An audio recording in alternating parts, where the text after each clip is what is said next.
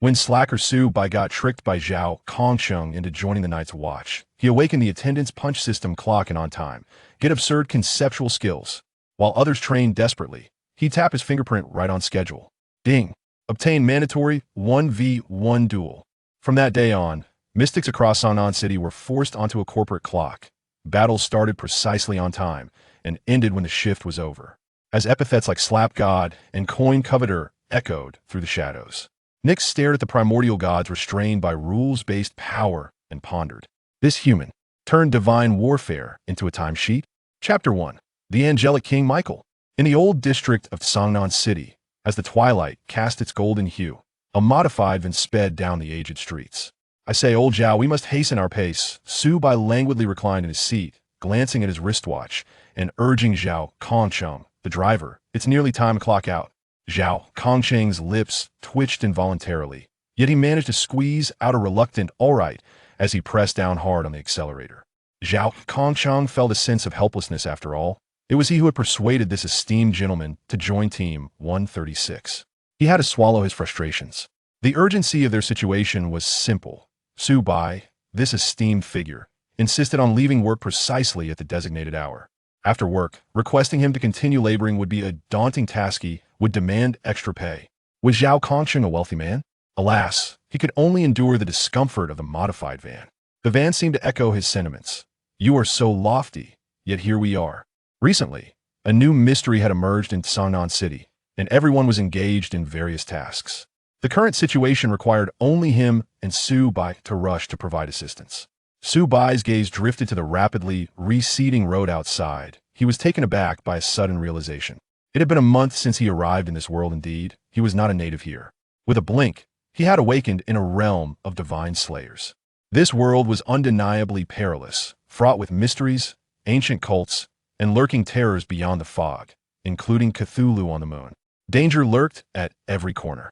He was quite familiar with the history of this world. Jiangnan City had been erased by Mother Earth Gaia using the wrath of Shiva a decade ago, leaving only the protagonist Lin Xie behind. All others had vanished. Presently, this city existed solely due to the miracles of Lin Xie's mundane divine realm. However, the dissipation of this miracle would not be far off. The original owner of this body also bore the name Su Bai and had only recently arrived in Jiangnan City, implying he would not share in the impending disappearance of this miracle. With his arrival, his fateful boon also manifested, the attendance system. Its function was as straightforward and brutal as its name suggested upon binding to an organization. He could earn rewards simply by clocking in and out on time. If he could survive with each attendance, his strength would continuously enhance. Moreover, the system would periodically grant achievement rewards. Yet, it had a stringent condition. Once an organization was bound, it could not be changed. This immediately quashed his initial desire for a leisurely existence.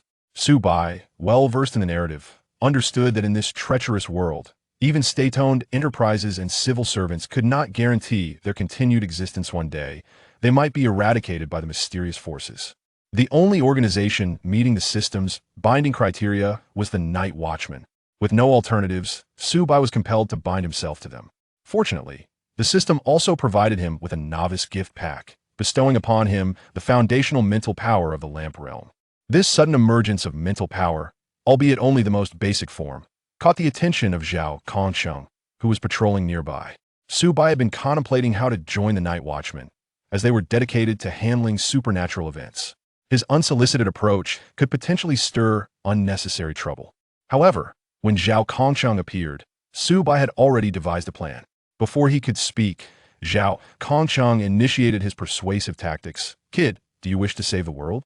Do you aspire to be a hero? Then join us. If it weren't for the lack of options, Su Bai would have bolted now in this situation. He finally understood why Lin Xie had hastily turned away. Was this a jest? To start with saving the world and becoming a hero who wouldn't be bewildered by such a proposition? Had Su Bai not known what the Night Watchmen were, he might have thought it a pyramid scheme. Upon noticing Su Bai's peculiar expression, Zhao Kongcheng initially assumed his recruitment had failed. Yet, to his surprise, Su Bai agreed, with but one simple request: to clock in and out punctually. Su Bai recalled how Zhao Kongcheng had boasted in the office lobby, hands on hips, proudly proclaiming he had recruited a promising talent for Team 136. Now, Looking at Zhao Kongcheng's troubled expression at the wheel, each time Su Bai clocked out, he would be met with scorn from the team. A faint smile graced Su Bai's lips. Life had already been exhausting in his past existence, so this time he intended to relish it. Indeed, smiles can be contagious. If memory served, today marked the day Lin Chiye first encountered the ghost-faced man and opened his eyes. Their destination was where Lin Chiye and his companions had been ambushed. Su Bai delved deep into his consciousness after a month of clocking in. His mental power had reached the pool realm, with his mental reservoir beginning to coalesce into a flowing stream. At this rate, it wouldn't be long before his strength reached the pinnacle of humanity, perhaps even approaching the threshold of dimensional ascenders. This was no mere tale, but a tangible reality. Su Bai understood that relying on others was never as prudent as depending on oneself. Positioned within the Nightwatch mental ways at the forefront would face not only the mysterious, but also the supreme deities and ancient gods. In the absence of strength, he would become mere cannon fodder in the later stages for self-preservation. He needed to enhance his abilities. Only by growing stronger could he extinguish dangers in their infancy. He did not aspire to be a savior, he merely wished to protect those close to him. Calculating the time, there was still over a year until the first significant event, the divine slaying war in Jiangnan. With the system's assistance, his strength could rapidly increase, preparing him to confront the impending calamity. Perhaps in this life, while savoring existence, he could remedy the regrets of the original timeline. This thought ignited a fervor within Su Bai's heart. At Jiangnan No. 2 High School, the bell signaling the end of classes rang out, and students gradually filed out of the campus. Among them, Lin Kai's group stood out in the crowd. A figure with black satin wrapped around his eyes, Lin Xie, was encircled and slowly made his way toward the old district. Not far from them, Zhao Kongcheng abruptly halted the van, bringing it to a steady stop at the roadside. He glanced at his wristwatch, relieved to see it was still before 5 o'clock. Su Bai, stay seated. The coordinates from the captain indicate the ghost-faced men are converging in this direction.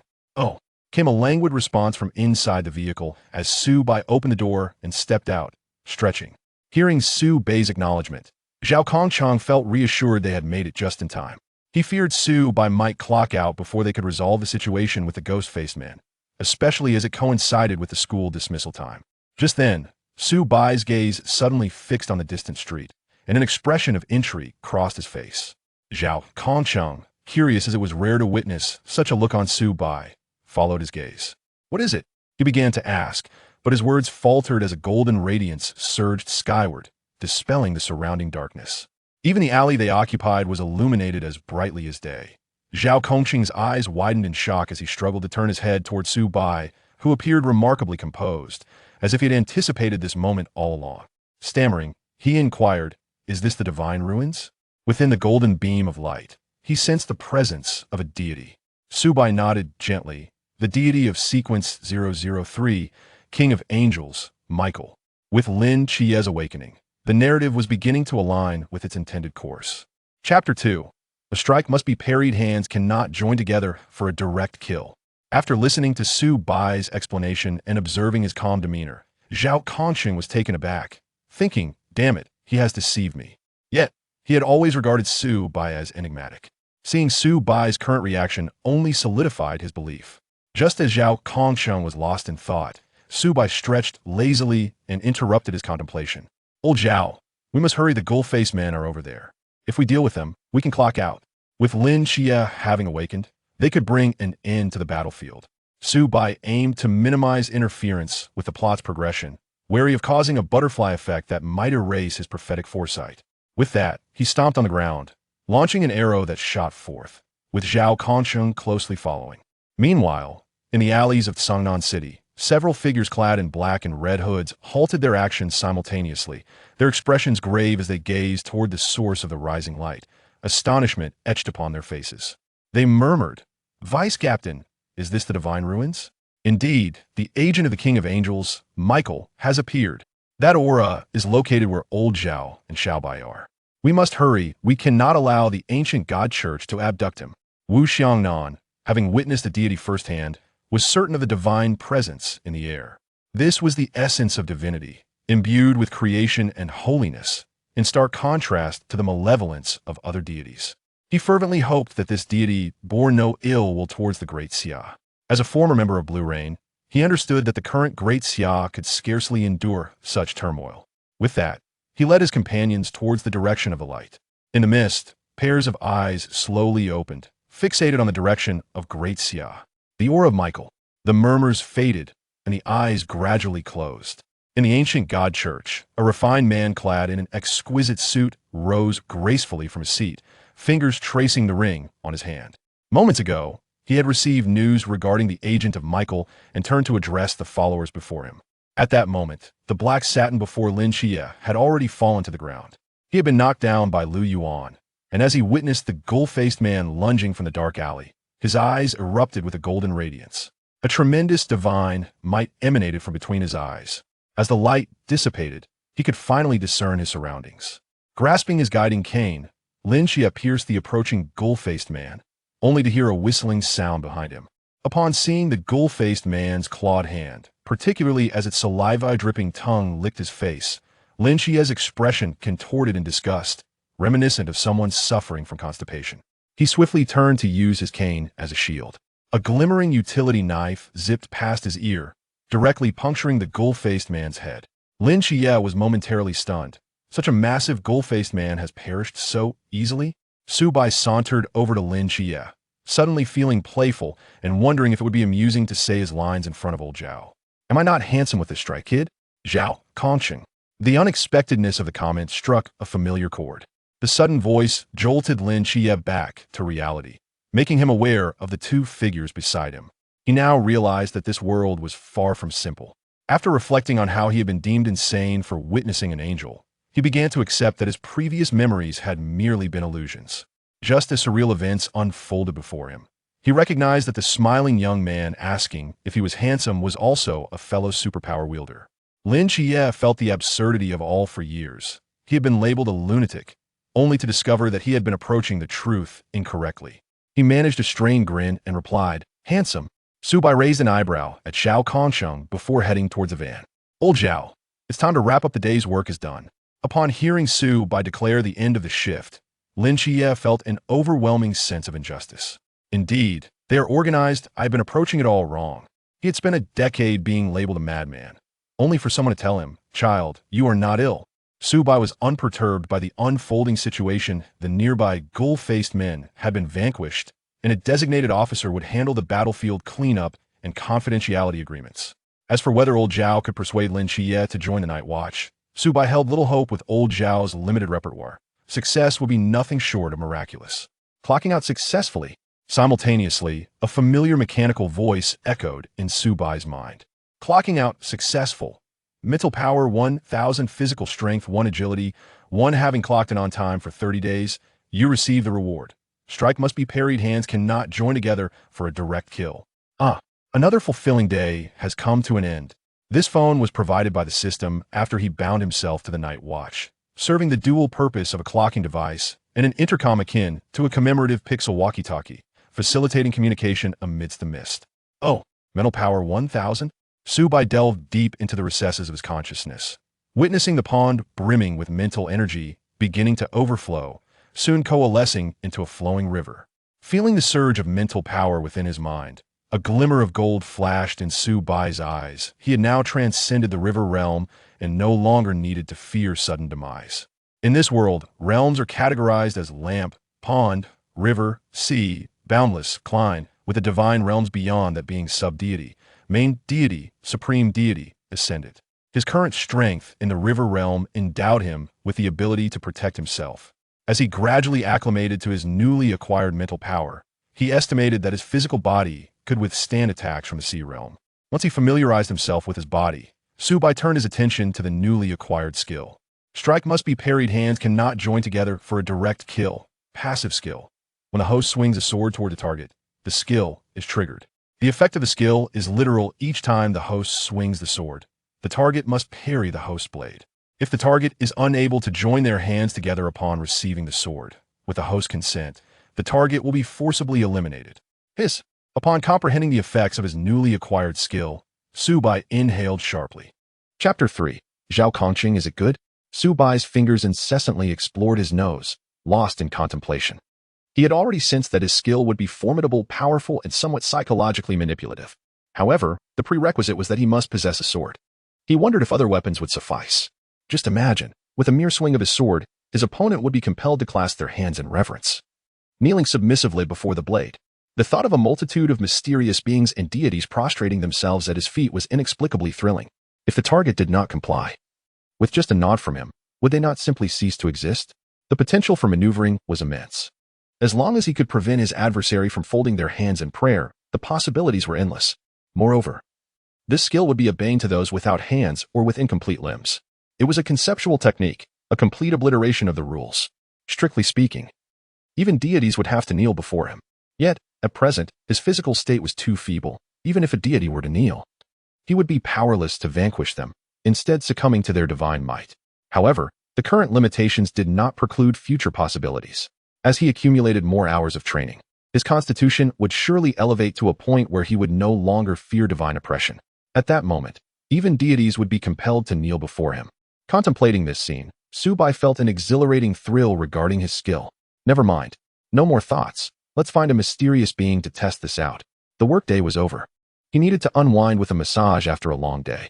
Just then, he noticed Zhao Kongcheng, head drooping, opening the car door and plopping down inside, lamenting, "Xiaobai, am I really that uncharismatic?" Su Bai's lips twitched.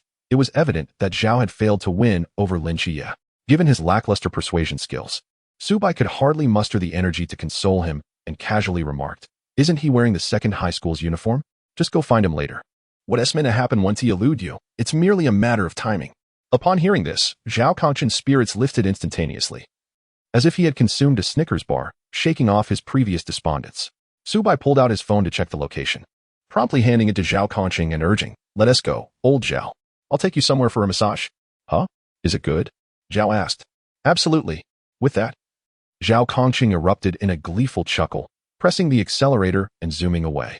Not far from the Red Romance, at the end of Peace Street near the Peace Bridge, a brightly lit office was bustling with activity. Wu Xiangnan, Chen Mai, and Hong Ying were gathered around a conference table, their eyes fixed intently on Zhao Kongcheng, who was by now drenched in sweat. Half an hour earlier, he had anticipated a leisurely experience with Su Bai, only to find him sprawled out on the bed, enjoying the pampering of the attendants without a care for Zhao's presence. Just as he mustered the courage to indulge himself, his phone rang, and in his distraction, he had forgotten to report back to his team leader. The silence was palpable, as everyone eyed him as if ready to devour him. Zhao Kongcheng steeled himself to explain the earlier events, omitting any mention of his visit to Red Romance, merely stating he had accompanied Su Bai. Chen Mai, with a serious demeanor, interjected, "So, the agent of the Seraph has slipped through your fingers?" Zhao Kongcheng swiftly assured him, "Yes. However, I have identified him as a student from Jiangnan No. 2 High School, and I assure you I will recruit him into our squad within the next few days." Chen Mai, observing Zhao Kongcheng's awkward expression, chose not to press him further. After all, swaying a divine agent was no trivial task. Zhao Kongcheng's ordinary military skills might suffice against a mere ghostly figure, but against a formidable foe, he would be at a disadvantage. Chen Mai decisively stated, "All right, then the matter of the divine agent is in your hands. He must not be allowed to join the Ancient God Society." Just as Zhao Kongcheng thought he had escaped unscathed, Wu Xiangnan furrowed his brow. "Are you saying that the ghostly figures on the ground were dealt with by Su Bai and Lin Qie, the divine agent?" Upon receiving Zhao's affirmative nod, Wu Xiangnan's frown deepened. When he arrived at the scene, the alley was a chaotic mess, with one ghostly figure exuding the aura of a seraph, while another had been fatally pierced through the brain by a utility knife. It was known that the skin of ghostly figures was remarkably tough. Only a weapon as indomitable as the Star Blade could sever it. To kill a ghostly figure with a mere utility knife required at least the strength of a Pool Realm practitioner. As Wu Xiangnan voiced his conjecture, a collective gasp echoed in the cramped conference room. Even the prodigious girl Si Shaon and displayed visible shock. "What the heck?" The most animated response came from Zhao Kongcheng. Just moments ago, he had witnessed Su Bai's swagger and never considered this angle. This young man had been recruited by him and had only been with them for a month, yet he had already reached the Pool Realm. Zhao Kongcheng cast aside his prior gloom and felt an immense surge of pride. Indeed, I, old Zhao, possess an eye for talent. To discover such a genius, I must be duly credited. As the others began to react, smiles crept onto their faces. Chen Mai, rarely seen smiling, allowed a rare grin to surface. They, the Night Watchers, stood amidst thousands, oblivious to whether tomorrow or misfortune would arrive first. Even though Su Bai was merely a reserve member of Team 136, Their genuine enhancement in strength provided them an additional layer of protection. Yet, the thought of Su Bai's languid demeanor caused him a headache. He felt a mix of love and frustration towards the young man. Although his abilities were commendable, his nonchalant attitude was bothersome. He adhered strictly to an 8-hour workday, refusing to spare even a minute more, constantly lamenting any disruption to his leisure time. Should his working hours exceed the limit, overtime pay would be required. It must be said that when Su Bai received his overtime compensation, the tasks he completed were executed impeccably. This lad simply desired fair compensation. There was no malice in his intentions. As the team leader, Chinmai had tacitly accepted this arrangement. With this in mind, Chinmai regarded Zhao Kongcheng, whose spirits had soared, and cleared his throat. Old Zhao, your contribution shall not be forgotten. However, as a penalty for your lack of reporting today, Su Bai's overtime will be deducted from your salary. Ha! The joy instantaneously shifted from Zhao Kongcheng's face to those around him. In the ensuing days, Team 136, as per usual, diligently eradicated the ghostly figures that emerged in the urban area. At this moment, Zhao Kongcheng sat outside the school gate, munching on a boxed lunch while his gaze remained fixed on the entrance. Such a devoted Zhao was undeniably charming. Presently, he was likely the busiest person in the squad. Su Bai approached him, feigning ignorance. Old Zhao, your efficiency seems lacking. Haven't you found anyone yet? Upon recognizing Su Bai, Zhao Kongcheng couldn't help but roll his eyes. This lad was as slippery as an eel, always evading him. What brings you here? Did you not go to Red Romance today? Detecting a hint of resentment in Zhao's tone, Su Bai chuckled. All right, let's go. Today, I'll treat you to some enjoyment. Chapter 4. The stubborn one go. Off you go to play. I still have to keep an eye on that kid. Zhao Kongcheng retorted playfully. It was no easy task for him. With a mission at hand, if he were to mess things up again, the team leader would surely have his head. How could he have managed to bring Su Bai into the fold, only for his approach to falter with Lin Qiye? In today's world, which young person could resist the chance to become a hero? This lad was truly a handful. Upon reflection, Zhao Kongcheng stared blankly at the school gate, plopping down onto the ground with a resolute demeanor, unwilling to back down. He could never have imagined that Su Bai's initial agreement to join the Night Watchers was not due to his persuasion, but rather to secure a clock-in and clock-out system. Su Bai shook his head, initially hoping for a free massage. Well, you can keep your vigil, he remarked as he lifted his leg and addressed Zhao Kongcheng. Old Zhao, do you think it's possible that there's a backdoor at number 2 high school? Zhao Kongcheng exclaimed. Damn it. This statement was both silent and impactful. After that, Su Bai casually strolled towards Hong Ying's villa, leaving Zhao Kongcheng in a state of disarray. He had already cleared all the specters within his jurisdiction. As quitting time approached, he took out his phone and clocked out punctually. There would be no overtime. He hadn't gone for a foot massage today simply because he was short on cash. His monthly salary could hardly sustain daily outings. Clockout successful. Mental strength, 666. Physique, 1. Recovery, 1. You have completed your duties on time. Reward, stubbornness. I say you're fine, and you are. Stubbornness, the most stubborn aspect of you. I say you're fine, and you are. Skill effect. When the host declares a designated target is fine, that target's near-death state will vanish. As Su Bai beheld the skill he had just acquired, a twitch of irritation crossed his lips. I feel somewhat offended. System, come forth. Who is the most stubborn around? However, after understanding the skill's effect, Su Bai couldn't help but applaud. Indeed, it was another conceptual skill, and a potent one at that. As long as he declared a target was fine, their near-death state would be erased, and it worked on himself as well, although it was ineffective on entities that had already lost their life signs. Was this akin to an enhanced version of the famed blade effect from his past life game? It could be utilized by himself and others. For Su Bai in the present, it was a life-saving technique, vastly expanding his operational scope. He instantly envisioned numerous scenarios for using this skill. He was still unaware of its limitations. In the original narrative, Old Zhao had plunged into the fray, leading Lin Qiye to join the Night Watchers, thereby causing Old Zhao to be a source of unresolved sentiments for many. Since Su Bai had traversed into this world, he could strive to erase such regrets. However, Lin Qiye was currently focused on protecting his small family. Even after awakening the goddess ruins and pushing open the doors to the asylum of deities within his mind, his only desire was to strengthen himself to safeguard his loved ones. This was only human nature. Eventually, when he realized he could not protect his family and required greater strength, he would inevitably join the Night Watchers, destined to become the sovereign of the fifth universe. Yet, without Old Zhao's guidance, his joining might be delayed, and the future would diverge from its original path. Thus, Old Zhao would need to sacrifice himself first. Of course, Old Zhao required saving, but the timing could be postponed, as long as he invoked the stubbornness skill before losing his life signs. This way, the original development trajectory would remain intact, allowing old Zhao to awaken the forbidden ruins and fulfill the regrets of his demise. Perhaps in the future, old Zhao could indeed become General Zhao and realize his dreams. Calculating the days, it seemed that old Zhao's filming wrap-up was tomorrow. Tonight, he would invite Lin Chiye to a themed hotel to explain the supernatural aspects of this world. How thrilling. 2 grown men visiting a themed hotel. Alas, it was a pity he couldn't witness old Zhao's experience firsthand. Having quickly cast the stubbornness skill upon himself, Su Bai's expression turned serious. His gaze resolute as he pointed to himself and declared loudly, "You are fine." Had anyone been present, they would have seen Su Bai's body tremble slightly. His expression steadfast and fervent, as if golden flames flickered within his pupils. A peculiar energy erupted from his fingertip, forming a radiant glow that enveloped him. Su Bai felt a warm sensation coursing through him, a unique energy circulating within, and he instinctively perceived this energy as a form of rule. It was precisely this rule that possessed the ability to erase near-death states. He sensed that he could withstand a divine strike without succumbing. Of course, this did not render him invincible. The skill had its limitations. It merely negated the near-death state, but did not prevent physical harm, unlike Galen, who was immune to damage. This was still quite formidable. However, the mental strain was a bit overwhelming.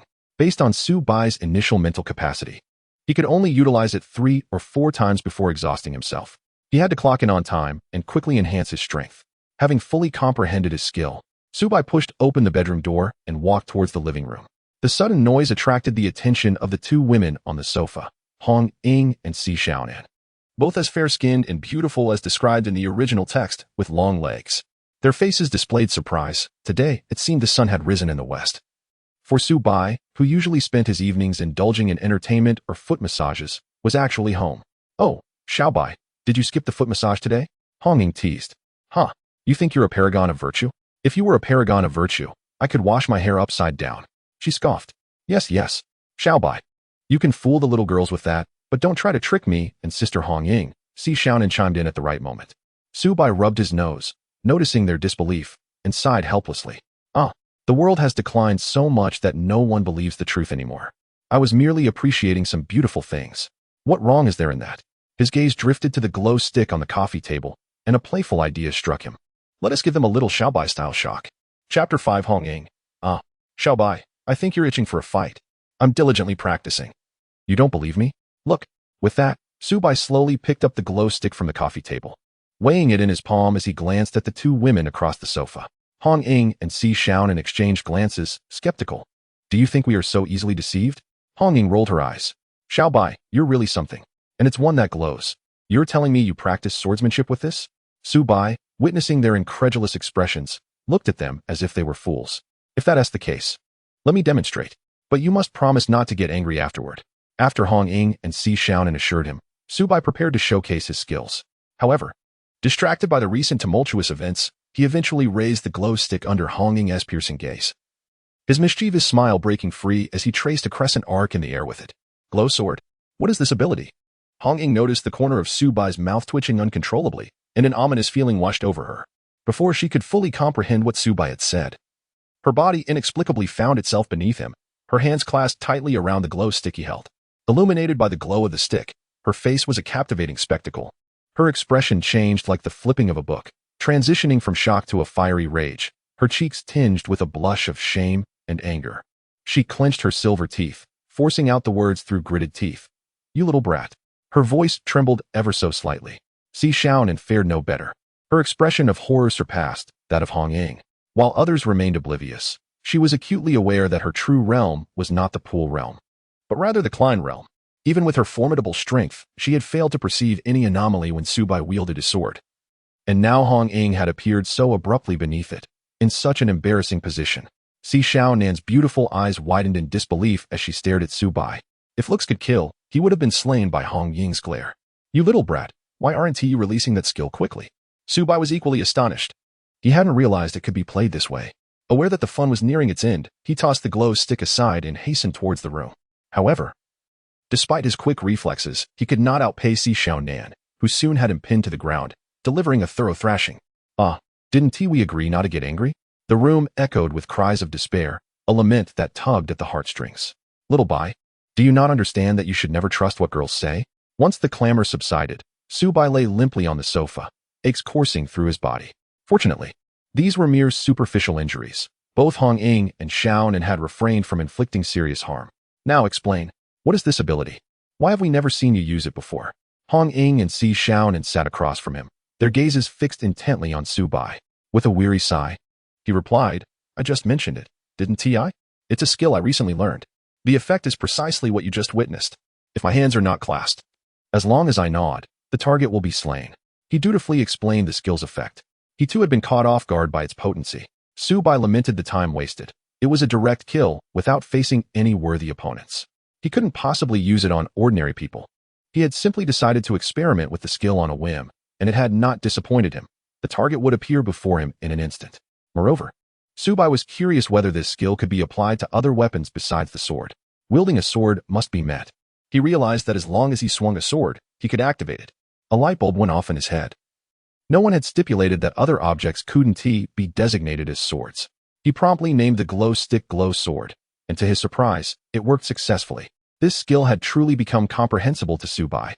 If he deemed it a sword, then in the future, any object could invoke the skill of being met when wielded. Hong Ying and Si Xiaonan were utterly unconvinced that Su Bai had merely learned this. The ability he had just displayed was bound by rules. Was this something a mere human could master? You can keep pretending, but is this not the forbidden realm you just awakened? While they were uncertain of the specifics of his forbidden realm, the combination of hard control and instant kill was undoubtedly high risk, likely classified as exceedingly dangerous. Si Xiaonan had no doubt about this. A Klein, didn't he even detect it? Hearing the two ladies concocting excuses, Su Bai casually admitted it. After receiving his nod of affirmation, Hong Ying and Si Xiaonan wasted no time in calling Chen Mai, informing him of Su Bai's awakened forbidden realm and selling him out completely. However, they omitted any mention of the skill's effects, merely stating that his control ability was formidable. Once they hung up, the two exchanged a knowing glance at Su Bai. They could not bear the burden of this alone. After all, blessings should be shared. Observing their seamless operation, Su Bai felt his mouth twitch involuntarily. Clearly, they were seasoned offenders. Forget it. Time to rest. Even if they remained silent, he would still need to report to the team tomorrow. After the recent experiment, he realized that his current abilities far exceeded his expectations. However, the skills were somewhat taxing on his energy. His current mental strength was insufficient to unleash them at will. Su Bai could feel a slight pressure building in his head. If he were to use the skill multiple times, he feared he might faint from mental exhaustion. At that point, old Zhao would truly end up in a precarious situation, awaiting revival from Lin Xie in the grand finale. This served as a reminder for him to exercise caution when employing this skill. After all, this was the real world, fraught with peril. One misstep could lead to everlasting regret. Dragging his weary body, Su Bai made his way to his room, resolved to sleep early for better health. As another grand performance awaited him the following day. The next day, the bright sunlight cascaded onto Su Bai's face, and he found that the mental energy he had expended yesterday had fully replenished. The swift recovery was largely due to the daily check-in rewards, which not only accelerated the restoration of his mental energy, but also enhanced his physical recovery. Chapter 6. Su Bai Trouble. Pills. Su Bai's minor injuries from yesterday's scrapes would heal naturally in no time. This would significantly bolster his endurance. With an increase in check-in frequency, he would undoubtedly evolve into a true hexagonal warrior. Su Bai's spirit soared with fervor. Glancing at the time, he realized it was nearly time to start work. He sprang up from his bed, quickly washed up, and dashed to the Peace Affairs office to commence a new day. Upon entering the office, he spotted 2 packages of gifts next to old Zhao. Based on his understanding of the plot, old Zhao was scheduled to visit Lin Xie's home for lunch today, assisting Lin Xie's aunt with cooking while sharing tales of his dreams of becoming a general. Unfortunately, come evening, he would have missed out on a warm meal, heading instead to protect Lin Xie's entire world. It seemed his memory had not failed him. The date of old Zhao's incident was indeed today. Yet this time, the story's conclusion would be rewritten. Preparations were necessary. Afterward, he would have to insist that old Zhao treat him to a foot massage, as his wallet was now empty. With this thought in mind, Su Bai stepped into the office. Before he could utter a word, he heard Chen Mai scan the room with his gaze and declare, "Everyone is here. Please gather in the conference room." Inside the conference room, Su Bai noticed the entire team seated around the table, their eyes fixed on him. Old Zhao raised an eyebrow at Su Bai, a mischievous grin playing on his lips. "Kid, you awakened a forbidden realm?" A fleeting glimmer of envy flashed in old Zhao's eyes. Who wouldn't want a forbidden realm, especially a man aspiring to become a general? Initially, he believed Su Bai's forbidden realm to be one of physical enhancement, but it was clear now that this kid was no ordinary individual. Zhao Kongcheng's words instantly drew the attention of the other team members. Even the usually aloof Long Xian perked up, eager to learn about this kid's abilities. At that moment, Hong Ying and Si Xiaonan exchanged glances, their faces alight with mischief as they turned to Su Bai and spoke in unison. "Oh, I know this one. It's a forbidden realm of forced control, quite powerful. The specific effects are a bit unclear. It would be best for everyone to witness Su Bai demonstrate." Qianmai nodded thoughtfully, recognizing the merit in Hong Ying's suggestion, especially since Su Bai's forbidden realm had yet to be documented by the Night Watchman. A mere introduction devoid of substance would be far less effective than a live demonstration, which would also facilitate their assessment of Su Bai's forbidden realm. Moreover, for the Night Watchers, the only allies they can rely on during a crisis are those they interact with daily, allowing them to trust one another with their backs. Thus, it is imperative for them to thoroughly understand their teammates' capabilities to coordinate effectively in battle. Qianmai's impression of Su Bai's strength was still anchored in his initial entry into the pool realm. He mused that, having reached the pinnacle of the river realm, he could easily command the situation. How formidable could Su Bai truly be? With this thought, Qianmai kindly nodded at Su Bai, encouraging him, "Little Bai, feel free to demonstrate your forbidden realm." Upon hearing this, Su Bai's lips twitched, especially as he noticed the curious expressions of those around him. He could already envision the aftermath of his demonstration. He opened his mouth to decline, but then saw Si Xiaonan and Hong Ying raise their little fists in encouragement. Si Xiaonan, with her fierce yet playful glare, seemed to warn him to hurry up and let others experience his abilities. Realizing they were setting him up, Su Bai bashfully raked his fingers through his hair and looked at everyone. "Let's agree on something first. My skill is rather unique, so let's establish a gentleman's agreement." The glimmer of mischief danced in Hong Ying and Si Xiaonan's eyes as they urged, "Little Bai, stop dawdling." Others around them displayed expressions of eager anticipation. Reluctantly, Su Bai thought that despite the discomfort, he couldn't let himself suffer alone. Someone else would have to bear the brunt. He moved toward the door, having already identified the quickest escape route. Drawing a long knife from the corner, he solemnly called out to Zhao Kongcheng, "Great health." Qianmai exclaimed, "What on earth is this kid up to?" When Qimo remarked, "Little Bai must be ill," Wu Xiangnan and Leng Xian exchanged bewildered glances, while Zhao Kongcheng seemed to ponder. Is this kid about to make a colossal blunder? Before they could voice further thoughts, Zhao Kongcheng abruptly appeared beneath Su Bai, hands clasped in prayer, kneeling reverently before the knife. The scene was surreal. To the onlookers, it appeared as though Zhao Kongcheng was dutifully worshipping his king. The conference room fell into a stunned silence, with faint sounds of suppressed laughter from Hong Ying and Xiaonan barely audible. Qianmai and the others stared in disbelief, their eyes wide as saucers. How had Zhao appeared there? Was it spatial transfer? Force control? There was no sign of a forbidden realm being released. Su Bai sensed the gravity of the situation. Zhao, this is what you all requested me to showcase, and we had a gentleman's agreement." With a swift motion, he discarded the knife and turned to make his escape. Fortunately, he had positioned himself at the door, ready to flee at a moment's notice. However, to his dismay, Si Xiaonan blocked his path, narrowing her eyes at him. Realizing the peril he was in, Su Bai thought, a backstab, an outright betrayal. Just as Zhao was about to pounce on him, Su Bai instinctively grabbed a stick leaning against the door and swung it like a sword. Zhao Kongcheng cried out, "Heavenly rain." In the midst of this chaotic scene, Leng Xian swiftly raised a Polaroid camera, capturing the fleeting moments of hilarity. He gently shook the developing photos, each one revealing the joyful chaos of their antics. Observing these tender snapshots, a rare warm smile graced Leng Xian's typically frostbitten visage. After a while, Su Bai, with drooping eyelids, slumped into a chair while Wu Xiangnan meticulously recorded his abilities. Qianmai and the others gathered around, watching the boy who seemed lost in thought. Was that a necessary follow-up to the sword swing? If they were not mistaken, he had wielded a knife just moments ago, which seemed utterly absurd. Even Wu Xiangnan, seasoned by countless trials and having survived encounters with deities, had never witnessed such an outrageous spectacle. How to describe it? When Su Bai unleashed his abilities, there was no hint of a forbidden or divine realm's presence.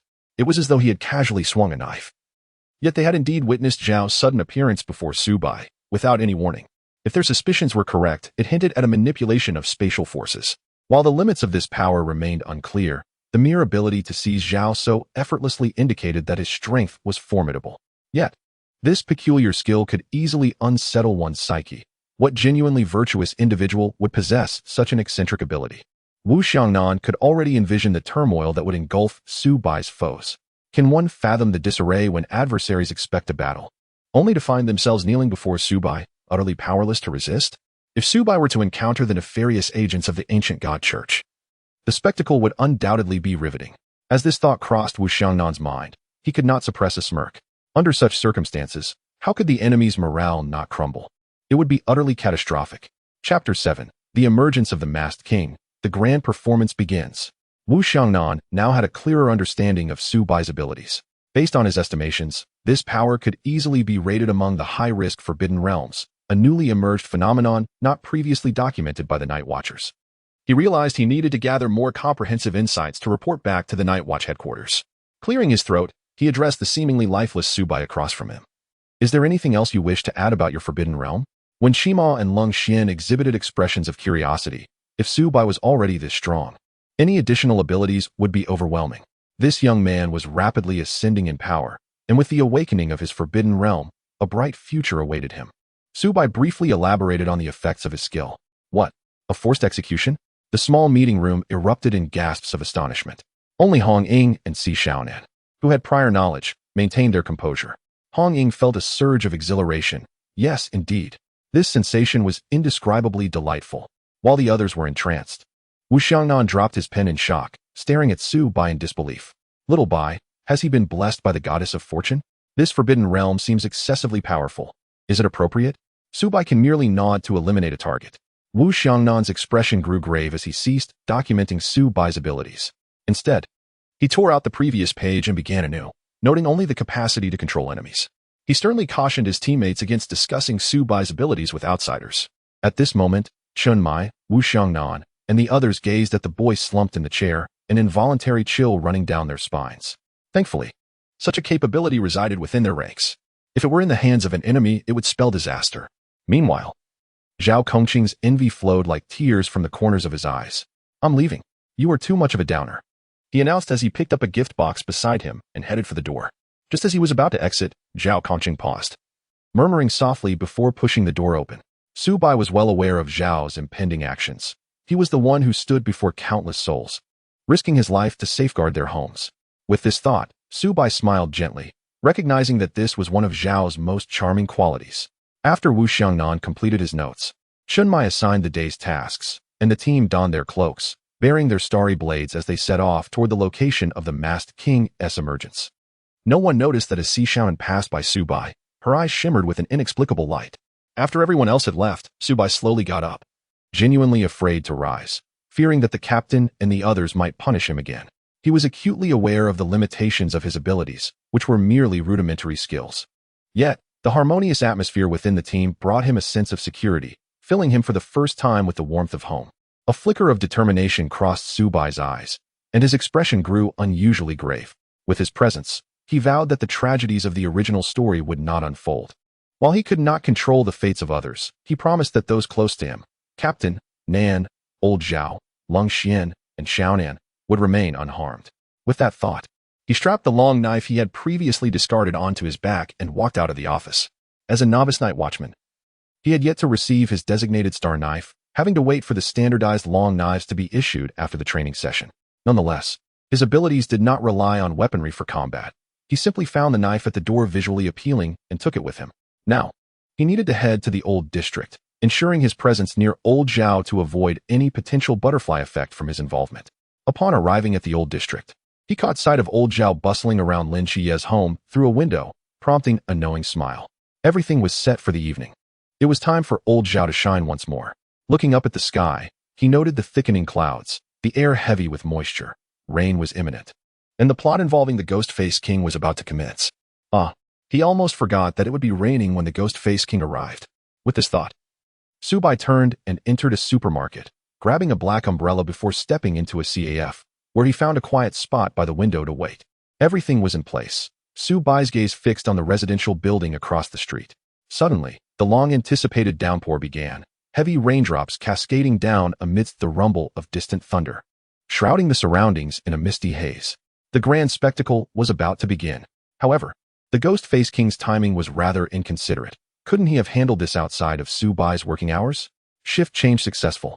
Mental strength, 1222. Physical strength, 1. Just as Subai completed his shift change, he heard the voice of Chun Mai through his earpiece. Old Zhao, The Ghost-Faced King has been severely injured and is heading towards the old district. Evacuate the crowd immediately and use the boundless domain to contain him. We're on our way to assist you. Just hold him off.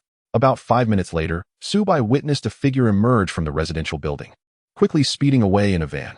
The figure was Zhao Kongcheng. Subai stood up, opened his umbrella, and hurried in the direction Zhao had taken. The sky darkened, and a tense atmosphere enveloped the air. In the dim alley, Subai observed a silhouette cloaked in dark red, carrying a toolbox.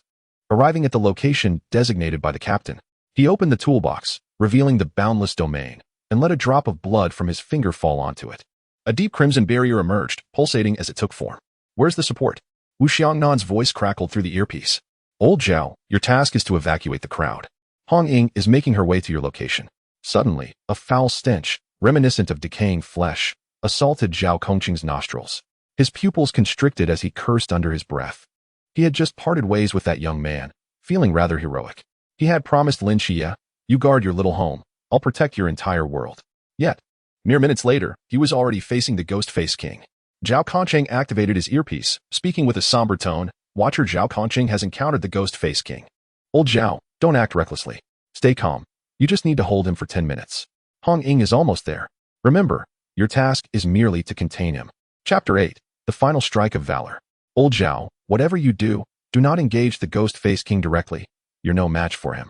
Hearing the concern in his teammates' voices, a bitter smile crept onto Zhao Kongcheng's lips. He was fully aware of their worry, even though he was gravely injured. He was not someone a special forces operative without a forbidden territory could contend with, but he could not retreat. Behind him lay the entire world of that child. Even if he perished here, he would fight with every ounce of strength to protect it. With that resolve, Zhao Kongcheng slowly removed his earpiece and discarded it onto the ground. Gripping his star knife tightly, he advanced towards the Ghost-Faced King with a serious demeanor. Meanwhile, not far away on a rooftop, Subai quietly observed the figure within the barrier, unable to deny that old Zhao exuded a certain charm, despite his tendency to boast. Just then, his phone rang, revealing a call from Chunmai. Xiaobai, where are you right now?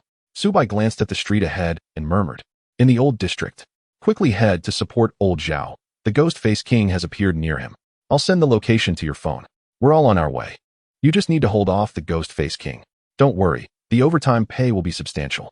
If you manage to save old Zhao, your base salary will increase by 500 every month. Understood. Subai gently hung up, sensing Chunmai's anxiety and concern. Chunmai, who survived in the miracle, cared deeply about the safety of every member of Team 136. He was like a paternal figure, looking out for each team member. Even though Subai had only been with them for a month, the captain seemed to understand his emotions completely, even remembering his overtime pay at such a crucial moment. Initially, he viewed himself as a mere passerby, but now he realized he had fully integrated into this team. Each member made him feel the warmth and sense of belonging akin to family. Even without Chunmai's call or the promise of overtime pay, he would still rescue old Zhao. However, for the sake of old Zhao's aspirations, he would have to endure some hardship. Only by awakening the moonlight flash could old Zhao realize his dreams, and this opportunity was rare. Subai calmly surveyed the unfolding scene. On the residential building, Xiaohei seemed to sense something, gazing into the distance. Lin Xie felt an inexplicable urgency. He stepped onto the balcony, his previous agitation intensifying rather than subsiding. At that moment, Lin Xie activated the ability he had drawn from Nike's, the Starry Night Dancer, using the bats in the darkness to discern what was happening ahead. He froze, realizing that the middle-aged man who had just vowed to protect his entire world was now fulfilling that promise right before him. Was it truly worth it? They barely knew each other, yet he was willing to sacrifice his life for him? He was just an ordinary person. In a moment of clarity, Lin Xie quickly changed his shoes and dashed outside, running directly towards the site of the battle. As he rushed out, Yang Jin and Xiaohei quietly observed the unfolding events, but did not intervene. Within the boundless domain, Zhao Kongcheng's cloak had become drenched from the rain, deepening its already dark red hue. He shook his head to maintain clarity, standing alone with his knife, ready to confront the Ghost-Faced King. Despite the grotesque figure before him, scarred and battered, he still found himself at a disadvantage after multiple encounters. What left Zhao Kongcheng utterly speechless was the opponent's utter disregard for martial ethics. He was capable of stalling for reinforcements. But who would have guessed that this fellow possessed a forbidden realm, specifically a high-risk forbidden realm of sequence 176, known as Ghost-Face Realm. This realm could disorient anyone of a lower level than himself, causing chaos in time, space, and the five senses. Zhao Kongcheng instantly felt as if he had been thrown into a tumble dryer.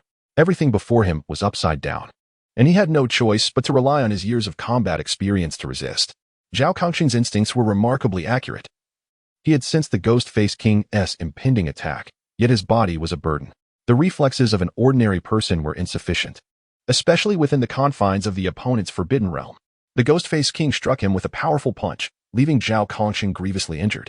Several bones in his chest were shattered, and he struggled to prop himself up, spitting out a mouthful of blood. Damn it, what a formidable adversary! Even wounded, he still possesses such strength.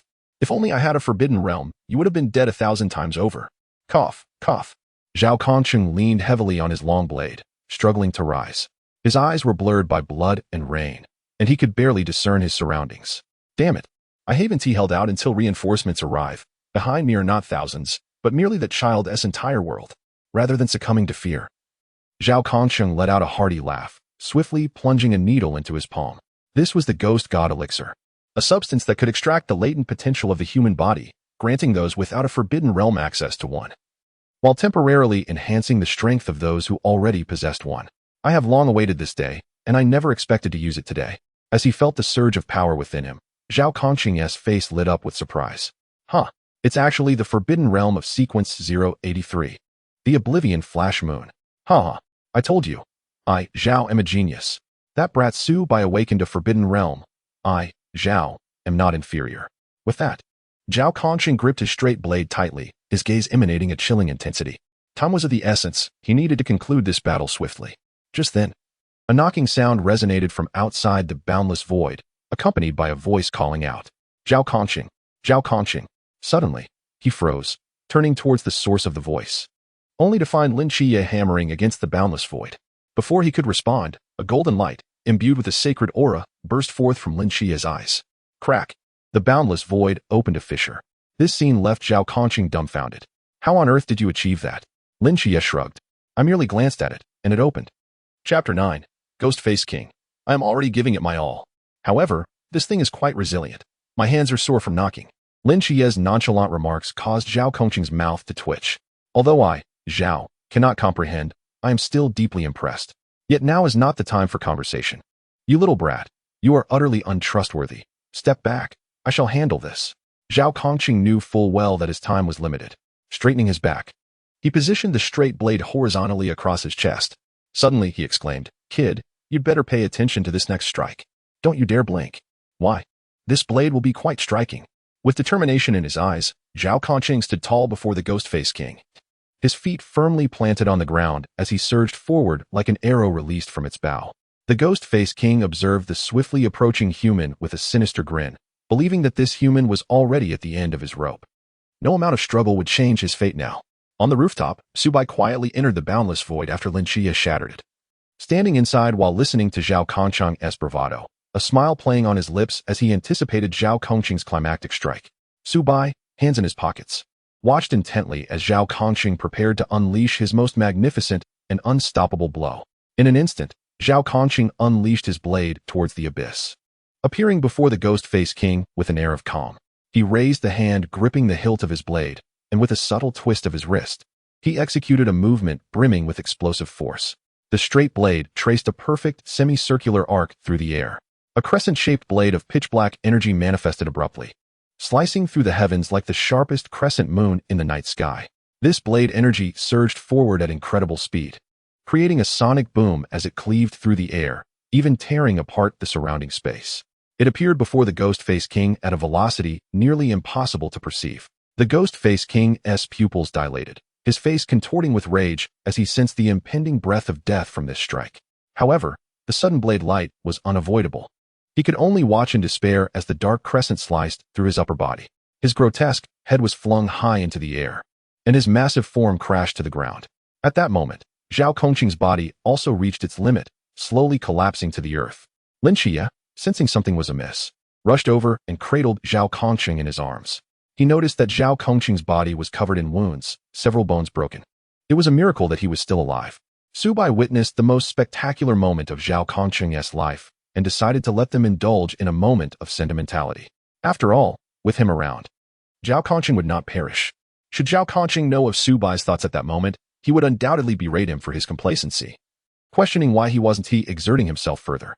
However, Su Bai was now focused on dealing with the aftermath, remembering that the Ghost-Faced King was still alive. Not yet entirely dead.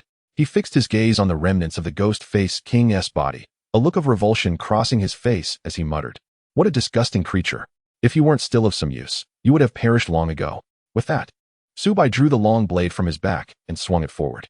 The sight was chilling. The already severed body appeared abruptly under Su Bai's blade. The two repulsive halves attempted to assume a gesture of prayer, but their twisted movements were even more terrifying. Su Bai's face contorted. The scene before him too grotesque to bear, and the aura emanating from the body was utterly revolting. Without a moment's hesitation, devoid of any rational thought, he chose to obliterate it. An enigmatic force of rule, akin to invisible chains, ensnared the dismembered body of the Ghost-Faced King. At that moment, an unprecedented terror and frustration graced the enormous, grotesque face of the Ghost-Faced King. His life was swiftly erased from this world. Phew. After dispatching the Ghost-Faced King, Su Bai hurried towards Zhao Kongcheng. Internally, he began to critique this skill. While it was undeniably powerful, it was exceedingly unsettling. It not only disturbed the enemy's mindset but also played havoc with his own. The recent scene had been so jarring that it could leave Su Bai feeling nauseous for days. As Su Bai approached, he heard Zhao Kongcheng's voice. Was that strike impressive? Lin Qiye felt a surge of urgency. His mental energy had already perceived Zhao Kongcheng's condition. He didn't want to witness Zhao Kongcheng die because of him and hastily replied, "Impressive. But don't die. I'll take you to the hospital right now." Su Bai, observing Zhao Kongcheng's current state, nodded in agreement. "Old Zhao, I also admit you were quite impressive." A sudden figure disrupted the sentimental moment between the two. As Zhao Kongcheng and Lin Qiye stared blankly at Su Bai who was approaching them. With great difficulty, Zhao Kongcheng spoke, "Su Brat, did you see my strike? I told you I'm a genius. Before I depart this life, I am grateful to have experienced the sensation of the Forbidden Ruins. Now, both of these extraordinary individuals are proclaiming their admiration for me, and Zhao Kongcheng has not lived in vain. Alas, it seems that old Zhao may never have the chance to become a general again. He senses the flickering lights of his memories beginning to fade. Su Bai is acutely aware that the time has come. If he does not act soon, old Zhao will truly be lost." Slowly, Su Bai extends his right hand, pointing towards Zhao Kongcheng as he invokes the curiously named skill, Stubbornness. "You are fine." Zhao Kongcheng's lips twitch at the words, realizing that this impudent youth is once again arguing with him. Even as he teeters on the brink of death, this boy refuses to relent. While his physical injuries may still be salvaged, just as he prepares to voice his frustration, an unexpected surge of energy envelopes him, warming his entire being. Is this the sensation of paradise? Upon assessing his condition, he discovers that the fatal side effects brought on by the ghostly deity have dissipated. It can be said that as long as his body is healed, he will survive. Moreover, the newly awakened Forbidden Ruins skill, Eclipsed Moon, remains intact. The sudden shift in circumstances leaves Zhao Kongcheng momentarily stunned. What on earth is happening? At this moment, astonishment floods his heart, shaken by his recent deductions. Before he can contemplate further, he hears Lin Qiye repeatedly pounding the ground, weeping uncontrollably, crying out, "Zhao Kongcheng, you must not die." Zhao Kongcheng exclaims, Chapter 10, Red Tassel. "I was prepared to carve a gravestone, and yet you are unharmed? I despise being indebted to others. You have protected my entire world. But what can I do in return? As compensation, I shall guard your world for 10 years, and after that, I will depart." Listening to Lin Qiye's lamentations brings a sense of solace to old Zhao. He nearly met his demise. Fortune seems to favor him. Not only has he survived, but Lin Qiye has not betrayed his trust. In a fleeting moment, Lin Qiye turns, and a fleeting softness crosses his gaze as it glances back at the residential building behind him, only to vanish when he faces forward again, devoid of any lingering attachment. A resolute light flickers in his eyes, standing out brilliantly in the rainy night. Lin Qiye reaches out, grasping Zhao Kongcheng tightly. Yet this sudden motion brushes against Zhao Kongcheng's wounds, causing him to gasp sharply, his lips involuntarily twitching. Zhao Kongcheng mutters, "I believe I can still be saved." Silence. The atmosphere falls into an eerie calm, and Lin Qiye's sobs cease. When their gazes meet, Lin Qiye's cheeks flush with embarrassment. He wishes to vanish into the ground. He distinctly senses that the other's heartbeat is nearly non-existent. Within the confines of his mundane divine realm, he perceives that the other's life signs are on the verge of ceasing, but upon re-evaluating, he finds that besides the physical injuries, the life signs have returned, albeit in a weakened state. Moments later, Lin Qiye seems to recall something, quickly turning to face the direction of Su Bai, the man who first appeared to save him, yet inquired if he was handsome. Lin Qiye vividly remembers how Su Bai suddenly appeared beside them, calling out to Zhao Kongcheng, exclaiming, "You are fine." The golden light enveloping Zhao Kongcheng flickered and vanished, but at that moment, he was too distraught to notice. His life signs must have been restored then. Lin Xie furrows his brow, sensing something amiss, an indescribable feeling enveloping him. Nevertheless, the shock he feels is genuine, having revived a being whose life signs had vanished. However, a flash of indignation swiftly crosses Lin Xie's face as he realizes that he has been mocked. His gaze fixates on the figure before them, whose body trembles. Surely, they are laughing, undoubtedly laughing. Su Bai could have intervened sooner, but chose to act only when they were at their most despondent. He must have relished the sight of Lin Xie's embarrassment. Lin Xie feels his fists clench in anger. Zhao Kongcheng also notices Lin Xie's peculiar behavior and follows his gaze to see Su Bai's silhouette. Suddenly, everything becomes clear to Zhao Kongcheng. This brat is truly mischievous. He must have done this on purpose. Just moments ago, he thought he was on the brink of death, and now he feels embarrassed recalling those words. Not only Lin Xie, but Zhao Kongcheng too feels his fists tighten. Damn it, this boy has gone too far. The same old troublemaker. Indeed. Happiness is built upon the suffering of others. Su Bai struggles to suppress the smile threatening to break free. Turning to face the two angered individuals, he places a hand against his lips, assuming a serious demeanor as he speaks first. Lin Xie, hurry and take old Zhao to the hospital. He can still be saved. Zhao Kongcheng retorts, Lin Xie. Lin Xie realizes that Su Bai is indeed fully aware of everything. Reluctantly, he shoots a resentful glare at Su Bai before lifting Zhao Kongcheng into his arms. Meanwhile, Su Bai casually places his hands in his pockets and saunters alongside them. They have not ventured far when they encounter the hurriedly approaching Hong Ying, her complexion pale as she repeatedly whispers, Old Zhao, you must hold on. Hong Ying is the most fragile member of their team, the one least willing to witness the departure of her companions. Upon seeing old Zhao cradled in Lin Xie's arms, drenched in blood, her already pale face turns even more ghostly. Suddenly, thunder rumbles from the sky and rain pours down upon everyone.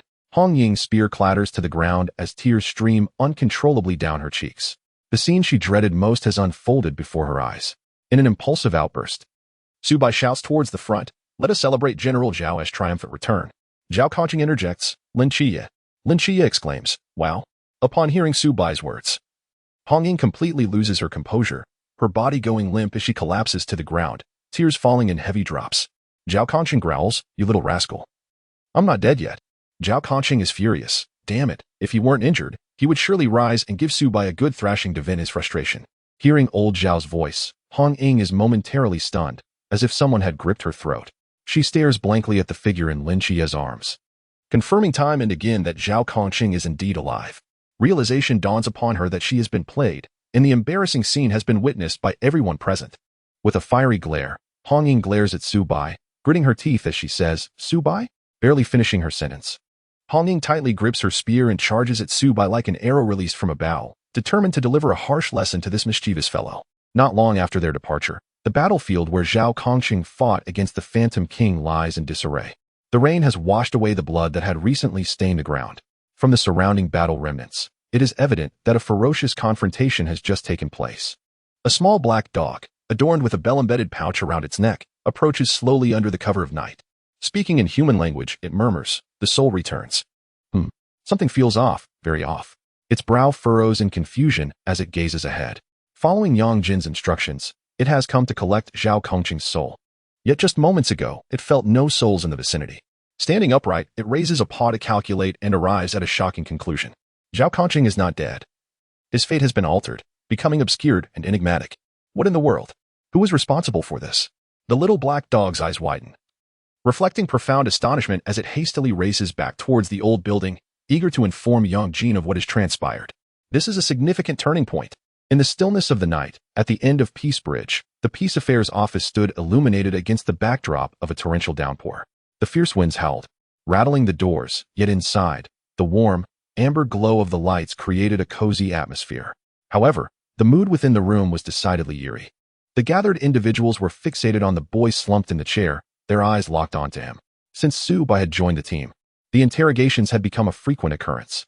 Chapter 11. Su Bai's rating elevation in the conference room. Su Bai's hair was disheveled, his once pristine clothing now caked in mud, and his face bore the marks of bruises, leaving him limp in his seat. He struggled to suppress his body's natural healing process, were he to relent. His injuries would have healed long ago, and the entire 136 team would likely descend upon him in retribution. Although Subai had saved old Zhao, he had inadvertently caused the team's beloved Hong Ying to weep, a consequence of the lessons she had imparted upon him. At this moment, he had resigned himself to silence, wishing not to utter a single word. In exasperation, Wu Xiangnan turned to Lin Qiye and initiated a conversation. So you are saying that Zhao Kongcheng fought the Ghost-Faced King alone and ultimately defeated him only after employing the demon god call and awakening the Moon of Oblivion? You two arrived later? After receiving confirmation from Lin Qiye, Wu Xiangnan directed a serious inquiry towards Subai. Is that correct? With a weary nod, Subai affirmed, yes. Wu Xiangnan frowned slightly, visibly dissatisfied with the outcome. The wounds on the Ghost-Faced King's corpse were indeed inflicted solely by Zhao Kongcheng's blade, yet upon their arrival, the creature's eyes had been wide with terror, suggesting he had witnessed something horrifying before his demise. The peculiar manner of his death, limbs seemingly poised in a prayer-like gesture, drew their thoughts to Subai's forbidden realm. Xiangnan, enough? As Wu Xiangnan pressed for further clarification, Chenmai interjected. It was evident that Subai wished to attribute the glory to Zhao Kongcheng. After a moment of silence, Chenmai voiced his concern as the team leader. He needed to grasp the full situation. How did Zhao Kongcheng survive after using the demon god call? This was a question Chenmai had posed to Zhao Kongcheng, who had been utterly clueless in response. According to him, he had lost too much blood and lost consciousness immediately after using the Moon of Oblivion. Yet Chenmai's instincts told him that Zhao Kongcheng was concealing something significant, likely related to Subai. He would not force the two boys to speak if they were unwilling, for the method of survival after invoking the demon god call was undoubtedly complex. However, should it be disseminated, it would be of immense importance to their night watchmen. Yet, Chenmai held little hope. As they waited, Lin Qiye caught sight of Subai's lethargic demeanor, igniting a spark of fury within him. Subai had just caused him considerable embarrassment. Since you started this, don't blame me for how it ends, Lin Qiye grumbled inwardly. Renowned for his grudges, he believed in settling scores without delay. However, he was no fool. Reflecting on Subai's audacity to use that technique in his presence, it became apparent that this so-called forbidden realm was not the dark secret he had imagined. With a newfound strategy in mind, Lin Qiye boldly shared his conjecture with the group. Though he could not claim absolute certainty, he was close enough. His voice resonated within the conference room like a depth charge, leaving the others stunned. How terrifying. This is quite extraordinary. Their gazes towards Subai shifted dramatically. Even the typically stoic and reticent Lung Xian regarded Subai with newfound fervor, an expression of anticipation flickering in his usually icy eyes. Who would not yearn for supernatural abilities? Unlike Zhao Kongcheng, who had not awakened the forbidden realm, Lang Xian relied on his portable arsenal during combat. Observing the astonished expressions of his teammates, Subai was all too aware of their curiosity and, deep down, relished the attention. He reclined languidly in his chair, too indolent to even lift his eyelids, having no intention of keeping secrets from his comrades. He was merely biding his time, for did he not deserve some respect? The wait was not prolonged.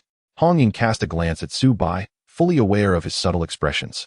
She knew him too well, without offering something of value. Extracting useful information from him would prove arduous. Her curiosity piqued, she felt an irresistible urge to know more. Reaching into her pocket, she produced a vibrant membership card and tossed it onto the table before Subai. Here you go, Subai. This splendid card is now yours. Don't hold back. Ask me anything, and I'll reluctantly oblige.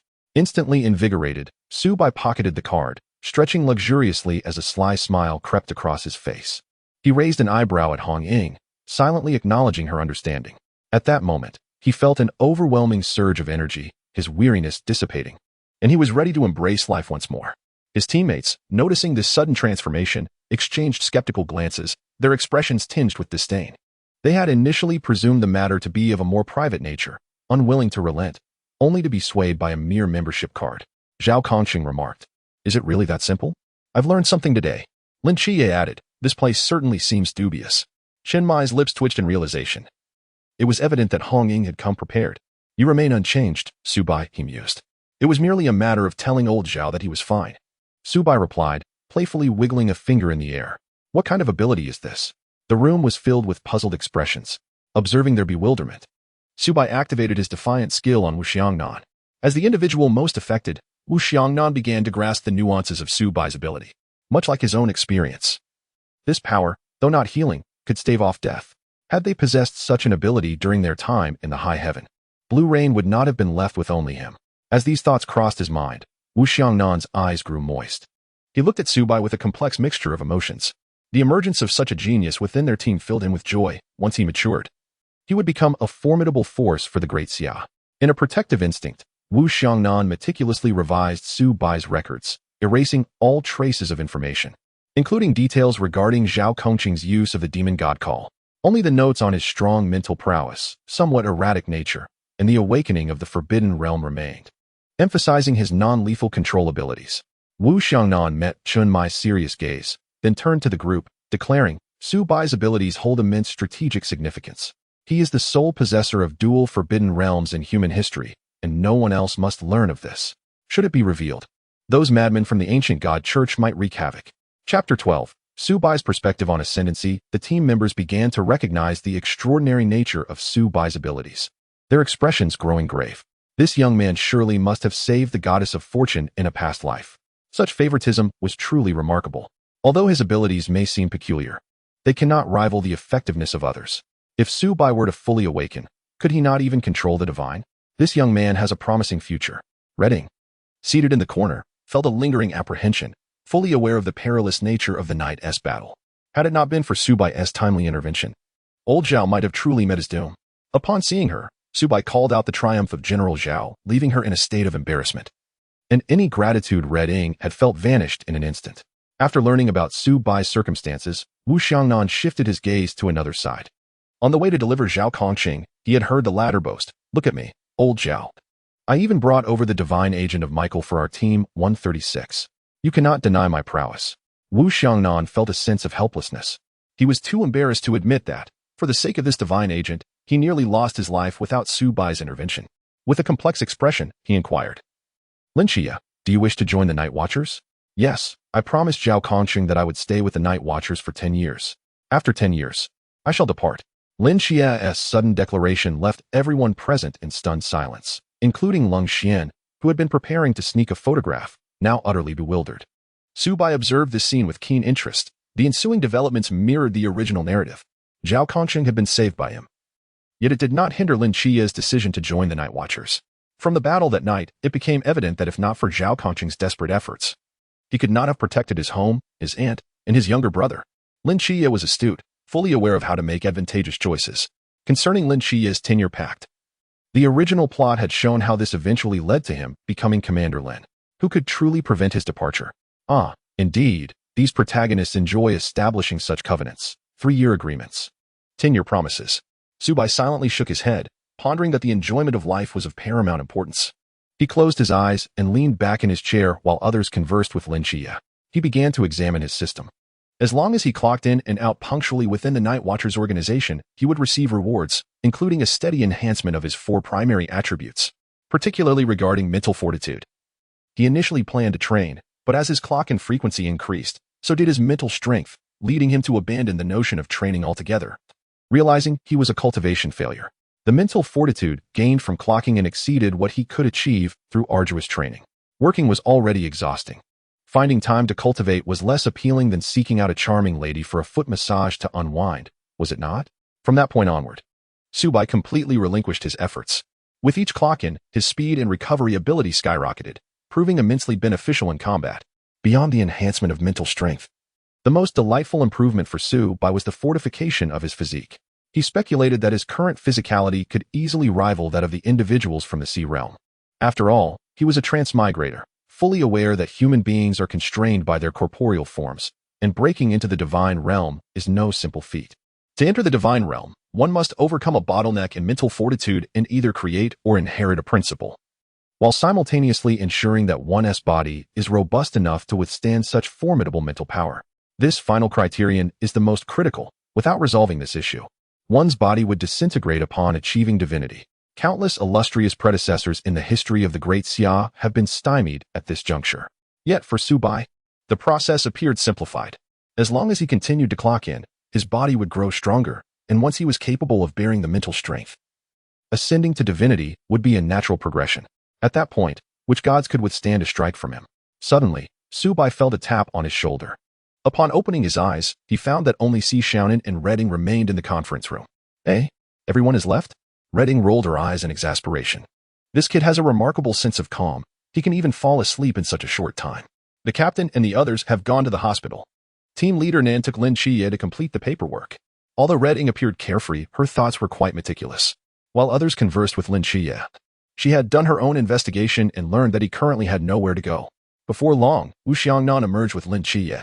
Red Ing, bustling with energy, strode over to Lin Chiye, exuding a friendly demeanor as she reached out to grasp his hand.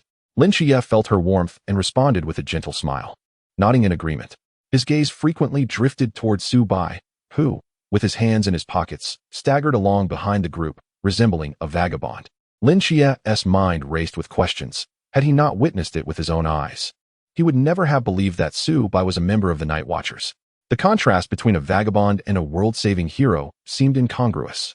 What astonished him further was that Su Bai, like him, was a newcomer who had not undergone intensive training, having only entered the field a month earlier. However, from what the captain had indicated, Su Bai's strength seemed to have already reached the pool realm. Lin Chiye had gained a deeper understanding of this world. Reflecting on the remarkable results of professional training, to acquire the strength to protect his family, it appeared he would need to exert greater effort. If Su Bai could progress so swiftly, why could he not? While others may be oblivious, Lin Chiye was acutely aware that he was not merely Michael's agent. He was also a dual divine agent. The thought that there were still 5 doors unopened in the psychiatric hospital, potentially housing gods, made his identity even more significant. He could be a 6 or even 7 god agent. The more Lin Chiye considered this, the more exhilarated he became. His gaze toward Su Bai brimming with competitive spirit. Whether it was due to their similar ages, Su Bai's previous teasing, or the undeniable prowess of Su Bai's abilities, Lin Chiye unconsciously regarded him as a rival. Years later, Lin Chiye would awaken to the absurdity of the ambitions he had set for himself. Chapter 13. Su Bai's Special Training. Why are you taking money from old Zhao? Su Bai had long sensed the competitive fervor emanating from Lin Chiye. He found it puzzling. Why was this young man acting as if he had taken a stimulant? Could it be that he had found a mother figure? Calculating the time, Lin Chiye should be commencing treatment for Nike soon. While others would summon swords, Lin Chiye would simply shout for his mother, who could remain composed when a supreme deity stood before them. Su Bai had already envisioned the future scenario where he encountered enemies, and Lin Chiye would shout for his mother.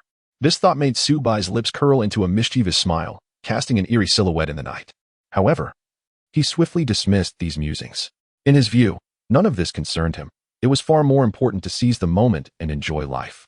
If Nikes could provide him with a foot massage, that would be another matter entirely. If Lin Chiye were to discover this line of thought, he would surely be infuriated. A night of silence passed. Su Bai awoke early the next morning, roused by hunger, having worked late into the night to save Zhao Kongcheng. After a night without food, he was now ravenously hungry. The more he pondered, the more he felt he deserved a treat from old Zhao for saving his life. As Su Bai ambled along the path to the Peace Affairs office, he spotted a street vendor selling pancakes, instantly awakening his appetite. He swiftly purchased a serving of jianbing guozi and followed it with a steaming cup of soy milk. The warm morning sunlight enveloped him. And as Su Bai took a bite of the jianbing guozi and washed it down with a sip of soy milk, the delightful taste was simply unparalleled. Upon entering the office, he stumbled upon Lin Chiye, who stood dazed at the entrance. Inside, Hong Ying was attending to an elderly lady, while the others listened intently to her recounting her spouse's infidelity. Su Bai was met with the somewhat bewildered gaze of Lin Chiye, who seemed to regard him as if he were intellectually challenged. After all, this was a peace office where handling neighborhood disputes was quite commonplace. Furthermore, how could one expect a veil of mystery to shroud every little affair? Just as they were conversing, old Zhao ambled over, leaning against the wall, and called out to them, "Xiao Bai, Qi Yi, the captain is waiting for you in the underground training room. Follow me."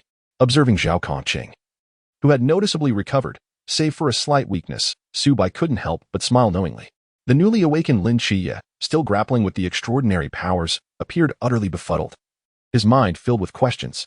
It seemed the captain had sought assistance from the higher-ups at the Night Watch, a privilege befitting the once-renowned He Wuchang.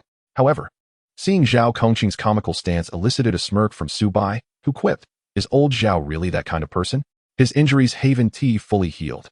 It is thanks to the captain's chosen physician that he has made such a recovery."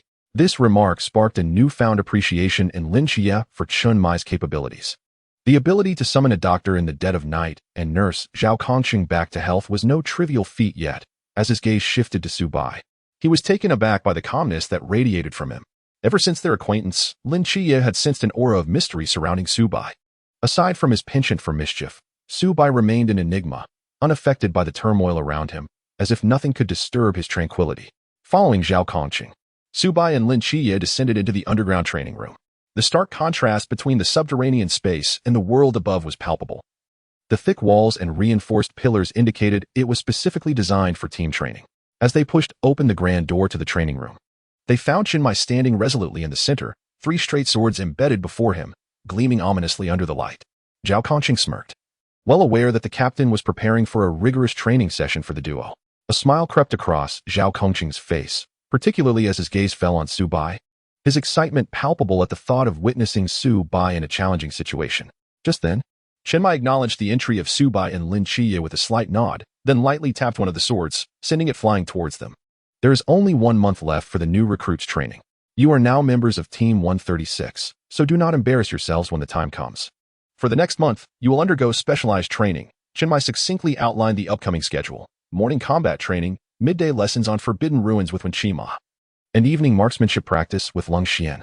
Upon hearing this arrangement, Su Bai sprang to life like a cat whose tail had been stepped on, waving his hands frantically and vocally protesting.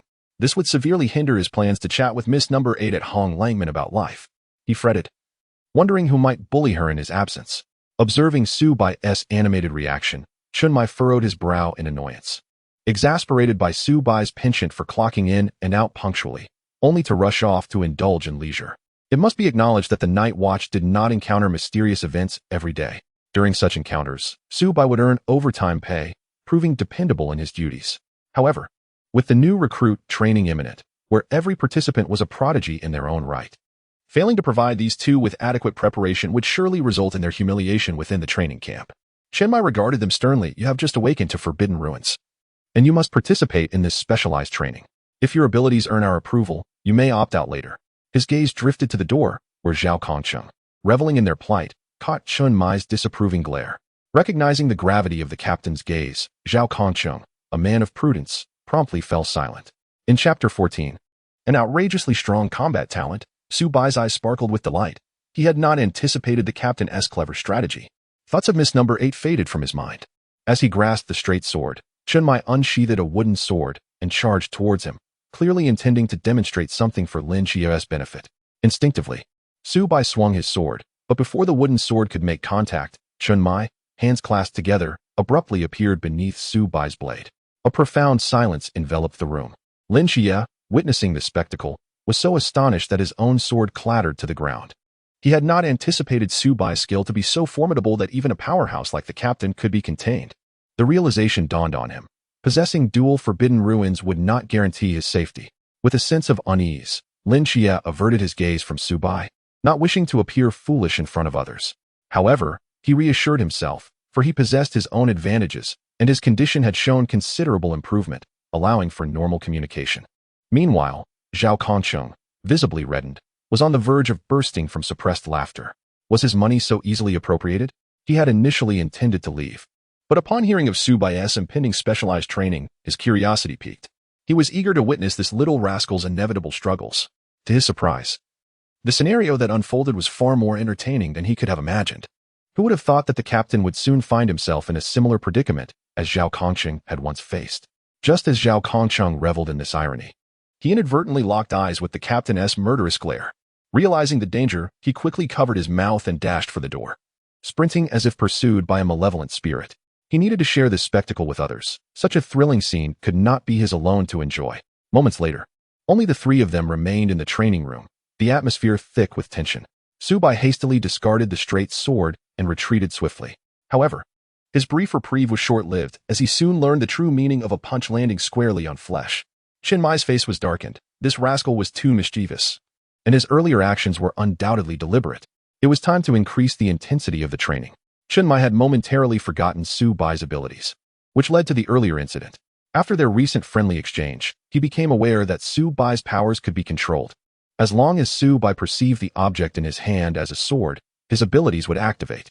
Under Chen Mai's warning, Su Bai slowly extended his hand and firmly grasped the straight knife.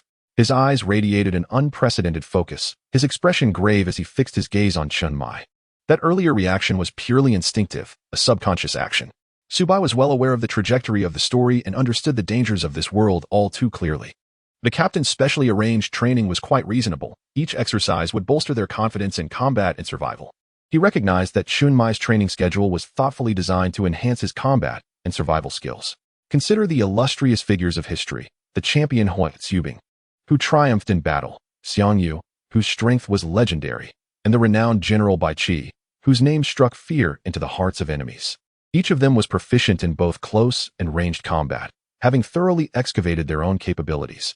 In his previous life, Su Bai had watched numerous martial arts dramas. Although he had never practiced deliberately, he could still execute the techniques embedded in his memory thanks to his current physique. This time, he tightly gripped the straight knife and initiated the attack against Chunmai. Clang, clang, clang, clang. Lin Chiye was lost in thought when he sensed through the mundane divine realm that Chunmai's expression had become extremely serious, his brow furrowed deeply. Eventually, when Chunmai employed his true skills, Su Bai surprisingly held his ground, resulting in a fierce clash that left Lin Chiye utterly astonished, his jaw nearly dropping to the floor. Gasp! Lin Chiye inhaled sharply, a mix of emotions swirling within him. He had become numb, unsure how many times he had been left speechless. Su Bai's combat talent was simply extraordinary. He even questioned whether his opponent was cheating, as it was utterly absurd. If he hadn't felt it himself, he would have thought the two were merely putting on a show for him. He couldn't help but wonder if it was indeed correct to set Su Bai as his benchmark. However, he quickly adjusted his mindset. He remained calm, for a divine presence resided within him. When the two finally paused, Chunmai's arm was still trembling slightly, clearly not yet recovered from the earlier battle. He was filled with admiration for Su Bai. This impetuous lad possessed a combat talent that was astonishingly high. Even more alarming was that this young man not only had exceptional talent, but also possessed a physique so formidable it seemed monstrous. During their spar, the power Su Bai displayed had already reached the intensity of the river realm. Chunmai scrutinized Su Bai's current demeanor, growing increasingly convinced that the young man had been holding back and had not yet unleashed his full strength. He even dared to boldly speculate that if Su Bai were to go all out, he might be able to contend with someone from the sea realm. Such a thought seemed absurd, yet Su Bai's performance compelled him to believe it was plausible. Little Bai, have you practiced swordsmanship before? Su Bai gently shook his head, calmly replying, I practiced in my dreams. Upon hearing this rather pretentious remark, both Chunmai and Lin Chiye twitched their lips, instantly losing the desire to converse with him. You can conclude your close combat training ahead of schedule. After a few more days, you can train with Wen Qima and Lung Xian, Chunmai said, shaking his head lightly as his gaze fell upon Lin Chiye, pointing the wooden sword in his direction. Now it's your turn, Chiye. Captain, do I get overtime pay too? What are you thinking? You can only make demands after you can keep up with me. Huh, that's not fair. Before long, the training room echoed with Lin Chiye's cries of despair. Chapter 15. When Chima's speculation at noon, Su Bai and Lin Chiye sat at the dining table, eyeing the sumptuous feast before them, their appetites awakened.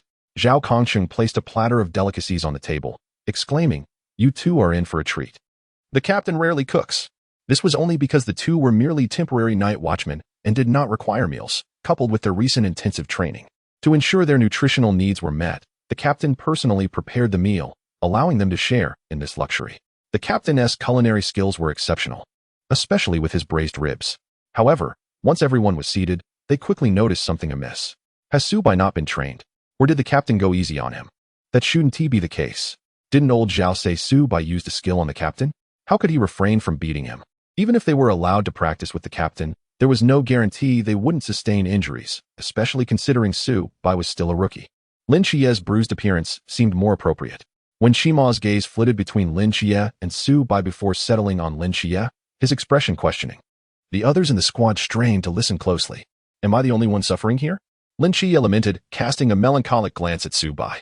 His voice tinged with sorrow. I practiced and managed to tie with the captain. But when it was my turn to spar against Su Bai, I had a profound understanding of his combat talent. The sorrows of humanity do not resonate. I couldn't even last 3 moves against the captain. As soon as I stood up, I was knocked down again, all in the name of training my reflexes and resilience. Each time I was defeated, Su Bai would taunt me with, you can't even manage this? Just 3 seconds. The entire morning had been spent enduring both physical and mental torment. That rascal, compared to him, Su Bai is like a humanoid T-Rex, with terrifying recovery and combat capabilities. After being beaten and bruised in the morning, Lin Chiye recovered in no time, now leisurely gnawing on a large rib at the table. Upon grasping the situation, Wen Qima and the others looked at Lin Chiye with sympathy, silently acknowledging his plight. Poor child. Su Bai had an uncanny ability to manipulate emotions, his words as sweet as honey. As for combat training, they had all endured similar hardships.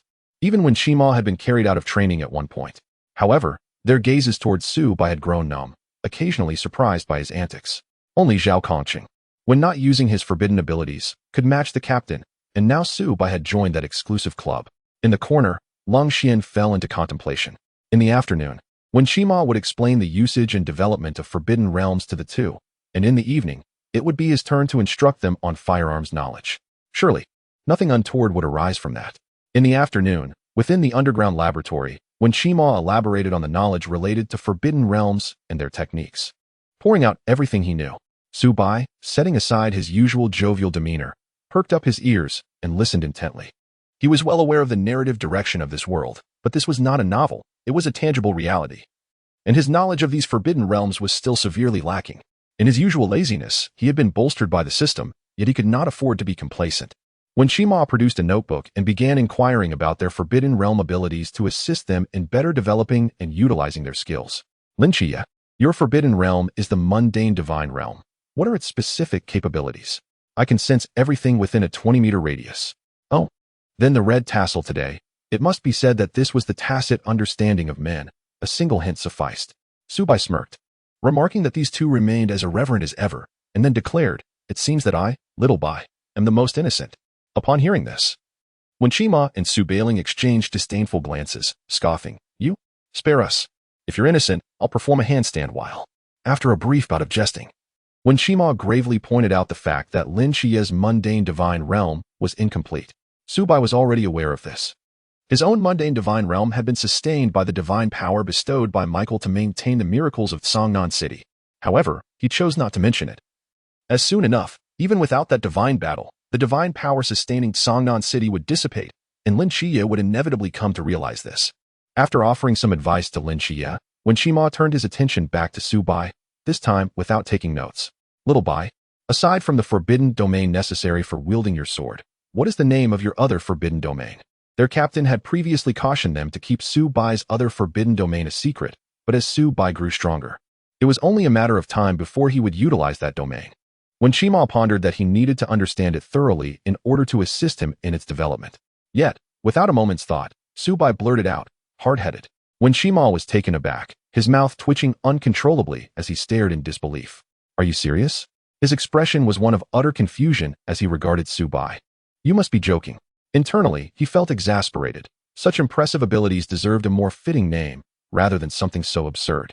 After receiving a confirmation from Su Bai, when Shima shook his head, inwardly lamenting, you truly are a genius at naming. Having learned more details, his expression grew even more animated, his heart filled with astonishment. This was abnormal, entirely so. He looked at Su Bai as though he were a creature of legend. This young man's forbidden domain abilities were concept level. If paired correctly, he could annihilate enemies without sustaining harm.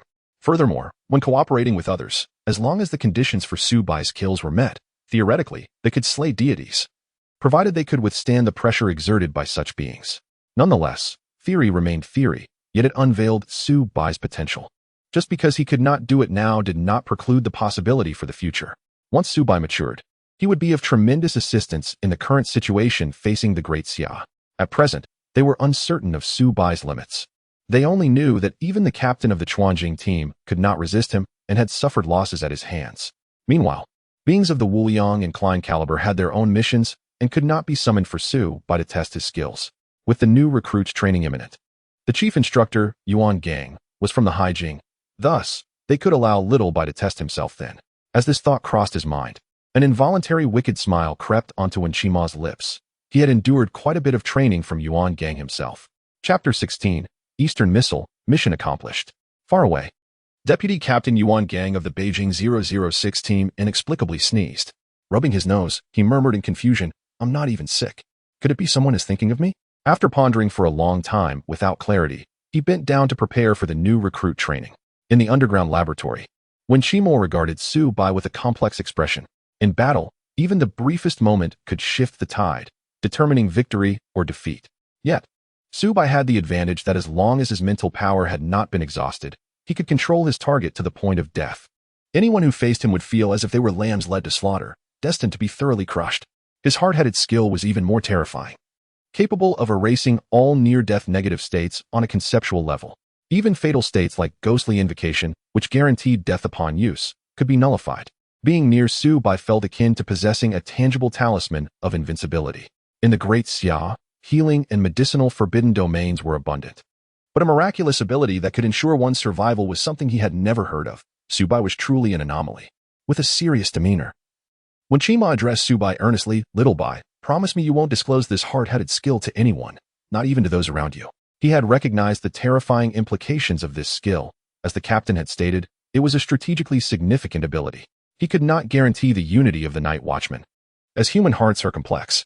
If word got out and the madmen of the cult of the ancient gods learned of it, they would seek to destroy Su Bai, extinguishing him entirely. Upon receiving Su Bai's assurance, he then looked at Lin Xie, who nodded in agreement, promising absolute discretion, which put Wen Qima at ease.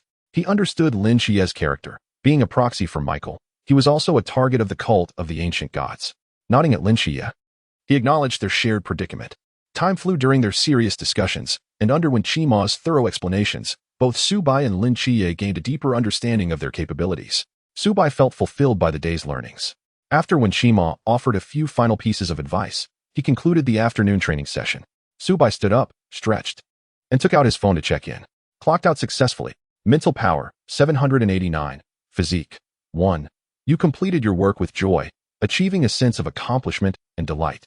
Earning the reward, Arrow of Destiny, where all that lies within your sight becomes your quarry. Roar. The system rewarded him with a new skill. Su Bai felt elated. Regarding the system's declaration of his joy, he did not deny it. He was acutely aware of his situation. His abilities stemmed from the system, and he lacked any innate talent for cultivating mental power. Cultivation was simply beyond him. He could only hope that clocking in would yield some rewards, relying on them to scrape by in this world. He had already attained strength on par with that of the Chuanjing, and it could be said that in an open battle, Chunmai would not stand a chance against him. No one had ever inquired about his level, and thus he had little inclination to disclose it. He was aware that there were traitors within the Night Watchmen, even among the higher-ups. Given the uniqueness of his abilities, he wished to avoid drawing the attention of the cult of the ancient gods and the deity behind it too soon. He had roughly grasped the system's functions. As long as he continued to clock in addition to the daily fixed attribute rewards, he would accumulate days for achievement rewards.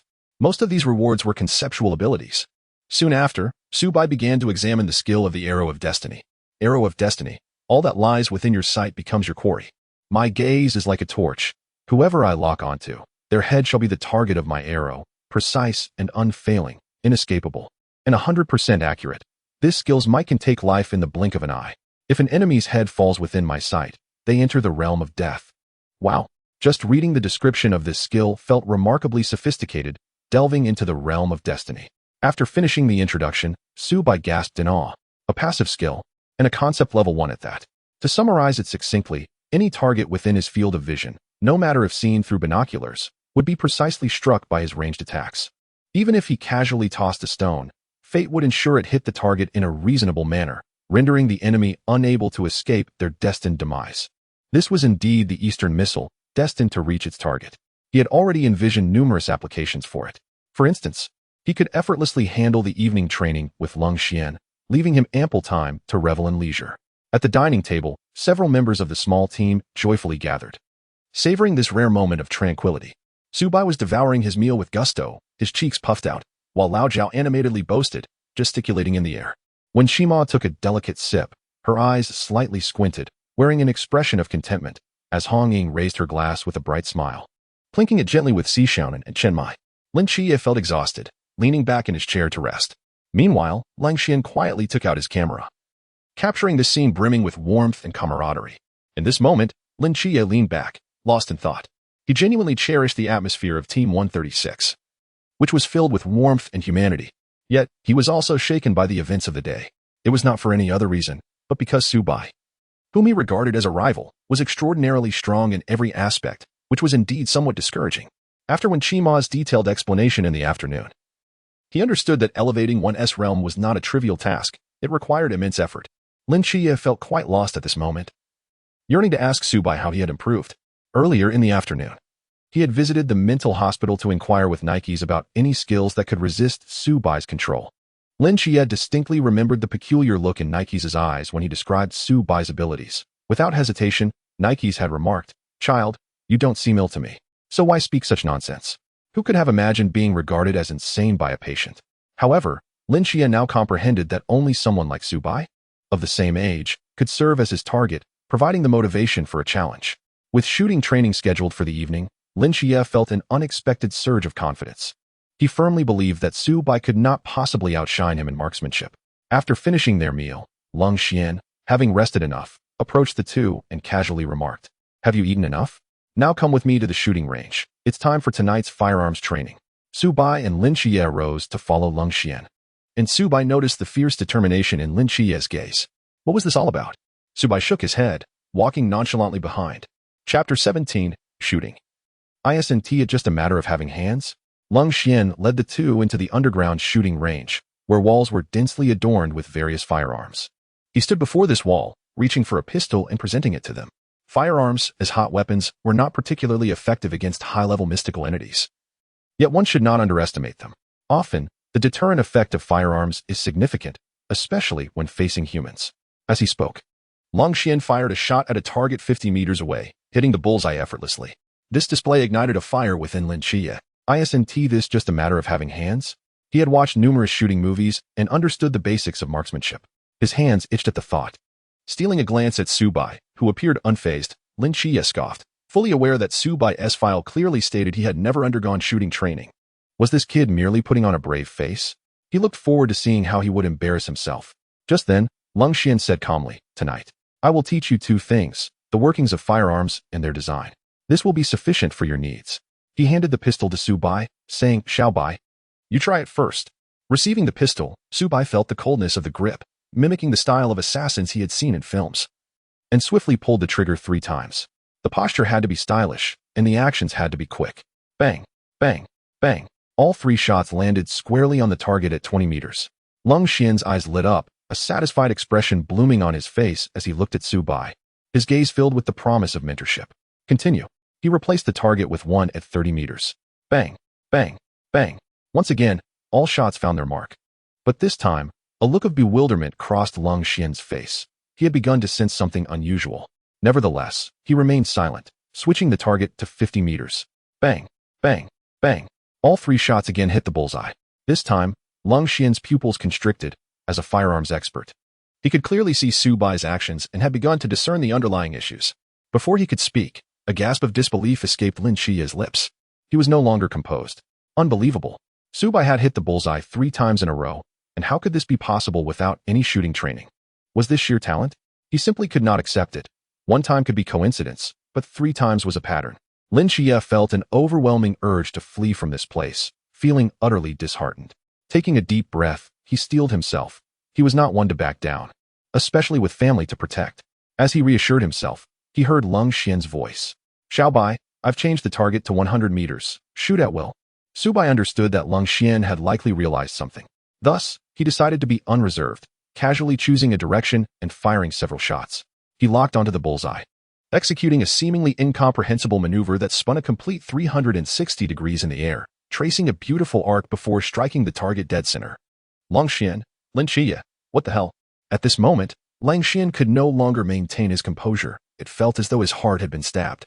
He sensed the dignity of a marksman being trampled underfoot by Su Bai. That last bullet had seemed like a joke, twisting and turning yet still hitting the mark. Leng Xian took a deep breath, struggling to suppress his astonishment, gritting his teeth as he demanded, "Explain yourself."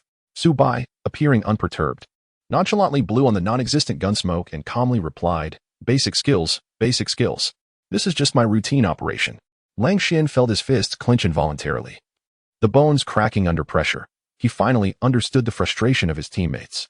Being around Su Bai only intensified his urge to strike out. Routine operation? He felt as though all those years of practice had been a waste of time. Lin Xie, standing nearby, couldn't help but roll his eyes, internally grumbling. Now it was evident that Su Bai had completely abandoned any pretense of being human, revealing his true nature. With a suppressed urge to strike, Leng Xian managed to squeeze out a few words. "Speak plainly." This time, Su Bai did not jest further. He replied calmly, "This is my ability. Within my field of vision, my ranged attacks will surely hit the target." "Oh, what does this mean?" Looking at Su Bai's indifferent expression, Leng Xian felt an offense. Yet he had no grounds to voice it. The impact on him was even greater than before, for someone like him, who lacked such abilities. It was akin to Garen using Light's Veil, silent yet utterly disarming. He regretted asking that question. As Leng Xian regained his composure, he realized, oh, if Su Bai is given a grenade and an 8x scope, it would be equivalent to a small rocket launcher capable of hitting its mark 1,000 meters away. What side effects could his ability possibly have? With this thought, Leng Xian began to take action, intending to test whether Su Bai's ability could be defended against or evaded. A quarter of an hour later, Leng Xian gazed at Su Bai with fervent admiration. His skills were infallible. Once Su Bai designated a target, regardless of evasion or defense, whatever Su Bai threw would inevitably hit with astonishing precision. Similar to his other abilities, both distance and mental energy were solely correlated to his mental capacity. The greater the distance, the more mental energy consumed. This was utterly absurd and rather eerie. Su Bai's skills defied the laws of science. He was indeed a proud prodigy, having taught him for merely an afternoon. Lin Qiye's mouth gaped wide. What? Su Bai has developed a new forbidden domain? How is it that his mental institution and dual divine agent identity pale in comparison to Su Bai's prowess? Yet another conceptual ability, a perfect shot every time? Su Bai was truly determined to transcend humanity. As he lamented Su Bai's talents, Leng Xian's expectant gaze shifted to Lin Qiye, who, as a divine agent, surely would not fall short either. Leng Xian handed Lin Qiye the handgun, adjusting the target to a distance of 20 meters, signaling that he could fire. Qiye, let me witness your capabilities. Lin Qiye, with great enthusiasm, mimicked Su Bai's stance and fired 3 shots at the target. Bang, bang, bang. After the 3 shots rang out, Lin Qiye looked at Leng Xian with anticipation, only to find his expression darkening. Bang, bang, bang. Following the 3 shots, Leng Xian's face turned utterly grim. What a master of outlines. At a distance of 20 meters, while only 1 shot barely grazed the target, at 30 meters, astonishingly, all 3 shots missed entirely, not even grazing the target. Leng Xian's emotions swung like a pendulum. Su Bai's unique abilities had indeed brought him unexpected results, rendering training unnecessary. Understanding the principles of firearms sufficed. Lin Qiye's talent was truly beyond words. Coincidentally, at that moment, Lin Qiye eagerly inquired, "How is my shooting talent?" "You have no talent whatsoever. You couldn't even hit a 30-meter target." Lin Qiye fell silent, and even Leng Xian was at a loss for words. Without comparison, there is no harm. Lin Qiye looked at the indifferent Su Bai, suffering a ton of emotional damage. Leng Xian, with a tone of resignation, patted Lin Qiye on the shoulder, offering comfort. Talent is not important. Just keep practicing. Time flew rapidly during training, and thus, more than a week passed. Su Bai had already gained the recognition of Chun Mai and Leng Xian 2 days prior, no longer participating in their special training. For now, he only needed to follow Wen Qima to study the forbidden domain-related knowledge. This meant that old Zhao's wallet was temporarily spared, and Su Bai had time to rescue wayward girls. He arrived at the office carrying tofu pudding and fried dough sticks, directly sitting across from Lin Qiye to eat. He noticed Lin Qiye's resentful gaze. Perhaps due to Su Bai's influence, Lin Qiye's special training had improved significantly compared to the original timeline. At that moment, Leng Xian, after grabbing breakfast, greeted them and sat beside Su Bai. Even though Su Bai had helped him awaken his forbidden domain, he could not escape the mental torment of the past week. His eyes lacked any spark, likely due to the relentless pressure from Lin Qiye. Indeed, on the very first day of their special training, Su Bai had utilized his ghostly spirit and his stubbornness to assist Leng Xian in awakening his forbidden domain, an arrangement that was purely financial. As Su Bai was in need of money, Leng Xian's forbidden domain complemented his sharpshooter identity perfectly. It was a highly dangerous forbidden domain classified as Sequence 099, Lingxi. In plain terms, Leng Xian could discern the weaknesses of his enemies, possessing the ability to breach defenses while also enhancing his shooting range. Although it could not achieve the same infallibility as Su Bai's skills, when combined with Leng Xian's marksmanship and the mobile armory that was this forbidden object, it elevated Leng Xian's combat capability to an entirely new level. The entirety of their Team 136 now possessed forbidden domains. According to the current timeline, in a few days, the incident involving the Nantoa Serpent Demon at Jiangnan No. 2 High School would erupt, and Lin Qiye was about to encounter his Grand Overseer. Once the new recruit training camp concluded, the Jiangnan Divine War would crash upon them like a tempest. Su Bai was acutely aware that before this, he needed to acquire the strength and confidence to engage in this arduous battle. Otherwise, he would merely be a spectator, watching tragedy unfold without the ability to intervene. He would not forget how Lin Qiye had been deceived out of Jiangnan, causing the miraculous state to dissipate, leading to the captain and the people of Jiangnan vanishing together. He also recalled that after the Jiangnan Divine War erupted, Team 136 would be left with only Hong Ying and Wen Qima, while Si Xiaonan and Leng Xian would be forced to flee far from the Great Xia. Su Bai still held great admiration for Lung Xian. This man filled with sorrow, cold yet kind-hearted. However, with his inclusion, there would be no allowance for such distressing events to repeat. After all, he had finally found a warm, familial atmosphere here, and he could not bear to watch it shatter into a million pieces. As for the captain, Su Bai could only place his hopes on the system. At least it had thwarted Loki's schemes, and perhaps a solution to all of this would emerge in due time. It was still somewhat premature to ponder these matters. Focusing on diligently improving his strength as a night watchman was paramount. After finishing the last of his tofu pudding, Su Bai headed to the front desk to chat with Hong Ying, leaving Lung Xian and Lin Xie staring at each other in silence across the table. On a bright morning, just as dawn broke a week and a half after Chun Mai's special training, the sun's rays streamed through the cracks in the window. Lin Xie, as usual, rapped at Su Bai's door with a series of knocks. Su Bai, still nestled in his blankets, groggily reached for his phone upon hearing the knocking. Oh, today is Saturday. He tilted his head, mumbled something, tightened his blanket, and rolled over to sleep again. At this moment, Su Bai felt a wave of contentment. In his past life, he had been shackled by a 9-to-5 job, and weekends seemed like an unattainable dream. Having traversed realms, how could he resist the allure of a lazy Saturday? Moreover, there was no obligation to clock in on his day off. Outside, Lin Xie noticed Su Bai's silence and shrugged in resignation, making his way to the office alone, feeling a surge of envy for Su Bai's freedom of strength.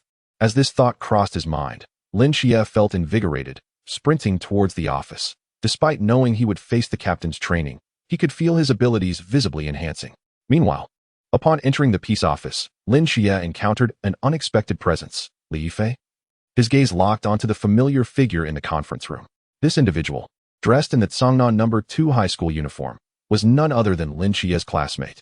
If Su Bai were present, he would recognize that the Nantua serpent demon incident was about to unfold, as Lin Xie's caregiver had made an appearance. Just then, Li Yifei, hearing a familiar voice, turned towards the door, and upon seeing Lin Xie, froze in surprise. Lin Xie, didn't you transfer schools? What are you doing here? In response to Li Yifei's question, Lin Xie offered a vague excuse and instead began inquiring about the reasons for others' presence. Upon recalling the situation, fear flickered in Li Yifei's eyes. I encountered a mysterious event. He recounted witnessing Lu Xiaoyan's classmate leading the guidance director into a small grove, initially expecting an inappropriate scene. To everyone's surprise, Lu Xiaoyan suddenly transformed into a monstrous being, swallowing the director of education whole. Shortly after, a replica of the director emerged, and the two departed amidst laughter.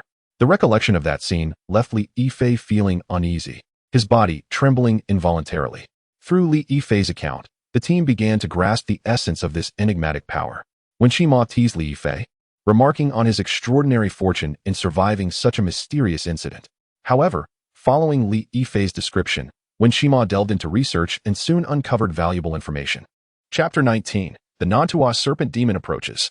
This mythical creature was preliminarily identified as the Nantua Serpent Demon, possessing strength akin to that of a pool realm entity, yet marked as a high-risk mystery capable of infecting humans to become its progeny. Wu Xiangnan interjected, suggesting that Lu Xiaoyan was likely the progenitor, able to hatch a serpent spawn each day to infect others. Typically, such entities prefer to remain concealed rather than brazenly appearing before humans. Fortunately, the Harbinger of Calamity had yet to issue a warning, indicating that this mysterious event did not pose an immediate threat to Jiangnan City. Uncertain about the current situation at the second high school, the team recognized the urgency to swiftly locate the progenitor and eliminate it within the school premises. In brief, they required several teammates of similar age to enter the campus for investigation. Presently, only Su Bai, Lin Xie, Hong Ying, and Si Xiaonan met the criteria. Wu Xiangnan turned his gaze towards them, only to find that Su Bai was absent, prompting him to question Lin Xie. He is still sleeping at home. Lin Xie replied without hesitation, selling Su Bai out.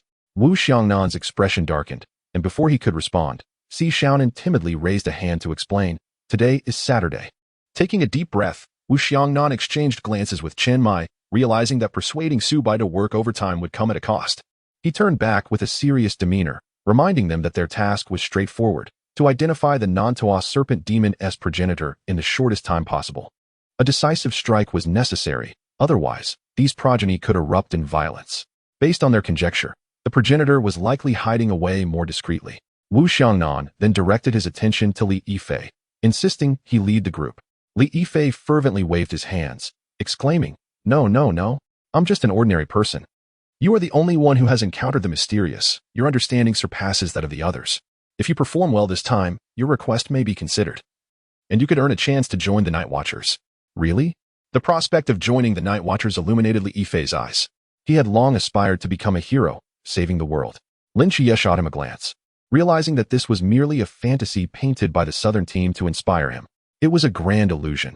If Li Yifei awakened his latent abilities, there might still be hope. Yet, he seemed so ordinary, his timid nature offering little assistance in the face of mysterious threats. Based on Wu Xiangnan's understanding, once the Nantua serpent demon was dealt with, he would likely erase Li Yifei's memories of the incident, providing the greatest comfort to an ordinary person. At the back wall of the second high school's playground, the operational plan was set. Hong Ying and the others swiftly changed into the school's uniforms and gathered at the designated location. Just then, Lin Xie spotted Su Bai, who was still groggy and clad in the same uniform. Lin Xie smirked, deducing that Su Bai was summoned by their captain with the promise of overtime pay. It seemed unfair. He too desired that compensation. As a newly inducted member, did he not deserve overtime as well? With the impending confrontation against the Nantua serpent demon and its numerous progeny, anxiety stirred within him. Su Bai's presence, however, reassured Lin Xie, as he was well aware of Su Bai's formidable combat prowess. Li Yifei glanced at Su Bai and asked, "Xie, who is this?" He felt a bit out of place compared to the others. Su Bai and Lin Xie, both tall and well-proportioned, looked striking in their uniforms. Hong Ying's fitted top and skirt accentuated her figure, while Si Xiaonan's petite frame added a touch of playful charm, evoking a Lolita vibe in the uniform. "Su Bai is also part of our team," Lin Xie explained. Su Bai had initially declined the invitation, but changed his mind when Chunmai offered triple the overtime pay, along with additional rewards for a job well done. How could he resist such an enticing offer? Triple overtime amounted to a significant sum, capable of alleviating many woes for young ladies. Thus, he hurried to the second high school, borrowing a uniform from a classmate, and now found himself peacefully asleep. Su Bai cast a fleeting glance at Li Yifei before returning his focus, but that glance made Li Yifei's heart race, nearly transforming his pupils into slits. Pretending not to notice, Su Bai wished to avoid prematurely eliminating the Nantua serpent demoness progenitor, primarily intending to leave Li Yifei for Lin Xie to handle. After all, even protagonists require growth. Li Yifei's potential would manifest later, and his head could assist in Qingyu in spreading his influence throughout Songnan. Such utilization of resources would maximize their effectiveness, and most importantly, killing him would yield no rewards. If the Nantua serpent demon were aware of Su Bai's intentions, it would undoubtedly curse him for his lofty ideals and wasteful approach. Upon reaching the towering 3-meter wall, Li Yifei's complexion turned pale, panic setting in as he stammered. "You aren't actually planning to scale this wall, are you? Let's not be reckless. I'm a student of the second high school. We can enter through the front gate without any trouble." Yet before he could finish his protest, Su Bai, unable to wait any longer, seized his arm and urged, "Time is of the essence. Stop dawdling." In an instant, Su Bai bent his knees slightly and then propelled himself off the ground with great force, dust swirling in his wake as he swiftly landed atop the wall. With a delicate touch of his toes, akin to a dragonfly skimming water, he elegantly descended into the playground, his movements fluid and graceful. Hong Ying and Si Xiaonan watched in awe, their eyes sparkling with admiration, thinking that if Su Bai were not so mischievous, he would indeed appear quite dashing. Exchanging glances, the two girls followed suit, sprinting to the wall. And with a light push, they effortlessly glided over. This left Lin Xie feeling utterly bewildered, his expression reflecting his confusion as he pondered why none of his companions considered his status as a newcomer. It was daytime, rendering the starry night dancer unusable. Fortunately, his physical abilities had improved slightly. Gritting his teeth, Lin Xie summoned his strength, taking several determined strides forward before finally scaling the wall. Upon landing, he caught sight of Li Yifei's disheveled state, his arms trembling uncontrollably, nearly provoking a laugh from Lin Xie. The earlier annoyance evaporated as he observed Li Yifei's characteristic timidity. After being subjected to Su Bai's antics, he would likely tremble at the sight of walls in the future. Having been classmates before, Lin Xie approached Li Yifei to offer some reassurance. As Si Xiaonan observed Li Yifei gradually regaining his composure, she leaned in closer and whispered, "We must act swiftly. According to our prior arrangements, Sister Hong Ying and I will head to the girls' dormitory, while Qie and you, Li Yifei, will monitor Lu Xiaoyan in the teaching building. Su Bai, you shall patrol the campus." With that, Si Xiaonan raised the earpiece in her hand and emphasized, "Should any unusual circumstances arise, communicate via the earpiece." Understood. The moment her words fell, everyone dispersed in a flurry, racing toward their respective objectives. Meanwhile, Subai began to meander around the campus. Chapter 20. Let Lin Xie take on the task of saving the world. With his hands tucked into his pockets, Subai strolled leisurely across the school playground. Akin to a street rogue, he had already encountered several teachers who had succumbed to the infection.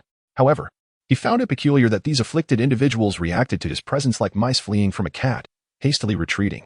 Subai surmised that the mother of the Nantua snake demon had just become alert and issued a warning to her progeny. He refrained from alerting them. For if Li Yifei had not perished at Lin Xie's hands, it could significantly alter the future. Such a monumental task of saving the world should be entrusted to Lin Xie, the protagonist. Subai preferred to indulge in the pleasures of life. He had no desire to bear the burdens of such strenuous endeavors. His only aim was to swiftly enhance his strength and protect those close to him. Thus, he ambled towards the teaching building, eager to see the academic prodigy of Jiangnan No. 2 High School, and Qingyu. Being well-versed in the narrative, he was acutely aware of Qingyu's true identity as the vessel for the time and space manipulator and the key to the door, Yog-Sothoth, one of the three pillars of Cthulhu, an omniscient and omnipotent deity. However, at present, Qingyu had merely assimilated fragments of the Door of Truth. Given more time, he might completely supplant the key, but alas, time was not on humanity's side. The key would not permit the transcendence of control to occur, at least for now. Subai lacked the capacity to eliminate the unawakened key, nor did he wish to expose himself to its scrutiny prematurely. He understood that even if he were to eliminate Qingyu ahead of time, other vessels would inevitably emerge. With his knowledge of the narrative, Subai recognized that only Qingyu possessed the ability to restrain the key. As he wandered into the lobby of the teaching building, he heard Hong Ying's voice crackle through the earpiece. I haven't noticed anything unusual here. Jia Subai, how are things on your end? Si Xiaonan and I discovered a shed human skin in Lu Xiaoyan's dormitory. Lin Xie's voice came through the earpiece. I've spotted 3 on my floor. Lu Xiaoyan and Han Nuonyuo are in the same class. The third is in the adjacent class, under Lin Xie's perception within the realm of mundane existence. The 3 individuals appeared as fleshy masses draped in human skin, devoid of bones and internal organs, clearly infected and beyond saving. Li Yifei mentioned that they shared a dormitory, suggesting that another occupant from the same dormitory was likely in grave danger. While the group conversed, Chun Mai's voice emerged from the earpiece. Lin Xie, I need you to swiftly investigate all the staff and students at No. 2 High School to ascertain the number of infected individuals. Hong Ying, Si Xiaonan, Subai, proceed to the teaching building to assist Xie. Old Zhao, use the boundless domain to isolate No. 2 High School. Lung Xian, ensure no one escapes from this location. A furrow formed on Chun Mai's brow. He had not anticipated that the infection had spread so widely. In such a densely populated area as No. 2 High School, how many had already succumbed to the infection? They had arrived at Lu Xiaoyan's home, only to find her parents had also been infected. The other progeny in Jiangnan City could not be investigated, so the only course of action was to locate the mother of the Nantua snake demon. Only by eliminating her could these progeny follow suit into demise. If that proved impossible, they would have to request assistance from a special team. At that moment, Subai heard a scream emanating from the upper floors.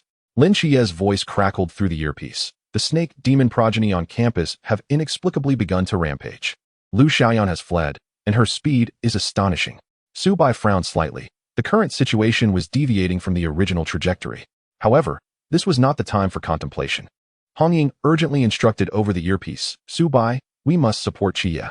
If we encounter the Nantua snake demon, do not engage alone. Stall for time until we arrive. With that, Hong Ying wasted no time and hurriedly led Si Xiaonan toward the teaching building. Subai also made his way upstairs, encountering the wandering snake demons in the hallway. He drew his pistol and fired in rapid succession. With the enhancement of the Arrow of Fate skill, he effortlessly dispatched them. He had no desire to waste time dealing with the snake demon progeny. He cleared the area with his pistol. Subai had already discerned that the teaching building had become a disaster zone, necessitating a methodical clearance, floor by floor. He muttered to himself, this is quite the laborious task. The rewards must be worth it. I'll insist the captain increases the pay. In a classroom on the 2nd floor. This room was unlike the others. At its center stood a slender student wearing gold-rimmed glasses, orchestrating the defense with remarkable composure. The students, following his commands, barricaded the door with desks, using their bodies to prevent the monstrous intrusions. This orderly defense against the creature's onslaught was led by none other than Qingyu, the very individual Subai sought. Even in such dire circumstances, his demeanor remained unruffled, far from that of an ordinary high school student. At that moment, Lin Xie and Li Yifei were also present in this classroom. After losing track of Lu Xiaoyan on the 5th floor, they had descended the stairs, only to serendipitously encounter the army of Nantua snake demon progeny. With no other recourse, they sought refuge in this classroom. As it was the only one on the 3rd floor that had not been infected, Lin Xie could only fortify the door and await reinforcements from the rest of the team. While Lin Xie awaited assistance, Su Bai's voice resonated through the earpiece. Xie, I have just cleared the progeny on the 2nd floor. How about you?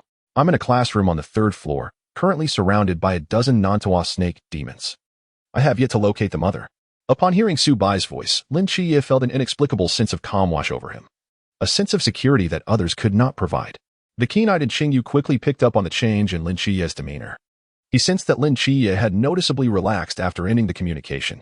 Curiosity piqued, he wondered about the person on the other end of the line. Lin Xie's composure indicated that he was no ordinary individual. Just how formidable could someone be to instill such tranquility in Lin Xie? After a moment of contemplation, Lin Xie reluctantly offered his assessment. Never have I seen a person so detached from humanity. Lin Xie understood that Su Bai's combat prowess surpassed his own, even without the utilization of those peculiar Forbidden Ruins techniques. Su Bai's physicality and swordsmanship were sufficient to dominate the captain. Meanwhile, Lin Xie found himself perpetually on the receiving end of punishment under the captain's blade. Half a month had passed, and he had barely improved from when he first began training. His aptitude for firearms could not even be described as lacking, in Su Bai's words. Lin Xie was fated to be disconnected from firearms. Lung Xian had already been driven to the brink, devoid of hope. Yet, what boy could resist an interest in firearms? He too harbored dreams of becoming a sharpshooter. However, reality had other plans. Chapter 21. What? Someone wants to dissect me here? To be frank, Lin Xie envied Su Bai's abilities. Were Su Bai to unleash those Forbidden Ruins techniques, he would be wholly liberated from his constraints. Lin Xie even felt that the assessment of not human was somewhat conservative. Fortunately, he had the psychiatric hospital, and he had learned that behind every door resided a deity. Lin Xie remained unconvinced, despite having a multitude of deities as his support, with the ability to draw upon various divine ruins and skills from these gods. His own strength continued to grow, yet he still felt unable to surpass Su Bai. The seemingly insignificant Su Bai was effortlessly in control. Upon hearing Lin Xie's assessment of Su Bai, and Qingyu's eyes sparkled with intrigue. Now that he had been introduced to the extraordinary realm, he found himself increasingly fascinated by such supernatural abilities. The more powerful the beings, the more captivated he became. He even yearned to study Lin Xie to uncover the secrets behind their strength. Hearing Lin Xie's remarks about Su Bai left him momentarily stunned. Was Su Bai no longer merely human? If such power existed, it was no wonder Lin Xie felt at ease, which only deepened in Qingyu's curiosity. How wonderful it would be to collect a sample of Su Bai's blood. Unbeknownst to Su Bai, the moment he arrived on the 3rd floor, he had already caught someone's attention, as in Qingyu and Lin Xie plotted in their minds. The clear sound of footsteps and the eerie roars of monsters reverberated through the corridor, indicating that these creatures were clearly frightened. The steady sound of footsteps jolted Lin Xie and Qingyu awake. A smile crept across Lin Xie's face as he muttered freak, preparing himself for battle alongside Su Bai to eliminate the snake demons in the corridor, through the realm of mundane gods. He sensed that Su Bai was steadily making his way toward the classroom, completely unscathed, as if he had not engaged in any combat. However, as Su Bai drew closer, the surrounding snake demons became agitated, their scales rustling and their hissing frantic. Like a frenzy, they lunged at Su Bai in a chaotic swarm, a sight that sent chills down one's spine. Witnessing this, Lin Xie felt a flicker of concern and was ready to rush out to assist Su Bai, overwhelmed by the sheer number of snake demons. Yet, he was soon struck with disbelief. He observed Su Bai pulling out a handful of shattered blades from his pocket and casually tossing them forward. With a sharp sound, these blades, as if guided by an unseen force, accurately embedded themselves into the heads of the snake demons with a terrifying momentum. In an instant, the area was cleared, and the snake demons that had been ensnared were effortlessly dealt with by Su Bai. Wow, truly a freak. This guy has become even stronger. Those shattered blades are quite effective. Captain, be sure to get more next time, Lin Xie exclaimed. The snake demons on the 3rd floor had been eradicated, and Su Bai's voice echoed through the earpiece. You can come out now. Suddenly, Lin Xie found Su Bai's voice to be somewhat grating. Su Bai had evidently mastered the use of the shattered blades. Lin Xie felt a surge of pressure, akin to being in a class where everyone else excelled while he struggled. He quickened the healing process of Nike's, still not at 50, hoping to extract another ability that would enhance his strength, provided it was not an extraordinary birthright. Lost in contemplation, He was abruptly interrupted when a classmate in front of him erupted, transforming into a scaly, sinister snake demon with elongated pupils. Its massive jaws opened wide, unleashing a foul wind as it lunged toward the distracted Lin Xie. Swiftly, he injured the snake demon and, seizing the moment of its instability, delivered a fatal blow. This creature had reached the pinnacle of its kind, patiently waiting for the right opportunity within the classroom. Explaining why Lin Xie's mundane god realm had failed to detect its disguise. Simultaneously, Qingyu, positioned behind Lin Xie, was not idle. He retrieved a scalpel from his pocket, its blade glinting with a cold sheen. With a swift and decisive motion, he thrust the scalpel into the snake demon's iron brain, causing its body to slump lifelessly to the ground. Qingyu fixed his gaze upon the demon's eyes, a faint blue light emanating from his pupils as he rapidly analyzed the creature's abilities. The Nandu snake demon possessed the ability of visual sharing. Upon realizing that Lin Xie could see through their disguise, they had descended into chaos, intent on silencing him. Moreover, they appeared to harbor a deep fear of Su Bai. Lin Xie was momentarily taken aback, noting that Qingyu had seemingly employed a forbidden domain. However, upon listening to Qingyu's analysis, everything clicked into place. As for the latter part of his statement, Lin Xie thought little of it. Fear? Was that only natural? Given Su Bai's combat prowess, anyone would feel a chill. Upon entering the classroom, Su Bai overheard Qingyu's analysis and paused momentarily to regard him before shifting his gaze away.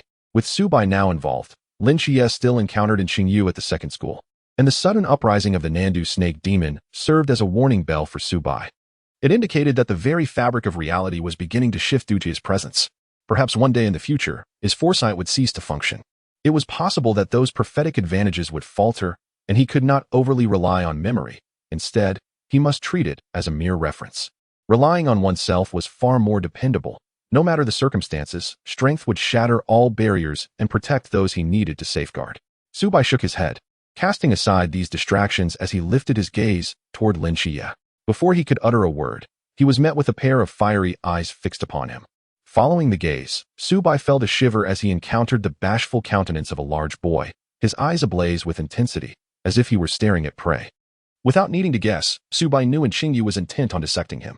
This outward appearance was deceptively charming, if one overlooked the bloodied scalpel in his hand. They would assume he was merely a shy, sunny boy. Realizing he had come off as somewhat abrupt, Qingyu scratched his head sheepishly, concerned that Su Bai might retaliate against him. He hastily explained, "My ability is the singular truth, allowing me to analyze anything. The information I just provided was extracted from the snake demon's corpse." Lin Xie clicked his tongue, bemused by the absence of any normal individuals around him. This ability seemed quite formidable, perfectly complemented by his academic prowess.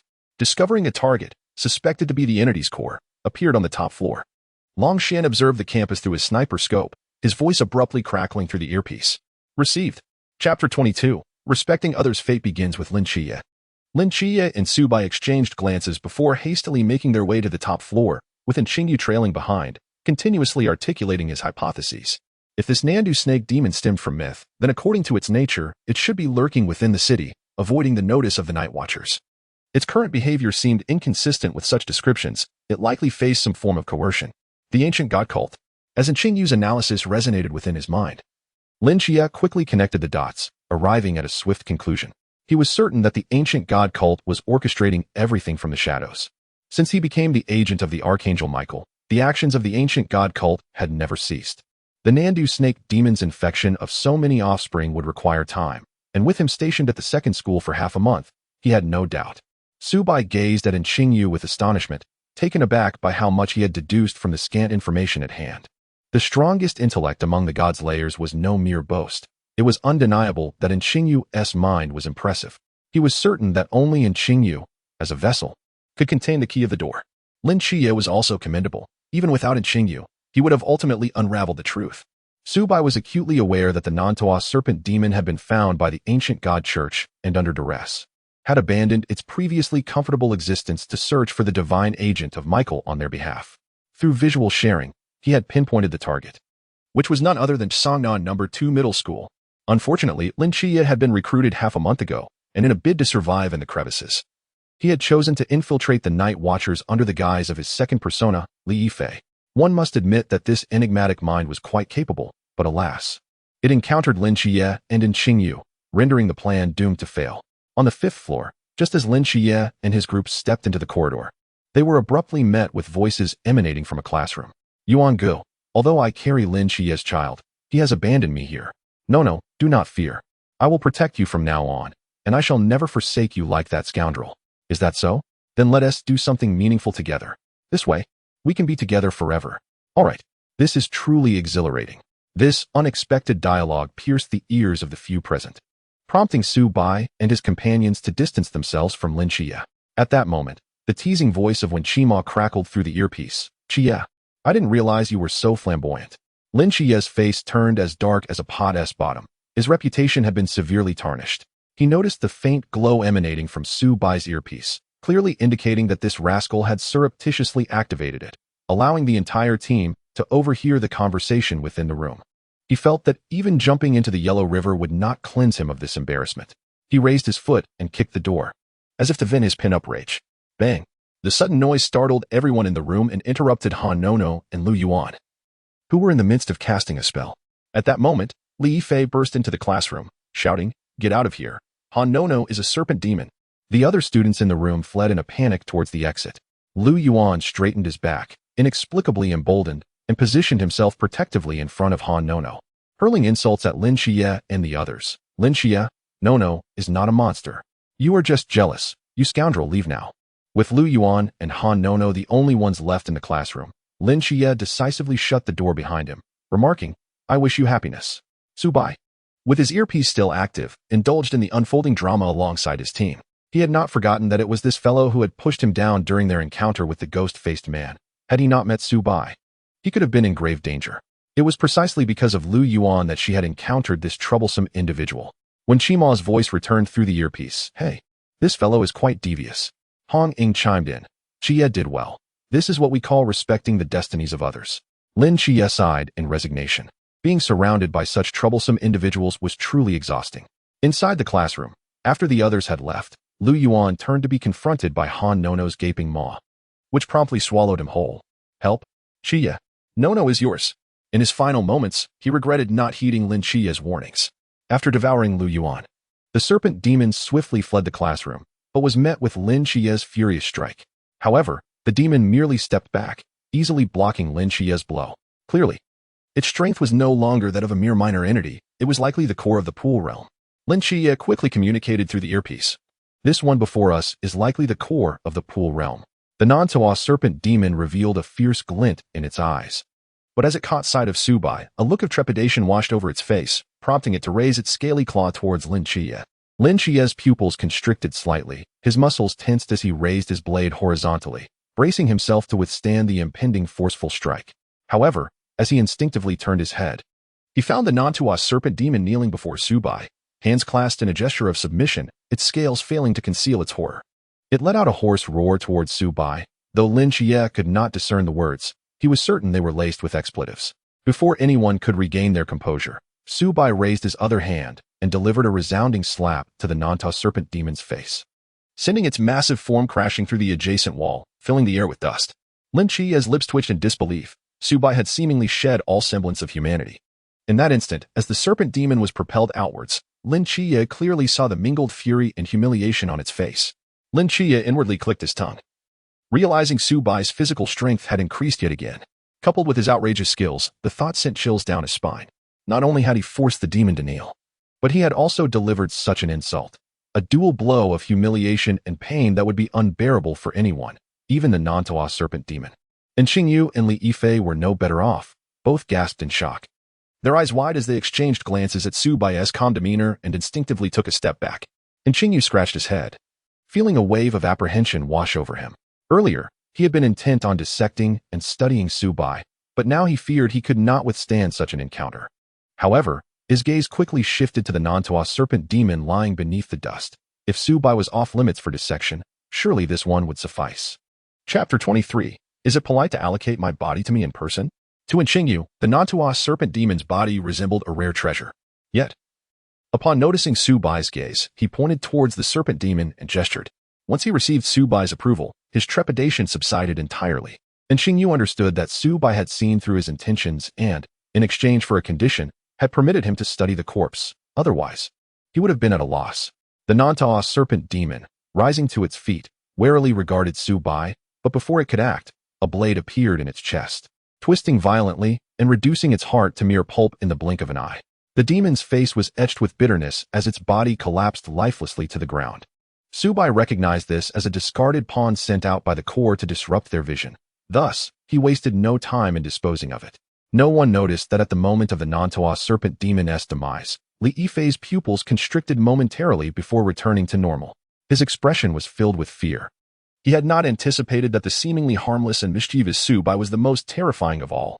Footsteps echoed in the corridor once more as Hong Ying, wielding a long spear with flames flickering at its tip, swiftly approached the two.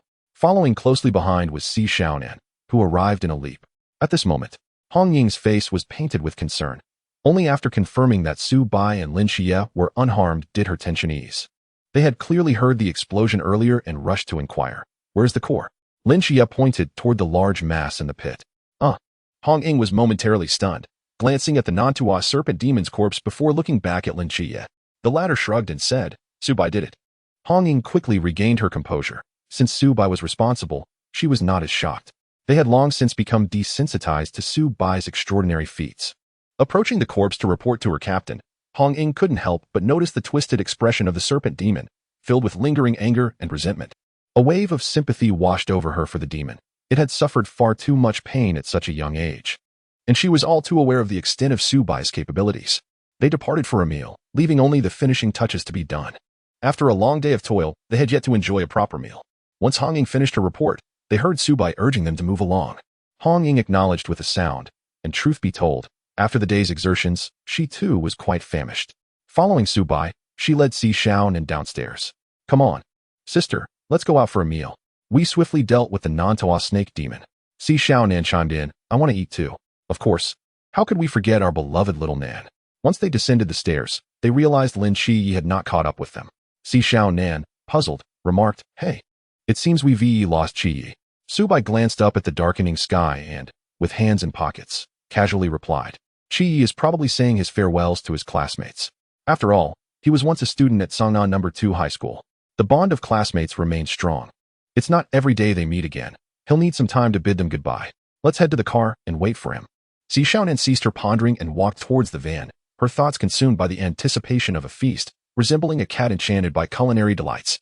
Only Hong Ying, upon hearing Su Bai's words, couldn't help but twitch her mouth. What do you mean by Yin and Yang separated? Is Lin Qi really that kind of person?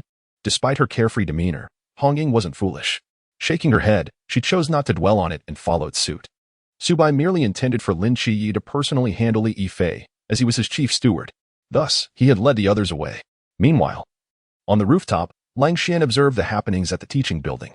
Just as Su Bai had stated, Qi was indeed bidding farewell to his classmates. Lang Xian rose, stowing away his sniper rifle, and, assured of Lin Qi's safety, descended the stairs. He shook 2 photographs in his hand, a rare smile gracing his typically stoic face. One depicted Lao Zhao, Chen Muyi, and Wu Xiangnan crammed inside the van, smoking. Su Bai stood with an air of indifference, hands in pockets, while Si Xiaonan joyfully dashed towards the vehicle, and Hong Ying trailed behind with a worried glance. The other photograph captured Lin Qi gazing at Li Yifei with a hint of sorrow. 10 minutes after Su Bai and the others departed, in the corridor, Li Yifei looked at Lin Qi with astonishment, exclaiming, "Qi, the Nantua snake demon has been dealt with. I performed splendidly this time and didn't hold you all back. Am I eligible to join your Night Watchers organization now?" At this moment, and Qing Yu cast a complex look at Li Yifei, then at Lin Qi, feeling that things were progressing too smoothly.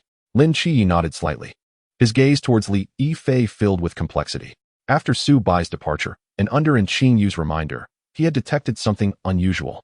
The essence of the Nantua snake demon had lingered nearby, suggesting that its aim was to infiltrate the Night Watchers organization through Li Yifei. At that moment, Qing Yu raised his firearm and fired 3 shots towards Li Yifei. Confusion washed over Li Yifei's face as his consciousness was swiftly overtaken by the Nantua snake demon. "I am merely striving for survival. Are you going to strip me of this meager right as well? But with that terrifying fellow absent, do you truly think you can stop me?" With that, he lunged at Lin Qi. Lin Qi looked up, noting the night had fully enveloped them. The starry night dancer he had drawn from Nikes had activated, doubling his combat power at night. After a brief struggle, Lin Qi severed the head of Li Yifei, now transformed into the Nantua snake demon. Gazing at the corpse on the ground, Lin Qiye's expression was complex. After completing the task, Lin Qiye made his way towards the school gate, preparing to reunite with his team. Once everyone had left, and Qingyu moved swiftly, stowing the severed serpent head into his backpack, evading the school's surveillance. He located the entrance to the school's sewer. Gritting his teeth against the overpowering stench, he dove inside.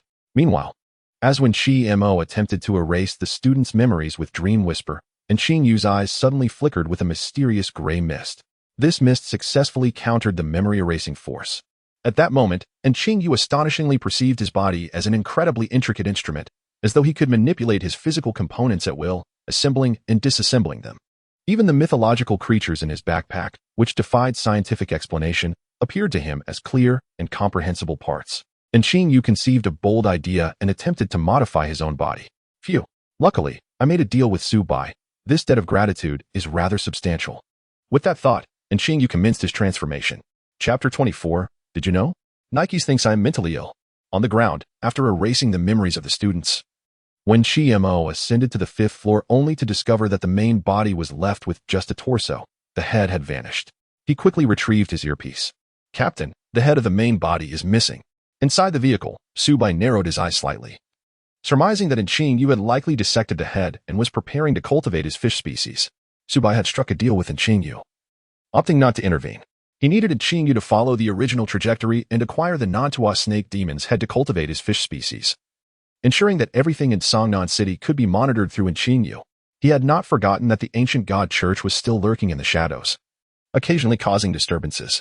The cultists of the Whisperers were probably already hidden within Songnan City, yet they could not ascertain the locations of their adversaries. This new student training session would be altered due to Lin Qiye. As the vessel of Songnan City's miracle, he could not depart. Otherwise, the miracle of Songnan would dissipate. Originally slated to be held in Shanjing, the training camp was relocated to Songnan City, allowing Su Bai to track the cultists' positions through Qingyu's fish species. In the original timeline, during this year of new student training, the cultists had launched 2 rounds of terror attacks. Now, with his involvement, everything would change. His existence would inevitably be revealed, and he needed to prepare in advance. And Qingyu was a crucial part of that plan. Just then, Si Xiaonan's stomach emitted a loud growl. Her face flushed crimson, the embarrassment spreading from her cheeks to her ears. Si Xiaonan's stomach grumbled, and she blushed fiercely. Lung Xian, who was keenly observing Si Xiaonan's actions, swiftly grabbed his earpiece and shouted at Wen Mo, "Hurry up, Wen Mo. Everyone is starving. Coming. Once Wen Mo got into the vehicle, Lao Zhao accelerated towards the nearby restaurant. Su Bai smacked his lips, realizing that Lung Xian was quite protective, and this pair seemed destined for each other. At that moment, Lin Qiye opened his eyes, casting a peculiar glance at Lung Xian and Si Xiaonan. He suddenly sensed a hint of romantic tension in the air. Though the others seemed unfazed, initially expecting to witness some drama, Lin Qiye's mood had returned to normal, having encountered Li Yifei in the mental hospital. The latter had officially become his #1 employee. The chief steward of the mental hospital was now in action, with Hongming treating them to dinner. This meal was exceptionally lavish, featuring an array of exquisite delicacies. Everyone indulged heartily. Xiao Bai, I got this piece first. Ah, woo-woo. Hongming, look. Xiao Bai is stealing my fish head. You little rascal, even stealing my Lao Zhao's food? Chen Mai stood quietly to the side, his gaze resting on the animated group engaged in endless debate and playful banter. A complex smile involuntarily graced his lips, embodying both satisfaction and nostalgia. He did not rush forward to intervene. Instead, he crossed his arms and observed with keen interest, a subtle gleam flickering in his eyes. Ever since Su Bai and Lin Qiye joined Team 136, the entire squad had been infused with a vibrant energy, becoming remarkably lively and filled with laughter. Reflecting on recent events, Chen Mai couldn't help but nod slightly. Deep down, he had always understood that Su Bai concealed his true strength, which was far from superficial. Yet, the boy's usual nonchalant demeanor often misled others, causing them to overlook his formidable abilities. Recalling the tales of Hongming and Lin Qiye, it was evident that the formidable Nantua serpent demon in the Chuanjing was not easily vanquished. 2 months to reach Chuanjing? Such terrifying speed startled even him. It was not merely a trivial concealment. Chen Mai felt a twinge of anxiety. With Su Bai and Lin Qiye joining the new recruits, the upcoming training would undoubtedly be more vibrant. He could only imagine how Commander Yuan Gang would cope with the ensuing chaos. A smirk tugged at Chen Mai's lips at the thought. His gaze swept across the team, and his mind wandered. Old Zhao and Leng Xian had both improved their strength thanks to Su Bai's successful awakening of the Forbidden Abyss. Now, Team 136 was at its pinnacle, boasting a strength that could rival any elite squad nationwide. Yet, a shadow of concern lingered in Chen Mai's heart. He knew all too well that the group ruthlessly erased from existence a decade ago in Jiangnan City, resembled a flickering candle, barely sustained by the faint glimmer of Michael's divine power. Once that power ebbed away like a receding tide, they would extinguish completely, leaving no trace behind, as if they had never existed. Nevertheless, witnessing the gradual strengthening of his team brought him genuine joy. He hoped that even if he were to depart in the future, his comrades would not fall victim to others' malice. At that moment, Su Bai, who was playfully teasing his teammates, seemed to sense something. Instinctively lifting his gaze to meet Chen Mai's eyes, which were filled with complex emotions, Su Bai paused for a moment, then his face broke into his usual carefree smile. Raising his glass high and cheerfully exclaiming, as if to dispel all worries and concerns. Upon returning to the villa, Lin Xie felt reassured with a caregiver assisting him, thus entrusting the task of accompanying Nikes to Li Yifei. He then immersed himself in various texts on treating mental illness, realizing he needed to expedite Nike's treatment to acquire new abilities. Today's events made Lin Xie acutely aware of the growing gap between himself and Su Bai. He needed to hasten his own improvement. While engrossed in his reading, Nikes approached quietly. "Child, why are you reading such books? Concepts like these could hardly exist in reality," he said with concern. "Do not burden yourself too much. Remember to rest. Once your strength improves, you may open the second door and inquire with her." "All right, mother. Perhaps I am just a bit tired lately," Lin Xie replied, though he felt a sense of helplessness within.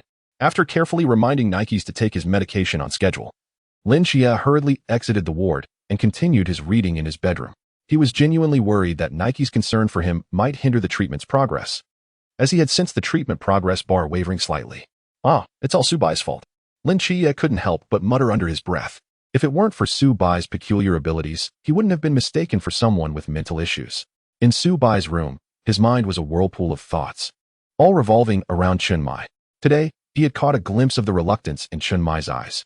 This man had devoted himself entirely to the greater good of the Great Xia and Team 136, sacrificing so much in silence.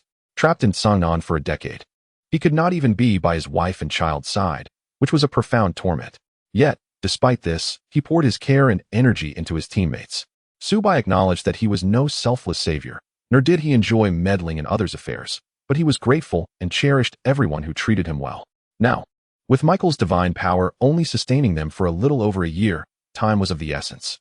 Nevertheless, he silently vowed to find a way to save him. "Just wait. I will discover a method to keep you here," Su Bai whispered resolutely to himself. He would not allow the tragedy of the original timeline to repeat itself, never. Chapter 25. Money can also open doors to the divine. Su Bai counted on his fingers, realizing that the training camp was just a month away. This new batch of recruits was formidable, arguably the strongest in history.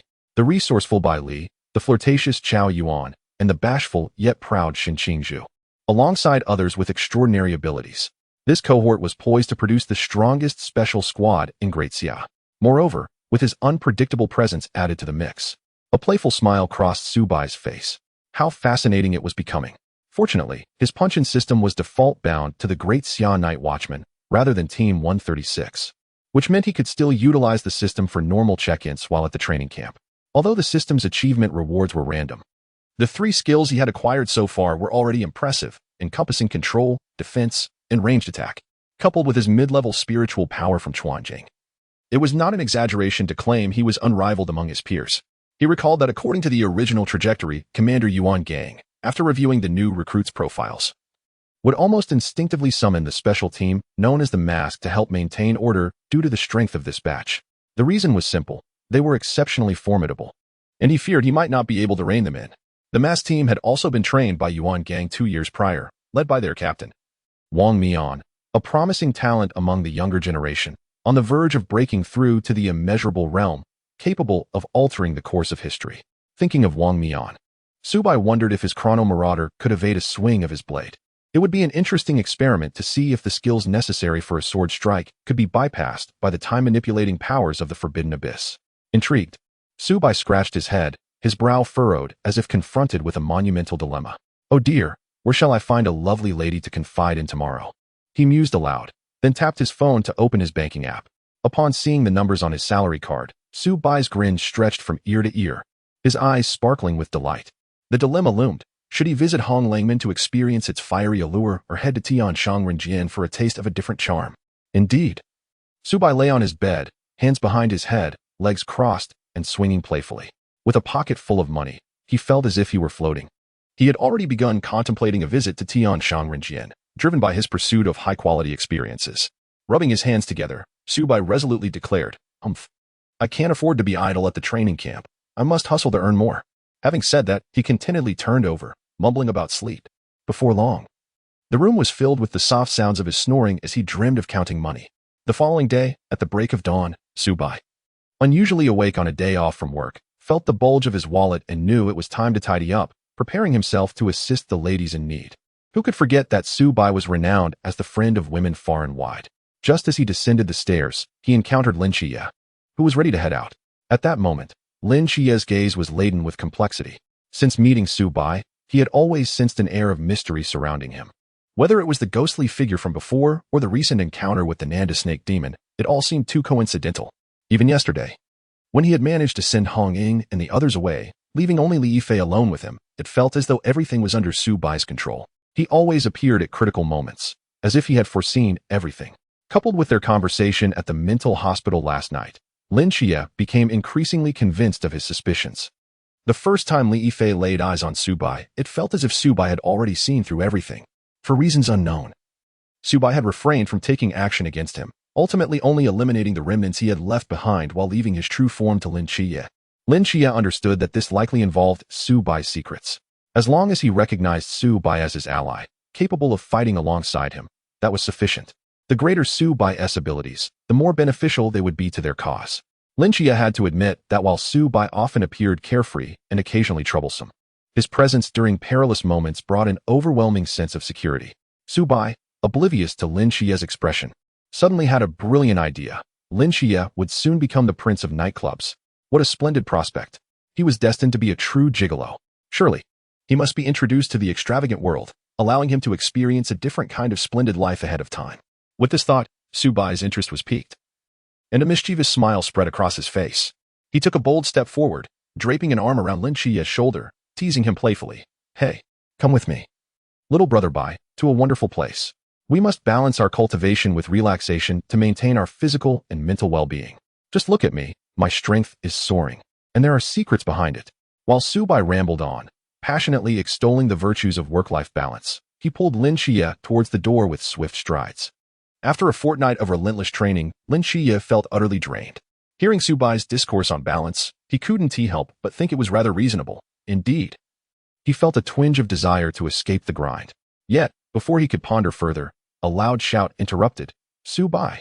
Hong Ying, with her brows furrowed, dashed towards Subai. Without a moment's hesitation, she seized him by the neck with a swift and decisive grip. Her actions were precise, and she scolded him angrily. "You little rascal, if I hadn't spotted you in time, Jie would have been led astray by you. What twisted ideas are you harboring in that mind of yours?" With Hong Ying's body pressing closely against Subai's back, the soft sensation almost made him moan with delight, filling his heart with bliss. As her playful pushes and shoves continued, Subai felt as though he were by the seaside, with waves of softness crashing against him. Each surge a delightful sensation. Lin Xie thought, what the heck? Hong Ying wasn't merely scolding Subai. It was clear she was providing him with some rather enjoyable benefits. Seeing Subai's contented expression, Lin Xie felt a pang of envy. He wanted that too. After Hong Ying had vented her frustrations, she shot a glare at Subai. Exasperated. This kid has become so pampered. He only knows how to enjoy life. He is a lazybones who never trains, yet his strength keeps increasing daily.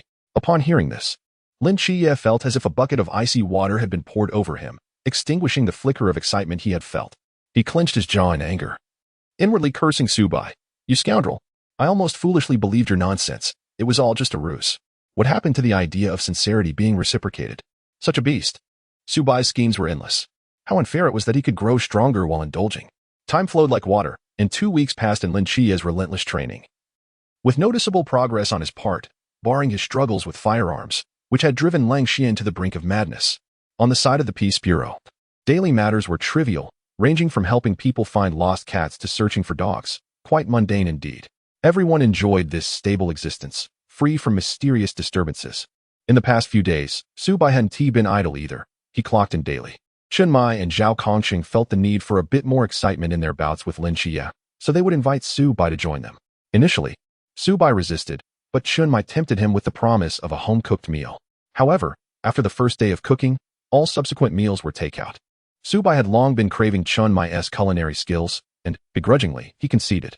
His knife skills had sharpened, now allowing him to take on both Zhao Kongcheng and Chen Mai simultaneously, earning him the title of a freak among the team. The others learned to utilize incentives to persuade Su Bai to assist them, and surprisingly, it proved to be quite effective. As the day of leisure drew to a close, Su Bai stretched and quickly checked in on his phone, clocking out successfully. Mental Power 2000, Reaction Ability 1, Physical Constitution 1. You have clocked in on time for 66 days, accumulating a modest fortune through your work, thus achieving a milestone. You have obtained a passive skill, Money Can Move Mountains. Chapter 26, The Truth Does Not Deceive. Money can work wonders. Just as Su Bai finished clocking out, a sly smile graced his lips as he planned to persuade old Zhao to treat him to a foot massage. Suddenly, a notification chimed in his mind, leaving him momentarily stunned. 66 days of work? Accumulating a modest fortune? Achieving a reward for reaching a certain level of income?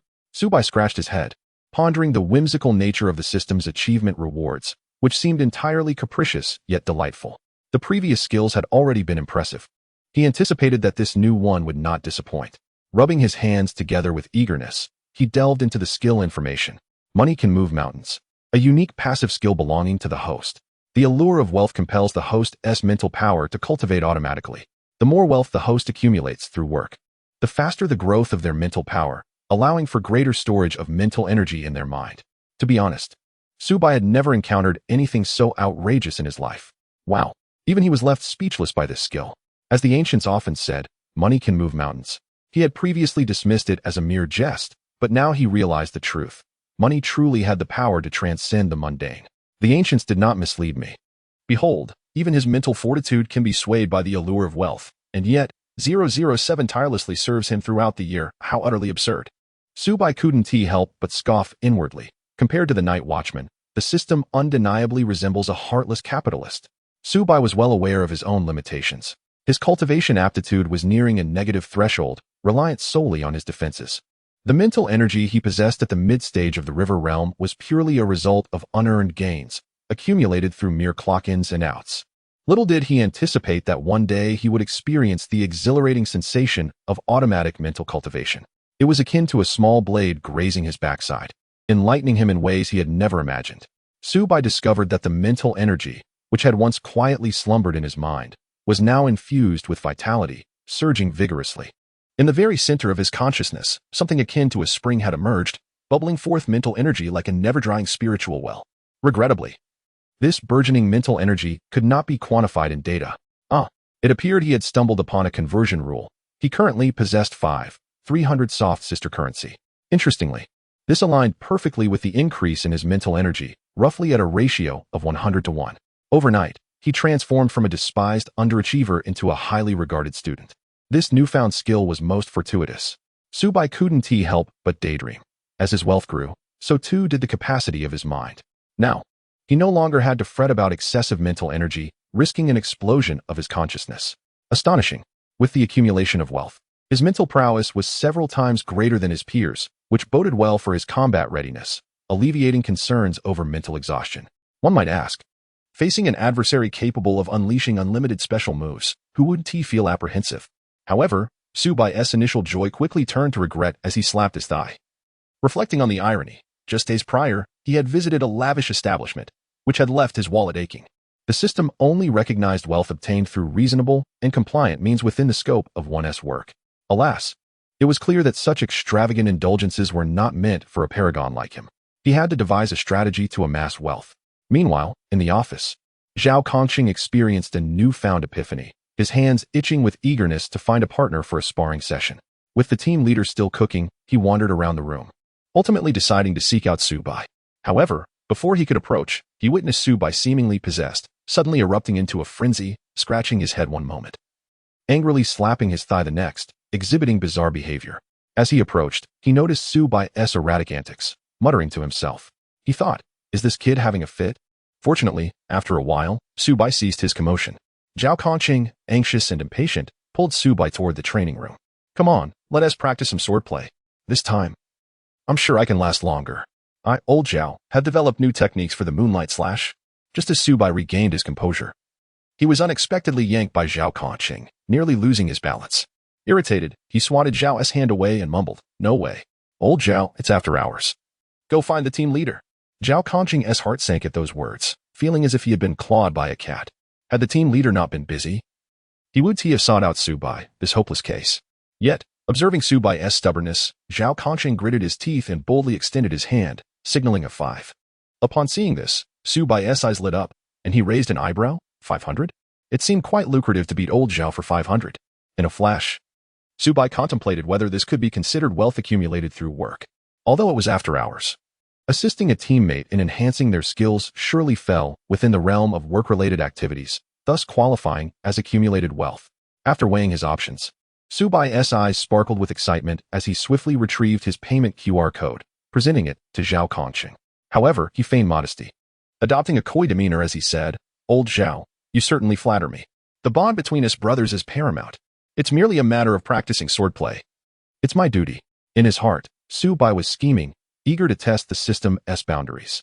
If it worked, the avenues for making money would multiply. Zhao Kongcheng's lips twitched in exasperation, utterly speechless. "You're as red as a teapot, just thinking about practicing swordplay." With a few taps on his screen, he transferred the money. At the very moment Subai received the funds, he distinctly felt the acceleration of mental energy growth within his mind. His eyes sparkled with realization. At that instant, he comprehended that this could indeed be considered reasonable income within the scope of his work. The channels for acquiring wealth were abundant. From that point onward, in the realm of slaying gods, he became solely focused on how to amass riches, radiating an aura of wealth as he emerged as the money-grubbing practitioner. Previously, Subai had not been overly concerned with wealth, as long as he had enough for leisurely pursuits and daily entertainment. But now, his perspective had evolved. He sought wealth to enhance his strength. Half an hour later, Subai ascended from the basement, humming a tune. Meanwhile, Zhao Kongcheng remained in the training room, sprawled out and tearful, feeling like a fool who had spent money only to endure a beating. Oh, the trials of life. Initially, Zhao Kongcheng had hoped to exchange a few moves with Subai, buoyed by his newfound insights. The good news was that upon receiving payment, Subai was serious about his training, and he was an excellent sparring partner.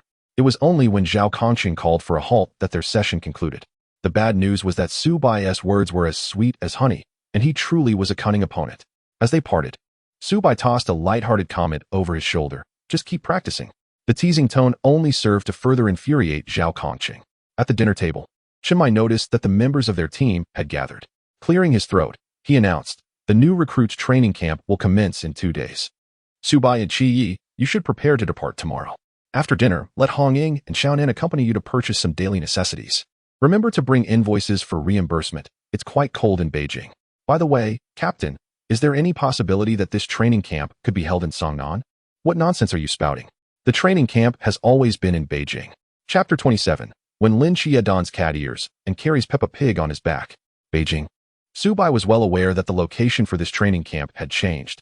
Due to Lin Xie's inability to leave Songnan City, the camp had been set there instead. It seemed the team leader had yet to receive the news. However, he refrained from mentioning it, as it would appear too abrupt. He figured the leader would learn of it by evening, and besides, tickets could always be refunded. Both of you, especially you, Subai, please exercise some restraint when you arrive at the training camp. Don't let your tempers get the best of you. Talents like you are in abundance at the training camp. Subai was taken aback, his face filled with astonishment.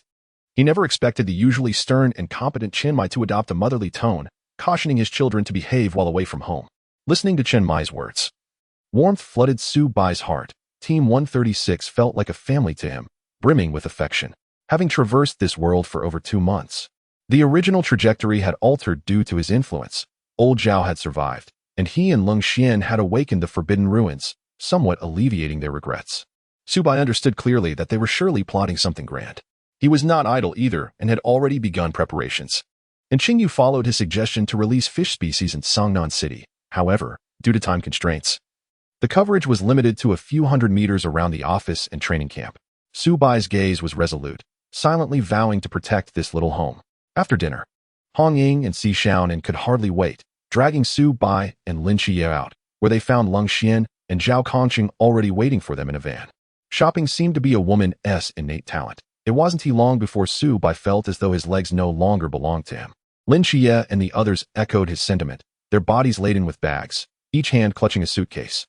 As the leader of the group, Hong Ying insisted on purchasing 2 pink suitcases, one adorned with Peppa Pig. Su Bai vehemently opposed the frilly dresses and similar feminine attire, seizing the opportunity to infiltrate enemy lines by enthusiastically recommending cat ears and leather shorts suitable for Lin Xie. He was curious about how Lin Xie would look in a maid outfit with cat ears. How delightful. For the sake of Lin Xie's happiness, he could only put her through this ordeal. Upon hearing the mention of a maid outfit, the previously listless Lung Xian and Zhao Kongcheng perked up, instinctively glancing at Hong Ying and Si Xiaonan. Before their gazes converged on Lin Xie, their faces breaking into a shared, foolish grin, as brimming with anticipation. Lin Xie thought to herself, all right, these rascals are utterly disregarding my feelings. The weak have no rights. Under the chorus of fervent requests, Lin Xie ultimately could not escape the enchantment of cat ears and a maid outfit. The scene was truly captivating. Lung Xian had already taken out his camera, snapping away furiously to capture Lin Xie in her most beautiful state. Su Bai thoughtfully retained the receipts for easy returns later, as the captain was likely informed of the change in training location by now. Being in Jiangnan, winter jackets and blankets were indeed superfluous. Chen Mai had received the news and found Su Bai's foresight astonishing. Could this kid possess prophetic abilities? He noticed the mountain of supplies following Su Bai, his lips twitching uncontrollably. Goodness, this haul could suffice for an expedition to Antarctica. He grumbled internally, his forehead nearly weaving a web of frustration. The crucial point was that this year's training camp had been relocated from Jiangnan, rendering all those winter jackets and blankets utterly useless. This was money painstakingly scraped together from the team's budget. After a brief self-soothing moment, Chen Mai cleared his throat. This year's training location has changed to Jiangnan, so you won't be needing those. As soon as Su Bai stepped inside, his eyes caught the captain's expression, akin to a dramatic face change in a Sichuan opera, and he understood immediately. Look at that. Fortune favors the diligent. He was eager to earn money and grow stronger. Without hesitation, Su Bai strode confidently to Chen Mai, thrusting the shopping receipt into his hand and patting him on the shoulder with a jovial grin. Captain, look, I've got the receipts. We can return these. Once you get the refund, don't forget to share a bit of the bounty with me. Upon hearing the first half of Su Bai's words, Chen Mai felt a twinge of gratitude, thinking that this kid finally understood some basics. However, the latter part of Su Bai's statement sent him into a fit of rage, veins throbbing at his temples. Complaining aside, Chen Mai reluctantly accepted the receipt. Better to have a share than let it go to waste. Jiangnan City, Jiangnan Mountain Range. The new recruit training camp was situated here.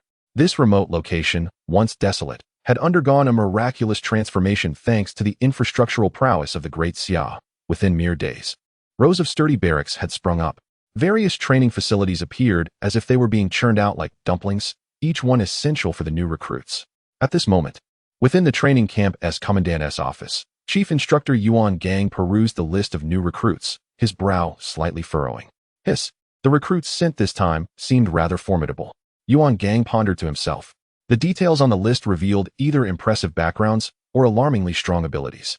To his surprise, there were several high-risk entities among them, and even a divine agent. The young master of the Baili family was included in this illustrious lineup. Yuan Gang's gaze abruptly halted, filled with confusion. What was this about? Neither a divine abyss nor high risk. Just a night watchman with unrecorded control over a forbidden area. In this batch of newcomers, this seemed rather unremarkable. Yet what kind of strength was this? Seemingly a pool realm? The information was entirely blank. Yuan Gang shook his head, convinced that Su Bai was no troublemaker, incapable of stirring any waves. Just then, his attention fell upon Su Bai and Lin Xie, both from Jiangnan and in the same squad. A blind spot had been discovered. Yuan Gang smirked disdainfully, muttering, "TSK, just a couple of connections brought together, mere appendages. Let us see if they can survive the training. Hardly a cause for concern." With that, Yuan Gang tossed the list aside, grumbling, "Humph, the strength written in these records must be fabricated. Why not suspect a river realm instead?" Among these newcomers, those with high-risk credentials and divine agents deserve our utmost vigilance. There are surely a few unruly troublemakers hidden within, and we cannot afford to be complacent. Yuan Gang was deeply troubled, running a hand through his hair in frustration, muttering, "Damn it.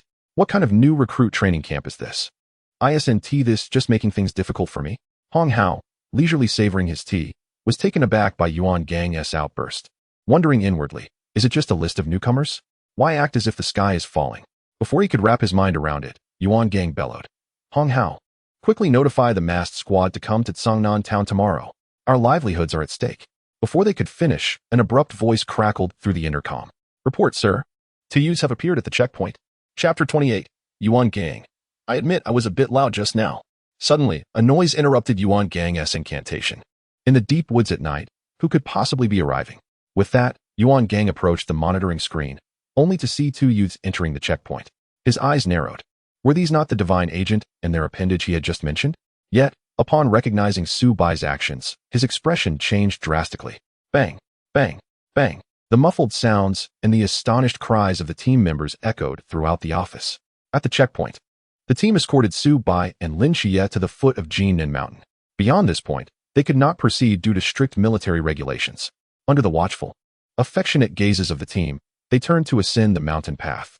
Lin Xie's expression was complex as she occasionally glanced at Su Bai, a glimmer of gratitude in her eyes. The upcoming separation could last an entire year. Feeling the warmth of concern, Lin Xie's desire to grow stronger intensified. Su Bai noticed the expression on Lin Xie's face, and with a smirk, he teased. Well, are you captivated by your handsome brother Bai? Su Bai understood her feelings. At least he had filled the void in Lin Xie's heart, preventing her from facing the disappearance of Jiangnan in utter disarray. He felt a slight frown crease his brow, pondering. Could this be a military district? Was there still something mysterious lurking? At this moment, Su Bai and Lin Xie had already been marked, yet he did not sense any threat or malice. In his heart, he began to speculate, surmising that the snipers were from the training camp, responsible for perimeter surveillance. Understanding the situation was one thing, but who could remain at ease when being targeted by a sniper's scope? Su Bai narrowed his eyes, directing his gaze towards the source of the threat. His eyes sharp as lightning as he scrutinized the area. Silently invoking the arrow of fate, he instantly marked the positions of several snipers. His fingers danced across the air like a pianist, swift and agile, executing the movements with fluid grace. In the blink of an eye, the stones shot forth like arrows released from a bow, whistling towards the locations of the snipers. Moments later, a series of explosive sounds erupted. The snipers were momentarily dazzled, and upon regaining focus, they were horrified to find their scopes utterly destroyed. The sudden turn of events left them stunned, their eyes wide and mouths agape. Utterly unprepared for such a scenario, their minds blank. In the command room, Yuan Gang fixed his gaze on the surveillance footage of Su Bai's actions, his expression instantly darkening. Just as he was feeling vexed, a distress call from the snipers crackled over the intercom, causing his countenance to shift to one of extreme displeasure. How could he, the chief instructor, be provoked by a mere recruit? These snipers were the elite among special forces, selected from the best of the best. Otherwise, they would not be assigned to oversee security at a recruit training camp.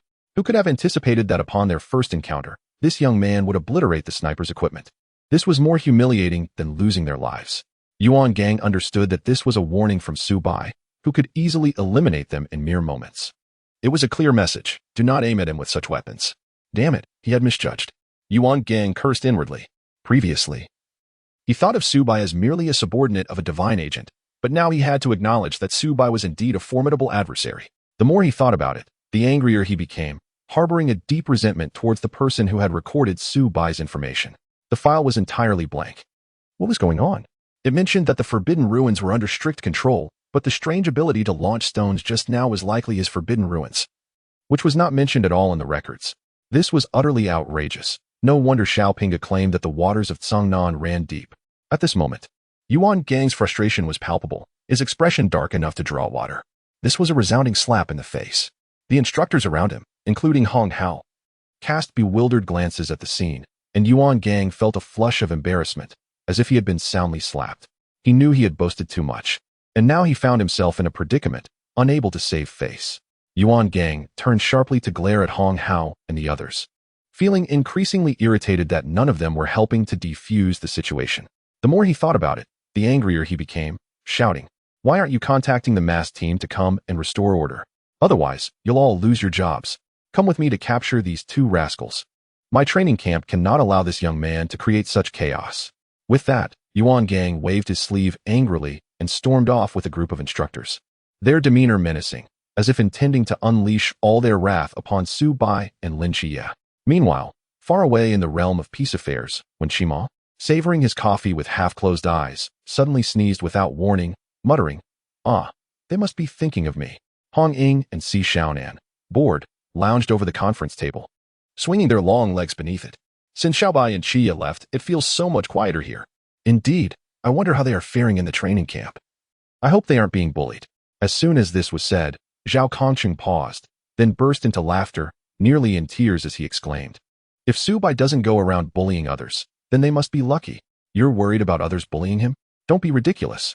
The rest of the team joined in laughter, sharing a tacit understanding.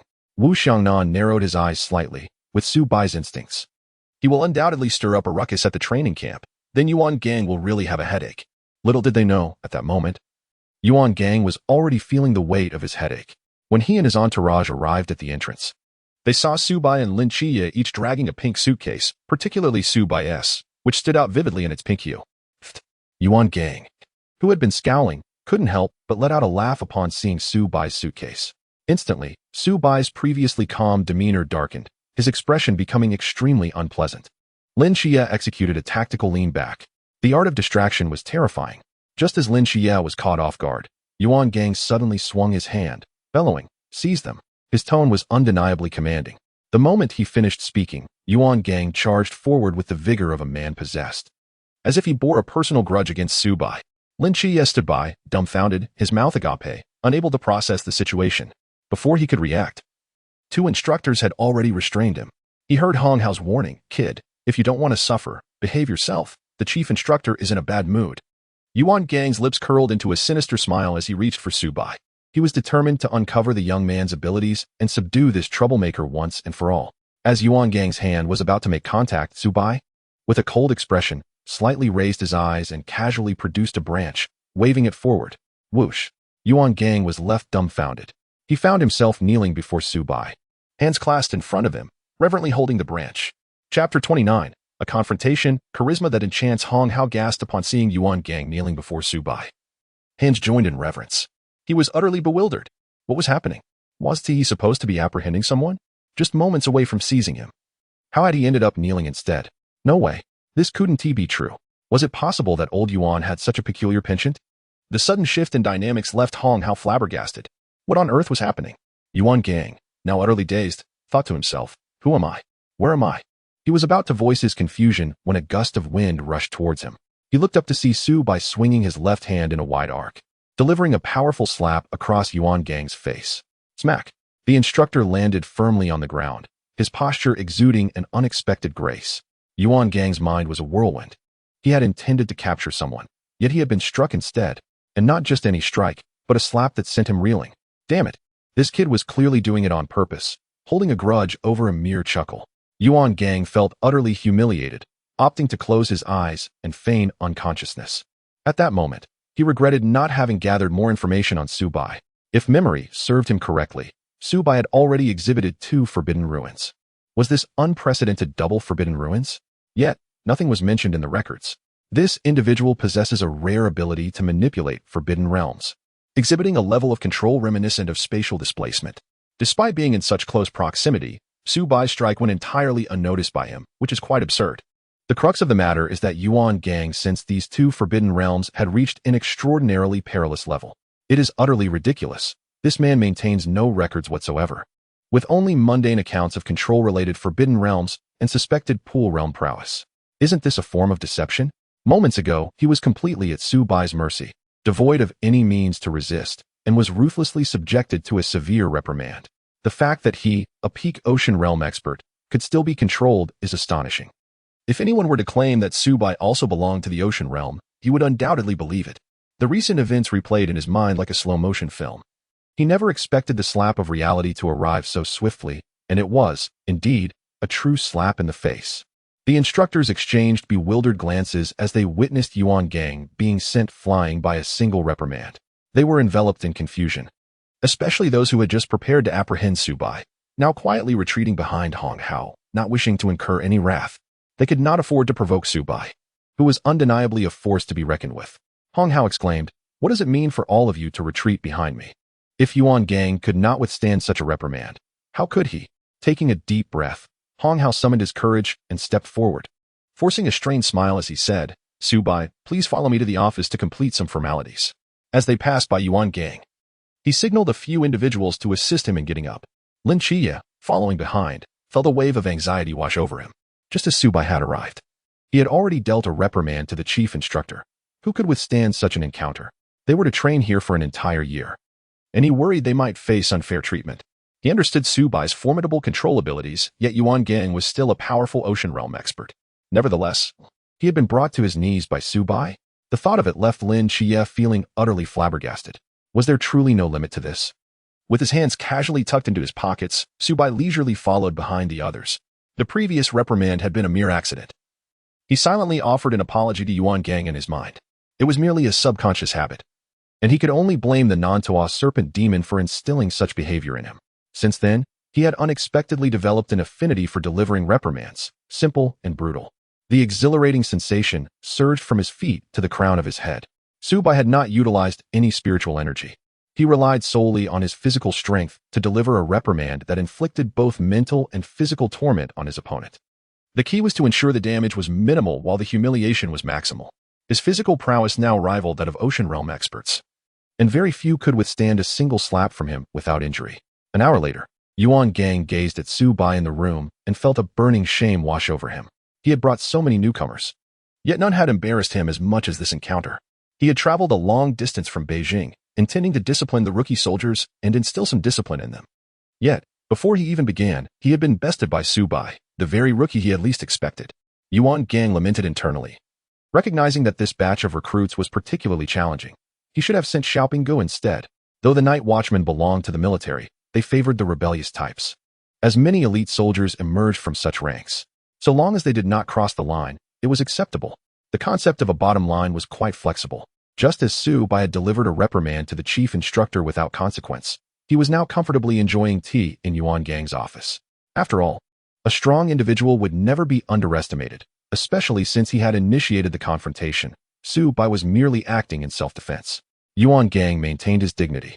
He was not the type to hold a grudge over a single reprimand, particularly towards a rookie with immense potential who was destined to become a formidable protector of their realm. If a reprimand could strengthen their bond, he would welcome more of them. Once they graduated from the training camp, he would have ample opportunity to showcase his prowess. Just look, Subai was one of his own. The office was eerily quiet. After being bombarded with questions, Lin Chiye finally completed the registration forms.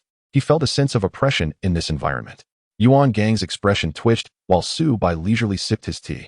Lin Chiye knew he could not confront the instructor directly. Retreating was his best strategy to avoid unnecessary trouble.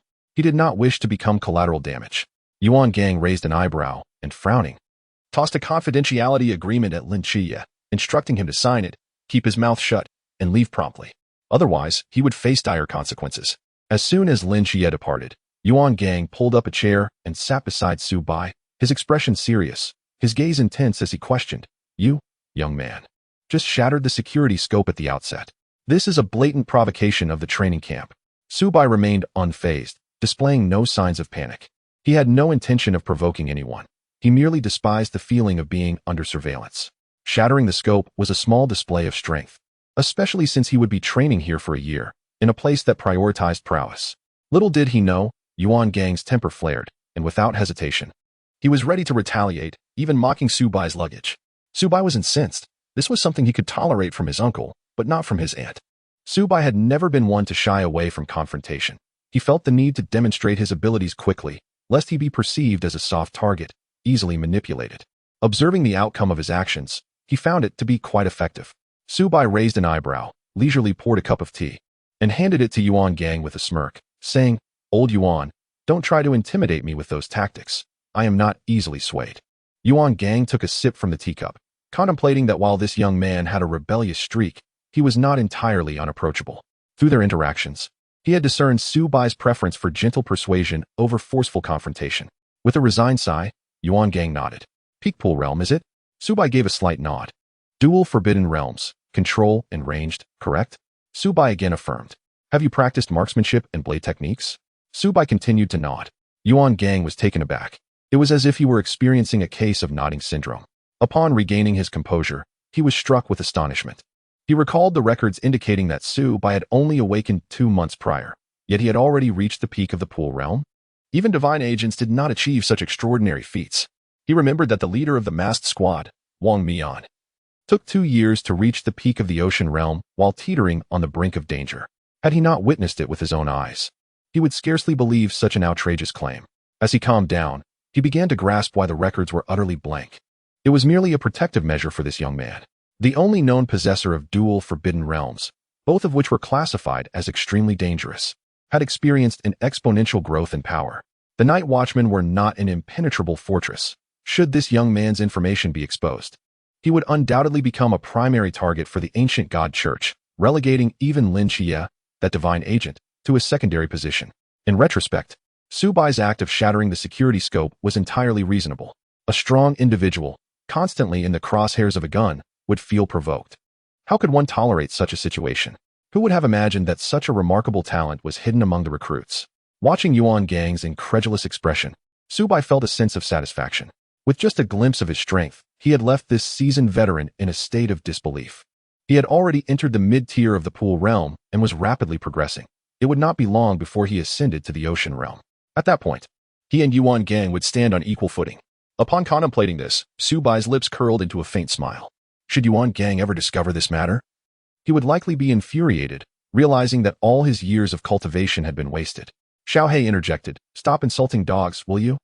After digesting this information, Yuan Gang lifted his gaze and caught sight of Su Bai's expression, an immediate chill coursing through him. This lad certainly harbored no good intentions. Although he could not escape the control of this boy, the mass team undoubtedly had their means. Wang Mian was an agent of a deity of time. Surely this boy could not exert control over him as well. However, the more he pondered, the more uncertain he felt, and he decisively dismissed this absurd thought. It was impossible. This boy was merely at the pool realm, not a god ruins. He had experienced the power of the god ruins, and it was not something an ordinary forbidden ruins could contend with. Absolutely impossible. With this thought, Yuan Gang felt a sense of relief. Glaring at Su Bai as he declared, "You shall remain here for the next year. I will keep a watchful eye on you from across the hall. Do not even think about returning to the new recruits' dormitory." He had many concerns. Given this boy's temperament, he genuinely feared he might concoct some mischief. The more he thought, the more anxious he became. It was certainly safer to keep him nearby. Damn it, this batch of new recruits was truly troublesome. This was just the first troublemaker. Who knew what the others would be like? Su Bai was momentarily taken aback at the words, nodding repeatedly. Such a good deal. A single room, a spacious bed. The mattress is a Sealy. The conditions here are far superior to those in the new recruits' dormitory. I'm absolutely willing. He had anticipated some form of punishment. Yet this was a reward. Yuan Gang fell silent. This boy was unpredictable, and he should have put up some resistance. Yet, Su Bai remained remarkably calm. Yuan Gang was filled with doubts. This boy was surely up to no good. It was becoming increasingly troublesome. Su Bai was determined to venture out, and he could not stop him. If that happened, the training camp would be in disarray. After exhausting all possible strategies without success, Yuan Gang gritted his teeth and decided to be straightforward. "Kid, if you stay here quietly for the year, I can grant you some reasonable requests." Su Bai shrugged, chuckling lightly. What requests could I possibly have? I am merely a monitored newcomer. How difficult this was. However, observing his nonchalant demeanor, Yuan Gang felt a surge of irritation. He was certain this boy had ulterior motives. Just wait. Tomorrow the mass team will arrive, and you will have your moment to lament. After finishing his meal, Su Bai declared, "I've eaten well. Now I shall take a stroll to familiarize myself with the surroundings." With that, he pushed open the door and sauntered out. Su Bai had contemplated extorting a bit of money, but that was merely a fleeting thought. It was uncertain whether he could count it as wealth acquired through labor. There would be ample opportunities to earn money. He now needed to explore the new recruits' dormitory. Inside the dormitory, he introduced himself. "I am Bailey Tumming, but you can call me Fatty. We shall be roommates from now on." As he spoke, Bailey's eyes squinted with joy as he eagerly presented a box of Rolex watches to Lin Xie. "This is a local specialty I brought from my hometown. You simply must accept it." Upon opening the box and discovering it filled with Rolex watches, Lin Xie's lips twitched involuntarily. Just as he was about to politely decline, Bailey hastily waved his hand with a pitiful expression, feigning reproach. "It's just a small token of our first meeting. You wouldn't reject it, would you? We are both from ordinary families, with no ulterior motives, just wanting to be friends." He fell silent, pondering inwardly. This chubby fellow is quite eloquent. If this is what he calls an ordinary family, then what could be said of my own? If it were Su Bai, he would undoubtedly appreciate this. Before he could speak, the already reclining Bailey suddenly sprang up, tightly grasping Lin Xie's calf, his nose twitching as if savoring some treasure, his face radiating pure bliss. And a strange grin emerging as he murmured, "Xie, Your feet smell delightful. Lin Xie was utterly stunned, his eyes wide open, internally questioning whether this person was mentally sound.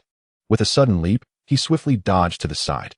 Yet, before he could regain his balance, he felt a sudden collision against his back, and his heart sank. Realizing the impending disaster, turning to see who it was, his lips began to tremble uncontrollably. Of course, it was none other than the familiar face of Su Bai. Moreover, he noticed that Su Bai was holding a Polaroid camera. Lin Xie's peripheral vision caught sight of the photo displayed on it, which was none other than the recent scene, and he felt a wave of dread wash over him. It was over. All was lost. His once pristine reputation. I seem to have arrived at an inopportune moment. Please. Continue. Su Bai wore a mischievous grin, pretending to close the door. Lin Xie could not allow him to succeed. With quick reflexes, he yanked Bailey away and grabbed Su Bai. He understood Lin Xie's nature all too well. He could conjure up all sorts of schemes.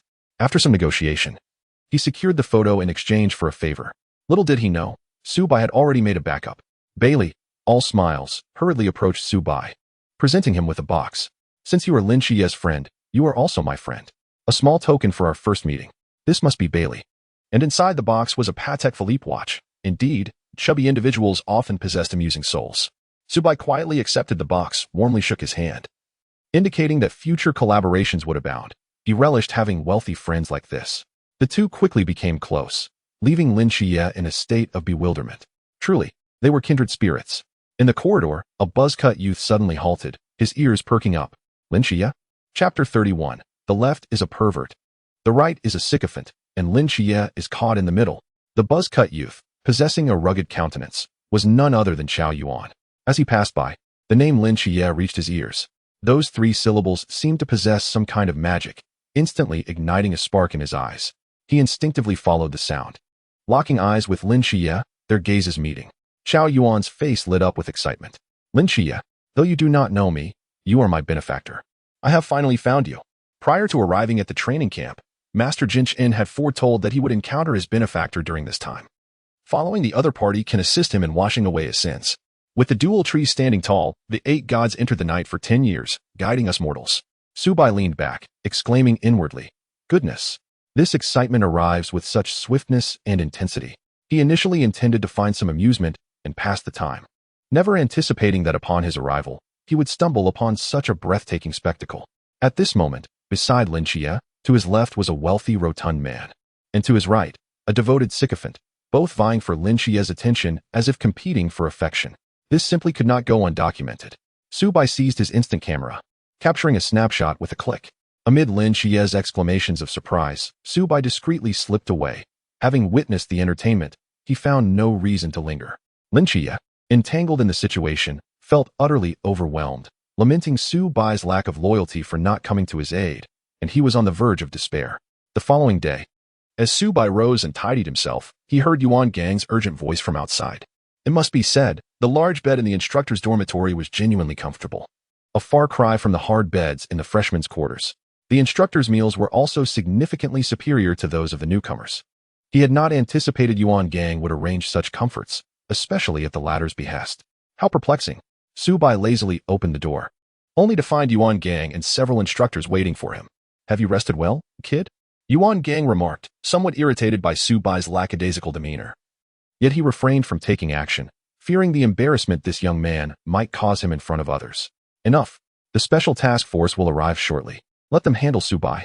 It should be a simple matter with the divine agents, he thought, suppressing his irritation as he anticipated the satisfaction of watching Su Bai receive a thorough beating. Let's go. Time is of the essence. By 9 in the morning, the blazing sun cast its rays upon the training ground. At that moment, 239 freshmen were gathered on the field, their stances disordered, the entire formation askew. The training ground was abuzz with noise, leading an outsider to believe they had stumbled into a bustling market. Just then, over 20 instructors, led by Yuan Gang, approached. Notably, a young man sauntered alongside Yuan Gang, hands in pockets, nonchalantly trailing behind him. Su Bai glanced ahead and quipped, "Hey, old Yuan, they're ignoring you. Let me through, and I'll teach them a lesson." Yuan Gang dared not comply, fearing Su Bai might retaliate with a sword strike. Inwardly chiding himself for the thought of letting Su Bai through only to have him humiliate him in front of the freshmen. As Su Bai was about to stride toward the new recruits, a hand pressed firmly on his shoulder. "Stay here, you'll have your moment to shine shortly." The thought of being on stage to endure a beating brought a smirk to Yuan Gang's face, though he kept this sentiment to himself. Su Bai raised an eyebrow and gazed skyward, as if a realization struck him. News within the training camp was easily contained. Not a soul had mentioned the previous day's embarrassment. All those who had made eye contact with Su Bai swiftly turned their heads away, their gazes tinged with fear, unwilling to risk public ridicule. Among the instructors, Su Bai quickly attracted the attention of the freshmen. His attire, a striking military uniform, combined with his carefree demeanor, rendered him an anomaly among the others. He appeared to be merely an observer. Instantly, whispers erupted among the crowd. This guy is obviously well-connected, with that lackadaisical attitude. It's a wonder how he got in here. Who is that fellow? How did he end up among the instructors? Only Lin Xiaobai and Xiao Yuan recognized Su Bai. Upon witnessing Su Bai's ostentatious demeanor and his apparent familiarity with the instructors, envy surged within them. 7 Night. Look how effortlessly Su Bai carries himself. How did he manage to mingle with the instructors? How would I know? Lin Xie retorted, realizing he had not seen Su Bai earlier. It turned out this fellow had infiltrated the ranks of the instructors. It seemed he was perpetually the same. And now it appeared even the instructors were at a loss regarding Su Bai. Ba! Bali exclaimed. Ugh, that sycophant. Lin Xie felt overwhelmed as these two had completely latched onto Su Bai, causing him considerable annoyance. Yuan Gang frowned slightly, the cacophony from below giving him a headache. He surveyed the new recruits, his gaze lingering for a few moments on several individuals who posed significant threats. Then he raised his voice, which grew progressively louder. Silence. Look at yourselves. What a disgrace. You are adults now, yet you lack even the most basic discipline? I'm speaking to you, what sort of stance is that? Just because you have some ability on your home turf, awakening a mediocre threat, do you think you're geniuses? Let me tell you, here you are nothing but a bunch of novices, trash. You have not yet reached the pinnacle of power. You are barely awakened fledglings, never having tasted blood, and sending you to face the unknown will only drag your comrades down. The burden within the team will ultimately lead to your teammates' demise. Are you still proud, rookies? Strip away your arrogance and pride. Accept your training with humility. Yuan Gang's booming voice echoed throughout the training ground, leaving the freshmen's faces a mixture of red and pale. Some could scarcely contain their anger. Yet, Yuan Gang showed no signs of relenting, seemingly caught up in the fervor of his tirade. However, Lin Xie paid little heed to Yuan Gang's words. Over the past month, he had matured rapidly, having personally experienced the bitter fruits of weakness. Zhao Kongcheng nearly lost his life because of him, and he could not even protect his family due to his lack of strength. Though Yuan Gang's reprimands were harsh, they held a kernel of truth. Weakness is the original sin. Yet, upon seeing Su Bai on stage, an expression of rare helplessness crossed Lin Xie's face. He chased after Su Bai, but he could never catch up. Su Bai realized why Yuan Gang had not allowed him to step down. It was clear he feared being scolded alongside him, risking a sword strike in front of everyone. Oh, this old man always puts on this act at the start of the training camp every year, and his lines never change. He never thinks to switch it up. Yet, as he listened to Yuan Gang's increasingly harsh words, he began to sense that the old man was hinting at him. His eyelids lifted slightly, and he fixed a steady gaze upon Yuan Gang. Feeling the chill behind him, Yuan Gang sensed it was time to wrap things up. He quickly cleared his throat and said, "Kid, do you have any objections?" At that moment, a handsome young man, cap turned backward, who was calling out, stepped forward. With a haughty demeanor, he cast a sidelong glance at the stage and declared, I am not satisfied. What is your name? Shen Qingzhu. Good, who else is dissatisfied? Chapter 32. Uncle Bai is right here. No need for grand gestures. Wait, I want to know if he is also a newcomer? He pointed at the nonchalant Su Bai on stage. Yes. Then why is he being treated specially? Yuan Gang's eyelid twitched, feeling a twinge of pain. The question was rather pointed. He shot a glare at the youth. You can go down and ask him. I believe you'll find out. All right, who else is dissatisfied? I, Lin Xie, am not satisfied. He just said everyone here is a coward. Those who harbor dissatisfaction dare not voice it. From behind Yuan Gang, Su Bai's languid voice chimed in, and he nonchalantly gestured toward Lin Xie's position. Yuan Gang's expression was quite something. It seemed he bore a deep-seated grudge against Lin Xie. Lin Xie's face darkened. Damn it, what a plant. Suddenly, he found himself the target of collective disdain from everyone present. I find myself wronged. This is not my own assertion. Why do you all gaze at me with such intensity? Yuan Gang lifted his eyes to survey the array of new recruits below, his emotions brimming with anticipation. The moment had come for them to experience the overwhelming sensation of being crushed by absolute power. He promptly seized the intercom and whispered, "Descend." As disdain deepened on the faces of the onlookers and impatience began to surface, an unexpected change occurred. The once radiant sky was suddenly shrouded in darkness. A deafening roar shattered the silence as a plane, resembling a colossal black steel beast, soared past. Following this, 7 figures leapt from the aircraft, their movements agile, their garments billowing dramatically in the air. The crowd gazed upward in astonishment, beholding the 7 figures cloaked in deep, inky black, their faces obscured by various masks that glimmered with an eerie sheen, exuding an aura both mysterious and terrifying. Particularly striking was the individual at the center, adorned with a mask bearing the character for king, emanating an invisible pressure that spread outward like surging tides, causing all present to feel a weight in their chests. Their breaths momentarily stilled. In an instant, the atmosphere transformed as if frozen in ice. The previous lightheartedness dissipated, replaced by a suffocating solemnity. Compared to the figures gracefully descending from the sky, the new recruits appeared as mere ants. Tension escalated palpably. Subai slowly raised his head, regarding the figure in the air with an expression of serene indifference. The masked individual in midair seemed to sense this gaze, locking eyes with Subai across the distance. Though neither moved, the masked figure discerned that Subai was no ordinary person. As expected, he was the Thornyuan gang had mentioned, a thorn among the new recruits, just waiting for a proper lesson.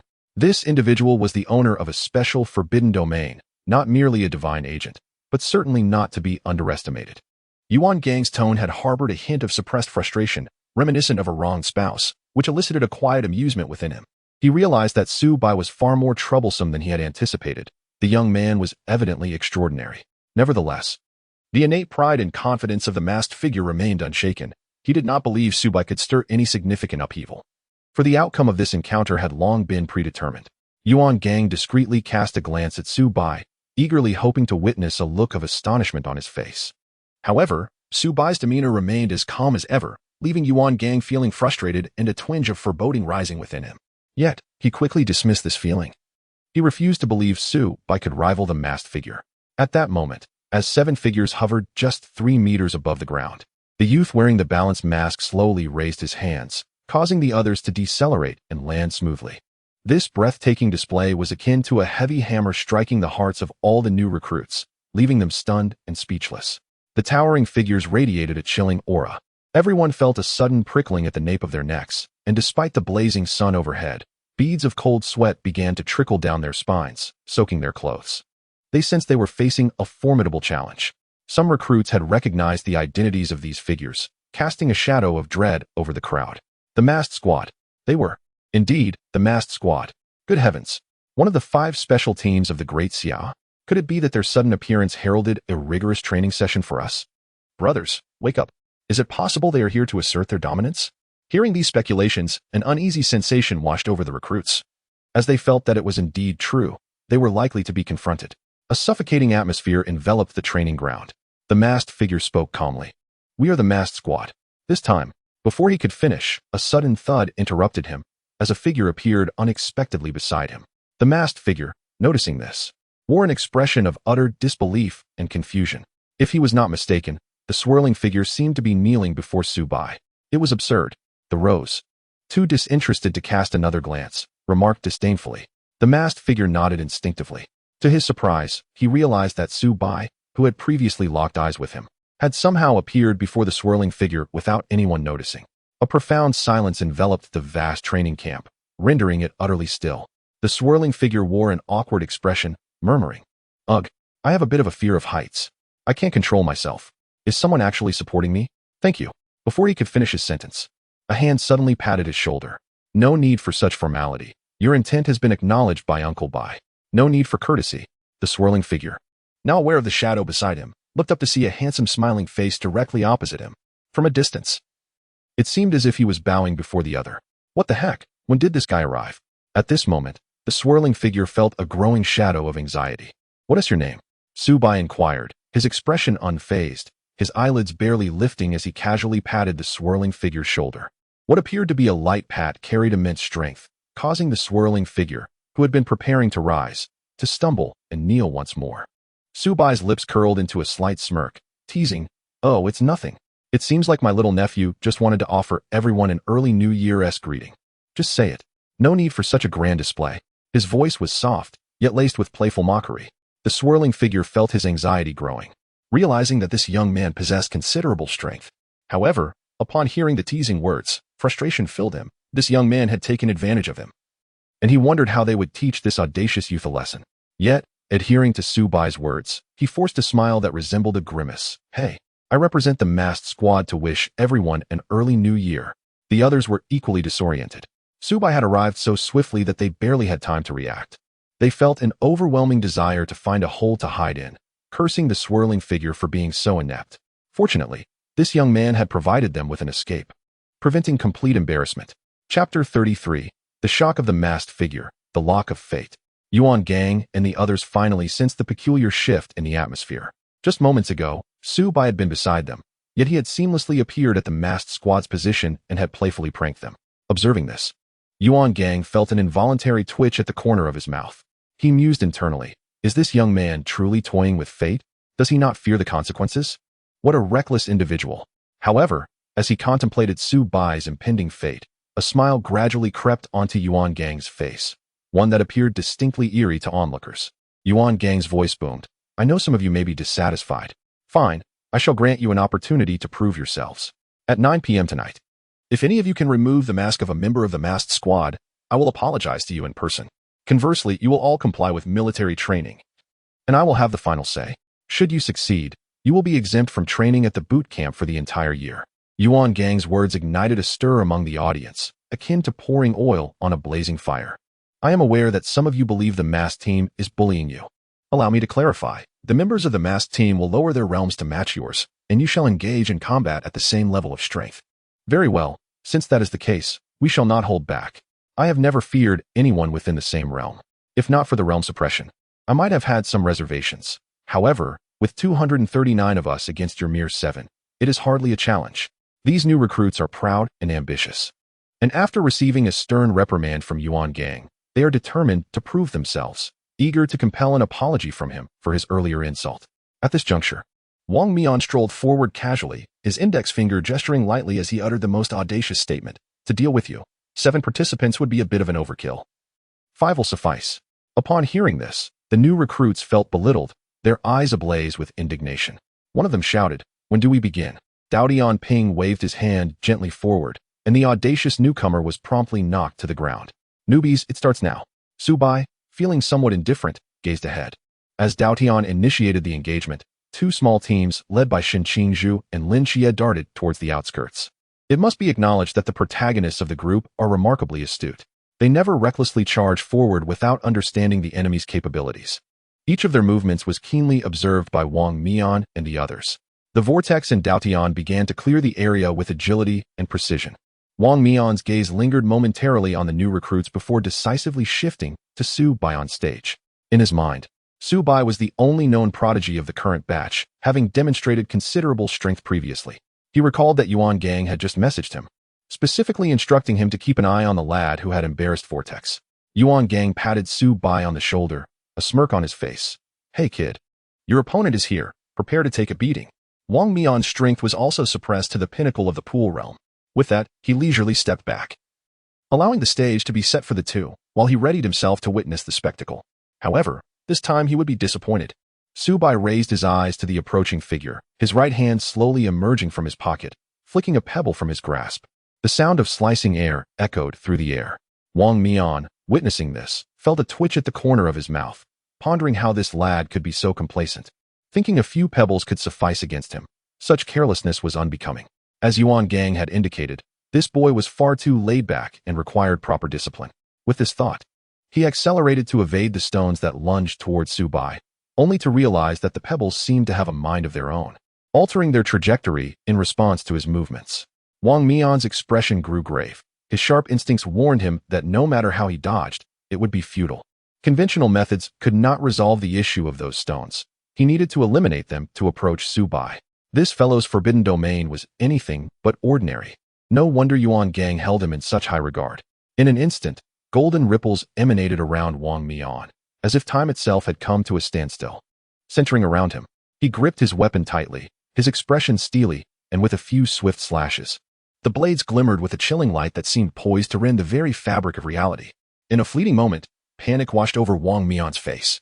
Just as the fierce blade light unleashed from his weapon was about to collide with the pebbles, an extraordinary event occurred. The stones appeared to sense the impending danger and vanished into thin air. When they re-emerged, they were upon Wang Mian, as if they had traversed the barriers of time and space, catching him entirely off guard. Boom, boom, boom. Several stones, propelled by a fierce gust, struck Wang Mian directly. The force transmitted through the stones was overwhelming, shocking him to the core. He instantly recognized that unless he exerted his full strength, he might not be able to withstand this force, risking injury. This revelation shattered the suppression of his power, and in a heartbeat, a terrifying aura of peak sea realm strength erupted from within Wang Mian, unfurling like a celestial canopy, instantly enveloping the entire training ground.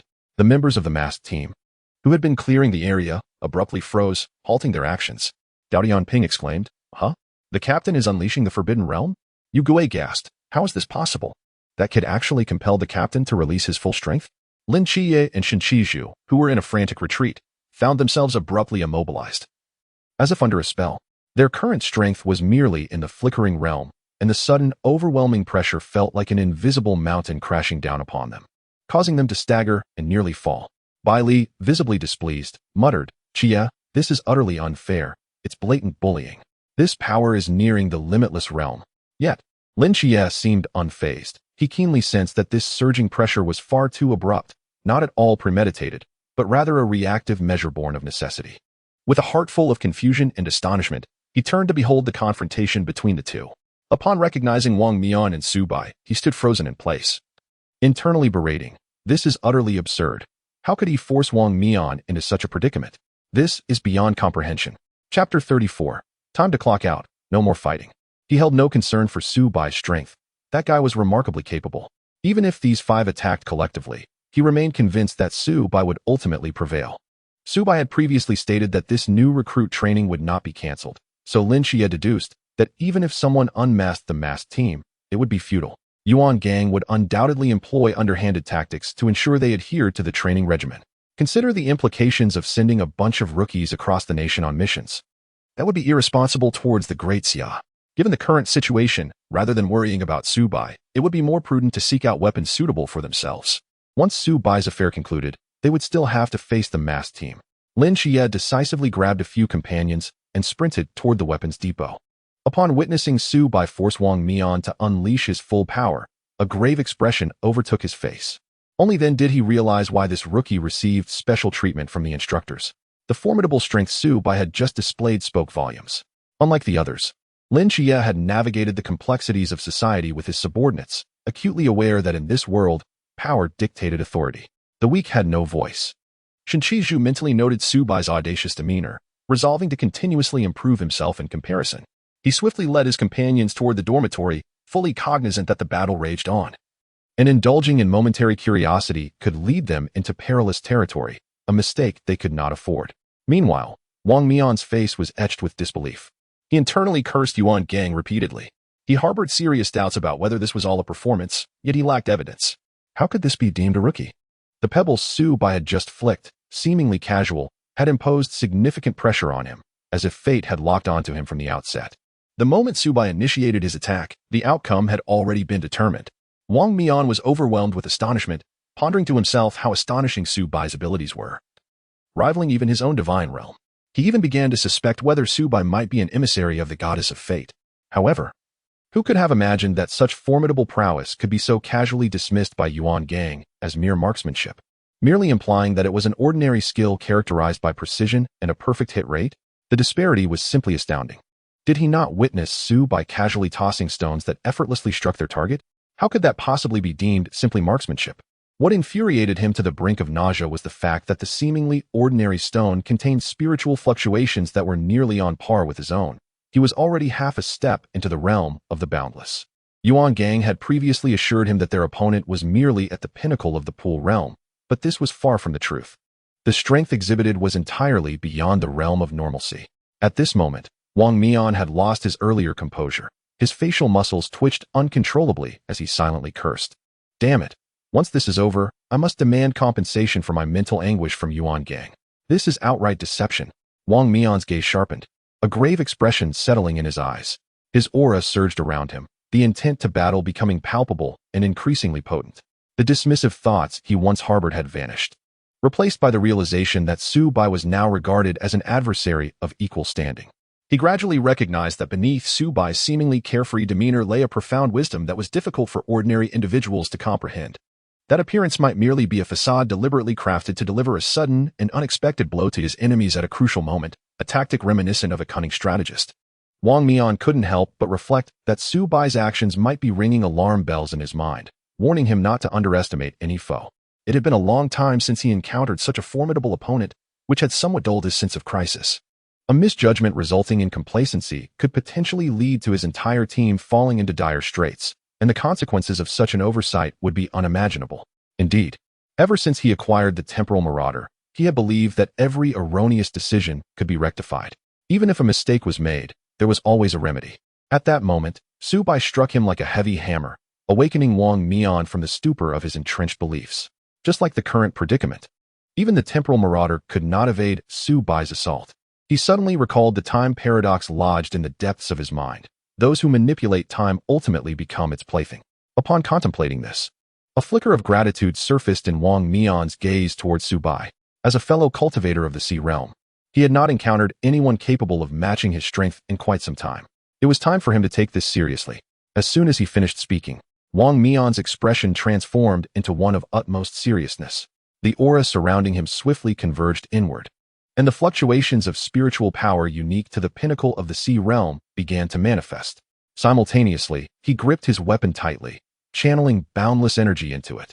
Fully prepared for a decisive strike, Su Bai was momentarily taken aback, perplexed by Wang Mian's sudden display of Sea Realm prowess. What was going on? He had merely intended to throw a few stones to obstruct Wang Mian's advance. Did Wang Mian perceive him as a Sea Realm contender? This was absurd. He was still a step away from reaching that level. However, he had not yet successfully entered the Sea Realm. Su Bai estimated that his reserve of spiritual energy had already reached more than 3 times that of an ordinary Sea Realm warrior, which likely led Wang Mian to believe he had attained that level. With the accumulation of wealth, his reserve of spiritual energy would continue to grow, and Su Bai felt that the day he entered the Sea Realm was not far off. He sighed inwardly, lamenting that his wealth was still insufficient. Otherwise, his progress would be even swifter. Through his recent experiments, Su Bai had come to a clear understanding of the effects of the skill, Arrow of Fate. As he had surmised, the target was incapable of defending against or evading it. Even attempts at resistance or defense would be futile, as the outcome was already predetermined. With a languid yawn, Su Bai felt an overwhelming drowsiness wash over him, as if it might spill from the corners of his eyes. He then raised his hand, casually checking the time, muttering, "Oh dear, how terribly dull this is, and it seems we are about to finish for the day." Earlier in the morning, he had watched Yuan Gang speak incessantly, as if he were a machine gun, his words dripping with honey, seamlessly transforming into a pea shooter.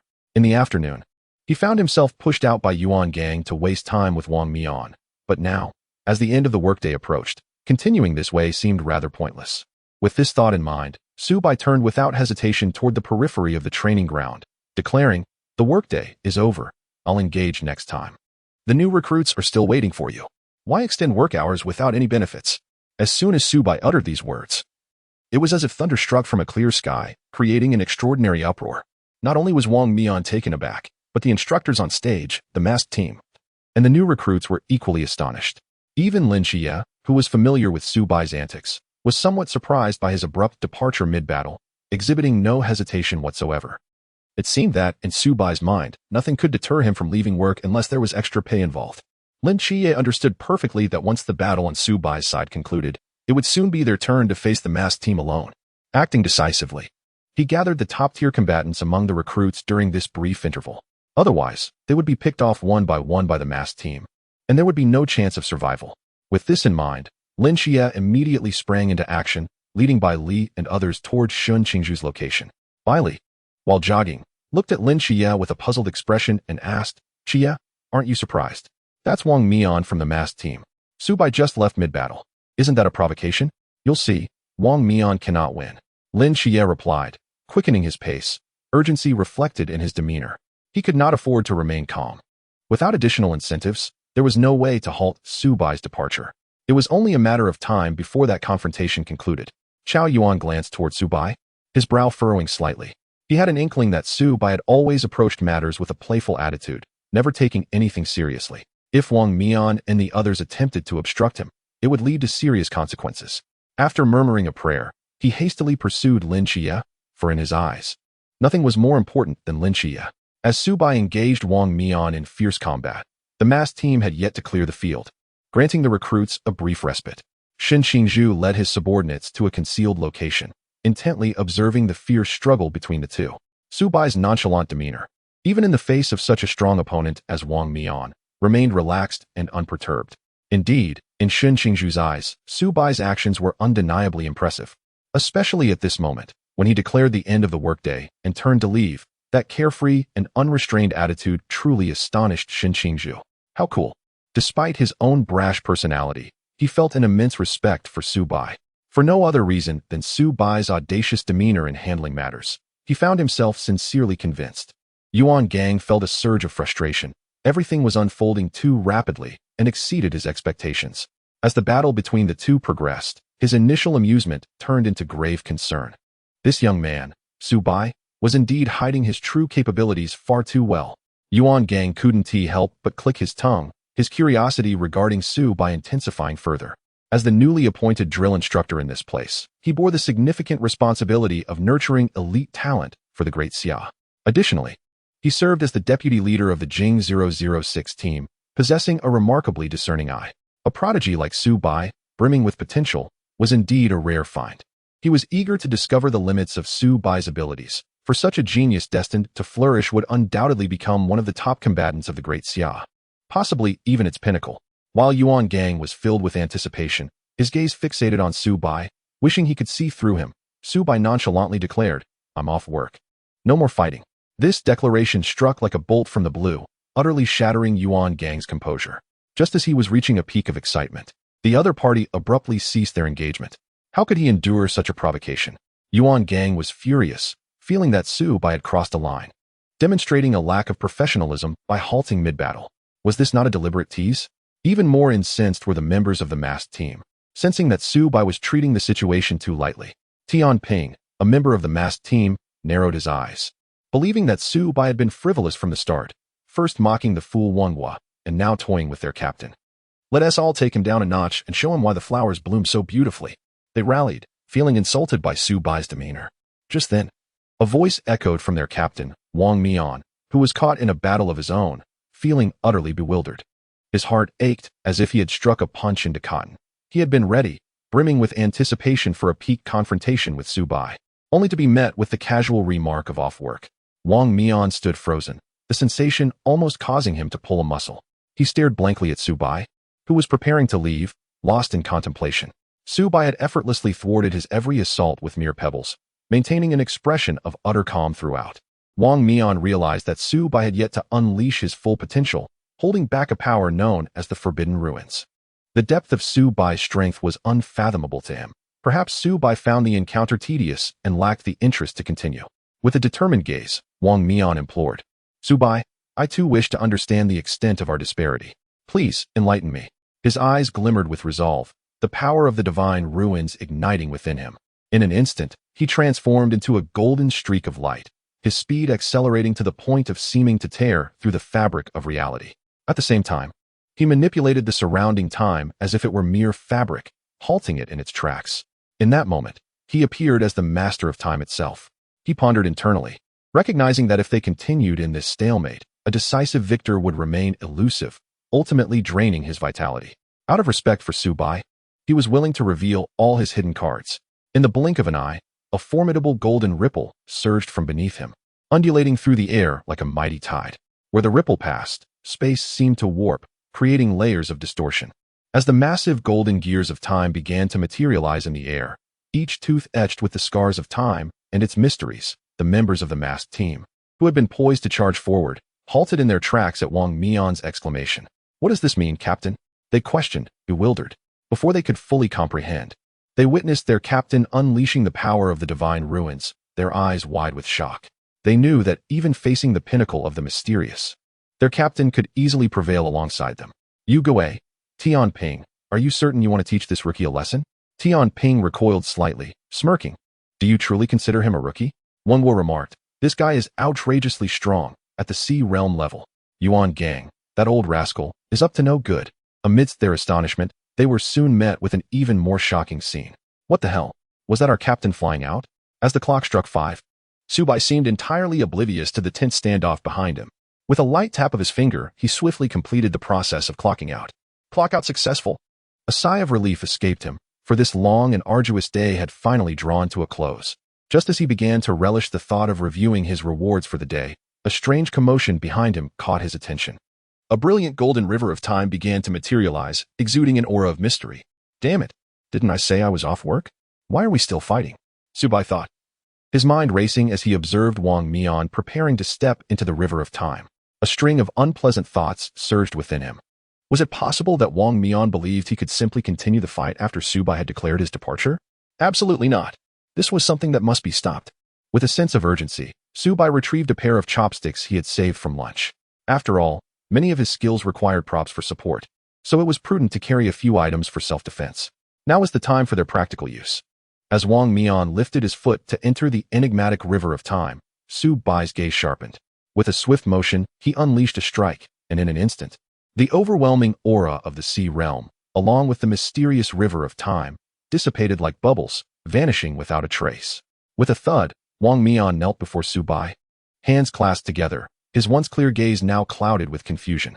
He heard Subai's disgruntled murmur, "My time is precious. You owe me." Following that, with a resounding slap, Subai delivered a forceful blow to his face, leaving the scene in utter chaos. "Ouch, my back," Wang Mian lamented, realizing that one could easily get splattered with blood while merely observing. This kid is ferocious. Even the captain couldn't withstand it. As he absorbed the banter from his teammates, Wang Mian found himself deep in thought. With Subai's prowess, even a combined effort from their team would not suffice. He sensed that Subai had held back, intentionally delivering that blow to jolt him into awareness. Despite his earlier determination, he found himself unable to maintain composure in the face of such strength. He still had much to learn to achieve the same calmness as Subai. What an utterly foolish course of action. Subai must have felt a twinge of disappointment. Thus, not only did he intervene to halt the reckless behavior, but he also compelled him to awaken from that impulsive and muddled state, helping him recognize his errors. Wang Mian observed Subai, who had casually slipped away with his hands in his pockets, embodying true poise. Despite possessing immense strength, he exuded an air of nonchalance, seemingly indifferent to it all. In that fleeting moment, Wang Mian felt a spark of enlightenment, his heart suddenly clear and unburdened. He had transcended the barrier that had once restrained him at the infinite realm. His very essence shifted, marking the dawn of a new era for the divine agents of the great Xia. With a slight shiver, Wang Mian reined in the aura he had been about to project. Gratitude swelled within him. For those gifted individuals, time is the most precious commodity. Yet Subai had taken the time to recalibrate his mindset. Ultimately, he merely muttered a word of thanks before turning away. This kindness would not be forgotten. Soon, he would seek out Yuan Gang for Subai's contact number. He understood that such a formidable figure was not in need of wealth. Yet he felt compelled to express his appreciation appropriately, perhaps by transferring a sum of 10,000 as a token of goodwill. The members of the masked team were utterly bewildered, their emotions akin to a tumultuous roller coaster, never settling. To their astonishment, the invincible Wang Mian had been defeated.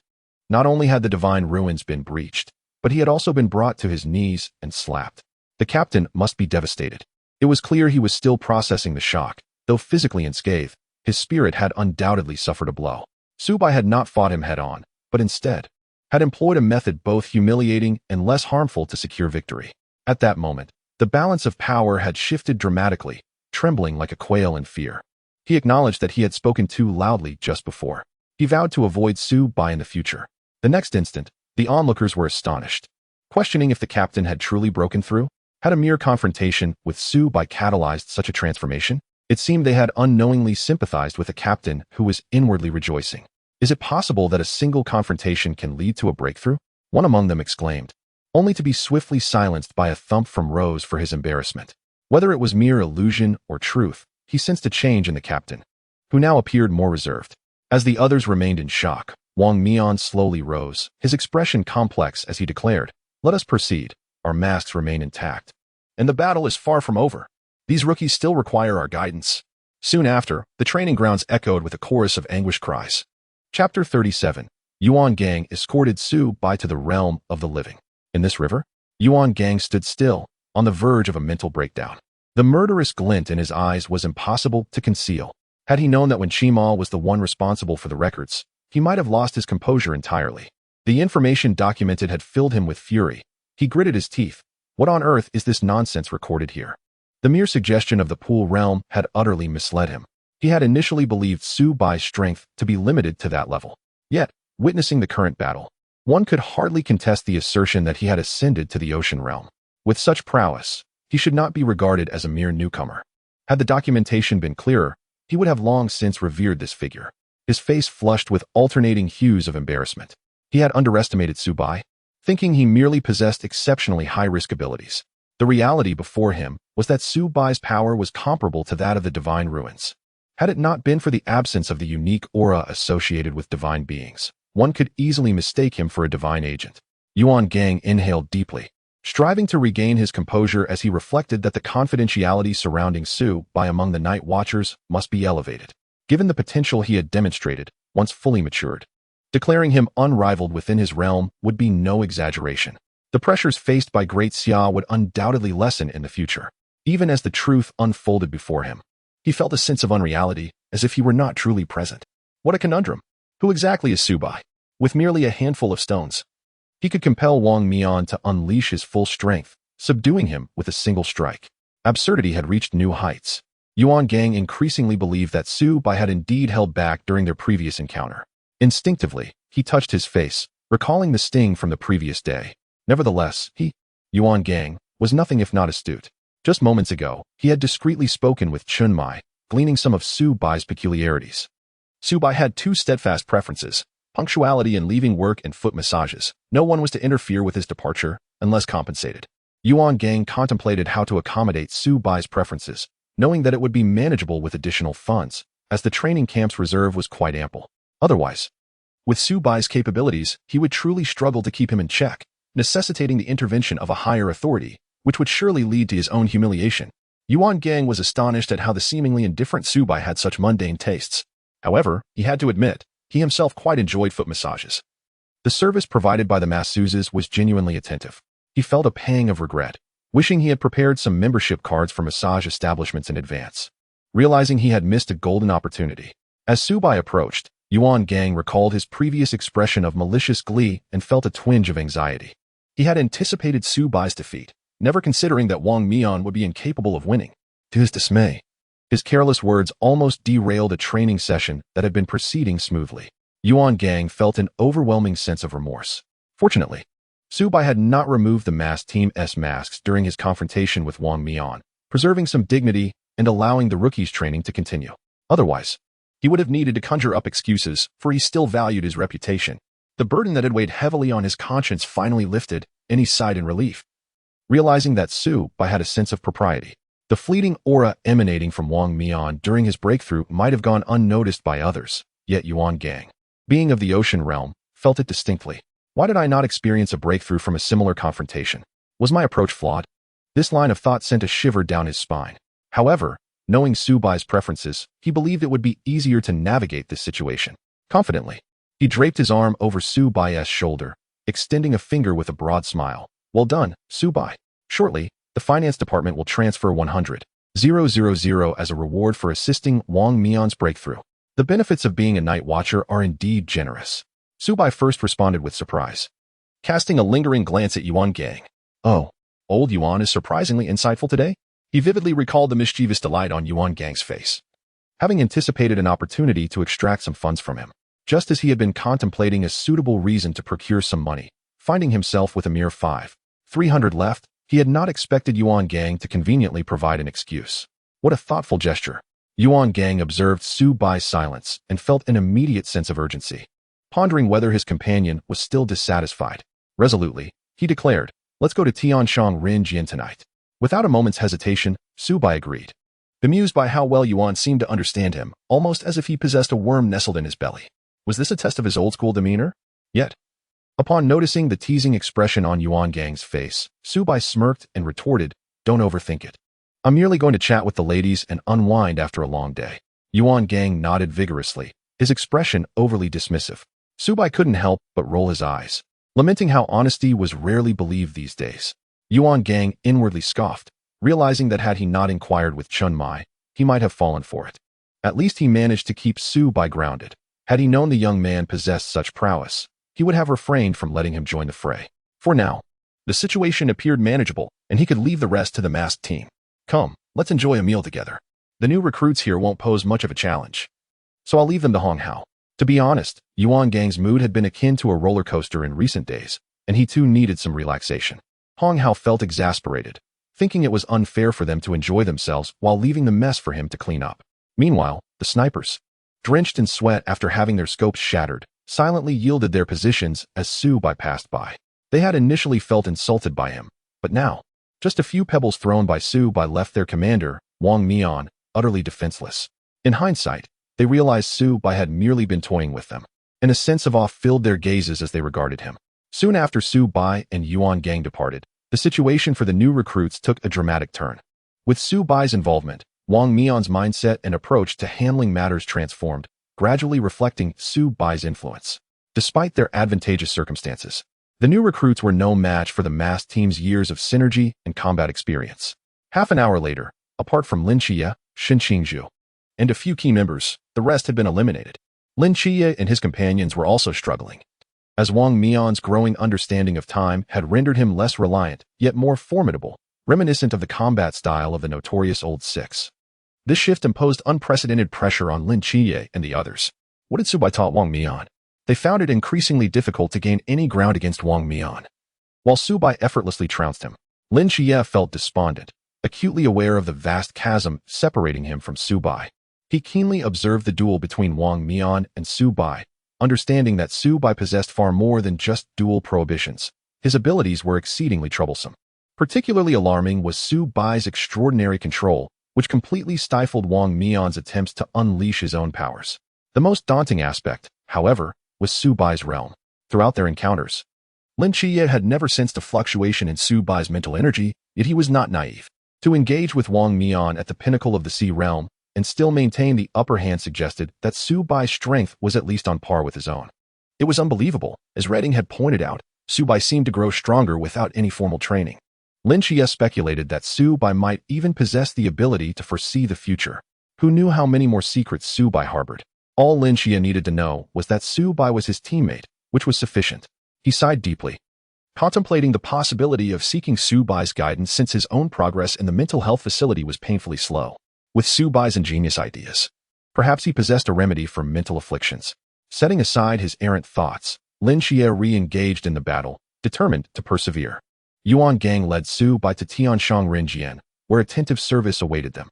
Su Bai squinted his eyes in enjoyment of the delightful moments. Meanwhile, in the Peace Affairs office, the atmosphere buzzed with activity. Chun Mai looked around, perplexed by the presence of the others, while Red Ing and the others exchanged bewildered glances. It was indeed strange for a chief instructor to come and quietly inquire about Su Bai's preferences. Even those familiar with Su Bai's antics found it utterly absurd.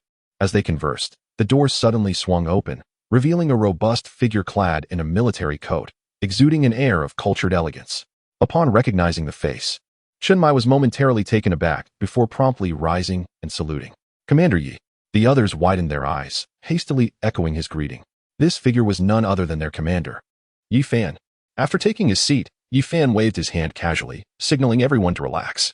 He then turned his gaze to Chen Mai and inquired, "Is Su Bai part of your team?" This simple question instantly tightened Chun Mai's demeanor. His eyes filled with wariness as he fixated on Yi Fan, resembling a hen fiercely guarding her chicks. Noticing his reaction, Yi Fan gently shook his head, a warm smile gracing his face. "Relax. It's been years since we last met, and you haven't changed a bit. You've nurtured a rare talent for Daxia." The moment these words left his lips, the Peace Affairs office fell into a profound silence. They felt overwhelmed by the day's peculiar events. First Yuan Gang inquiring about Su Bai's preferences, and now Yi Fan seeking information about him. It simply did not add up. Chen Mai's heart raced with unease. Did they know something? Particularly given Su Bai's myriad secrets. It seemed Yi Fan was privy to some information, yet he remained silent, allowing the commander to speak first. Yi Fan, not overthinking the matter, proceeded to recount everything that had transpired that day. Once he began, the impact was staggering. Everyone present, without exception, was left dumbfounded, their faces etched with disbelief. It felt as if they were deciphering an ancient text. Sea realm? Crushing Wang Mian? Individually, they understood the meanings of these terms, but strung together, they felt utterly foreign. Hadn't Su Bai just departed yesterday? Hearing it from someone else today made it feel surreal. Did this imply that Su Bai's strength had surpassed that of their captain? Everyone turned to Chinmai, who wore a proud smile akin to a father delighting in his child's accomplishments. Subsequently, Chinmai reported all of Su Bai's abilities, excluding the particularly extraordinary one. The reason for withholding that skill was its unparalleled nature, capable of granting immunity from death. He had no intention of allowing Su Bai to be subjected to dissection for research purposes. As someone once renowned in the capital, Chinmai understood Yi Fan's character well. He believed that once Yi Fan recognized Su Bai's strength and the uniqueness of his abilities, it would greatly benefit Su Bai's future development. However, the capability to evade death was too remarkable. He trusted Yi Fan, but remained wary of the higher-ups. It was best for as few people as possible to know about such an ability. After receiving confirmation from the crowd, Yi Fan slightly lifted his chin, a flicker of curiosity glimmering in his eyes as he inquired, "Whose information has been recorded about this young man?" Humph. To say the record is inaccurate would be an understatement. It is utterly disconnected from reality. In the corner, when Chima felt as though the cup of coffee in his hand had grown increasingly bitter. Internally, he lamented his predicament. No wonder he had been sneezing incessantly these days. It turned out he was being awaited here. It also explained the faint chill creeping down his spine. "Commander Yi, this is for Su Bai's safety. You are aware that the ancient God Church is constantly monitoring us," he remarked, recalling the aggrieved expression on Yuan Gang's face when he reported to him. He couldn't help but critique the irresponsible record keeper, a mischievous thought crossing his mind as he said with a half-smile, "Your approach does have its merits. However, Yuan Gang from the new recruit training camp and Wang Mian from the mass team must surely despise the recorder now." What puzzled him was Wang Mian's attitude. He held Su Bai in high regard, evident in the gratitude that colored his words, leaving Yi Fan somewhat bewildered. He needed to ask him directly. Hiss. Unbeknownst to Wen Qima, who was entirely absorbed in his thoughts, he felt a sudden chill at his neck. The future appeared bleak, having offended two powerful figures at once. Meanwhile, in the corner, Leng Xian quietly took out his camera. Chapter 39. The sky is falling, brothers. Yuan Gang is such a slacker, though silent and seemingly invisible. Leng Xian possessed a keen mind. Even noticing Yi Fan's jest, he felt a pang of sympathy for Wen Qima's current demeanor. Ignoring the potential ire of Commander Yi, he discreetly pulled out a photograph and placed it on the conference table. This action instantly drew the attention of everyone present. Their expressions filled with curiosity as they gazed at the image. When they discerned its contents, shock spread across their faces. Eyes widened, they gasped in disbelief. Chunmai and others familiar with Yuan Gang could hardly accept it. No wonder Yuan Gang had inquired about Su Bai's preferences. Everything became clear upon seeing the photograph. The sky has indeed fallen, brothers. The chief instructor has taken Su Bai to the realm of indulgence. They realized that as long as Su Bai was present, even the most unreasonable situations seemed to transform into favorable circumstances. Wow, and this was just the first day, and he was already entangled with Yuan Gang. Yi Fan's expression darkened, akin to a man struck by lightning, his mind racing. The speed of this slap in the face was faster than a rocket, leaving no time for a response. Truly tedious, he had merely sought to amuse himself at Wen Qima's expense, reveling in the discovery of such a genius in Su Bai. Little did he expect that this reticent young man would be so protective. And what was Yuan Gang thinking, creating such a debacle? Before he could dwell on it further, having gathered the necessary information, Yi Fan swiftly dashed to the door, flinging it open with a bang as he strode toward the new recruit training camp. Ready to seek accountability? As soon as Commander Yi departed, the oppressive atmosphere in the Peace Affairs office dissipated. Hong Ying and Si Shaoran excitedly extended their thumbs in appreciation toward Leng Xian, exclaiming, "Impressive." Si Shaoran's words brought a rare smile to Long Xian's face. Wen Qima, previously burdened with concern, now rushed forward, throwing an arm around Leng Xian's shoulders as if to say, "Brother, well done." Chinmai stood nearby, a slight smile gracing his lips, his eyes shining with pride and joy. At 10 o'clock that night, the night was as dark as ink.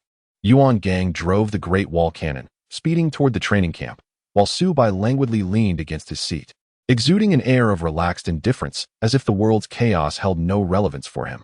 As Yuan Gang drove, he stole glances at Su Bai, contemplating. If this kid could be as agreeable as he is now on a regular basis, it would save me a great deal of trouble. Although Su Bai was strikingly formidable for a rookie, showcasing remarkable prowess, he had only recently awakened his forbidden potential and likely still had much to learn about this extraordinary world and its hidden secrets. Logically, he required thorough guidance from the instructors.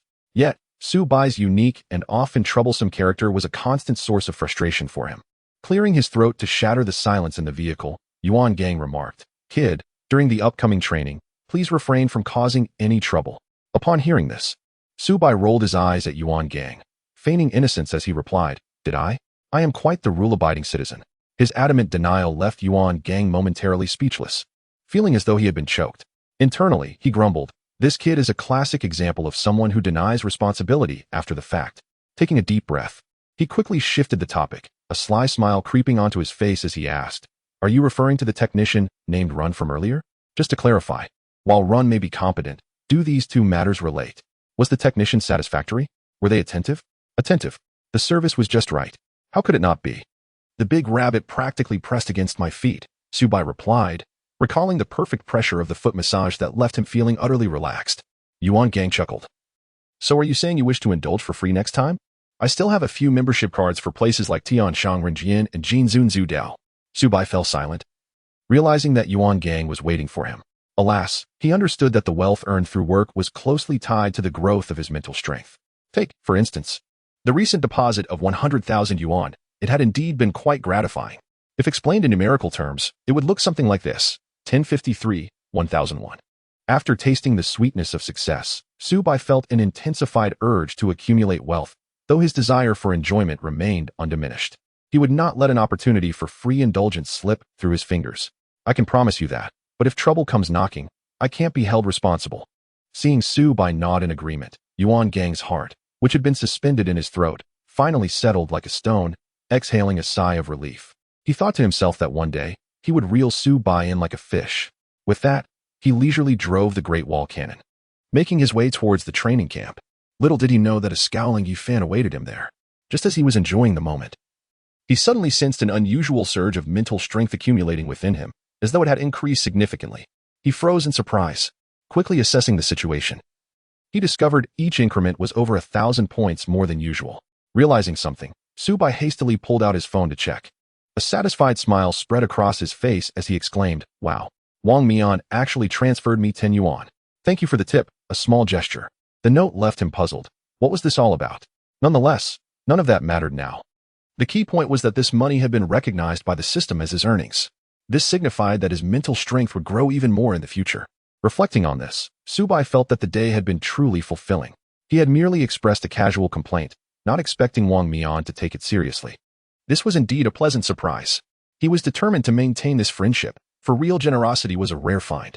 With Wang Mian's liberality, he had to ensure that their masked team was rescued from that small fishing village. Otherwise, where would he find such a straightforward benefactor again? Chapter 40, Mental Manipulation and Sword Flight. Su Bai lay on his dormitory bed, quietly contemplating. Given the current pace of his spiritual power growth, it was only a matter of days before he ascended to the sea realm. With each successive wave, his wealth surged, and the capacity of spiritual power in his mind had exceeded that of an ordinary sea realm cultivator by tenfold. If this trend continued, by the time he reached the sea realm, his spiritual capacity might surpass even that of an infinite realm cultivator. Coupled with his astonishing regenerative abilities, the synergy between the two would allow him to unleash skills with almost no consumption. Who could withstand such power? Even if the Whisperer came, they would kneel before him in submission, only to receive a few sharp blows afterward. Su Bai found this quite amusing, a slight smile creeping onto his lips as he anticipated the arrival of the Whisperer. At that moment, Su Bai checked the rewards from his clocking out for the day. Previously, after clocking out, he had been dragged by Yuan Gang for a meal and foot massage, leaving him no time to examine the system rewards. Now, he finally had the opportunity. Clocking out successful. Spiritual power, 1200, physique. 2, mental manipulation. 1, what? Mental manipulation? The system notification surprised Su Bai. He sensed his spiritual power and noticed it seemed to be responding more obediently. Yes, obediently. Suddenly, a spark of inspiration struck him. He extended his spiritual power outward to manipulate the cup on his desk. Initially, the cup wobbled a bit, but soon it steadied itself. Wasn't this the ability to manipulate objects? Yet, engaging in such manipulation in this mythical world felt somewhat surreal. However, given Su Bai's extraordinary experiences, even the most bizarre instances seemed normal. He continued to experiment with manipulating objects using his spiritual power, and after gauging the consumption involved, he concluded it was quite manageable. Different objects consumed varying amounts of spiritual power, which increased with their size, weight, and the complexity of the manipulation. If one wished to perform more intricate maneuvers with an object, the spiritual consumption would also rise. If this skill fell into the hands of others at the river realm or even the sea realm, they would likely struggle to sustain it. The continuous drain on their spiritual power would render them incapable. Yet, for Subai, this skill's only downside felt almost inconsequential, as his astonishing spiritual capacity and regenerative abilities rendered it trivial. This made him think of the sword immortal. Such a power seemed tailor-made for him. At this moment, thoughts of flying with a sword filled Subai's mind. What boy has he harbored dreams of soaring through the skies on a blade, carefree and majestic? He never imagined he would have the chance to realize this dream in this world, and he was overwhelmed with excitement. With this thought, he surveyed his room for a long sword to test the effects. Unfortunately, after searching, he only found 2 long knives. He had to make do with controlling the knives. Currently, his control was limited to 2 objects, but it was enough for him to indulge in his fantasies. He mused that one knife could serve for combat while the other could be used for flying. How cool that would be. As he imagined this, a beaming smile spread across his face. When the time came and he focused his thoughts, 3,000 flying swords would resonate in unison behind him, a spectacular and heroic scene that thrilled him to no end. With this in mind, he decided he needed to find Yuan Gang to procure a stylish Han sword. Why a Han sword? Simply because Subai found its design incredibly striking. Using it for sword flight would undoubtedly feel extraordinary. Life truly has surprises at every turn. At that moment, Subai directed the long knife toward the window, eagerly anticipating the sensation of flying with a sword. However, he distinctly remembered that he hadn't turned on the lights today. Yuan Gang, not overly concerned, strode directly toward the office. As he pushed open the office door, he was taken aback by the figure inside, immediately jumping back in shock. What? Commander Yi, how did you arrive so quickly? Yuan Gang was utterly astonished. He never expected that after issuing his notification, the usually busy commander of the Nightwatch would arrive post-haste in the dead of night.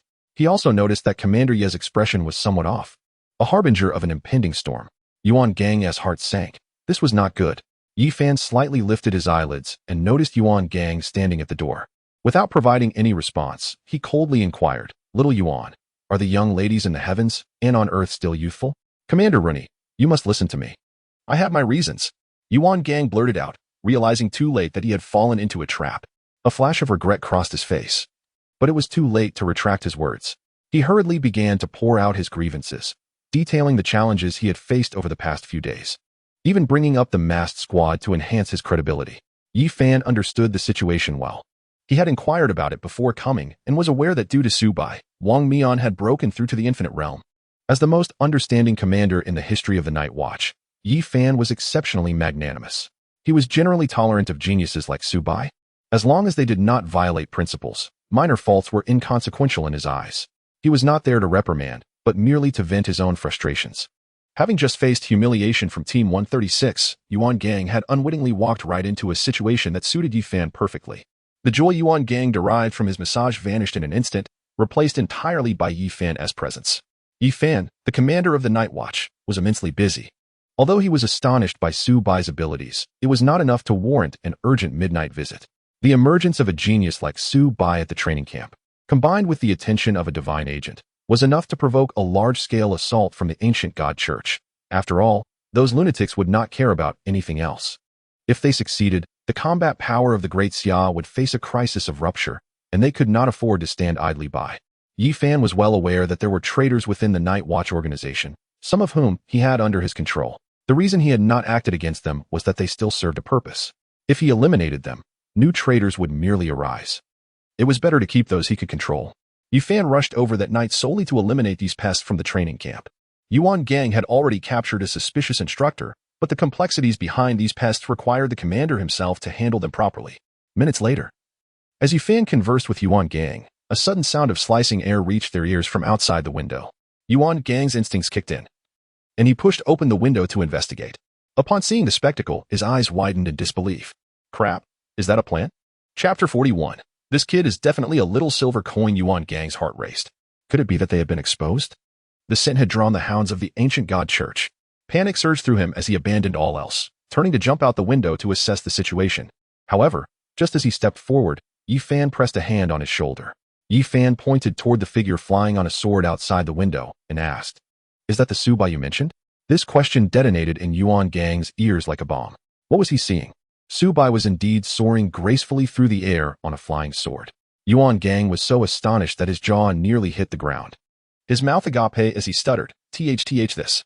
At that moment, as he was taken aback, Su Bai in the sky seemed to sense his astonishment and waved at him. Yuan Gang's heart raced like a herd of wild horses, feeling an overwhelming tumult within. After all, who hasn't harbored dreams of soaring through the skies on a sword in their youth? In Yuan Gang's recollection, those capable of such feats were akin to the legendary sword Saint Zhou Ping of the Great Xia. Who would have expected that just a few hours ago, he had been sharing a bath and camaraderie with Su Bai, only to see him now gliding through the air like an immortal swordsman? This was utterly surreal. Yuan Gang felt a deep envy welling up inside him. Wasn't it agreed that they would share both joy and hardship? Yet here he was, witnessing such a magnificent display without being invited to join.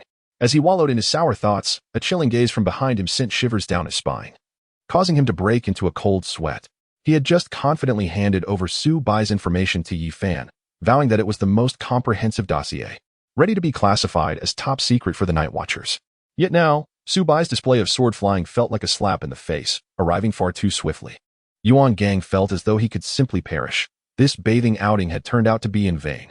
Yi Fan gazed at the figure in the sky, gradually shifting his attention to Yuan Gang, his penetrating gaze making Yuan Gang feel uneasy. Yi Fan slowly inquired, "Is this what you refer to as the dual forbidden ruins? The Sea Realm?" He felt that Yuan Gang and the other instructors had grown too complacent, living too easily, without fully grasping the fundamental information of even a new recruit. Now, witnessing Su Bai's effortless display, it was only natural for Yuan Gang to be humiliated. He truly deserved it. As a pinnacle of humanity, Yi Fan's perception far surpassed that of Yuan Gang and the others. He could sense that Su Bai's spiritual power was at the peak of the Chuan realm, on the verge of a breakthrough. Yi Fan mused that the spiritual power within Su Bai resembled an unfathomable black hole, astonishingly vast. Yuan Gang's meager spiritual power, when compared to Su Bai, was akin to a firefly attempting to rival the brilliance of a full moon, utterly pathetic. Yi Fan contemplated that perhaps Su Bai's sword-flying ability constituted his third forbidden ruin. While it's simple to manipulate objects with spiritual power, Su Bai's ability to soar through the air while controlling his body required an astonishingly high level of spiritual energy, demanding precise control. Those lacking strength could not even begin to manage it, for someone as extraordinarily powerful as Yi Fan. Sword flying was more for show than practicality. He might as well rely on his superior physical prowess to leap through the air. Who among the people of Xia has not fantasized about flying on a sword? Many have tried, yet all were met with the harsh reality that shattered their dreams. This was one reason why Yi Fan was convinced that sword flying was indeed Su Bai's forbidden ruin. Upon further reflection, he realized they had already identified 3 known forbidden ruins. Yi Fan had a vague sense that Su Bai must be concealing numerous other secrets. In the sky, Su Bai danced like a carefree bird, experimenting with various complex maneuvers. His sword-flying skills becoming increasingly adept, akin to a seasoned driver navigating familiar roads with ease. Just as he was reveling in the moment, he caught sight of Yuan Gang's fixed gaze, and with a casual wave of his hand, he murmured to himself, "I assure you, this is not mere showmanship. I simply wish to master this skill. I am a paragon of virtue, and I shun ostentation." His attention was drawn to a flickering figure in the night sky, and he exclaimed, "Lin Xie?" This sudden cry caused the lively figure in the sky to halt abruptly. Lin Xie felt as though he were in a dream and rubbed his eyes. Upon realizing the scene before him was indeed real, he saw Su Bai hovering on his sword, looking exceptionally dashing. Lin Xie felt that Su Bai's presence here was purely for the purpose of showing off. Having never witnessed Su Bai's sword-flying ability before, he wondered if it was a new skill. Reflecting on his own experiences in the psychiatric hospital, where he had extracted divine ruins through the treatment of patients at different progress levels, Lin Xie speculated that Su Bai might possess similar secrets. Otherwise, there was no way to explain his sudden display of extraordinary power. All of this pertained to Su Bai's secrets, so Lin Xie quickly dismissed any thoughts of probing further. "Of course, I came over to give you a ride because you looked a bit tired from all that jumping." Lin Xie thought, "What the hell, tired from jumping?" In reality, he was merely familiarizing himself with the skills provided by Nikes, but he couldn't reveal that. Before Lin Xie could fully gather his thoughts, Su Bai swiftly drew another long blade from his back, elegantly tossing it into the air. Using his spiritual power, he deftly controlled the blade, allowing it to hover gently beneath Lin Xie's feet. Lin Xie hesitated for a moment before bravely stepping onto the long blade. However, just as he settled on it, he felt a dizzying sensation as if he had been tossed into a washing machine. He realized he was experiencing sword-induced vertigo. Taking a few deep breaths to calm himself, he gradually acclimated to the sensation. Determined not to embarrass himself in front of Su Bai, he resolved to brace himself for whatever challenges lay ahead. After some time, he indeed began to adjust. Lin Xie's expression did not escape Su Bai's notice, and a mischievous smile crept across Su Bai's face. "Ah, adapting so quickly? No wonder you're the protagonist of the god-slaying world. Let's ensure you truly experience the thrill of speed and excitement." Moments later, Lin Xie's screams echoed through the air. "Ah? What the hell?" Chapter 42. Su Bai, actually, I could also be your stepfather. At this moment, Su Bai was calculating his next moves with a keen mind. He had just noticed Yufan in Yuan Gang's room. With his remarkable abilities, it was certain that once the training camp concluded, Yifan would seek him out to lead the formation of a special squad. However, Su Bai felt no inclination towards such endeavors. They seemed burdensome and far too time-consuming, interfering with his enjoyment of life. He decided it would be best for Lin Xie to take on that responsibility, as he was well suited for it. Nonetheless, the benefits and allowances of a special squad were significantly more attractive than those of an ordinary squad, which piqued Su Bai's interest. After all, these could be counted as wealth earned through work, and his wealth can open doors skill required a substantial amount of riches. The more wealth he accumulated, the faster his spiritual power would grow. Thus, Su Bai contemplated that as long as it did not interfere with his regular schedule, joining the Nightfall squad to enjoy a leisurely life while fishing for opportunities would be quite delightful. Of course, those were matters for another time. Currently, Su Bai mused that the other special squads made their entrances in grand fashion. The 001 Spirit Hero Squad arrived accompanied by a grand national fortune like a surging tide of gold. The 002 Phoenix Squad made their appearance heralded by a colossal blazing phoenix, its wings obscuring the sun with a brilliant trail of flames. The 003 Medium Squad descended upon pillars of thunder, adorned with inscribed runes, reminiscent of the arrival of a thunder god. The 004 Masked Squad soared through the skies with unique abilities, held aloft by invisible gravitational forces. In the original timeline, the Nightfall squad had set out in a dilapidated van, which Su Bai found utterly beneath his dignity. Now that he had just mastered sword flying, he was already formulating an entire plan. Su Bai was acutely aware that he possessed an abundance of mental fortitude. As his control over this mental energy intensified, the number of flying swords he could manipulate would inevitably increase. In the future, the Nightfall team could rely entirely on his ability to command these swords, allowing them to traverse the skies with ease. With his vast reservoir of mental strength, the Nightfall team could soar through the heavens under his guidance. He instructed Lin Xie to raise the backdrop of the night, and as they ascended onto the flying swords, the scene resembled that of legendary sword immortals descending to earth, a spectacle so thrilling that merely envisioning it sent a rush of exhilaration through him. Convinced of the feasibility of his plan, Su Bai wasted no time in helping Lin Xie acclimate to the flying swords. Amidst Lin Xie's cries of distress, they engaged in various aerial maneuvers, testing the limits of their sword control. Lin Xie, however, was oblivious to Su Bai's intentions. Unlike Su Bai's enthusiasm, Lin Xie's mind was tumultuous, akin to a stormy sea. They had already circled Jiangnan Mountain twice, and Lin Xie, who had initially felt dizzy and extremely uncomfortable, gradually adapted to the sensation. He was no longer experiencing the disorientation he once did. As Lin Xie observed Su Bai, who remained composed and unperturbed, he was struck with awe. Su Bai was effortlessly controlling two weapons while they soared through the air at breakneck speed, surpassing the velocity of an automobile. Lin Xie couldn't help but internally lament the sheer intensity of Su Bai's mental prowess. Did it know no bounds? Time and again, he found himself humbled by Su Bai's extraordinary abilities. However, with each encounter, he had grown somewhat desensitized to the overwhelming reality of it all. He had never considered himself the protagonist of the world, yet his unwavering resolve to protect his family and friends propelled him to become stronger.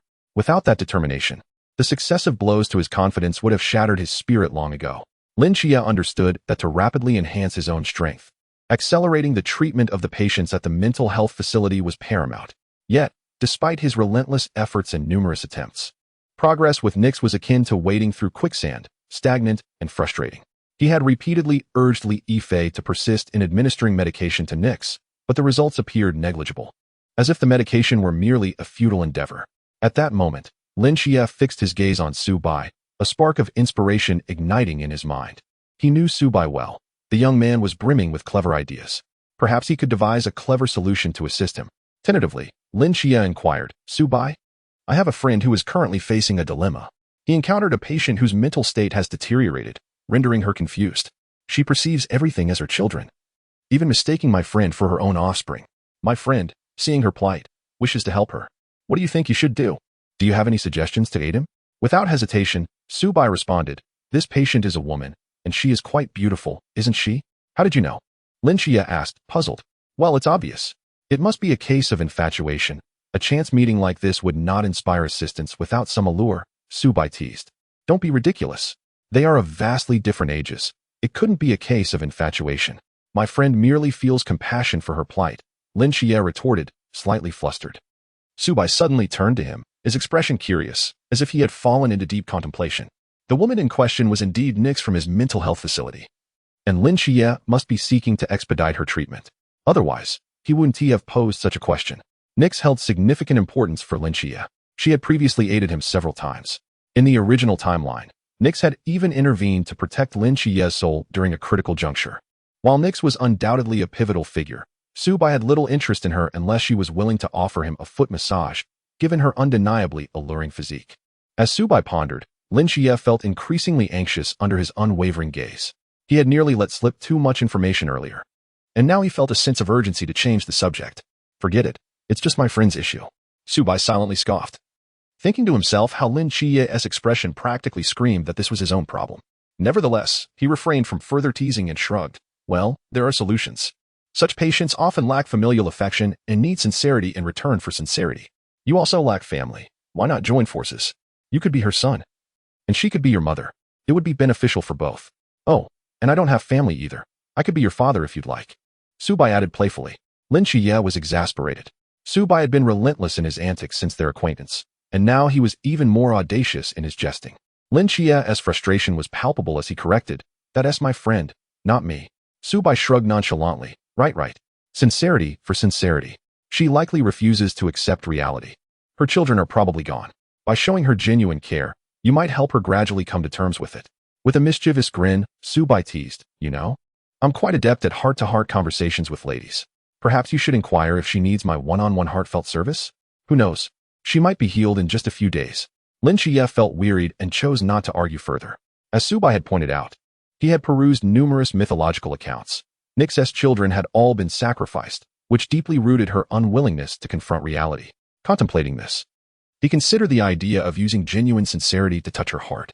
After all, he had lost his mother at a young age, and the prospect of adopting a divine figure as a maternal figure was not unappealing. It was evident that she held significant concern for her children. A flicker of hope ignited within him. This approach might indeed prove successful, potentially resolving the troubling issue that had plagued him for so long. For a moment, he regarded Subai with newfound respect, surprised that he possessed such a reliable side. Yet, as Subai's last words echoed in his ears, Lin Xie clenched his teeth in irritation, internally berating him. Subai was clearly not to be underestimated. Could this truly be considered a heart-to-heart conversation? A mischievous thought crossed Lin Xie's mind. If Subai were to discover that he was joking about the goddess of night, his expression would surely be priceless, perhaps even dropping his jaw in disbelief. Just pondering this made Lin Xie inexplicably excited, a sly smile creeping onto his face. In the commandant's office, Yuan Gang was sweating profusely, his heart in turmoil. This was all the information he had gathered on Subai. Yet time and again, Subai had managed to surprise him with unpredictable feats. Yuan Gang felt as if the cold rain were pelting against his face, his heart heavy with bitterness and helplessness. What had he just witnessed? Subai had flown away, and he had taken Lin Xie with him. In the moment they soared into the sky, Yuan Gang magnified the surveillance footage of Jiangnan Mountain, clearly observing Subai skillfully maneuvering two flying swords, leisurely circling around with Lin Xie twice. What astonished him the most was Subai's unflinching demeanor. His complexion remained unflushed, and his mental energy showed no signs of depletion. This left Yuan Gang utterly bewildered, at a loss for how to explain this to Yifan. This rascal is truly restless. However, as a thought crossed his mind, Yuan Gang couldn't help but swell with pride. Regardless of the circumstances, this is the prodigy I have brought forth. With such remarkable achievements in the future, I shall have much to boast about. With this realization, Yuan Gang felt a newfound clarity, straightening his back, and any worries of punishment dissipated. Beside him, Yifan noticed Yuan Gang's demeanor and couldn't help but twitch his lips slightly. Every movement of Yuan Gang had not escaped his keen observation. He could surmise Yuan Gang's thoughts with considerable accuracy, inwardly scoffing. This old fellow is quite theatrical. Speaking of Subai, his performance today far exceeded Yifan's expectations. The once highly regarded Lin Xie appeared somewhat ordinary in comparison to Su Bai. However, observing the relationship between Su Bai and Lin Xie, Yi Fan found himself plunged into deep contemplation. The Blue Rain squad had already been annihilated, and perhaps from this batch of recruits, a brand new special team might emerge, which is certainly something to anticipate, as the affairs here had been resolved and the traitors within the training camp dealt with. Yi Fan made a point to take all of Su Bai's records with him before departing. The following day, under the sun's rays, new recruits dashed across the training ground. Lacking the arrogance of the previous day, likely humbled by their earlier setbacks, which ignited their resolve to grow stronger. Bai Li, burdened with over 30 pounds of weight on his back, trailed closely behind Lin Xie, his eyes enviously fixed on Su Bai up on the platform, muttering, "Xie, why does Brother Bai have such favorable treatment? Doesn't he have to train? You could forego training too if you possessed his strength," Lin Xie retorted, glancing toward where Bai Li was looking. In the center of the training field, Su Bai sat comfortably at the instructor's podium, indulging in slices of watermelon with a spoon, his face radiating sheer bliss. Witnessing this scene, not only Bai Li but even Lin Xie felt a pang of envy. Goodness, he is hogging all the good stuff.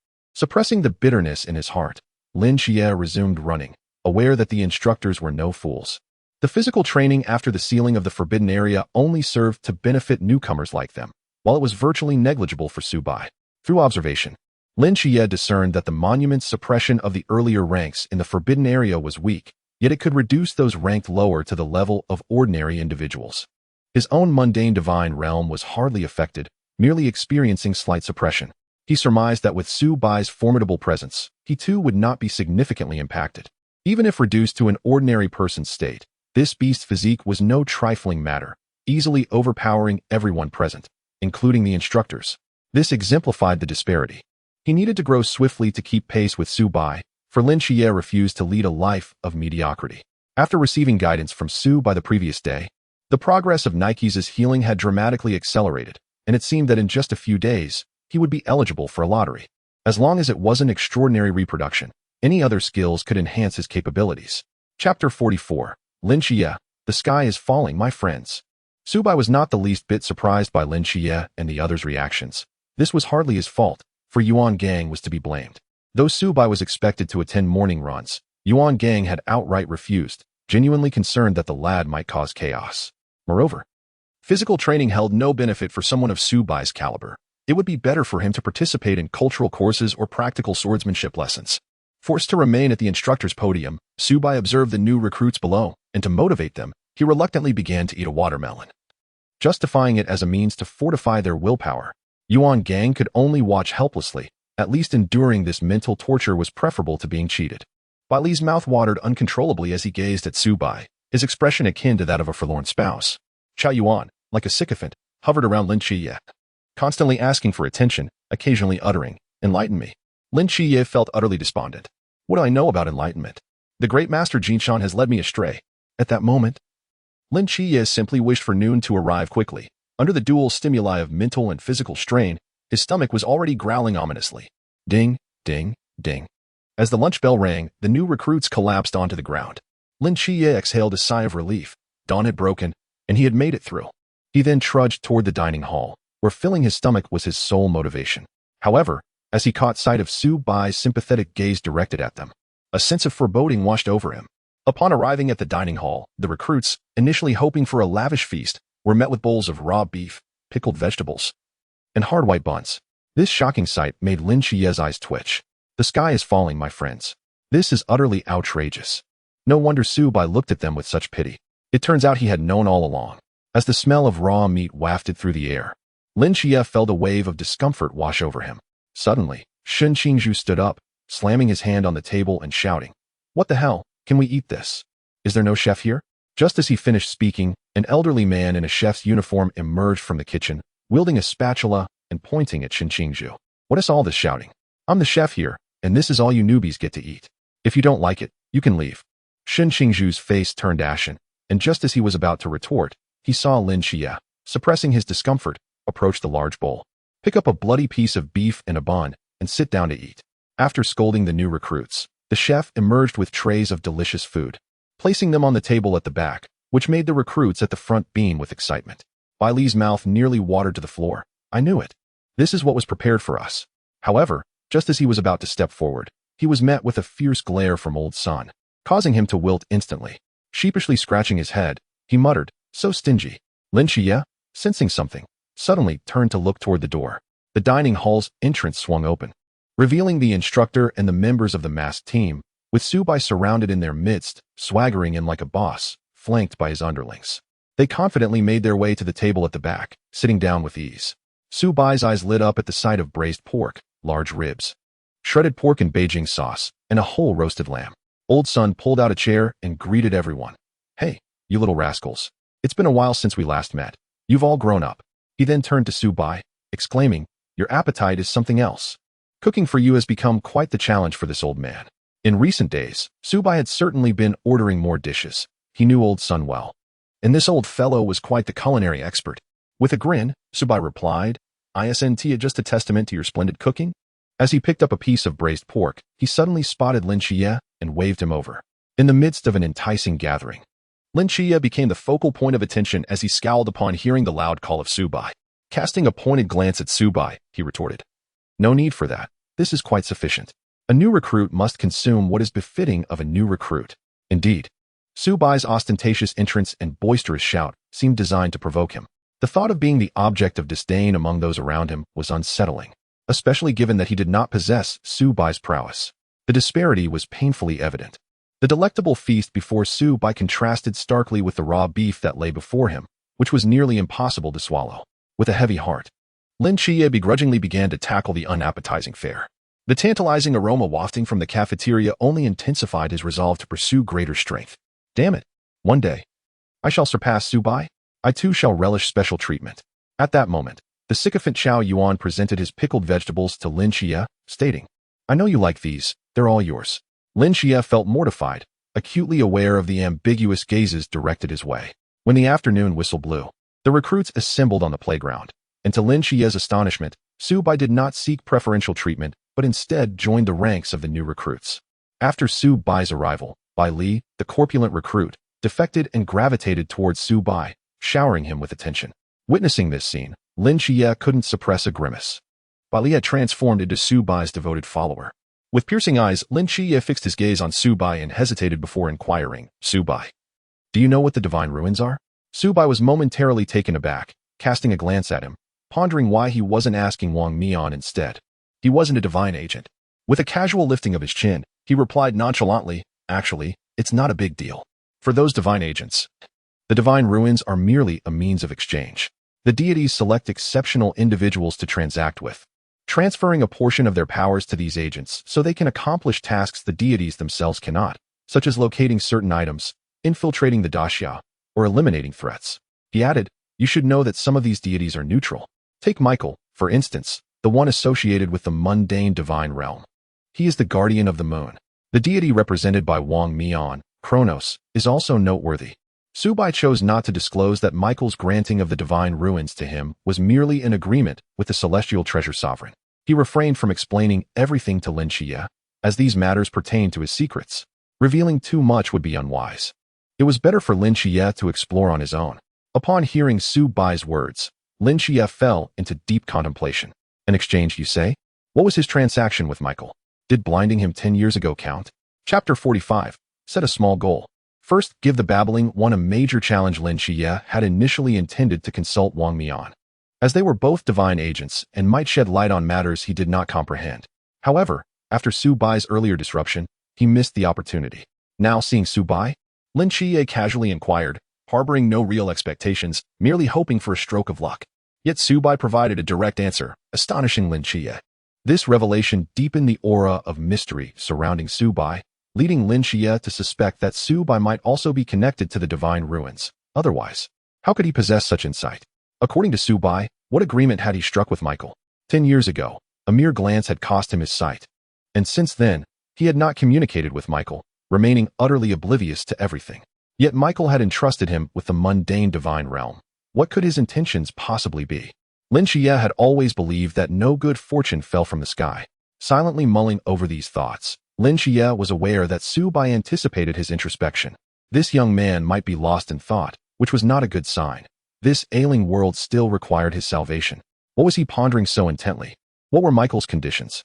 Shouldn't he be pleased that no conditions were presented? It was too early to dwell on such matters. The primary task now was to become stronger. What is meant to come will eventually arrive. In time, he would discover the truth. Seeing that Lin Xie had ceased his brooding, Su Bai chose not to press further. Facing the extraordinary world for the first time, he needed to familiarize himself with deities, mysteries, and the divine ruins. Currently, aside from foundational training, Su Bai participated in all other training sessions to better understand this enigmatic world. Even with the support of a system, he did not consider himself invincible or above all. He was acutely aware of the impending crises and understood the necessity of acquiring the ability to contend with deities. As the time for divine conflict approached, he set a modest goal, to first deal with the obnoxious figure known as EU, and gradually confront the bigger challenges ahead. While Lin Xie and Su Bai were lost in thought, a tall instructor ascended the stage. This instructor was unfamiliar to them and held a wooden sword. Gravely addressing the recruits, at the conclusion of this year's intensive training, you will be assigned to Nightwatch teams across the nation. You will encounter a variety of mysteries, each stemming from myth and legend, possessing various bizarre abilities distinct from humanity. Tell me, how do we humans achieve victory? Of course, through the divine ruins.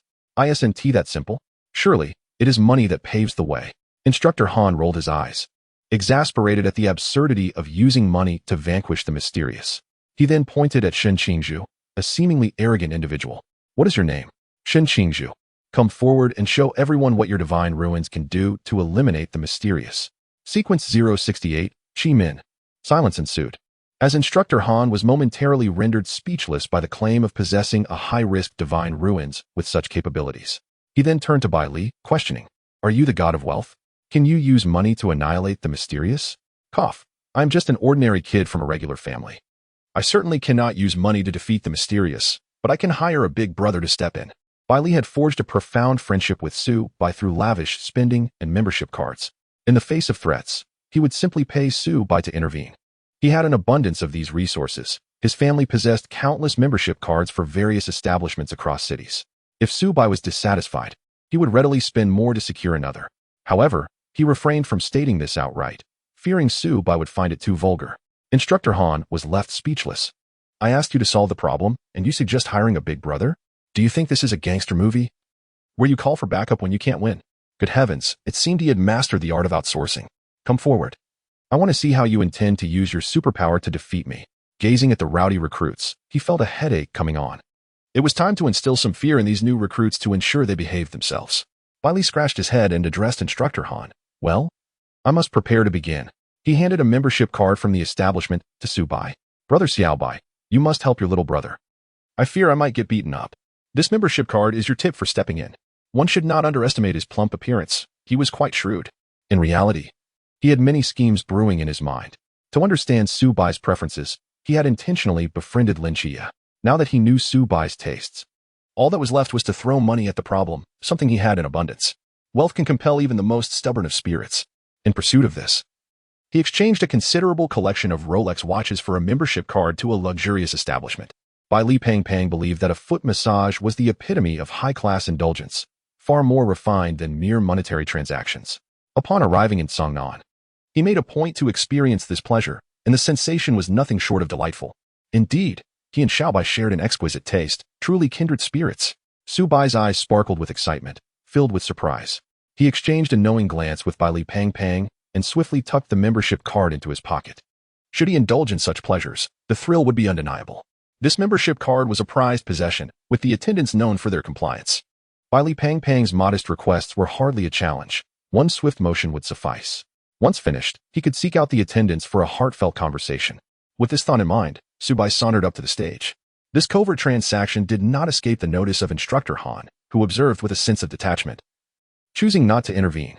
In his eyes, the new recruits were largely indistinguishable. Regardless of who stepped forward, the outcome would be similar, merely a change of demonstrator. It is worth noting that Instructor Han himself was a master of various melee weapons, his skills formidable enough to handle new recruits with ease.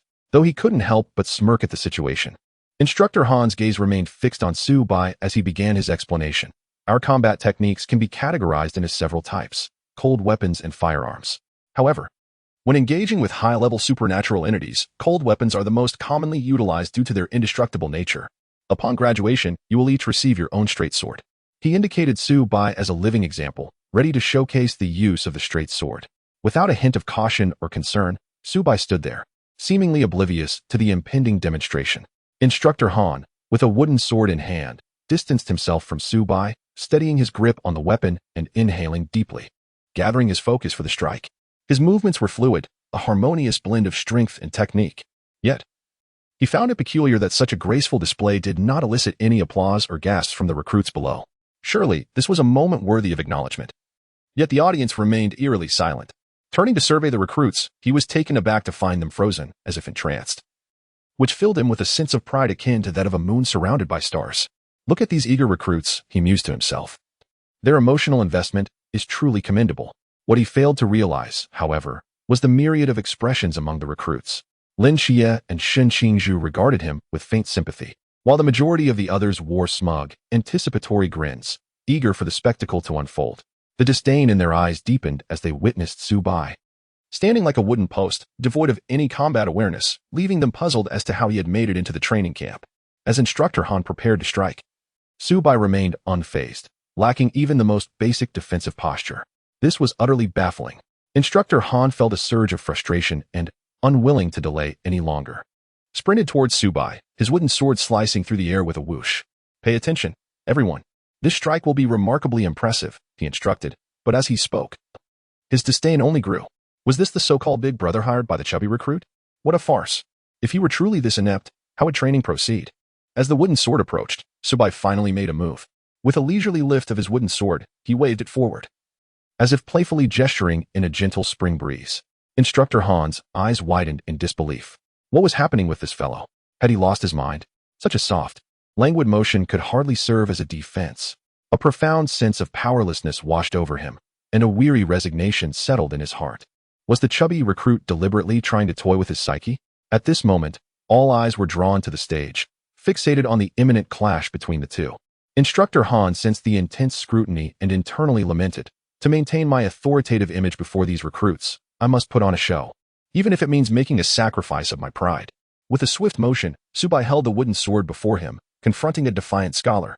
The scholar appeared reverent, as if yearning for divine favor. Who am I? What am I doing? Instructor Han observed this scene, momentarily bewildered.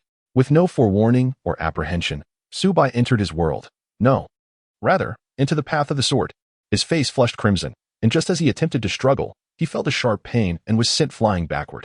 Subai's hand hung in the air, his expression slightly awkward. It seemed as if his hand had developed a mind of its own. Yet, the thrill of this confrontation was undeniably gratifying, especially with the resounding sound that accompanied it. As he saw Instructor Han embedded in the wall, he absent-mindedly ruffled his disheveled hair and murmured to himself, "Oh no, on the very first day of school, I sent the instructor flying. What am I to do?" A pang of worry struck him. He hoped this wouldn't leave a psychological scar on Instructor Han. Instructor Han remained suspended against the wall for an extended moment, feeling utterly humiliated and unfit to face anyone. It was not even his year of misfortune. Why had he experienced such an inauspicious start? The more he reflected on it, the angrier he became, cursing Bai Li Pang Pang in his mind, convinced that the chubby recruit had sinister intentions from the outset. Yet, upon further contemplation, he realized Subai was hardly an innocent party either. His carefree demeanor was merely a facade, a wolf in sheep's clothing. He shuddered at the thought, feeling a lingering dread. Had it not been for his formidable strength, he would have been gravely injured from that slap. But that was not the crux of the matter. The psychological impact was far more severe. Observing Subai's proficiency, he couldn't help but recall the expressions of the recruits below, who had been utterly entertained by the scene. A wave of embarrassment washed over him. These recruits were nothing short of a mischievous bunch. Any enthusiasm for learning was merely a ruse, a ploy to witness his humiliation. How foolish he felt for believing their eagerness was genuine. He had made a spectacle of himself. Now, he felt utterly mortified. A glance at the recruits revealed them stifling laughter, their bodies shaking as they struggled to contain their amusement. Bai Li Pang Pang was the most exaggerated. He had covered his mouth, but laughter seeped through his fingers, betraying him entirely. This spectacle nearly drove Instructor Han to the brink of fury. He closed his eyes, straightened his posture, and opted to feign death. Alas, how the world has changed. To encounter such a band of rascals, what a stroke of misfortune for him. In the office, Yuan Gang and the other instructors stared in silence at the surveillance screen, immersed in a profound stillness. Words escaped them, capturing the essence of the moment perfectly. Yuan Gang sensed the subtle gazes of the instructors around him, and his face involuntarily twitched, a faint pain reminiscent of yesterday. The psychological scars left by that rascal Su Bai were indelible. He racked his brain, never anticipating such an outcome. Instructor Han had indeed been duped by the rotund Bai Li. Hong Hao, gazing at the large screen, hesitantly remarked, "I hope this little Han hasn't been crushed to the point of becoming reclusive." Yuan Gang felt uncertain himself, as he had chosen to feign death during the ordeal. Before he could speak, Hong Hao continued, "Old Yuan, if things go awry, you must step in to counsel him. After all, you are the most experienced among us." Chapter 47. Are you serious about taking a step back? Yuan Gang instantly became aware of the attention directed at him, realizing he had become the focal point of the gathering. His face flushed, and he turned to Hong Hao, delivering a playful jab to his forehead, silently cursing, "Damn it. Why bring up such a touchy subject now? One day, I'll have Su Bai give you all a taste of this." Pondering, he mused. That jab surprisingly felt quite satisfying, perhaps a great way to relieve stress. The pent-up frustration within him dissipated considerably. Previously, he had regarded Su Bai's frequent jabs as beneath dignity, yet now he found himself somewhat enamored by the sensation. Yuan Gang shot a fierce glare at the crowd, silencing them instantly. Taking a deep breath, he resolved to comfort Instructor Han. The lesson must not be interrupted, or chaos would ensue. Instructor Han was a master of combat and the champion of the younger generation of night watchmen, his teaching prowess unquestionable. If he were to withdraw, finding a replacement of his caliber in a short span would prove challenging. However, before he could take a step, the surveillance screen shifted abruptly. Su Bai felt a twinge of guilt. Striking the instructor on the first day of class was hardly conducive to learning. He could discern that this teacher possessed considerable skill in weaponry. In every trio, there exists a teacher, after all. Although he often approached tasks lazily, he never considered himself arrogant. With a change of heart, Su Bai decided to assist the seemingly lifeless Instructor Han. He mused. Hanging there like that must be exhausting for him, and shook his head as he approached. This movement startled Instructor Han, who had been stiff against the wall. He jolted as if electrocuted, leaping several steps away from Su Bai, his eyes wide as saucers, warily fixed on him, and he quickly inquired, "What do you intend to do?" The boy was decidedly peculiar. He had been thoroughly spooked and remained on edge. Reflecting on the earlier scene, Instructor Han was filled with confusion. Within the training camp, the restrictions should have been in place. How could Su Bai still wield such power? His ability to manipulate the restrictions was indeed uncanny, silent, and stealthy, rendering him oblivious to the sudden control he exerted. Before he could even mount a defense, Su Bai had seized him effortlessly, leaving him no time to react. Su Bai glanced at Instructor Han, a subtle smile playing at the corners of his mouth, as he attempted to project an amiable demeanor. "That was merely an accident, Instructor. My abilities are rather unique. They are quite manageable." With that, he gestured towards Lin Xie and the others. Instructor Han, now regaining his composure, realized he had been unsure of how to approach the new recruits. Fortunately, Su Bai provided him a way out, allowing him to proceed with the training. As Su Bai had indicated, most recruits were quite ordinary, with only a few exceptions. Instructor Han silently bolstered his confidence. At this moment, he found Su Bai to be rather agreeable, recognizing his apology. His gaze softened slightly, though still laced with caution. "You go ahead. I'll follow behind," he directed, feeling apprehensive about another potential jab from Su Bai. Bai Li, grinning widely, turned to Su Bai, showering him with praise, which caused Su Bai's brows to twitch in response. "Brother Xiao Bai, you are truly impressive. I may need your assistance in the future.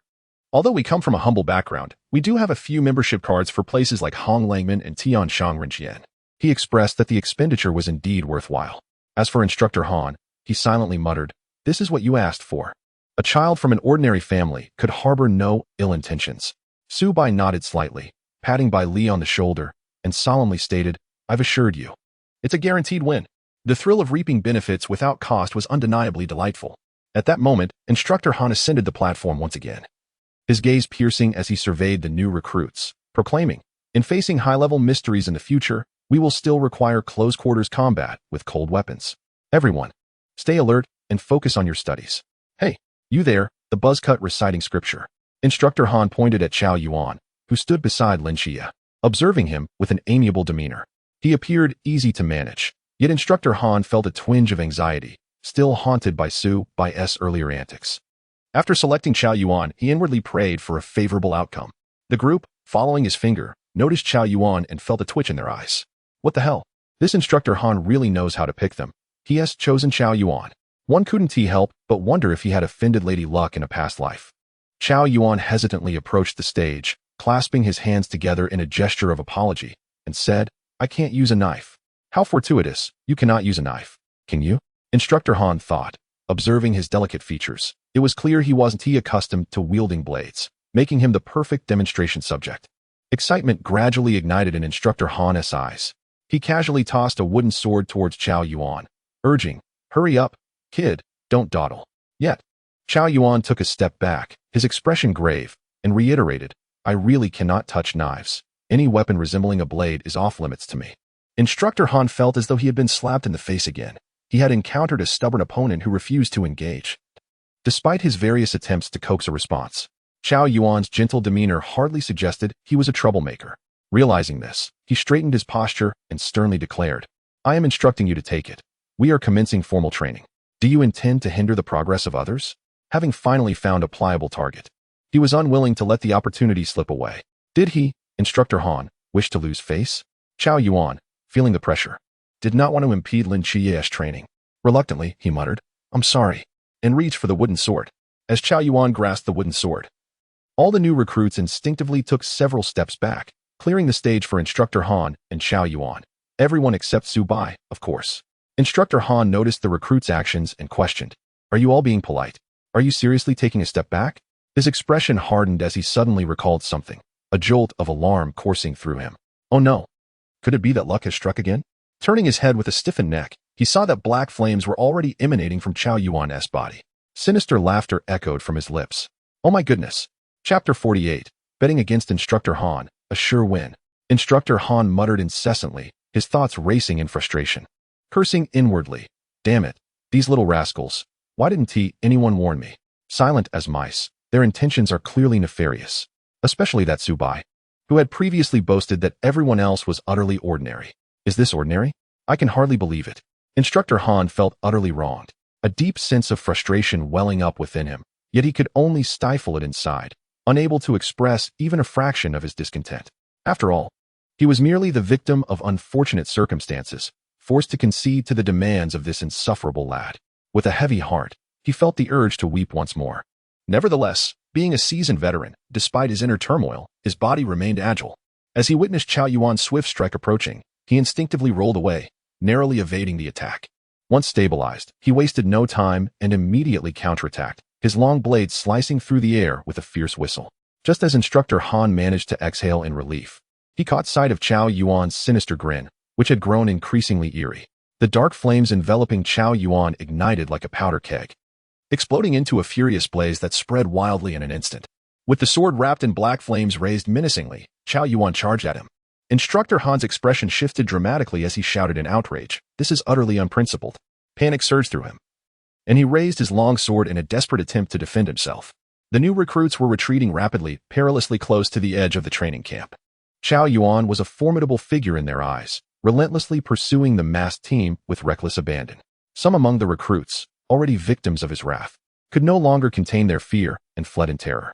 Lin Xie rummaged through the ample treasures in Bailey's bag and retrieved a sealing scroll, the only means capable of restraining Zhao Yuan's dark forces. Just as he grasped the scroll, Su Bai appeared like a specter, positioning himself firmly in front of Instructor Han. With a swift motion, Su Bai raised his right hand, the sharp crack reverberating through the training camp. The dark flames surrounding Zhao Yuan quickly dimmed, a flash of anger flickering in his crimson eyes before he collapsed, unconscious. Su Bai, slightly bewildered, pondered whether the Dark King had gained consciousness. It seemed he had sensed the Dark King's fury and murderous intent, albeit briefly. However, he remained oblivious to the fact that the Dark King's awareness had not truly awakened. Rather, it was provoked by this confrontation. Observing the unconscious Zhao Yuan, Su Bai spread his hands in exasperation. This young man truly has remarkable sleep quality. He just drops off at a moment's notice. Su Bai had developed a fondness for this exhilarating chaos, though he lamented that Zhao Yuan's Dark King was rather fragile. Instructor Han remarked, "Is this even human language?" The vivid imprint of 5 fingers remained etched on Zhao Yuan's flushed face. Instructor Han felt a jolt of pain coursing through him. This was yet another insufferable incident. Yuan Gang and the other instructors, upon witnessing Zhao Yuan wielding a blade, rushed to the training ground in a frenzy. They were not concerned about Zhao Yuan's potential rampage harming others. Their primary worry was that Instructor Han might throw in the towel. As they approached, they overheard Su Bai's mocking words. Yuan Gang felt a strange sense of deja vu, as if he had experienced something similar in the past. Had Su Bai once said the same to him? Hong Hao raised an eyebrow and nudged Yuan Gang, muttering, Instructor Han's prowess is well acknowledged. His combat skills rank among the best. If the battle continues, do you think he can subdue Qiao Yuan like Su Bai did? They were merely a step away from Instructor Han, yet the volume of their conversation was alarming. He is utterly incompetent. Instructor Han's inner turmoil escalated. Not everyone could be as unconcerned as Su Bai. Abruptly, he lost all desire to continue. Feeling the urge to cry once again, Chief Instructor, I am unfit for the role of martial arts instructor. Yuan Gang felt a headache coming on and hurried to console him. This is a special case. His Dark King is the Black King Slaughter of 031. Our training camp cannot suppress it. But worry not. There are only a few high-risk individuals. The others are quite ordinary. After a lengthy session of reassurance, Instructor Han finally regained his composure. He understood what the Dark King 031 entailed, a force said to be above all under the divine. He never anticipated encountering it so soon. Instructor Han glanced at Su Bai, who seemed to anticipate his question. Instinctively touching his cheek, he whispered, the specifics are confidential. I cannot elaborate. The familiarity of Instructor Han's movement struck him, and a bizarre thought echoed in his mind. He regarded Yuan Gang with an increasingly odd expression. This fellow had not brought shame upon himself. He had merely faced unfortunate circumstances by challenging a high difficulty level right from the start. Su Bai approached, patting Instructor Han's shoulder reassuringly. It's all right. The next one will be better. The next will be more obedient. Instructor Han and Yuan Gang exchanged glances, while the others mused. What a cringeworthy line from a scoundrel. With Yuan Gang's comparison, Instructor Han regained his spirits, attributing the earlier incidents to mere accidents. Let us select another recruit to demonstrate. He cast a sharp glance at Bailey, who he believed was responsible for the chaos. Then, he surveyed the female recruits, finally fixing his gaze on Molly. You, step forward and introduce yourself. Molly, heir to the Mo family sword sect, the Dark King of the Myriad Realms. At this moment, Instructor Han felt an overwhelming sense of pressure, yet another high-risk individual, and the heir to a sword sect at that. Sit down. Next. You seem quite agreeable. Lin Xie glanced down, confirmed it was him, and stood up, his mouth twitching. What a selection. Do you come from a prominent family? No, a regular family. Good. So you are not a high-risk Dark King? No. Instructor Han's eyes brightened, eagerly pressing on. Have you trained in swordsmanship? Just a little. Well, that is acceptable. It's only a demonstration. Just as he was about to call Lin Xie up, he noticed the expressions of those around him shifting subtly. Instructor Han's face twisted in concern. It seemed he had stumbled into another minefield. Bailey felt uneasy about the earlier incident. It had indeed been embarrassing for Instructor Han. Fearing repercussions, he quickly sold Lin Xie out. Actually, I come from a regular family. Xie's family is just a tad more ordinary than mine. He is not a high-risk individual. Our training camp's only divine realm. Do you understand? 003's mundane divine domain. His swordsmanship was learned from Chunmai of Team 136. The silence that ensued was deafening. Instructor Han rushed to Yuan Gang, exclaiming, I cannot continue. I truly cannot. Oh, this is too difficult. Chief Instructor, I cannot teach these recruits. They are all tough, nuts to crack. The divine realm. The swordsmanship is taught by the unparalleled twin prodigies of the capital, trained by the Black Wuchang. Before Yuan Gang could respond, Su Bai quipped, if I ever doubt anyone, I will trust Instructor Han. I'll buy lottery tickets against him and surely win big. His incorrect answers had been eliminated. It would be hard not to win. As soon as the words left his mouth, Instructor Han burst into tears, this time truly sobbing. Yuan Gang felt a headache coming on. Su Bai's words were as sweet as honey. Chapter 49. Molly's one act of proactivity resulted in a lifetime of introversion. Yuan Gang, through careful maneuvering, handpicked a few new recruits for Instructor Han, allowing him to proceed with the course. Yuan Gang observed Su Bai, Qiao Yuan, Lin Xie, and others, his mind racing with disbelief, unable to suppress his astonishment. Good heavens, I have never seen such miserable luck. Truly, it was extraordinary. Yuan Gang now finds great merit in Su Bai's words. The few rebellious souls in this training camp have all been selected by Instructor Han, and had their hands strayed just slightly, the current predicament could have been avoided. After enduring an entire day of intense and arduous training, Instructor Han showed no desire to linger, swiftly escaping the scene with the speed of a champion sprinter, leaving the onlookers in stunned silence. As night fell quietly, the dawn revealed a bus whisking everyone away at great speed, arriving steadily at the Jiangnan mountain range. Upon disembarking, Hong took a decisive step forward, pointing toward the towering mountains with a sinister grin that sent chills down spines. He then emitted a few eerie laughs akin to Chao Yuan's, raising his voice to announce, "Listen closely. You are about to face some serious challenges. Each of you will carry this weighted backpack. Do not dawdle. Swiftly traverse these mountains. Your sole task is to find a way to reach the mountain's end. Do you understand? And do not be quick to complain. There's more. If you happen to be struck by a drone mid-journey, you will face dire consequences. Trust me, that scene is something you wouldn't even want to dream about. Alright. Without further ado, extreme training begins now." As he finished speaking, everyone erupted into a frenzy, rushing into the depths of the mountains. Simultaneously, drones buzzed ominously behind them, rising swiftly and locking onto their movements with relentless precision. The sharp whir of the propellers served as a grim reminder of the danger they were in, tightening the nerves of all present. Just as Hong Hao exhaled in relief, he glanced around only to see Su Bai nimbly leaping off the bus. Panic set in as he called out, "Su Bai, what are you doing? This training is of no use to you. We could just enjoy some tea on the bus."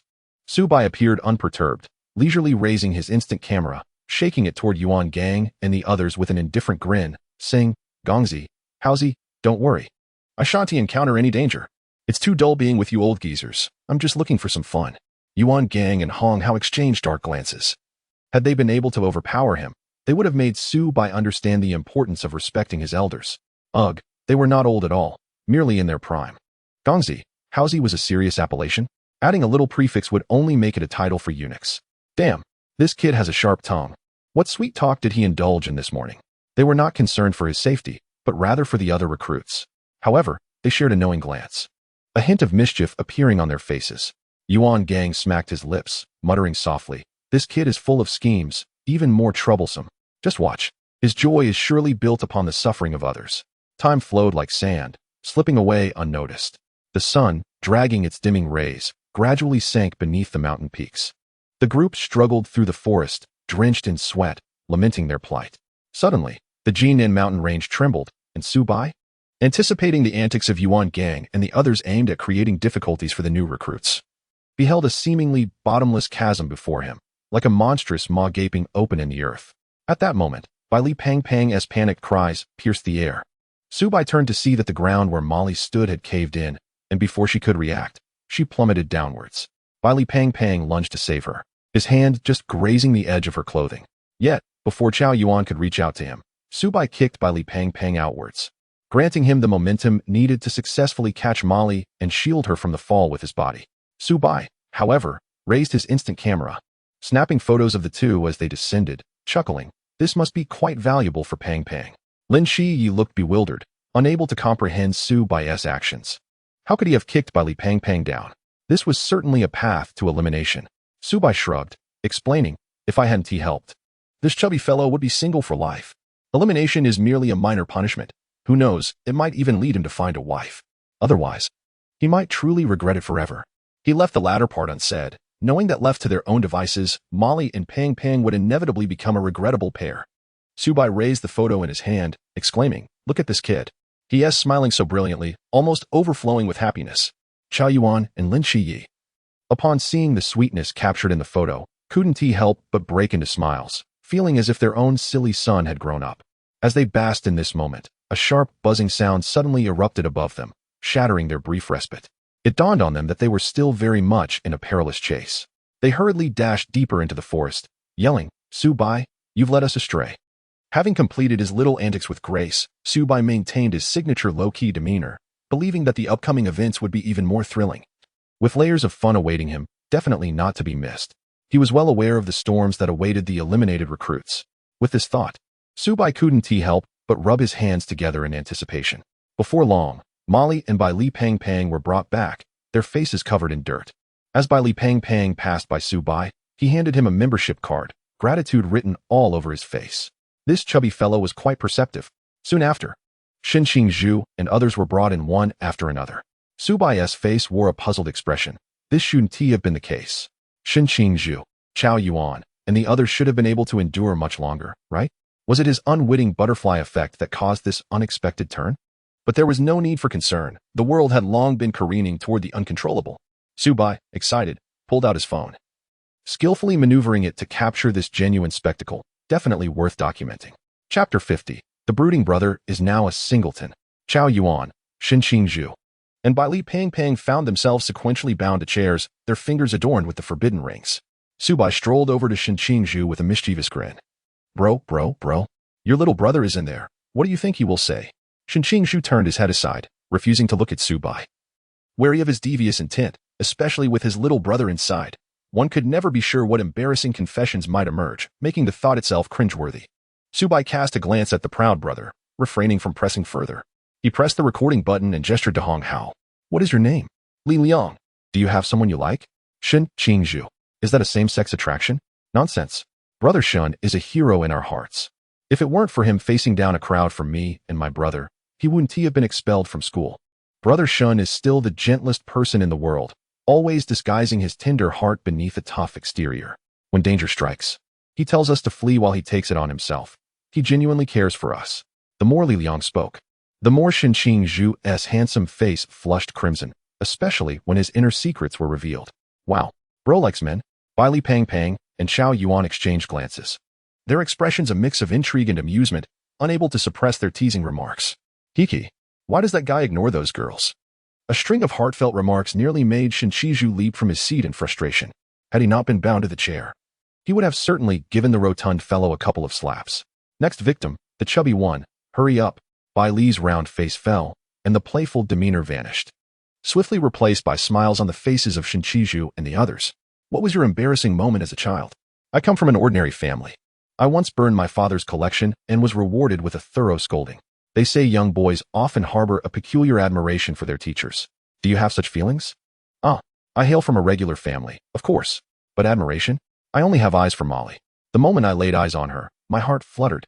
Bai Li's words remained unpretentious. Yet with Su Bai's involvement, Molly's perception of him began to shift, turning Bai Li's punishment into a confession event. Seeing Molly's cheeks flush, it was evident the tactic was effective. Su Bai silently captured the moment on his phone, feeling his efforts were not in vain. This chubby fellow was utterly oblivious to the fortune at his feet. Xinqing Zhu glanced at them, shivering with goosebumps from the cheesy declarations. Su Bai noticed his expression, smirked, and teased, indeed, a confirmed single dog. Xinqing Zhu shot back angrily, get lost. The newcomers struggled under the weight of their physical and mental trials, while only Su Bai remained jovial, capturing the black histories of everyone on his phone. Alas, if only he could unearth Lin Qia's secrets as well. That would surely delight Leng Xian, who had once promised to gather some embarrassing photos of Lin Qia. This guy, cold on the outside but warm-hearted within. Even Chao Yuan and Xinqing Zhu glared at him with fury, their eyes brimming with murderous intent. If not for the fear of confrontation, they would have long since pounced upon him. Unfazed, Su Bai ignored the crowd, whistling and turning to Bai Li. Hey, think Molly felt a spark when she heard my confession? Please, let me see a video of her. I'll trade you my membership card. Sure, sounds good. Before he could finish, Molly dashed over, grabbing Bai Li and effortlessly throwing him to the ground, her eyes seething with intensity. Su Bai can't handle me. Do you think you can? To his surprise, Bai Li beamed with happiness, thinking how perceptive his Molly was when dealing with others. However, he continued to plead, Molly, you misunderstood. I wanted to see the video of that cool guy in Chao's eye. Unbeknownst to him, they both preferred mature women, while he was only interested in her. Molly pressed down on his hand, unable to suppress a tremor, her cheeks still flushed. Bai Li remained oblivious, while the shadows of the cool guy and Chao Yuan darkened, their fists cracking ominously as they approached. TSK, that cool guy pinned countless love letters to the older sister upstairs, pouring out all his feelings. She's probably getting married soon. And Chao's eye, he favors divorced women, while I only have eyes for you. Su Bai's lips twitched, and he quickly stepped back, genuinely concerned he might be splattered with blood soon. What a hopeless romantic. How had he not noticed this chubby fellow's penchant for self-deprecation before? In an instant, Bai Li's anguished cries echoed through the air. Each wail sent shivers down Yuan Gang's spine, his eyelids twitching. He discreetly tucked away the truth ring he had been contemplating giving Su Bai. Avoiding eye contact, he imitated Su Bai's whistle, cursing inwardly. That guy is just a schemer. Nothing but a source of entertainment. I must keep him appeased and avoid provoking him. As the sun dipped low, dusk painted the Jiangnan Mountains crimson. Nightfall quietly enveloped the land, and Lin Qia, with the assistance of the starry night dancer, reached the mountain's end. Breathless, he collapsed onto the ground. Yet a smile graced his face. Standing atop Tiannan Mountain, the view of Tsangnan under the night sky filled him with profound emotion. Isn't it beautiful? Lin Xia nodded slightly, then paused. Turning around, he noticed Su Bai and several instructors had appeared, seemingly out of nowhere. Su Bai gazed at the breathtaking scenery and casually asked, "If one day this place vanished like fireworks, would you go mad?" Lin Xie fell silent for a moment. Here lay his aunt, a Jean, and the members of Team 136. He selfishly wished to protect everyone around him. Su Bai scrutinized Lin Xie, his tone serious. "Xie, though fireworks may fade, they can reignite. If such a day comes, do not succumb to despair. Sometimes, parting is merely a prelude to a better reunion. A cherished moment awaits, do not dwell in sorrow." Chapter 51. Xie, when the chaos subsides, let us meet again at our old place. With that, Su Bai ceased speaking and began descending the mountain. Today, standing atop Jiangnan Mountain, he felt a surge of emotion.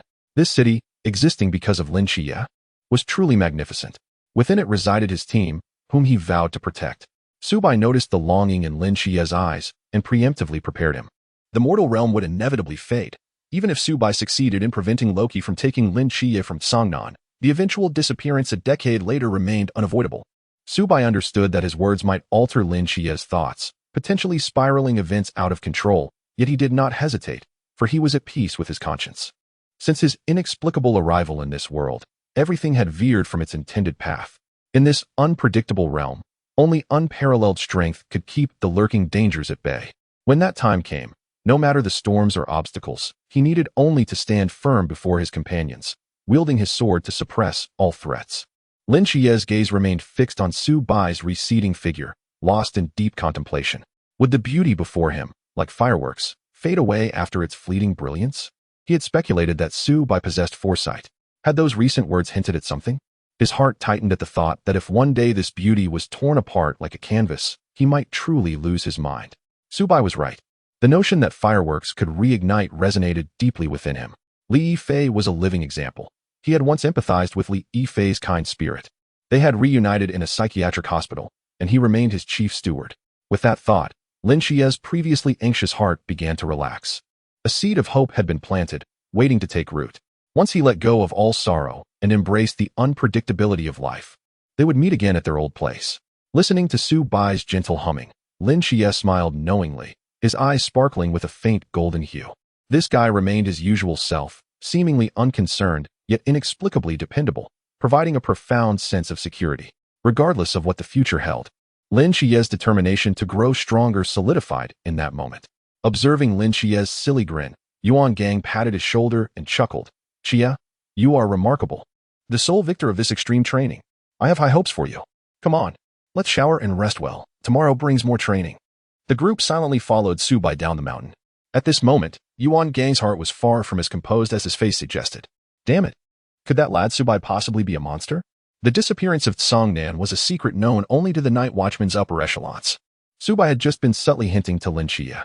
The other party might still be unaware of the situation, but once Songnan vanished, the truth would become clear. Regardless, from his perspective, he naturally hoped Su Bai's words would bear fruit, sparing Lin Xie from any setbacks. This young man, once he matured, would become a formidable force, greatly beneficial to the situation in the Great Xia. With the gods watching closely, their circumstances were precarious. Each small team had its own responsibilities. And the Blue Rain Team 005, responsible for navigating the mists, had been obliterated, leaving it vacant for quite some time. It was highly likely that Su Bai and Lin Xie would inherit the designation 005. That night, Su Bai lay on the large bed in the dormitory, his consciousness deeply immersed within his mind. His mental energy surged like a fine wine on the verge of overflowing, with the backing of wealth that could transcend the divine. The once turbulent currents in his mind suddenly burst through their banks, flooding forth in an unstoppable torrent, soon coalescing into an expansive and boundless ocean of spiritual consciousness. The aura surrounding Su Bai grew denser, resembling a tangible pressure emanating from the sea realm, enveloping the entire instructor's dormitory. Yuan Gang and the members of the masked team felt that familiar mental force, their faces once again reflecting shock. This lad had managed to break through so effortlessly. He had finally reached the same realm. However, upon sensing Su Bai's overwhelming presence, Yuan Gang's expression darkened instantly. Damn it, compared to Su Bai? His peak sea realm status paled in comparison. Feeling the intensity of the mental energy only deepened his frustration. He had been honing his power in the sea realm for so long, yet here was someone who had just recently broken through, already surpassing him in quality. He couldn't help but think that even if he reached the infinite realm, he might not be able to match Su Bai. Was there any room for him to thrive in such a scenario? Yuan Gang silently rejoiced that the instructor's dormitory was separate from the new recruits' quarters. Otherwise, this overwhelming pressure would leave the new recruits utterly immobilized.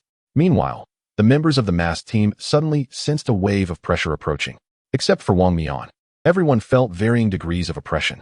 Upon recognizing the familiar aura, Su Nw's face was filled with astonishment. Wasn't he his uncle a bit too ruthless? Hadn't he already reached the Sea Realm? As a fellow Sea Realm practitioner, he distinctly felt an intense weight, far surpassing the pressure exerted by their captain. The others were equally taken aback, hardly finding time to correct Su Nw's unrefined address. The most astonished of all was Wang Mian. Su Bai had just now broken through to the Sea Realm. The concentration of his mental energy was on par with the Infinite Realm. Coupled with Su Bai's extraordinary abilities, Wang Mian's face betrayed his unease. Could it be that Su Bai was now capable of challenging Klein? The more he pondered, the more plausible it seemed. Was it truly the case that he was not merely a divine agent? This was utterly inconceivable.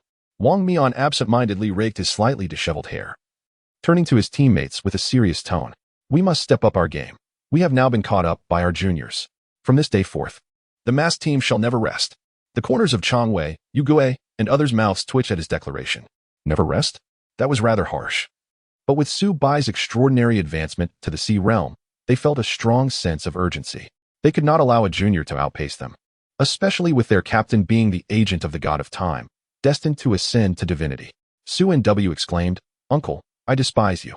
After saying this, Wang Mian and the members of the masked team bid farewell to Yuan Gang and departed that very night. The pressure of staying close to Su Bai was simply too immense. Chapter 52. Nix, darling, this is my child. Su Bai's breath gradually stabilized as he exhaled deeply, subsequently retracting the overwhelming pressure he had been exuding. In reflecting upon his transformation, the most striking change was indeed in his mental energy.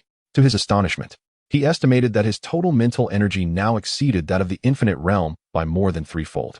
This concentration was unparalleled, allowing him to wield his skills without the fear of mental depletion. Even if the pinnacle of humanity appeared, Su Bai felt confident in his ability to maintain control over it. He suddenly recalled Lin Xie's whimsical fantasy of turning him into a dog, and it was no wonder he had taken such precautions early on. One could only say he had chosen an apt name. Chen Erniu was a fine name. Perhaps his father never told him that a humble name leads to a prosperous life. He must be the apex of humanity. Surely, he should be made to kneel before him and sing a few verses of conquest before being sent to Lin Xie as a pet. The thought of this delightful scene brought a wicked smile to Su Bai's lips. He gently shook his head, dismissing those images, and began to check the rewards he had earned after clocking out for the day. Clocking out successful. Mental energy, 2001. Physical strength, 1. Mental control, 2. You worked in a tranquil environment, feeling utterly content. Achievement unlocked. Stay calm. He was preoccupied with recording the embarrassing moments of his companions, reveling in the joy of the moment. However, such bliss could not last long. As the great Xia remained ensnared in turmoil, he genuinely enjoyed this atmosphere, which made him forget to check his clock-out rewards. The rewards left him momentarily stunned. Utterly content? Was that even a reward? He quickly examined the effect of the skill. Stay calm. When the host whispers the word Shu, a domain with a diameter of 1 kilometer will be formed. All targets within this domain will have their abilities forcibly sealed, plunging them into silence. The range of the domain will expand with the host's increasing power. Well, was this a form of silence? A silence skill within the domain range. Given that other skills could suppress the divine ruins, this one likely held the same potential. If it could suppress even the divine ruins, then his silence would be far superior to any seal, ensuring that no one could escape once seated in the sanctuary. Coupled with the necessary sword techniques and grand confrontations, it truly resembled Garen's light whisper, silencing and breaking defenses simultaneously. Su Bai also noted a particular phrase, all targets. Oh, that expanded the range considerably. Did this mean that bullets and missiles, those conventional weapons, would also be affected?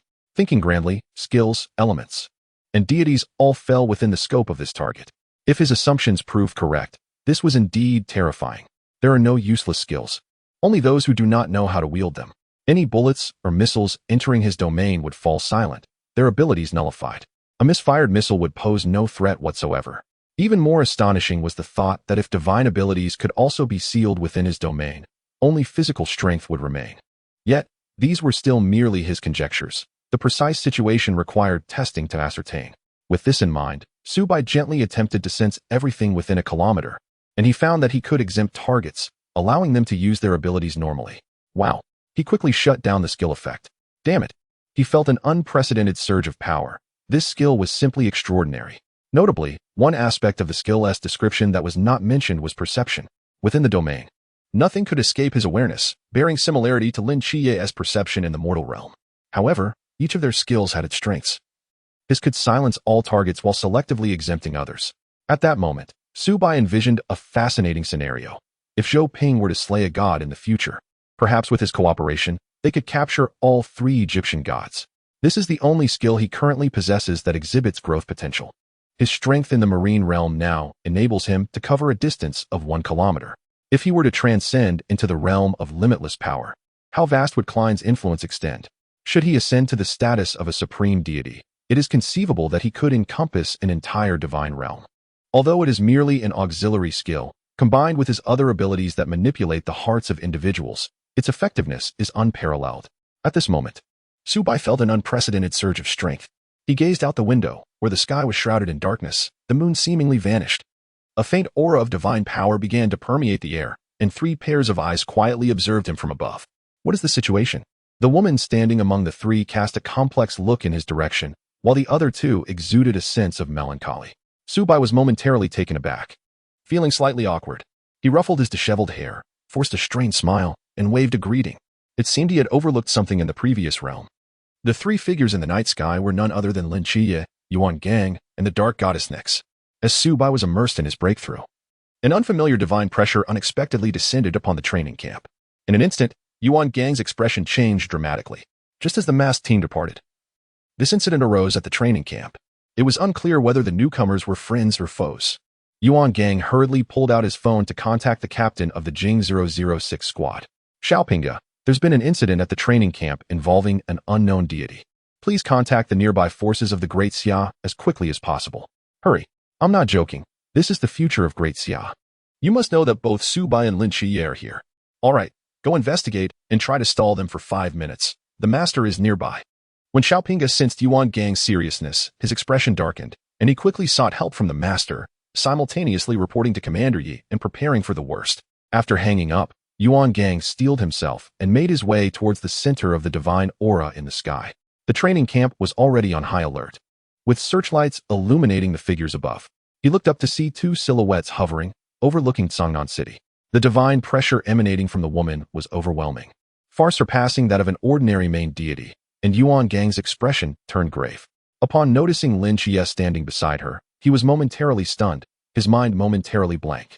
Before she could finish speaking, an unusual energy surged forth from Su Bai's room, instantly enveloping them. Bang!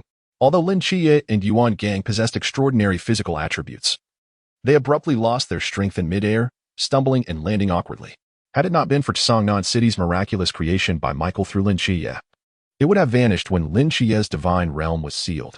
Nyx, in contrast, maintained her elegance. Her spiritual essence being sealed, she merely swayed lightly without falling. Before anyone could react, the sealing force abruptly dissipated. Nyx immediately focused on its source, her expression shifting to one of astonishment as she turned to Su Bai.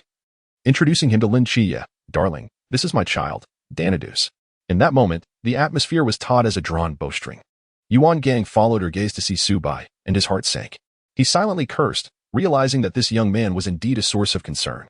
The motives of this deity remained unclear, and both geniuses were now exposed before one another. What if something went awry? His anxiety escalated, veins throbbing on his forehead. Nyx's gaze gradually shifted away from Su Bai, scanning her surroundings. With a mere glance, she discerned Yuan Gang's unease. Perhaps considering Su Bai's feelings, Nyx paused momentarily, then calmly stated, I harbor no ill intentions, I merely wish to see my son's divine realm. Yuan Gang was utterly bewildered, unable to comprehend the current situation. However, he could ascertain that this deity meant them no harm. At that moment, Lin Qiye stepped forward to clarify. My mother has come to Great Xia to select a divine representative, and I am the one she has chosen. What? Nyx is your mother? A dual deity representative? With Su Bai being the owner of multiple sealed realms, and Lin Qiye a dual deity representative, Yuan Gang was at a loss to understand how such extraordinary talents could emerge from the small city of Jiangnan. Was becoming a divine representative truly so effortless? When he glanced at Su Bai, he could only express his shock with exclamations. The sealing force emanated from Su Bai, indicating that he had acquired yet another sealed realm. It was all too exhausting. His emotions were akin to a roller coaster, and he felt his heart could hardly take it. Before they could voice their thoughts, Nix's gaze locked onto Su Bai, inquiring, "Chia, aren't you going to introduce him?" Lin Chia's expression was complex. He had previously been perceived as mentally unstable by Nix due to Su Bai's abilities. Now, facing Su Bai directly, he hoped to dispel Nix's negative impression of him. It was indeed a bitter experience to be regarded as insane by one deemed insane. Contemplating this, he quickly explained, "Su Bai, the abilities I mentioned earlier stem from him." At that moment, Nix understood Lin Chia's earlier odd behavior. He had encountered this formidable presence. Although this individual seemed weaker than them, Nix sensed traces of destiny and power transcending the laws within him. The earlier sealing force, though fleeting, had sealed her divine realm most exquisitely. The dark laws and essence within her fell into silence. Were it not for her status as a deity and spiritual entity, she would have plummeted like anyone else. This was a power that surpassed mere laws. Unable to linger outside the confines of the mental asylum, she felt reassured to have such a companion by Lin Chia's side. As everyone fell into deep contemplation amidst the surrounding silence, Nix suddenly moved, appearing quietly before Su Bai. Yuan Gang and Lin Chia's hearts skipped a beat, but the scene that unfolded next left them utterly speechless. Nix gently took Su Bai's hand, gracefully bent at a 45-degree angle, and deeply bowed, her face radiating sincerity and earnestness as she softly spoke. "I hope you will take care of Chia, darling." Su Bai scratched his head, still somewhat bewildered. He had just realized that this woman was Nix, Lin Chia's stepmother. Yet, her complex expression upon seeing him, followed by her hand-holding and bowing, left him confused about the situation. Her soft hand was delightful to hold. However, this courteous foreign woman spoke the language of Great Xia quite well. He had never been taught such manners, and he found himself at a loss for words. After a moment's reflection, Su Bai gently nodded. Then, his expression turned serious as he gazed intently at Nix and earnestly suggested, "How about we give each other foot massages?" Nix momentarily froze, her demeanor remaining composed, yet her ears subtly flushed red. She left with a promise of next time, vanishing into thin air. The scene left Yuan Gang and Lin Chia utterly dumbfounded, their jaws dropping in disbelief. Especially Yuan Gang, whose perception of deities shattered completely. Nix's actions were astonishing enough. Her handshake and bow, along with the hand-holding, conveyed a respectful gesture in Western culture that others might not comprehend, yet those in high positions understood its significance. Although the reason remains elusive, even Nix, the supreme deity, expresses respect towards Su Bai. This audacious individual dares to make a startling invitation to the goddess for a foot massage, an audacious move indeed, considering she is a divine being. What astonishes him further is Nix's reaction. Her gaze towards Su Bai becomes increasingly peculiar. While others might flirt with beautiful women, Su Bai has begun to tease deities. Little do they know, this is merely the beginning. Yuan Gang observes Su Bai's nonchalant demeanor, finding it rather impressive, as he seems to overshadow everyone else. Alas, this daily spectacle is quite taxing on his heart. Just as he prepares to leave, Su Bai saunters over to him, playfully patting his shoulder and whispering, "Gongzi, you haven't been diligent in your training, have you?" With that, he turns and departs, leaving Yuan Gang and Lin Chia in a state of bewilderment. Upon returning to his room, Yuan Gang picks up the phone and dials out. "Yes, the crisis has been averted. There's no need for the teacher to come," he continues. Lin Chia's dual divine agent just encountered Nix. Su Bai invited the goddess for a foot massage, and she agreed. "My heart can't take this. Perhaps we should have the ceiling come to oversee the training camp. Even if you came, it wouldn't be enough to witness everything." On the other end, Xiaoping Ge falls silent for a long moment, contemplating the feasibility of having the ceiling preside over the training camp, given the numerous variables involved. His interest in Su Bai intensifies. Perhaps after graduation, he could manage to join Team 006 and compete with Cheng Mai for a position. Surely, he wouldn't hold a grudge against me. Chapter 54, Destiny lies beneath his feet. After Nix's departure, the moment he releases his skill, he perceives all targets within 1,000 meters, allowing him to exempt them at will without affecting his teammates. This range is relatively modest, serving primarily as a trump card. At Klein's level, unless engaged in close combat, most ranged attacks exceed his coverage. The Sword Saint, with a mere flick of his wrist, can unleash sword energy that surpasses 1,000 meters. Su Bai had previously speculated that everything within his coverage could become a target, including sword energy and missiles. If this holds true, merely approaching within 1,000 meters would render these attacks ineffective within his domain, protecting him from harm. However, this remains conjecture. The feasibility of such an extent requires further validation, and he lacks the means to procure a missile for testing. Missiles? It seems there will be missile strikes during the winter break. However, that is still far off. Perhaps tomorrow, I shall experiment with some conventional weapons. Sealing off the divine ruins? It appears that Lin Chiye's divine ruins have just been sealed, yet nothing has changed in Songnan. This confirms his earlier suspicions. Songnan City relies on Lin Chiye as a conduit, sustained by the divine power of Michael. The recent sealing of Lin Chiye's divine ruins without altering Songnan further validates this theory. Despite this, Su Bai feels somewhat careless. It seems he must exercise more caution when testing his skills in the future. After all, his abilities are rather formidable. This skill can serve as a potent trump card. And in conjunction with his swordplay, he can achieve near-perfect silence of his targets. Yes, drawing them in and then silencing them, while simultaneously unleashing a devastating strike. Simple, yet exhilarating. Marvelous.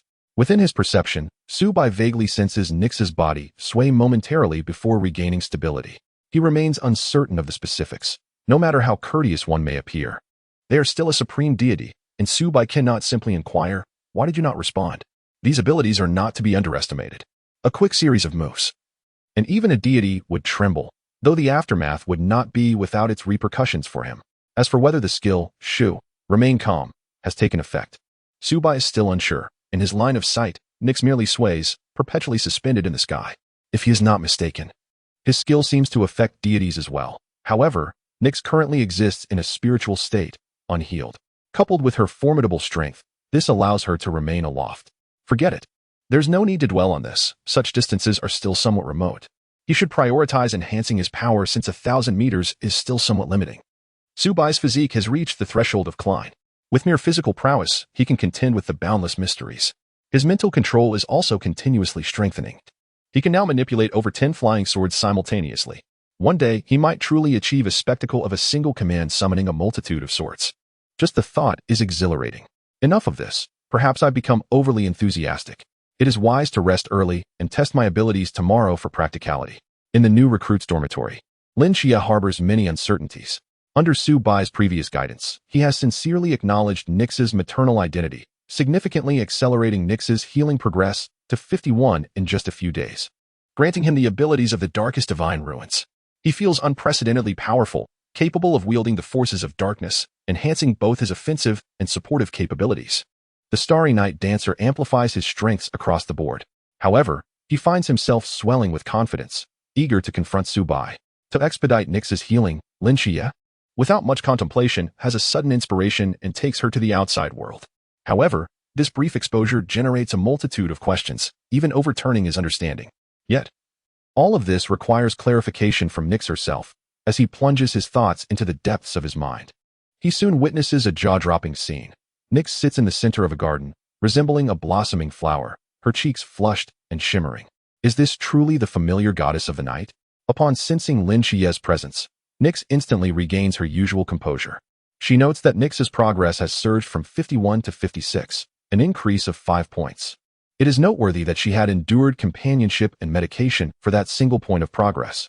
Had she known that merely meeting Su Bai would yield such progress, she would have introduced him far sooner. Upon noticing Lin Chiye's arrival, Nix speaks up. "Donatus, I previously misjudged you. I never anticipated such beings could exist in this world. It brings me great joy as a mother that you can befriend him. I sense a complex intertwining of destiny in him." What she does not disclose to Lin Chiye is that her dark essence and laws fell into silence the moment Su Bai unleashed his skill. Although her strength remains somewhat diminished, her abilities now transcend the laws. Were Su Bai aware of Nix's suspicions, he would undoubtedly pat her shoulder and say, "Understanding conceptual skills and rules is essential." To Nix, Su Bai exudes an aura as though fate itself seeks to appease him, with destiny swirling around him, suggesting that he transcends fate itself. Yet, it appears that she is yet to discover the means to harness this power. From Su Bai, she senses a faint life-threatening crisis, despite his supreme strength. Fortunately, her child is friends with such an existence. Thus, she chooses to conceal these matters, fearing that knowing too much could jeopardize their pure relationship. Lin Xia is taken aback. Since their acquaintance, it is the first time he has heard Nix speak in such a tone, even complimenting another. "Mother, are you suggesting that he can wield the power of fate? You may interpret it thus." Nix paused for a moment before speaking. "Is he a divine agent?" She blinked innocently and asked, "I just heard you mention divine agents. What does that mean?" "Well, just like you and I, He can wield the powers bestowed by his mother. Oh, I see. Then he is not one. He is definitely not a divine agent. The deities who govern the laws of fate possess only a fraction of the laws themselves. They are unworthy of such an existence's favor. Fate may merely be a rule to appease Subai. Noticing the serious expression on Nix's face, Lin Xie felt a heaviness in his heart, as if he were listening to a legend. The notion that the goddesses of fate were unworthy of Su by becoming a divine agent seemed somewhat exaggerated. However, since Nix claimed that Subai was not a divine agent, he likely was not. After all, this aspect should be easily discernible to the deities. But if he is not a divine agent, how could he be so powerful? It is incomprehensible, quite unscientific. Chapter 55, Yi Fan? Even as a deity, how can he be so docile in the presence of Subai? Lin Xie recalled that Nix's healing progress was barely over half, which brought him some relief. He could understand that her words were half-truths. But why did Nix bow to Subai? That is a gesture of respect in the West. Even if Nix had not fully healed, it shouldn't be to such an extent. In his eyes, deities were already formidable, and Subai, no matter how strong, was still human. Could it be that Subai is more terrifying than a deity? This is absurd. Subai had even invited Nix for a foot massage, which he deemed nothing short of teasing. Yet, Nix showed no anger, which only fueled his frustration. Every time, he found himself at Subai's mercy, wishing to retaliate, but seeing no hope. Lin Xie sincerely hoped Nix would take action against Subai, but that hope always fell flat. He was still struggling to grasp the concept of divine laws, and no one in the training camp had mentioned them. Perhaps future lessons would cover such topics, and he needed to understand them thoroughly. Currently, his knowledge of the extraordinary world was merely superficial. Lin Xie had always felt that Subai possessed the ability to foresee the future. Now it appeared that Subai could utilize fate-related powers, which would allow him to anticipate upcoming events, explaining his uncanny ability to appear at the right place at the right time. Everything was evidently not mere coincidence. Suddenly, Lin Xie recalled Subai's earlier mention of changes in Songnan. A sense of urgency washed over him. He clenched his fists, realizing he needed to enhance his strength quickly. Subai might have already glimpsed the future. He might not escape, but Subai had already given a clear warning. Fireworks do have their moments of resurgence. Lin Xie, would not be easily subdued. Meanwhile, Yi Fan was unsettled by the news. He had always asserted that Subai was a genius, and indeed, he possessed a unique perspective. He dared to tease even the goddess of night, and the most terrifying part was that he remained unharmed afterward. Damn it. It was truly enviable. Reflecting on the deities they had faced before, Gaia, who wasted no time with words, and Hades, the god of death, who immediately resorted to violence. Sensing a threat and sacrificing all his divine power to obliterate Songnan, it was exhausting. Well, if Subai could grow stronger quickly, it might alleviate their current pressure. Staring at the approval document for the special team in his hand, he fell into deep thought. Team 005 had not been re-established for a long time. Since the fall of Blue Rain, they had not actively explored the world beyond the mists. Perhaps this was an opportunity. These little ones needed to grow up quickly. Yu Fan closed the document and turned towards the temple of the Grand Mage Jin Chan. He needed to pave the way for these children. Unlike the Sentinels, the Whisperer, clad in a black tailcoat, concealed himself within the shadows. He stood tall and imposing, exuding an air of delicate strength. Suddenly, he sneezed while seated on his throne, his brow furrowing slightly. Recently, he had been sneezing, sensing that something ominous was approaching. As a harbinger of nightmares, he found these thoughts unnecessary. He murmured softly, "No word has reached us.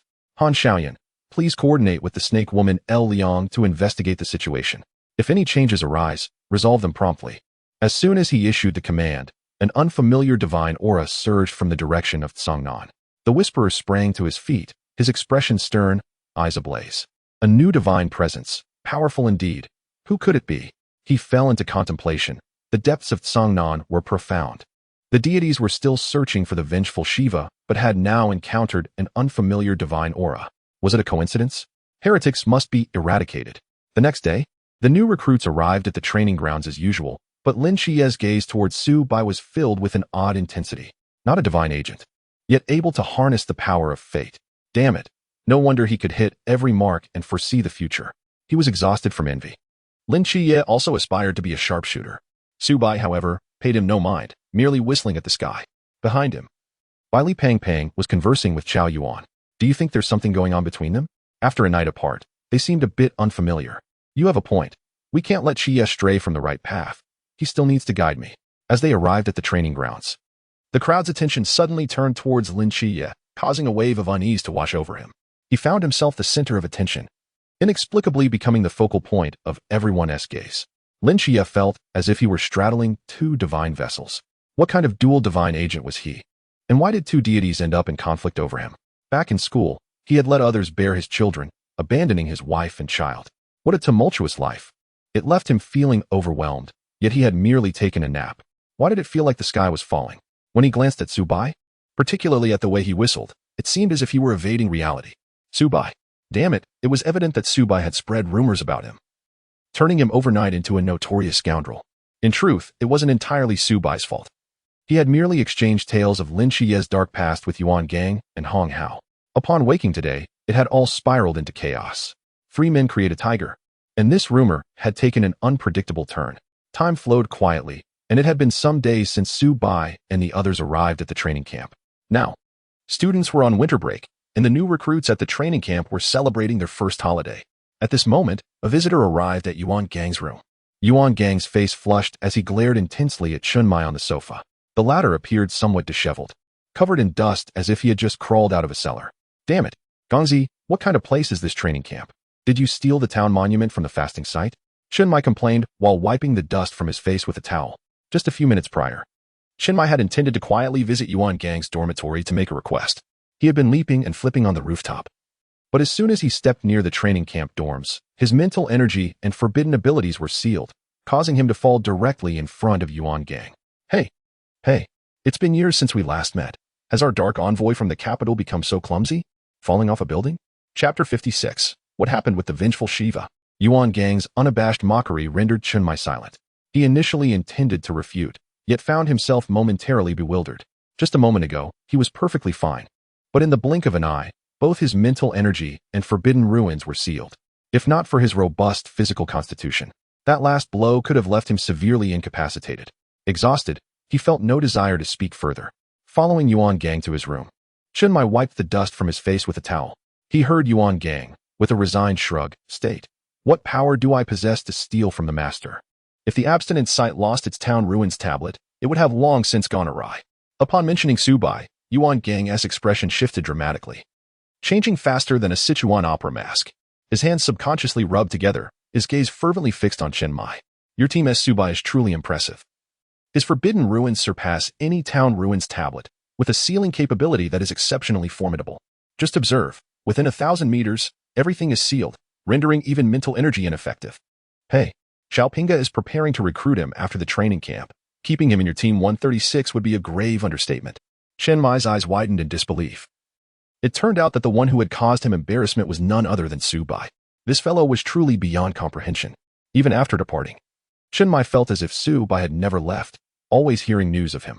This was indeed the case, though absent from the world of Jianghu. His legend permeated everywhere. Damn, it's utterly absurd. This lad isn't training, but rather indulging himself. However, upon hearing the latter part of Yuan Gang's statement, Chunmai narrowed his eyes, his gaze filled with hostility, and a tempest brewed within him, unable to maintain composure. Subai had yet to graduate, and Yuan Gang brazenly attempted to recruit him in front of Chunmai, disregarding his dignity. Nevertheless, this only underscored Subai's immense potential. Reflecting on Yuan Gang's team, stationed in the capital as the 006 team, with a captain famed as one of the capital's prodigies, by Wu Chang, whose strength had undoubtedly reached the Klein realm. This meant that if Subai truly joined their ranks, his future opportunities and resources would far exceed the perilous realm of Tsangnan. Chunmai would not make decisions for Subai. He respected his opinions and would not interfere due to external influences. However, upon contemplating the peculiar personalities of Xiaopinga and Subai, and glancing at Yuan Gang, his expression turned rather nuanced. These two were equally eccentric, yet both possessed considerable strength. Xiaopinga loved to sleep in, while Subai relished the simple pleasure of foot massages and had a penchant for financial schemes. It seemed that the workload of Team 006 had been offloaded onto Yuan Gang. If Subai were added to the mix, would Yuan Gang not be busier than a spinning top? Hey, could this fellow be the legendary masochist? Chunmai regarded Yuan Gang with an exceedingly peculiar gaze, causing the latter to feel quite uneasy. Soon, he fell into contemplation. Alas, that lad Xiaopinga had already reached the Klein level. 10 years ago, he had received a mission to Tsangnan, only for the entire region to be obliterated by the earth goddess Gaia. Otherwise, with his capabilities, he would surely possess more than just the strength of the Sichuan realm by now. As Chunmai pondered this, His feelings became as complex as a mixed jar of flavors. Presently, he relied solely on Lin Chie's mundane divine domain to barely survive. And it was only his forbidden ruins that could suppress the Shiva's grudge, preventing its aura from leaking. Chenmai still dared not entertain thoughts of a breakthrough. He understood all too well that if the aura of Shiva's grudge were to leak, it would spell an unprecedented catastrophe for the Great Xia. With foreign deities immediately setting their sights on Songnan. Wait? Hold on. It seemed he had overlooked something. Shiva's grudge? Where was its aura? Yuan Gang's gaze bore down on Chenmai's face with intensity. He raised an eyebrow, his eyes narrowing slightly. Initially, Chenmai's increasingly bizarre expression made Yuan Gang feel uneasy, as if he had been offended. But in an instant, Chenmai's look of astonishment spread across his face like a tidal wave, his shock palpable. A smirk crept onto Yuan Gang's lips, his heart secretly rejoicing. This was the reaction he had been seeking. It must be said that Chenmai's reflexes were somewhat delayed. However, the outcome was favorable. He merely wished to witness Chenmai's astonished expression, especially since they had all endured enough torment due to Su Bai's forbidden ruins, leaving them in a state of utter disarray. Why should he alone be the one caught off guard? It was only fair to have someone else share in the surprise. Seeing Chenmai display a similar expression brought Yuan Gang an indescribable sense of satisfaction, and he smiled slyly, feeling that the moment had arrived. Yuan Gang decided it was time for Chenmai to experience an even more explosive revelation. He could practically envision the scene of Chenmai's jaw dropping to the ground, clearing his throat, just as he was about to speak. Mai suddenly sprang to his feet, darting like a specter to stand before him. Gripping Yuan Gang's shoulders tightly, he urgently inquired, "Quick, tell me. Can Su Bai's forbidden ruins suppress the divine ruins?" Yuan Gang was momentarily rendered speechless, his expression a tapestry of incredulity. His mouth agape as if grasped by an invisible hand around his throat. He had just begun to cultivate the right emotions for a dramatic reveal, only to be cut off by Chenmai's direct question. His heart brimming with frustration, he thought, how can he guess that? The key is that Chenmai's Hell of Yama is not a divine ruins. How did he deduce it? Chenmai scrutinized Yuan Gang, discerning a problem from his reaction. As expected, it was precisely as he suspected. His forbidden ruins, although derived from the Great Xia's god of Yama, remained sealed, preventing the aura of Shiva's grudge from leaking. He was acutely aware that Shiva's grudge was a world-ending divine ruins of sequence 008, imbued with destructive power. Chenmai had just sensed that Shiva's grudge resembled an ordinary parchment, even feeling that if it were presented before the gods, no one would suspect its true nature. He could vaguely feel a trembling emanating from the parchment, as if it had encountered its nemesis. This was far superior to the town ruins tablet. An entirely different magnitude. Any divine ruins approaching Su Bai would become ineffective. Wouldn't it be safer to entrust Shiva's grudge to Su Bai? With that thought, Chenmai released his grip on Yuan Gang's shoulders, collapsing onto the sofa, plunged into contemplation. Chapter 57. The Thousand-Blade Demon Sword? Or the Great Sword of Convenience? Chenmai furrowed his brow, his mind racing with the feasibility of this matter. He sensed that within a year, the divine power maintaining the mundane domain would dissipate, and at that point, he would vanish alongside the city he had protected for a decade. If Su Bai could safeguard Shiva's grudge, he would not need to worry about its aura leaking, thus attracting the covetous gaze of foreign deities who had relentlessly sought its traces over the years, their eyes ever watchful.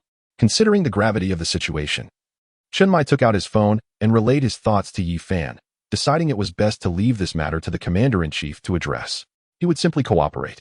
However, this might put Su Bai in jeopardy, and upon reflection, he realized he might be overthinking it. He could still endure for another year. And given Su Bai's rate of growth, he might even reach the Klein level. He had already surpassed this middle-aged uncle from the Sichuan realm by leaps and bounds. Entrusting it to him would be much safer than handling it himself. At that time, it would be more secure to entrust it to Su Bai for safekeeping, both for Su Bai and for the Great Xia. Chenmai felt a sense of relief, yet Yuan Gang was left feeling quite frustrated. He stared intensely at Chenmai, internally lamenting, "Just ask, come on." As he noticed Chenmai lost in thought, Yuan Gang, out of sheer exasperation, began to explain, "Indeed, Su Bai can seal the divine ruins. Even Lin Chie's divine ruins have been sealed. You wouldn't believe it. The effect is remarkable. The small section of the ruins tablet at the training camp has a weak sealing ability against high-risk forbidden ruins, but in the case of the divine ruins, it can only suppress them. Now that Su Bai keeps the forbidden ruins sealed all day, those new recruits have settled down. It would be an injustice not to appoint him as the overseer of the retreat." The more Yuan Gang spoke of Su Bai, the more animated he became. "What? Lin Chie's divine ruins have been sealed?" Chenmai was taken aback. How could those reliant on the mundane divine realm not have vanished? But then again, such matters were beyond their consideration. After all, anything involving Su Bai seemed less absurd. His suspicions were confirmed. If the divine ruins could be suppressed, his theory seemed increasingly plausible. This issue would require discussion with Yi Fan, but for now, Chen Mai had more pressing matters at hand. The more he listened to Yuan Gang, the more peculiar his gaze became. He knew Su Bai all too well. He was not one to work for free. Surely, there was a large sum at stake. With a teasing smile, Chen Mai remarked, "Old Yuan, you've really spent a fortune." Yuan Gang retorted, "Damn it. I've been drowning in sorrow already." Despite his claims that Su Bai's sealing was effective, the costs were substantial, with daily payments in soft currency. It was euphemistically termed an additional reward for aiding the new recruits, but he had to frequently make trips to the earthly paradise. Were it not for the training camp as reimbursement, he would not be able to bear the burden. Ignoring Yuan Gang's displeased expression, Chen Mai quickly recalled the matter at hand. He had not come here to engage in banter. His expression grew serious. "What? Are we playing around? This is the new recruit training camp. How could we take a winter break just because of the new year? Do you think this is school?" Before he could finish, Yuan Gang directly opposed him. "We must have this break. Things have not been peaceful in Songnan lately. Followers of the ancient god sect have infiltrated, and even some of the top-ranking followers have begun to act." Chen Mai showed no signs of relenting, his gaze fixed intently on Yuan Gang. Their Team 136 had already detected anomalies. The ancient god sect, which had been dormant for half a year, was now showing signs of activity, hinting at an impending storm. Upon hearing this, Yuan Gang fell silent. He no longer opposed Chen Mai. He understood the strength and threat posed by those top-ranking followers, which were quite formidable, especially since they lurked in the shadows like venomous snakes ready to strike when least expected. Their training camp could not withstand such an assault. This was the future of the Great Xia. With the presence of Lin Xie and Su Bai, it was uncertain what kind of attacks they might devise. Perhaps they could use the new year as an opportunity to scatter the new recruits, drawing out these hidden threats. Most likely, their initial targets would be Lin Xie, Su Bai, and even the chubby young master of the Bailey family. They could call for reinforcements, and together with Team 136, they could capture these followers in one fell swoop. In the room opposite Yuan Gang, Su Bai lay sprawled on a soft bed, fully aware of everything happening within the room. He had sensed Chen Mai's presence as soon as he stepped into his domain. Su Bai maintained the continuous operation of his hush, stay calm skill without any burden, recovering faster than the consumption rate. Moreover, his passive skills had been steadily increasing his mental capacity. With soft currency arriving daily, life was certainly comfortable, since Chen Mai had come to find Yuan Gang. Spending time with Team 136 was quite pleasant, providing him with a sense of home, even if it was just for a brief 4-day holiday. However, the first wave of attacks from the ancient god sect was likely imminent. To his surprise, he had learned from the original text that there seemed to be a mole from the ancient god sect within the training camp. Yet, after his prolonged stay, he had not faced any additional attacks. Could it be that the ancient god sect no longer regarded him as a threat? After much contemplation, Su Bai suspected that his presence might have altered the original timeline. Regardless of the circumstances, once the ancient god sect became aware of his existence, they would undoubtedly launch a more aggressive assault. While the mole within the training camp remained oblivious to the situation, there were still moles within the Nightwatch. He recalled that on the first day of their winter break, they had been attacked by 3 missiles, followed by assaults from the sea and river realms. This time, it might be even more intense. However, missiles, as a form of conventional weaponry, posed a significant threat to others. Even the sea realm would not dare to confront missiles head-on. Only Lin Xie had the audacity to take such risks. Yet, once within 1,000 meters of him, missiles became nothing more than inert metal fragments. After months of consistent training, his level had progressed to the late sea realm, with his mental power nearly matching Yuan Gang's. His ability to manipulate mental energy had also improved. He could now control over 300 flying swords simultaneously. Close to achieving the feat of unleashing 1,000 swords at once, he recalled that today he had received a new reward for clocking out. Clocking out successful. Mental power, 2223. Mental control, 3. Physical strength, 2. Having clocked in on time for 110 days, and through extensive use of flying swords, you have achieved the accomplishment, Sword Shadows at Will. Acquired weapon, Demon Blade of 1,000 Edges. Chapter 58, The Gentleman's Sword What? Sword Shadows at Will? During physical training with Lin Xie and others, he had been attempting to reach the limit of controlling multiple swords simultaneously. Each time he wielded the swords, he drew envious glances from others. It was not out of vanity, but rather a pure desire to achieve the milestone of unleashing 1,000 swords.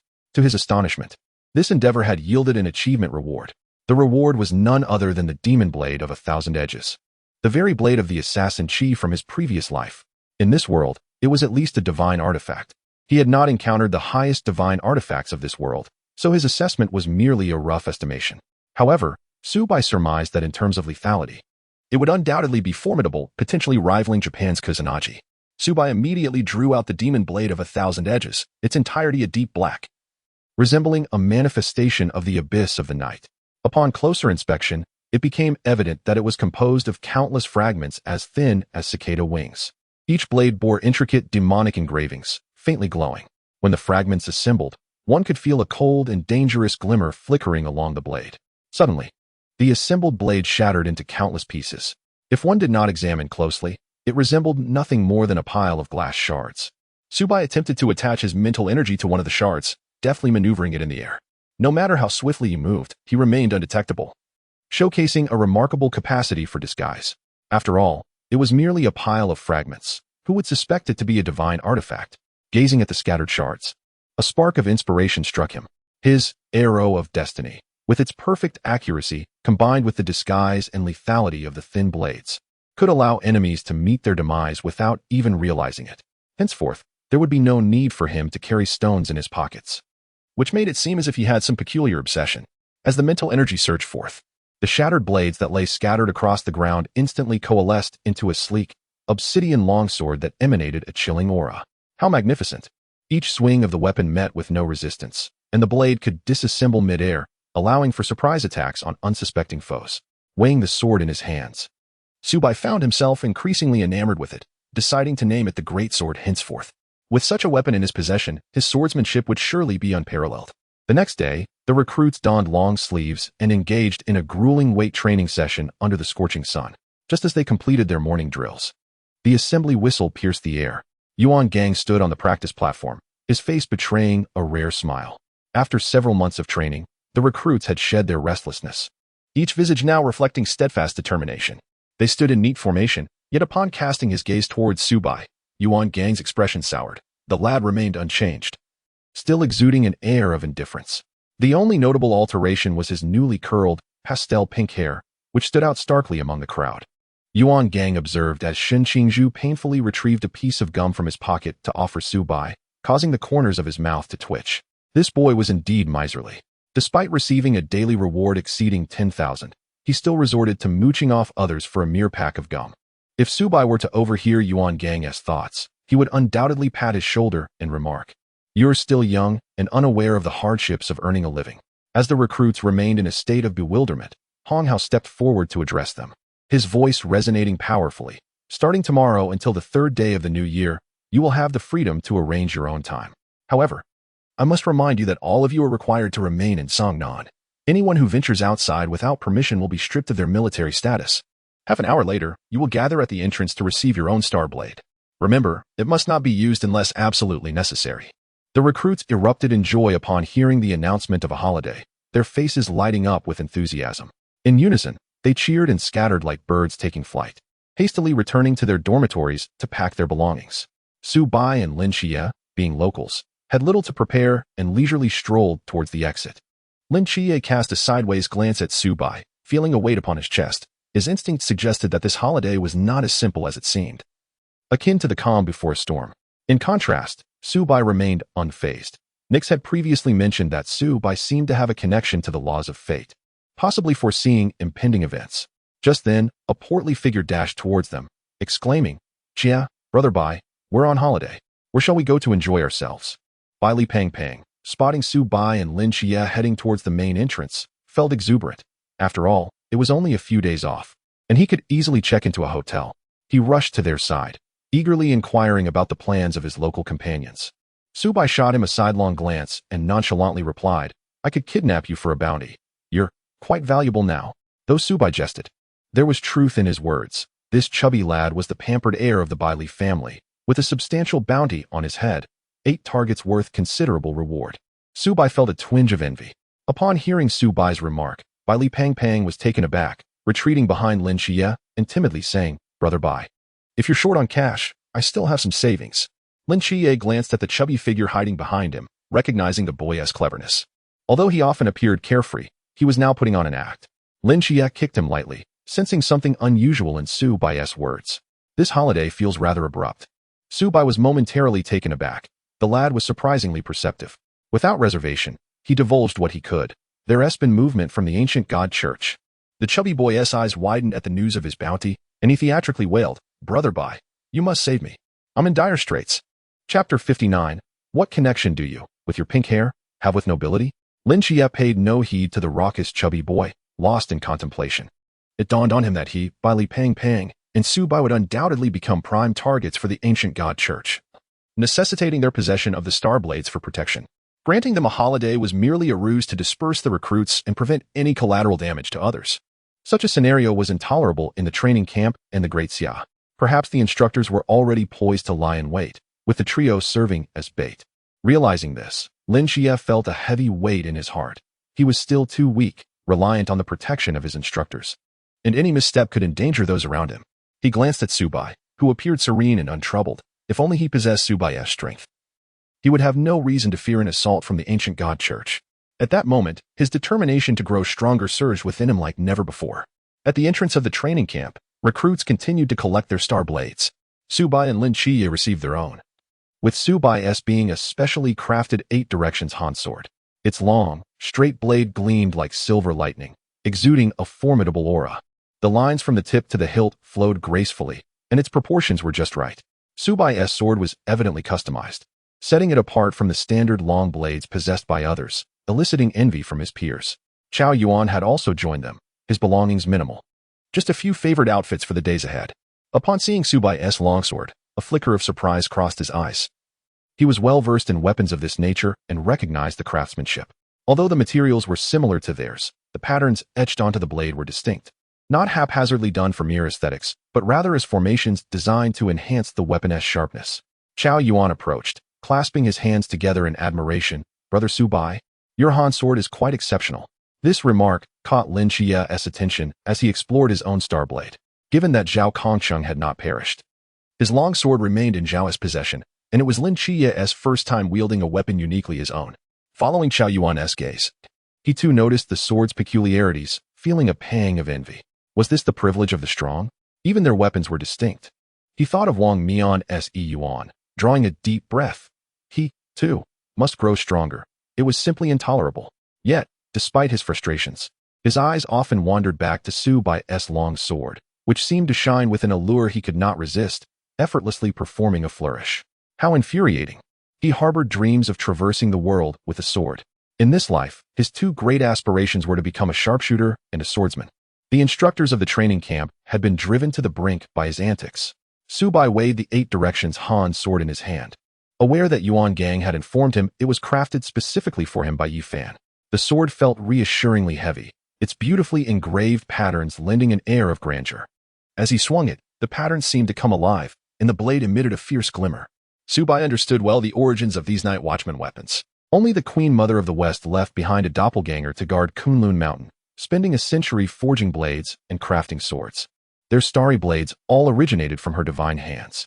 The first commander of the Night Watch, Nie Jingshan, knelt for 7 days and nights on Kunlun Mountain to beseech the Queen Mother for the opportunity to forge their weapons. From that moment on, every warrior of the Night Watch possessed a long sword that would never shatter. This Han sword, evidently designed by the Queen Mother specifically for Yi Fan, must have required considerable effort. Mortals and deities have always occupied unequal standings, even those of the Great Xia. Reflecting on this, Su Bai's lips curled into a smile.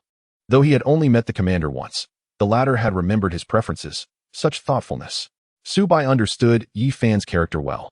This individual preferred to give silently, even sacrificing his own life for the sake of the Great Xia, merely to add a sword immortal to their ranks. Though seemingly indifferent to many matters, Su Bai was not devoid of gratitude.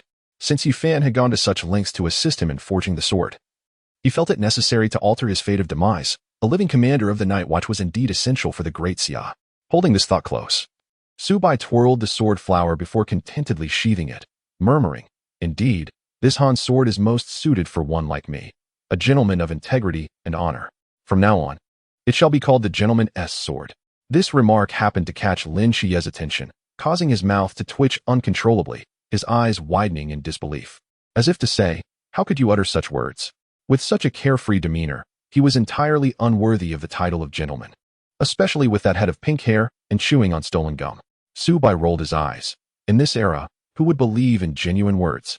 There were few left like him, an honest and diligent youth. Even now, as Yuan Gang, the principal party, remained silent. He was still upholding the agreement to suppress the Forbidden Ruins. He assured them it was not for monetary gain. As new recruits gradually received their starry blades, they began to make their way toward the waiting buses. Seeing the new recruits gather, Instructor Yuan Gang stepped forward and bellowed at them. The starry blades are for your self-defense. Do not wield them unless absolutely necessary, and if you must use them, do not incite panic. Understood. Yuan Gang nodded at Su Bai, signaling him to deactivate the domain. Su Bai stretched lazily and turned off the show. Calm down, domain skill. He had maintained it for nearly half a year, and even the instructors had not escaped its effects. The Forbidden Ruins were firmly under his control. As the domain dissipated, everyone present felt the Forbidden Ruins and their mental faculties suddenly awaken.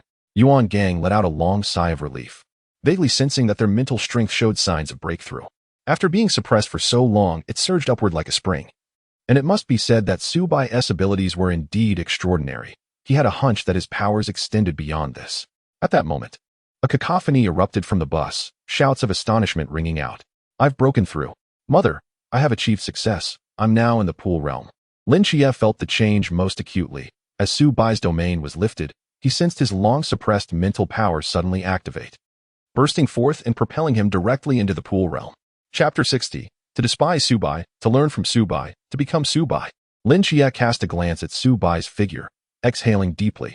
He had now entered the pool realm, and the distance between him and Su Bai should have shortened a bit. An undercurrent of excitement surged within him. At this moment, he realized that the ability that had sealed their Forbidden Ruins felt oddly familiar, reminiscent of the sensation when Nikes appeared and their powers suddenly vanished. The thought startled him. This had been an uninterrupted suppression for nearly half a year. Was it possible that Su Bai's control over the Forbidden Ruins did not deplete his mental energy? Or had he become so formidable that he no longer feared exhaustion? His own divine domain could not be sustained all day, and the thrill he felt from his recent power surge dissipated in an instant. Zhao Yuan slung his starry blade over his back, luggage in hand. Upon sensing Lin Xie's breakthrough, his face lit up with excitement, more so than his own. Xie, you've broken through. Can you lend me your strength? With this statement, Lin Xie instantly became the center of attention. What the hell? What do you even know? Especially upon seeing Su Bai's gleeful expression, Lin Xie's already grim mood darkened further. I'm tired. Let it all end. At noon, the warm winter sun cast long shadows across the ground. Just as everyone boarded the bus and had traveled less than a kilometer from the training camp, a sound like the tearing of the sky echoed. The previously smiling faces of Yuan Gang and the other instructors turned serious, veins throbbing on their foreheads. Damn it, it's a type of grass plant. Save us. With a shout, he was the first to leap outside. Inside the bus, Lin Xie abruptly looked up, his gaze fixed on the 20 or so black shapes hurtling toward them from the sky. In the blink of an eye, one of the shadows charged directly at them. As they discerned the form of the shadow, their eyes widened in shock. What the hell? Is that a missile? This had to be the entire stockpile from the nearby military base of Tsang'an. Were they joking? Such overwhelming force against mere novices in the pool realm? With so many missiles, taking out even one sea realm being would be a breeze. This was beyond what they could withstand. He was already preparing to plunge into a mental asylum, calling for Nikes to intervene. Now, only divine intervention could save them. Just then, Su Bai grasped his shoulder and swiftly leaped from the bus, soaring into the air on his sword. He watched as the missiles split into two directions, half heading toward the training camp and the other half aimed directly at their bus. He quickly turned to Su Bai, who remained calm, and felt a bit more at ease. Su Bai, do you have a plan? If even he had no solution, Lin Xie would have to rely on Nikes. Su Bai replied, little brother, handle the fragments later. Lin Xie's face displayed utter confusion. What fragments? These are missiles. If we don't stop them now, we won't even see the fragments before we're incinerated. At that moment, Su Bai moved, raising his palm and gently pressing downward in the air. Shu, calm down. With Su Bai at the center, all targets within a kilometer fell silent. The missiles hurtling toward them suddenly lost power, their tail flames extinguished. Whether it was Yuan Gang and the other instructors approaching or the new recruits on the bus, they stared outside in astonishment, incredulously rubbing their eyes. What are we witnessing? They saw Su Bai flying on his sword, holding someone who vaguely resembled Lin Xie. In that fleeting moment of disbelief, as Su Bai's palm pressed downward, they felt a familiar suppressive force, a power that had constrained them for the better part of half a year. This ability was somehow linked to Su Bai? At that moment, Su Bai had sealed their forbidden ruins? Was he severing their last thread of hope? In the scene, apart from familiar figures like Bai Li and Shen Qinju who understood Su Bai's character, the hearts of others suddenly sank, filled with dread at the prospect of their imminent demise. Just as they began to ponder the gravity of the situation, the missiles that had been hurtling towards them abruptly fell silent, seemingly in sync with Su Bai's actions. Their lips curled into wide smiles, almost as if they could swallow an egg. Oh my, the missiles have gone out. I knew it. Uncle Xiao Bai wielded his sword to save us. Wait, did I miss something? He can wield a sword? A sword immortal. Mother, we are saved. Your son has survived. In that moment, they felt as if they had been reborn, casting aside their earlier doubts about Su Bai into the far reaches of the sky. Their hearts brimmed with gratitude, and their focus shifted to the flying sword beneath Su Bai's feet. The instructors also released their pent-up anxiety, exhaling deeply, their gazes towards Su Bai filled with appreciation. Hong Hao's astonishment still lingered on his face, yet he noticed Yuan Gang's demeanor remained unperturbed. Unable to contain his curiosity, Hong Hao nudged him and asked, "What's going on? Why are you not surprised at all?" As he surveyed the expressions of awe and gratitude surrounding him, and hearing Hong Hao's question, Yuan Gang shook his head slightly, feeling as if he were the only one sober amid a drunken crowd. He appeared enigmatic, as if he were the one flaunting his prowess. No wonder that fellow always seemed so nonchalant. Huh? So this is how it feels. To disdain Su Bai? To learn from Su Bai? To become Su Bai? Hong Hao observed Yuan Gang's expression and scoffed softly. Humph, acting like you're the one who did something. Although his voice was low, it reached Yuan Gang's ears, shattering his composed demeanor. Just as he raised his hand to retaliate, a more explosive scene unfolded before their eyes. Suddenly, a flurry of fragments erupted from Su Bai's backpack, resonating and coalescing with an almost magnetic force, their edges clashing, illuminating the night with a chilling brilliance. The demonic blade, Thousand Edges, was taking shape, exuding a menacing aura as if it were about to cleave the heavens and earth, a formidable presence emerging. Su Bai stood firmly on his sword, gripping the swirling dark blade, while missiles tore through the sky behind him, resembling an invincible warrior from a fervent battle manga. If only one could overlook Lin Chiye, who he was holding, that would render the scene even more perfect. Should Lin Chiye become aware of the thoughts swirling in the minds of others, he would undoubtedly exclaim, "So I shouldn't even exist." Su Bai reached out, firmly grasping the Thousand Edges. Then, with a gentle flick of his wrist, countless ethereal lights burst forth. The more than 20 missiles that had already powered down shattered like glass in an instant. Su Bai patted Lin Chiye on the shoulder, saying, "Little brother, the rest is up to you. I know you can manage these fragments." With that, Su Bai closed his domain and soared toward the ground on his flying sword, leaving Lin Chiye floundering in midair. In this moment, the scene before the instructors, including Yuan Gang, was filled with the aftermath of Su Bai's swordplay. The interplay of light and shadow with the disintegrating missiles, though devoid of explosive fervor, only served to enhance Su Bai's enigmatic allure. Truly magnificent. This kid has outdone himself. This sentiment was not limited to the instructors. Even Lin Chiye, caught in the chaos above, felt a pang of envy. Who wouldn't he desire the ability to soar on a sword and cut down foes with a blade? However, Lin Chiye was overwhelmed with grievances. After such a display, couldn't Su Bai have resolved this mess himself? Why leave him with the task of cleaning up?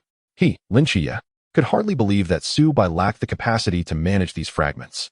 Moreover, could he not have left him a flying sword for assistance? Couldn't he allow Lin Chiye a moment of grandeur? If not for his quick reflexes, he would have plummeted just moments ago. There was no time for further contemplation.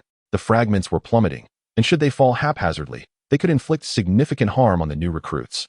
Fortunately, with the night having descended, his Darkest Divine Abyss could be fully utilized. He hastily unleashed the Darkest Divine Abyss, coordinating with the Starlit Dancer to envelop the scattered fragments, directing them to fall in a controlled manner. In that moment, Lin Chiye felt akin to a street cleaner, sweeping up debris wherever it fell from the sky. Once he managed to clear the airborne debris, he realized his mental energy was nearly depleted, his eyes reflecting profound resignation. If only he had the strength to confront Su Bai. Before he could voice his thoughts, Su Bai called out to the newly arrived Yuan Gang and others. Thanks to our Chiye, everyone was saved from the missile attack. Afterward, Su Bai extended a finger. Yuan Gang instantly comprehended Su Bai's intent. He wanted a reward, showing no interest in anything else. Indeed, the only individuals present were their group, and as long as they maintained confidentiality, no one would be aware of Su Bai's deeds. This fellow, after putting on such a show, wished to remain hidden, continuing his charade. Yuan Gang did not dwell on this. knowing that, given Su Bai's abilities, if he desired a reward, Yi Fan would undoubtedly accommodate him. However, aside from his penchant for foot massages and making money, Su Bai had little else to indulge in, bland. One might say, grounded. Thus, Yuan Gang acquiesced to Su Bai's wishes, stating, "You all witnessed this achievement. It was Qi Ye who averted the crisis. Otherwise, you would have been turned into a beehive. Please sign the confidentiality agreement on your phones before departing. This matter also requires reporting to the commander." The sudden announcement caught Lin Xie off guard, leaving him awkwardly scratching his head. Now that he had calmed down, he understood everything. He wasn't foolish. Having discerned Su Bai's intentions, he was simply trying to shift the blame, basking in the limelight while leaving the aftermath to Lin Xie. Su Bai, being someone averse to trouble, clearly wished to avoid entanglements with the ancient god society, which would infringe upon his precious time for foot massages. Once he took credit, he would draw the attention of the ancient god society away from Su Bai, becoming a thorn in their side. Yet Lin Xie realized he was currently the only dual deity agent, with too many parasites, one doesn't th. The ancient god society had set their sights on him too. But as long as he could enhance his power, he was willing to undertake any task. His sole desire now was to catch up to Su Bai, albeit a somewhat fanciful notion. However, his commitment to protecting those around him was steadfast, and he even had his own agenda. With Su Bai's character, if he ever found himself in peril, he would undoubtedly intervene. Recalling the earlier scene, the disheveled Lin Xie, the shattered missiles, the suave Su Bai, and the astonished crowd, the stark contrasts were jarring. Alas, Su Bai truly absorbed all the glory, drawing every spotlight onto himself. A sharp pain surged through Lin Xie's head. He recognized it as mental fatigue from overexertion. He gazed at Su Bai with a complex expression. Just a few moments of full exertion had left him mentally drained, while Su Bai had sustained his prowess for nearly half a year. What a disparity.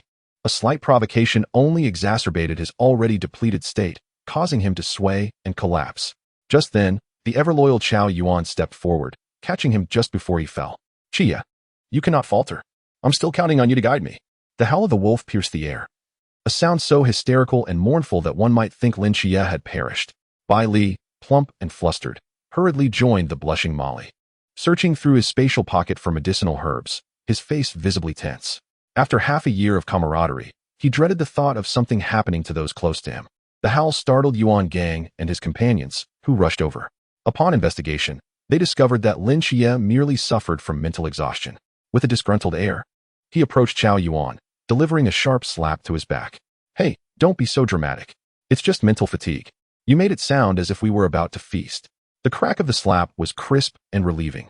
No wonder Su Bai enjoyed using such playful banter. Yet, the sheer number of threats hidden within this encounter was alarming. In that moment, he realized that he could not retreat unscathed, let alone protect all the new recruits. His realm of suppression not only restrained psychic energy, but seemed capable of neutralizing even firearms. He distinctly perceived missiles losing their power. It was indeed frightening. This realm might possess further capabilities, rendering him nearly invincible within its confines. This was utterly unjust. He still had a report to write that night, having already submitted several comprehensive accounts, only to revise them days later. What was the situation with that fragmented blade he had just pieced together? The aura emanating from that sword was terrifying, a true weapon of slaughter, with at least 1,000 shards embedded within. It was quite alarming. Had his control over objects grown so formidable? Such a weapon was unlike anything he had encountered before. Was he not concerned it might shatter in battle? Yet, he had to admit, it was undeniably impressive. Su Bai had mastered the art of showing off to perfection. Alas, the burdens of duty awaited him. He had to resume his report writing. Chapter 62. Who the hell gave me a mirror? After signing the confidentiality agreements, Yuan Gang and the other instructors beckoned everyone to board the bus for another journey, which proceeded without incident. Yuan Gang needed to report the recent attack to Yi Fan. Although they had removed the traitor from the training camp, there were still other pests within the Nightwatch, some even at higher levels. The secrecy surrounding the new recruits' training camp was tightly held. Otherwise, their itinerary would not have been so accurately anticipated. This realization darkened Yuan Gang's expression. A thorough investigation by the Nightwatch might soon be underway. Taking a deep breath, he acknowledged that the remaining matters would fall to Yi Fan. Little did they know of the existence of an anomaly like Su Bai. At the military base in Songnan City, the serpent woman licked her crimson lips, surveying the petrified statues strewn about the room, her gaze settling on Han Xiaoyun.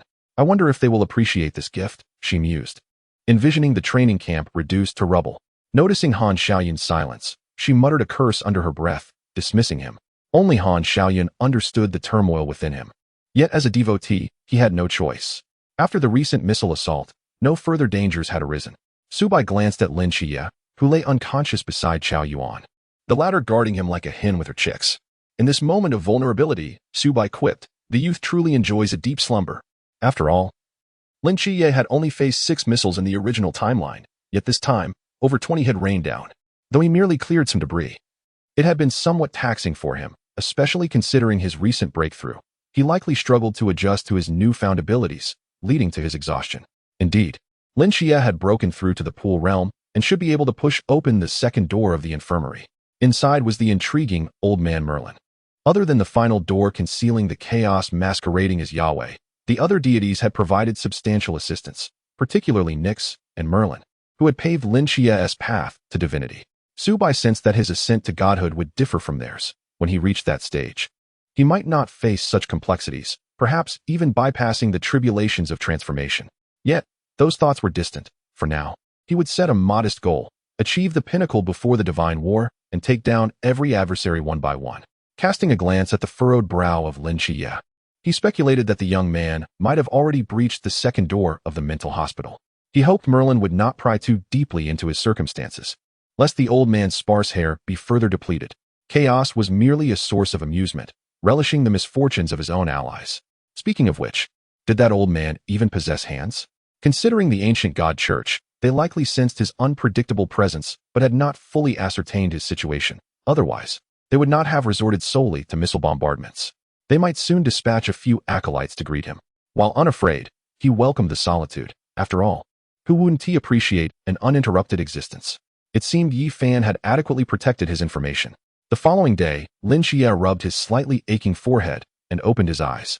Upon seeing the familiar sofa around him, he realized he was in the Peace Affairs office. After a 6-month absence, he found himself missing everyone.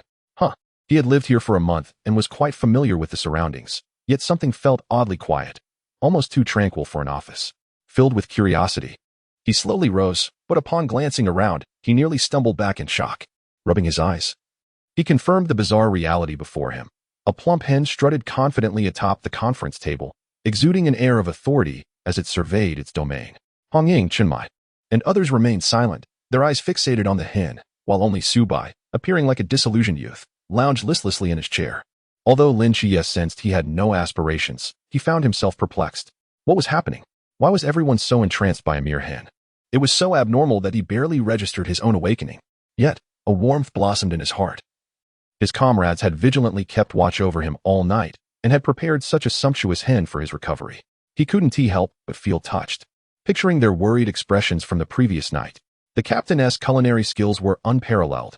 After enduring 6 months of raw beef at the training camp, he found it hard to resist drooling at the sight of the hen. Unable to contain himself, he exclaimed, "Captain, are we cooking today? That hen looks incredibly plump." At these words, his squad fell into stunned silence, realizing only then that Lin Xie had approached them. They had been so captivated by the hen that they had failed to notice his presence. Alas, the hen possessed a certain charm that was hard to ignore. It was all Su Bai's fault. As Chun Mai and his companions recalled Lin Xie's earlier statement, their lips twitched involuntarily. They all took a step back, creating space, while Zhao Kongcheng and Hong Ying displayed expressions of schadenfreude, and Si Xiaonan's gaze revealed sympathy. Only Wu Xiangnan forced a grim smile, awkwardly waving his hand and calling out, "Xie, you're awake, but you should run." As soon as he finished speaking, he and a few others retreated further. This peculiar scene left Lin Xie momentarily stunned, feeling as though he were looking into a mirror. It felt reminiscent of when Instructor Han called names. But could it be? A chill coursed down his spine as an ominous premonition gripped him, particularly heightened by the way everyone was backing away. Instinctively, Lin Xie took off running. Suddenly, the sharp crowing of a hen pierced the air. The once dominant hen, patrolling her territory on the table, flapped her wings and charged toward him, and to his astonishment, he discerned a human-like fury etched upon her face. Yes, fury. In Chapter 63, Chia, dear brother, thoughts of male superiority must not arise. Within the confines of the modest Peace Affairs office, a chaotic scene unfolded. He fled, they pursued, and escape seemed impossible. It truly was a cacophony of clucking and panic. Moments later, the room resonated with the triumphant cawing of the hen and Lin Xie's feeble cries of despair. After a considerable time, silence enveloped the room. save for Xiao intending to Lin Chia's bruises with a potion. This boy had been too quick with his tongue for anyone to intervene. Following a round of explanations, Lin Chia finally grasped the sequence of events. In an instant, it felt as if his heart had been struck hard, shattering into several pieces. He cast a resentful gaze at Su Bai, who lay nearby like a salted fish, filled with grievances. Ever since he had met Su Bai, misfortunes had surged upon him like relentless tides. He had lived for so long without ever being chased and bullied by a hen. What a disgraceful tale to tell. The thought of being pinned down by a hen left him feeling utterly humiliated, and he could only endure her relentless torment. The earlier sense of gratitude had vanished completely. The captain and the others had simply thought that after last night, Su Bai had brought this hen from somewhere unknown. Their initial intention echoed Lin Chia's own. Chun Mai was eager, everything was prepared, even the pot was set, just waiting for the hen to be caught and cooked. However, who could have anticipated that as they confidently approached the hen, a nightmare would suddenly descend? The moment they got close, the hen would flap her wings and charge at them, pecking fiercely. Reality gave them a harsh slap, forcing them to grasp the gravity of the situation. United, they struggled against the formidable hen, yet they could not prevail. Thus, they spent an entire night tormented, with all but Hong Ying and Xiaonan suffering the hen's wrath. Indeed, nothing associated with Su Bai was ever ordinary, not even his hen, which seemed to embody a mischievous spirit. At that moment, Su Bai lay there like a dejected fish, having lost all hope. Even those seasoned by trials were left feeling as if they were in a bizarre dream. Lin Xia lamented his misfortune. He bore the blame for Su Bai, cleaned up after him, and ultimately suffered the pecking of his hen. His heart felt shattered. Unable to contend with Su Bai was one thing, but now he couldn't even defeat his hen. Was there any justice in this? Zhao Kongcheng ambled over, patting Lin Xia's shoulder with a grin. It's only natural that you can't overpower it. We couldn't either. Upon hearing this, Lin Xia's mood lightened slightly. But the others glared at Zhao Kongcheng with fierce expressions, as if to say, if you can speak, say something more. If not, keep silent. Zhao Kongcheng, sensing the ire, awkwardly chuckled, realizing he had misspoken. In a desperate attempt to divert attention, he declared, Chia, even when we're not around, you must be cautious. Your thoughts may be straying. The shift in focus worked, and Zhao Kongcheng narrowly escaped another mishap. He felt the edge of danger dance around him, truly a sharp-witted individual. The palpable concern and heartbreak were almost overflowing. They all began to suspect if Lin Chia had acquired a script meant for a female lead. Such a notion was perilous. Lin Chia, bewildered, wondered if he had been discovered as mentally unstable. Bah, it's all Su Bai's fault for leading me astray. My thoughts are perfectly normal. Why were they looking at him with such strange expressions? Before he could voice his thoughts, Hong Ying anxiously interjected, Chia, dear brother, we must not entertain such thoughts. Think of your aunt. You're her only nephew, and she is counting on you to carry on the family line. Indeed. We cannot allow ourselves to be swayed merely because that lad possesses a handsome visage, an elegant demeanor, and rosy lips. Xiaonan chimed in, her cheeks visibly reddening as her mind conjured up inappropriate images. As the group exchanged words, Lin Xia found himself pleading, no, I didn't. You must listen to my explanation. With tears welling in his eyes, he closed them in resignation, mimicking Su Bai's earlier stance. Sinking into a state of denial as he oscillated between explaining himself and facing social death. Oh, how I feel unclean, as if I could never wash away this shame. He lamented silently, feeling utterly exhausted by the incompetence surrounding him. Meanwhile, Su Bai was acutely aware of his surroundings. At this moment, he had lost all hope.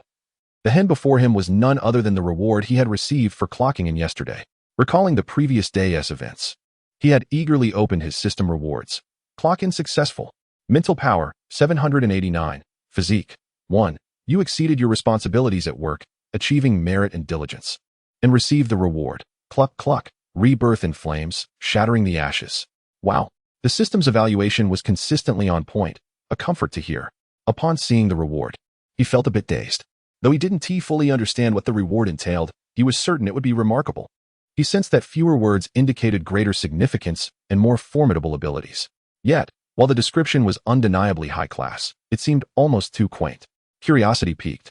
He examined the reward's description. Cluck cluck. Reborn from the ashes of flames, soaring high with a resounding cry. Emerging from the depths of trials, bearing endless might. Even the heavens tremble. Goodness. After reading the description, Su Bai felt an inner tumult akin to that of a groundhog's howl.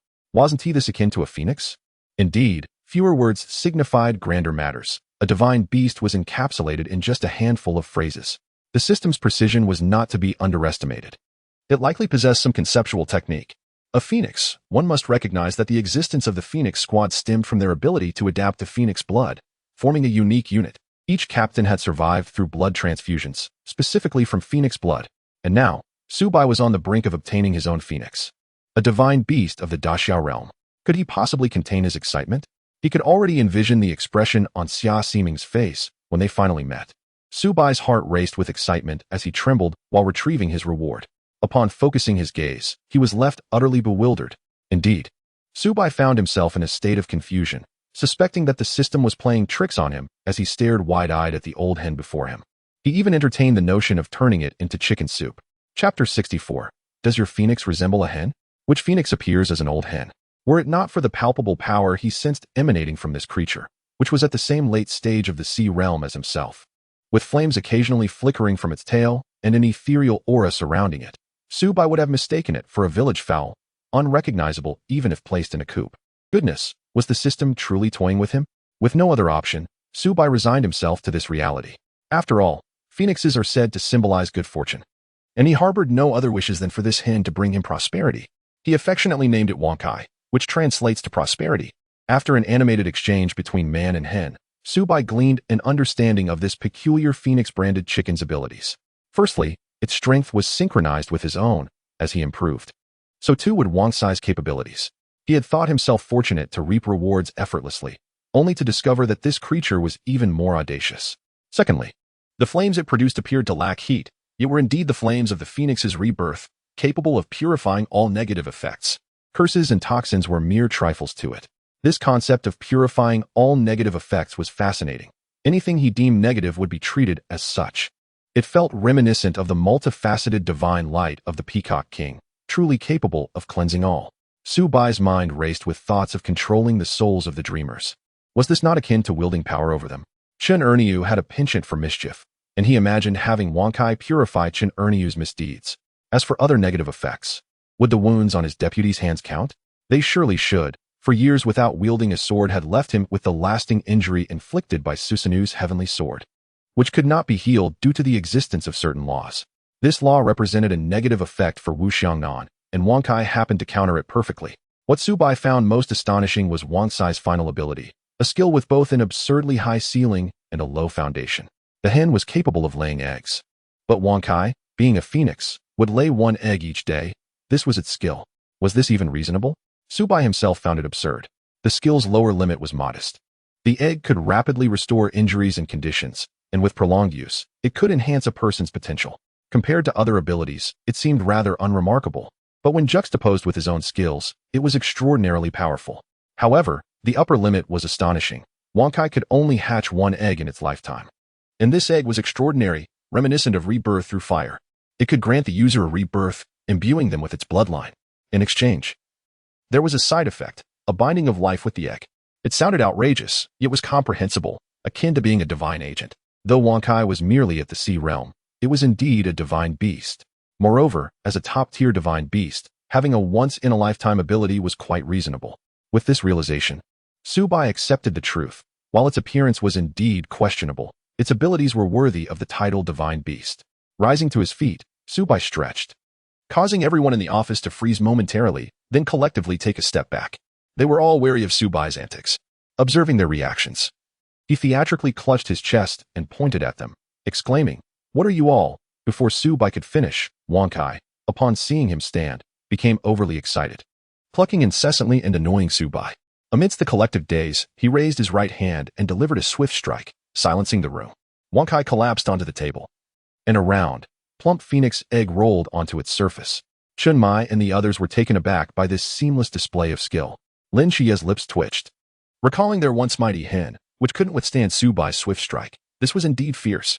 While everyone was still in shock, Subai picked up the two eggs, each the size of his fists, and weighed them in his hands. They were quite heavy. Noticing the myriad questions in their eyes, Subai took the initiative to explain. Chun Mai and the others exchanged glances, realizing that despite Subai's lengthy discourse, he seemed unable to manage the chicken. How could he not recognize its uniqueness? However, knowing it likely pertained to Subai's secrets, they refrained from pressing further. If the eggs laid by this hen were beneficial to them, they would gladly partake. As Chun Mai was genuinely curious about the peculiarities of the chicken's eggs. When Chun Mai took the egg from Subai, Wang Kai, who had been feigning lethargy, suddenly perked up, preparing to snatch the egg. Su Bai swiftly delivered another strike, this time causing Wang Kai to comply, sprawling on the table in a state of resignation. Clucking mournfully, raising his palm, Su Bai finally managed to pacify it. In that moment, a singular thought consumed his mind. He needed to find a caretaker and feeder for Wang Kai. Otherwise, it would be inconvenient for him to manage alone. They could take a brief respite, and he was reluctant to subject the members of Team 136 to Wang Cai's antics. They could simply enjoy the phoenix eggs together. As this thought crossed his mind, he envisioned the perfect candidate, seemingly destined to arrive soon.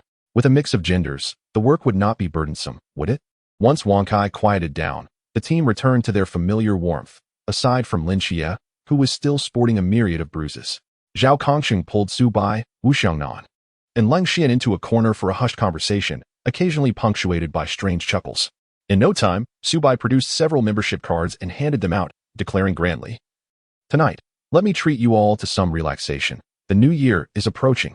At this proclamation, the room fell silent, and the gazes directed at Su Bai turned somewhat unfamiliar. Hong Ying poked Lin Xie, inquiring, "Has Xiao Bai been possessed?" Lin Xie's lips twitched as he recalled the collection of watch boxes in his dorm with Bai Li Pang Pang.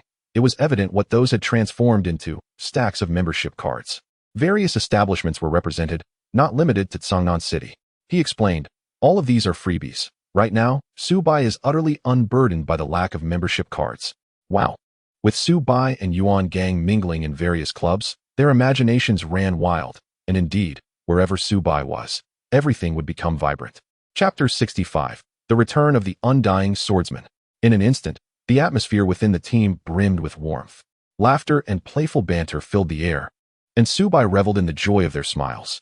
Hong Ying laughed carefree, teasing Si Xiaonan and the others. Providing Su Bai with a sense of ease, this felt like home. A subtle smile graced his lips, imbued with an imperceptible tenderness, a fleeting warmth amidst the sternness. In that moment, Su Bai felt the world around him shimmer and shift. He seemed to witness a vision of the original timeline, where Hong Ying appeared to lose all support, collapsing in despair upon the ground, tears streaming uncontrollably down her cheeks like pearls scattered from a broken string, falling relentlessly. She regarded the team members as family, yet he could only watch helplessly as one after another, they departed. She wept, lamenting, "Old Zhao is gone. The captain is no longer here. Xiao Nan and Leng Xian have left the Xia, and now Nan team has retreated. Soon, Qi Yi will also depart from me. When shall we meet again?" If Jiangnan City were merely a grand dream, would everyone return upon awakening? A momentary daze enveloped her, yet it unfolded before Su Bai with an astonishing realism. As these heart-wrenching scenes flashed before his eyes, an uncontrollable sorrow welled within him. However, this time he would not allow tragedy to unfold. A flicker of determination crossed his gaze. Old Zhao was alive, and next would be the captain and Nan team. He would not permit those around him to be threatened. He would safeguard this little family. Hong Ying, the sister who had always cherished him as her own brother, deserved to smile perpetually. After a brief moment, Su Bai glanced at the feigning dead Wang Kai, seized him, and approached Wu Xiangnan amidst the puzzled crowd, his expression grave. Everyone was bewildered, except for Wu Xiangnan, who appeared contemplative. Upon seeing the Wang Kai and Su Bai's embrace, he felt an inexplicable connection. He had encountered divine beings before, and the aura emanating from this coastal hen bore an uncanny resemblance to that of Susanoo. Although he was uncertain of the specifics, his intuition suggested this creature might indeed be a deity. Yet, witnessing Su Bai's treatment of it felt surreal.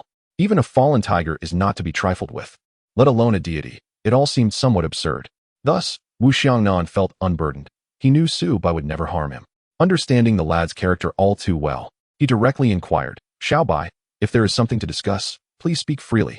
Nan team, if there comes a day when you can wield your sword again and slay Susanoo." Wu Xiangnan was engulfed in a prolonged astonishment, frozen in place. The secret buried deep within his heart had been laid bare. Only Captain Chun Mai knew that he was once the vice-captain of the Blue Rain team, now lingering within Team 136. What astonished him further was Su Bai's belief that he could slay Susanoo, a deity. Presently, he was merely an ordinary man, stripped of his former edge, hardly a deathless swordsman. He did not believe he could slay a god. Otherwise, he would not still be unable to heal the wounds on his hand. Yet, gazing into Su Bai's resolute eyes, an absurd thought took root within him. Perhaps he could slay a god in the future. A bitter smile tugged at his lips. He thought Su Bai was jesting. He waved his hand, attempting to dismiss the notion as he pulled Su Bai toward a seat. However, Upon locking eyes with Su Bai's serious expression, he realized the sincerity in his words. He fell silent. If he could indeed fulfill the ambition of slaying Susanoo, he might choose to accompany the Blue Rain team. Yet, glancing around at his companions, he felt a wave of disorientation. He had unknowingly become the backbone of Team 136, surrounded by teammates who regarded him as family. Hesitating, he surveyed those around him and asked himself, am I truly reluctant to part with these companions? After a moment of inner conflict, he chose to follow his heart, patting Su Bai on the shoulder, assuring him, but I must have that capability. I'm off, lad. It's time for dinner. Why make this so sentimental? Even the stoic Wu Xiangnan could not withstand Su Bai's inquiry. However, as Su Bai's hand gripped his, he was taken aback, witnessing Su Bai deliver a swift blow to Wang Kai's head, prompting the creature to spring into action. This scene left the onlookers speechless, but soon their amusement faded. Wang Kai, with drooping spirits, stood up, a vivid crimson flame abruptly igniting at its tail. The temperature in the room surged as the flame appeared, akin to being set ablaze. That flicker of fire drifted toward Wu Xiangnan, and the sword marks, once imbued with the essence of law, began to burn mysteriously. One could faintly perceive something attempting to escape from those marks, yet it encountered its nemesis, dissipating into nothingness. After this spectacle, the flame in the air finally faded, and the room's temperature returned to normal. Wu Xiangnan's heart sank into a prolonged shock. His obsession, his reverence for the gods, had just been incinerated in that blaze. Having lost all hope, Su Bai unexpectedly bestowed upon him the ability to wield a sword, reigniting the once dormant ember within his heart. At that moment, he became serious, his expression solemn as he addressed Su Bai. Xiao Bai, rest assured, I will always be the vice-captain of Team 136. Su Bai had acquired the answer he sought. He was selfish. Had Wu Xiangnan chosen to accompany the Blue Rain team to their demise, Su Bai would ensure that he would slay Susanoo in the future, even if it meant dragging a despondent Wu Xiangnan along. Yet, everything was progressing favorably, leading them to the dining table. Still, Su Bai took the time to remind him. Now is not the time. When the moment arrives, I will take you to slay Susanoo. I've long found him displeasing. Wu Xiangnan paused, no longer doubting Su Bai's sincerity. He nodded gently, committing this task to memory. As Su Bai and Wu Xiangnan took their seats, the others were left in restless contemplation. Chen Mai was astonished. Su Bai was aware of old Wu's history and even knew that Wu Xiangnan's sword injury had been inflicted by Susanoo. More absurdly, he showed no fear or reverence toward the deity. His casual mentions of slaying gods made it seem as if he were deciding the fate of cabbage at home. Chapter 66. Can an old hen ignite fire? The words about slaying gods escaping Su Bai's lips left Chen Mai with no doubt. Perhaps one day he could indeed accomplish this. Any absurdity that occurred in Su Bai's presence would become reality. However, the next scene nearly shattered Chen Mai's worldview. That was the famed Amatsu Mikaboshi sword, said to be capable of cutting through anything, harboring immense power that had always eluded to Xia. Yet, it dissolved into nothingness under Su Bai's hen's flame. This hen was extraordinary. If it could achieve such feats in its current state, what might it become as it matured? Wait, the hen could also ignite flames? That was quite preposterous. The reason Wu Xiangnan could not wield a sword was due to the peculiar laws that rendered any healing efforts ineffective. Chen Mai understood the underlying implications of their conversation. Su Bai was unconcerned with everything else, but he held the well-being of those around him close to heart. He feared that if Wu Xiangnan received treatment, the old fellow might, in despair, seek vengeance against Susanoo in Japan. It was understandable, considering he was the sole survivor of the Blue Rain team, having witnessed his comrades fall while he clung to life. Even he would seek revenge in such a situation. Su Bai's urging of Wu Xiangnan's choice was meant to tether him emotionally. He understood that if Wu Xiangnan chose to die alongside the Blue Rain team, he would not grant him treatment, preferring that he lead a mundane existence. Chen Mai shook his head, reflecting. This Su Bai is truly a cold exterior with a warm heart. However, with Wu Xiangnan's burdens lifted, he felt reassured about the future of Team 136. Knowing that with Wu Xiangnan, the deathless swordsman, supporting them, there was no need to worry about the team being bullied after his departure. In 6 months, the miracle of Tsangnan City will fade away. Chen Mai has guarded this city for a decade, and when the time comes, he can finally let go and dissipate alongside it. However, this may cause a moment of sorrow for Su Bai and the others. The fate of the Shiva's grudge has already been decided. Su Bai will safeguard it when the time comes, which will serve as a valuable trump card for him. It brings Chen Mai genuine joy to witness the growth of his junior under his guidance. Little do they know, even without Su Bai's intervention, Wu Xiangnan's wounds would have been healed by Lin Xie using a miracle. Yet, at that moment, Wu Xiangnan had no lingering attachments. Following the original course of events, he resolutely went to slay the divine, wielding the essence of the sun to deliver a decisive blow against the gods. This is Wu Xiangnan, a survivor of the Blue Rain team, requesting to rejoin. Not only did he defeat Susanoo, but he also severed the hope of his own survival. Wu Xiangnan unraveled his inner turmoil, and Chen Mai felt a sense of relief as everyone gathered around the dining table. They animatedly reminisced about the past of the Blue Rain team. In that moment, they realized that their small team was indeed filled with hidden talents. Hong Ying exclaimed in astonishment.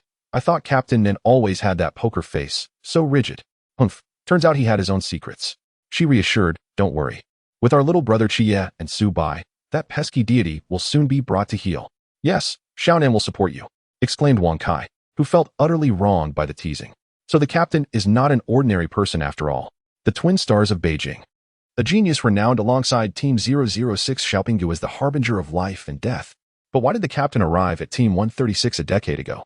Before Lao Zhao could finish, Hong Ying swiftly interrupted him with a punch, reminding him not to bring up sensitive topics. The lively and playful atmosphere around the dining table was heartwarming, bringing tears to the corners of Chen Mai's eyes. He truly felt reluctant to part with such lovely teammates. Only Lin Xie, upon hearing the mention of 10 years ago, felt a jolt in his heart. 10 years ago, the captain received a mission to guard Songnan. And it was also 10 years ago that he witnessed Michael on the moon, resulting in his injury. The timing was too coincidental. And his instincts suggested a possible connection to the previous divine battle, a truth that Su Bai might be aware of. This thought stirred excitement within Lin Xie. He considered consulting Merlin at the psychiatric hospital, who might hold some secrets as the god of magic. He resolved to inquire soon, as everyone relished the delectable meal. Wang Kai fixated intently on the eggs that others were sharing, feeling utterly heartbroken. After finishing their feast, Hong Ying couldn't help but exclaim, these eggs are truly delightful. How wonderful it would be to have them every day. Upon hearing the praise, Wang Kai perked up, straightened his back, and fluttered his wings, nuzzling against Hong Ying. Clearly enjoying the attention, Hong Ying was taken aback, thinking, is he not just too understanding? Wang Kai gestured towards the plate and then at himself, implying that with him around, they would never run out of eggs. At that moment, both Hong Ying and Xiaonan found Wang Kai incredibly charming.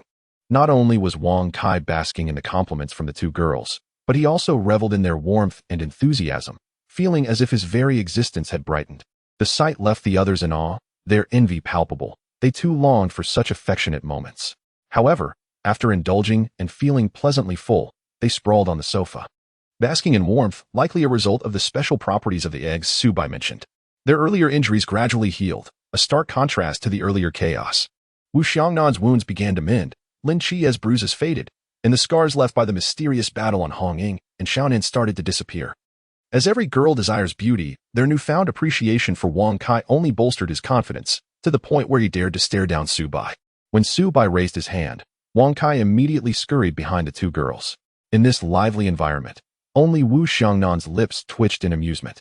They were oblivious to their bodies slowly enhancing, a process that might be gradual, but as time passed, they would surely sense its latent effects.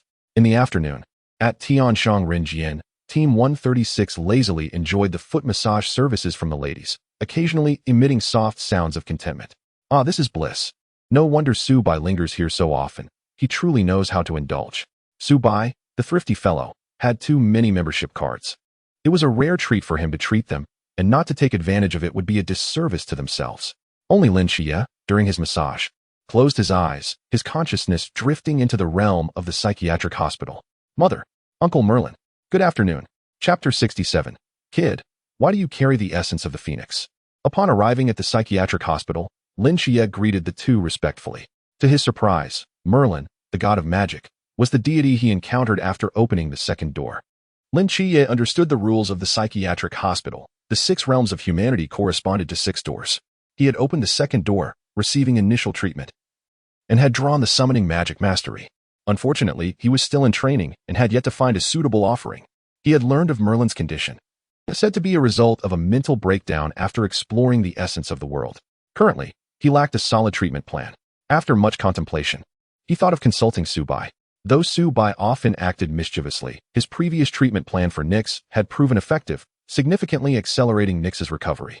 Perhaps Su Bai truly had a method to heal Merlin. At this moment, Merlin's mental state appeared relatively stable, seated in the garden with Nix, sipping tea and chatting. Lin Xie was uncertain how long Merlin would remain lucid. He could lapse into illness at any moment. Yet before he could speak, Nyx furrowed her brow, anxiously asking, "Child, why do you carry the essence of the phoenix?" "The phoenix? The mythical creature from legends? I don't believe I've encountered one." Seeing Lin Qia's confusion, Nyx's concern only deepened. Such hidden dangers were always the most perilous. She turned to Merlin. "Do you know the source of this essence? I cannot bear to see the child harmed." Merlin gently set down his teacup, tapping it lightly, projecting an image into the air. "What? A juvenile phoenix? But it doesn't quite resemble one. It seems sealed within it is the essence." "Hiss, this phoenix is entwined with that boy's fate." Removing his hat, a strand of hair fell across his forehead, his expression darkening. "No, I was merely observing a phoenix. How does it relate to that boy?" He gazed at Lin Xie with suspicion. "Is this phoenix connected to the one I previously foresaw?" Lin Xie stared at the image suspended in the air, utterly bewildered. "Isn't that just an old hen? How could it be a phoenix? If so, then the eggs we ate must be phoenix eggs, which explains why I carry its essence. But that defies logic. Isn't that a divine beast?" The more he thought about it, the more apprehensive he grew. Initially, he had considered cooking it for soup, but had it been aggressive, he would have found himself in serious trouble. Thus, it made sense that he could not overpower an old hen, given it was a divine beast. After noticing Merlin's fallen hair, a hint of embarrassment crossed his face. The last time he had attempted to calculate Su Bai's fate, the latter had lost a significant amount of hair, and now, after divining a mere phoenix, he had exacerbated his already sparse locks. He quickly clarified, "Uncle Merlin, this old hen indeed belongs to Su Bai, but I am unaware of anything else." "Humph. Just because the old man is aged doesn't mean he can deceive me. Have you ever seen a hen that can wield the flames of the nirvana?" "Ah, is that the nirvana flame?" the boy exclaimed. "In the future, do not inquire about that lad's matters with me. I have but a few strands of hair left. It is quite reassuring for a child to have such friends." However, her cheeks suddenly flushed with a rosy hue, and she hastily shifted the topic, asking, "Qi, do you have something to discuss?" "Youngster, just let things unfold naturally. There is no need to overthink. Indeed, 10 years ago, there was a connection between us, but it is not yet your time to know. You are still too weak. How is your study of summoning magic progressing?" Lin Xie internally grumbled, truly detesting riddles. It felt as though he had received no information at all, leaving him in an irritating state of suspense. Nevertheless, since Merlin had stated that ignorance was preferable at this moment, he refrained from further probing. Acknowledging his own weakness, merely at the pool stage, he set a modest goal to break through to the river stage as soon as possible. Suddenly, he experienced the familiar sensation of having neglected his homework, fearing the teacher might call on him. Observing Lin Xie's demeanor, Merlin seemed to discern some underlying secrets. After a brief hesitation, he advised, "If you wish to forge a contract with more ease, you might seek out that lad. He can be of assistance." Although Lin Xie was unsure why Merlin suggested seeking Su Bai's help, the latter was indeed a reliable figure capable of foreseeing the future. So he etched this advice into his memory. Just as he was about to inquire further, he observed Merlin transform into a starfish and dash toward Li Yi, exclaiming, "SpongeBob, let us go jellyfishing together." Alas, Merlin had succumbed to another bout of eccentricity. After conversing with Su Bai and Nyx, Merlin assured her to take her medication regularly before departing from the mental health facility. Only then did they begin to relish the delightful massage services offered by the young lady. After a while, everyone left the establishment in high spirits, their faces adorned with satisfied smiles, with Hong Ying cradling Wang Kai, a few of them becoming the most fashionable figures on the street. They murmured, "It's exhilarating to goof off with the captain." Yet, Lin Xie remained absorbed in his thoughts. Suddenly, Wang Kai sprang up, fixating his gaze on a dilapidated van ahead, his face reflecting anger as he sensed someone intending to steal him. Inside the van, Scorpion gazed greedily at the group in front of him. He turned to his companions and remarked, "Brothers, did you see that? This young lady is quite the catch. Indeed, it has been ages since we indulged. Second brother, take the others and deal with these annoying folks. Third brother, bind the young lady and do not forget to tie up that old hen as well. It will surely be delicious. Just look at that tender meat." Just the thought of it made his mouth water. Without hesitation, Scorpion kicked open the door, brandishing his weapon as he charged forward, growling, "Don't move. Capture the woman, stew the chicken, and take care of the men." Chun Mai and the others remained motionless, casting pitying glances at the unfortunate souls before them. Why stew a chicken, of all things? What a disaster! The members of Scorpion's squad, utterly oblivious, looked at the frozen figures with disdain, smirking at their apparent foolishness. Chapter 68. The dog food of Little Black approaches. Scorpion soon sensed something amiss. They felt their bodies immobilized, a growing heat enveloping them. At that moment, Wang Kai appeared before Su Bai, pointing at the Scorpion squad ahead. and cackling as if asking how to handle these individuals. Subai cast a glance at them and calmly stated, "They have too many unnecessary parts." With that, he turned and departed. Wang Kai comprehended instantly, flapping his wings, a flash of red light enveloping the area. The members of Scorpion's squad felt a sudden chill beneath them, and, upon looking down, were horrified to discover that their most treasured possessions were gone. They felt nothing, yet had lost their most crucial attributes. That was more painful than death itself. Witnessing this, Hong Ying and Xiao Nan were initially bewildered, but they quickly grasped the situation. Hastily covering their eyes and muttering curses at the rogue behavior, Chen Mai, Lin Xie, and the others felt differently. They sensed a chilling breeze where their manhood had once been. Without it, their dignity as men had vanished. Subai truly had a knack for causing trouble. This was worse than a swift death. Yet, it was also quite satisfying, given that these individuals had dared to covet Hong Ying and Xiao Nan, unaware that they were their cherished treasures. As they watched Subai disappear into the distance, Zhao Kongcheng and the others swiftly restrained the members of Scorpion's squad. Undoubtedly, these individuals were mercenaries, having accepted a task from an unknown source. Old Zhao sighed. "I say, you fools, how can you attack without knowing the situation? This ancient deity's church is utterly unprofessional. I wonder how many subcontractors they employed. They truly mastered the art of outsourcing, with the middlemen profiting from the difference." Listening to old Zhao's piercing remarks, Scorpion and his crew fainted from the shock. It must be said that Zhao Kongcheng had absorbed some of Subai's wisdom, and this scene made the squad members twitch at the corners of their mouths. As the sun dipped low, signaling the end of the workday, Zhao Kongcheng and his team escorted Scorpion's squad into the basement. Subai lay languidly on the sofa, awaiting the end of the day to clock out. Meanwhile, Lin Xie hesitated, recalling Merlin's warning, but looked at Subai, uncertain how to broach the topic. Suddenly, he thought of his aunt and a Jean. Why not invite Subai over for a visit? It would also allow him to introduce him to his family. It seems Subai lacked family, and with the eve of the new year approaching, it appeared to be a feasible plan. And I could bring my friends too. After hanging up the phone, Lin Xie approached Subai, saying, Subai lifted his eyelids slightly, casting a curious glance at Lin Xie. Though he was unsure what the boy was hinting at, he had no plans to leave. It was all the same to him. Visiting Lin Xie's home would allow him to see Erling Shun and the Celestial Hound. At this thought, a glimmer of interest sparkled in Subai's eyes, as if anticipating a lively gathering. He wondered what kind of chemistry would arise between the Celestial Hound and Wang Kai. Time passed, and as the clock struck, Subai clocked out and slipped away with Lin Xie.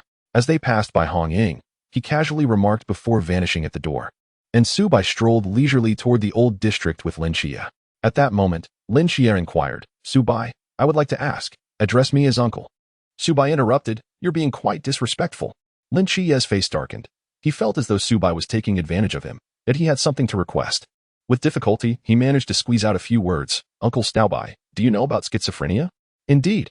Your friend has encountered a patient with schizophrenia again. It's like this. My friend runs a hospital and has some patients who seem quite normal. Well, your friend is likely a bit unhinged himself. Lin Xie felt his face darken. He sensed he was being subtly ridiculed, yet he had no evidence to challenge it. You can establish trust through communication. Exploring how he developed such an affliction, the root cause often lies in a belief being challenged. All right, I'll give it a try. No, I'll discuss it with my friend. Noticing Subai's peculiar gaze, Lin Xie hurriedly shifted the topic, asking, do you know about summoning magic? I have some knowledge of it, but I am uncertain how to summon the appropriate entities. It's merely an exchange. Do you have a sacrifice? I haven't prepared one.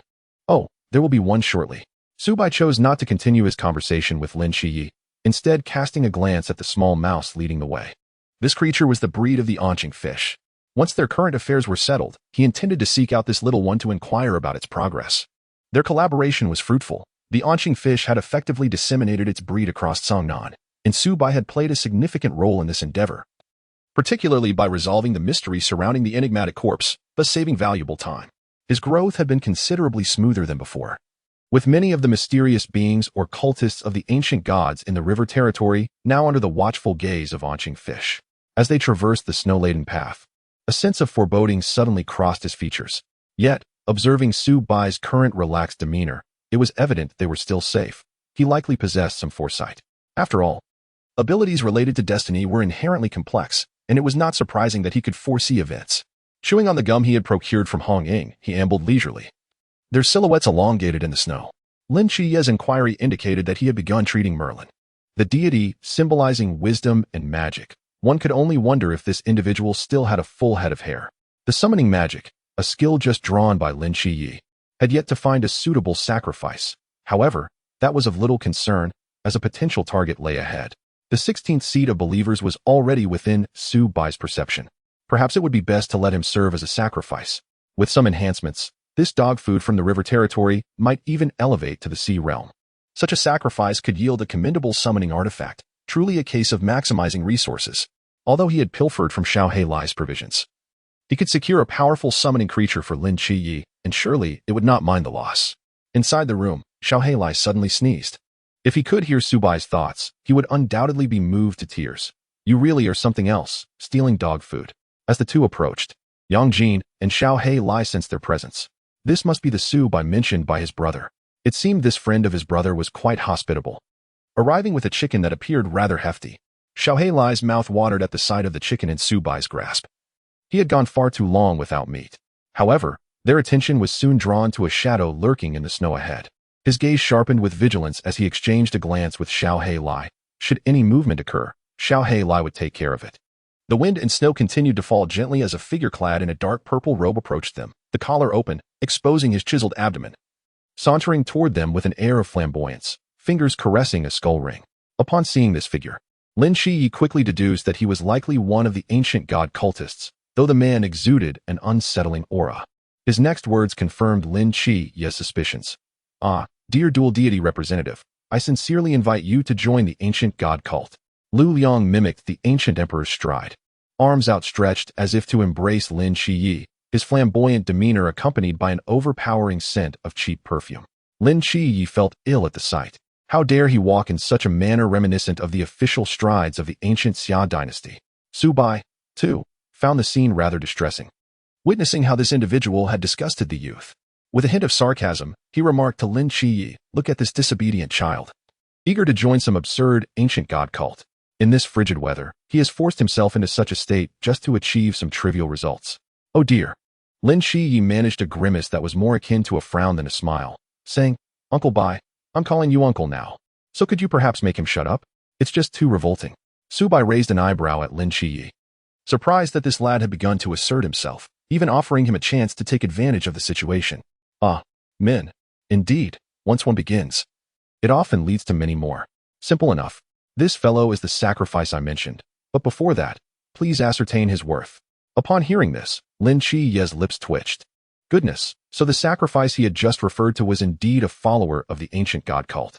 It felt rather cruel, yet after a moment's thought, he reasoned that individuals like him could consider it an honor to contribute to his strength. Yes, that is precisely it. Having reconciled these thoughts, Lin Qiyi nonchalantly pulled out his phone to search for a bounty on the individual before them. It dawned on Lu Liang that these two youngsters were mocking him, particularly the one beside Lin Qiyi, with his pink hair and carefree demeanor, seemingly looking down upon him. How dare this kid scoff at him? He would soon strip him of that ridiculous hair. As soon as he uttered this thought, an eerie silence enveloped the scene.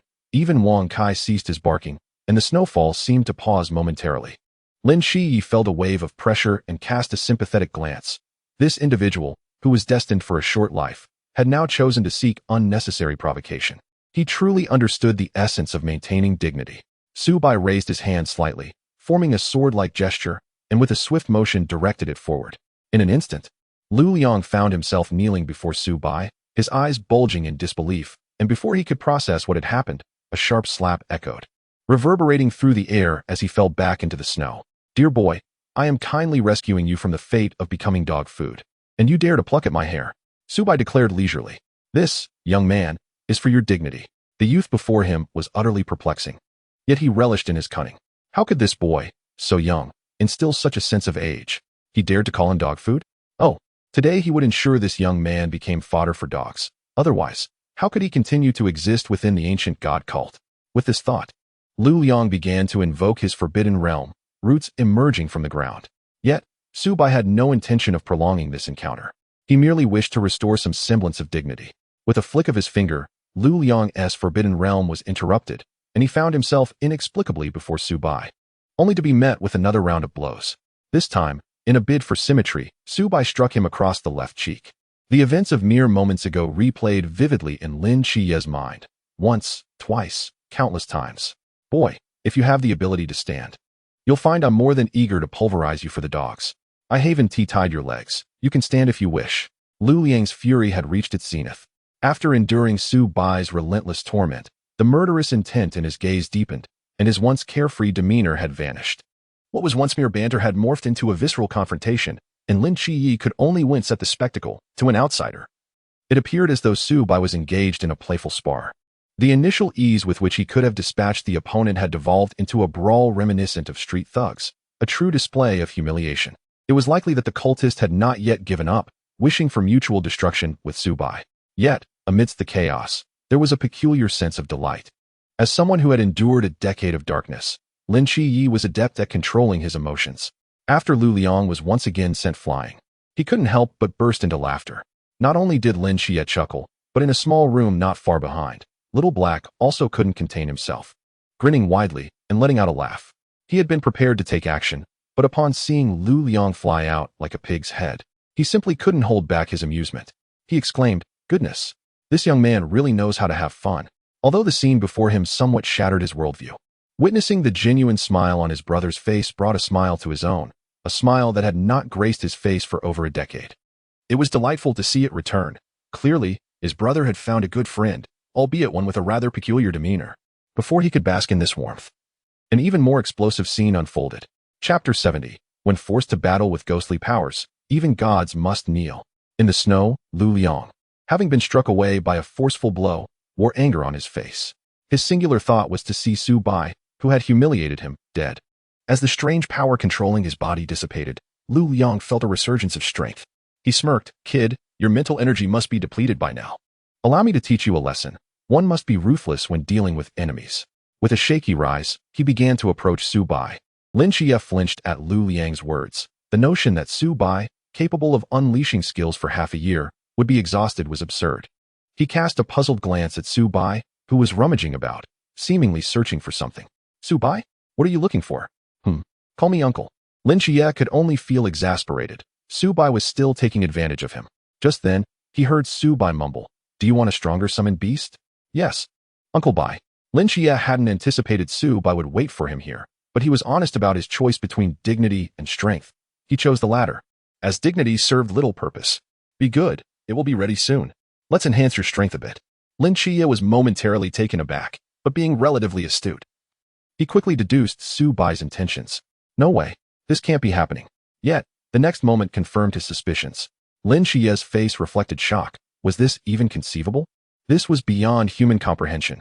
He flicked his fingers, and the silver needles soaked in ghostly powers shot forth, plunging directly into Lu Liang's hand.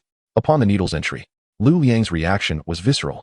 He had been bewildered when Su Bai produced the ghostly powers, but terror quickly replaced his confusion. Damn it. This kid has no sense of martial ethics.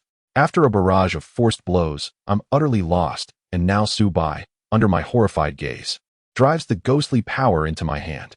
He lamented internally, "It hurts so much. I fought so hard to stay alive, yet I encounter someone like Su Bai. All I did was invite Lin Qiyi. Before him was a force that wielded ghostly powers. Though a follower of the ancient god church, he understood the side effects of such powers, exhausting all potential for a fleeting gain in strength. If he could perish alongside Su Bai, it might be acceptable. But this kid was utterly ruthless.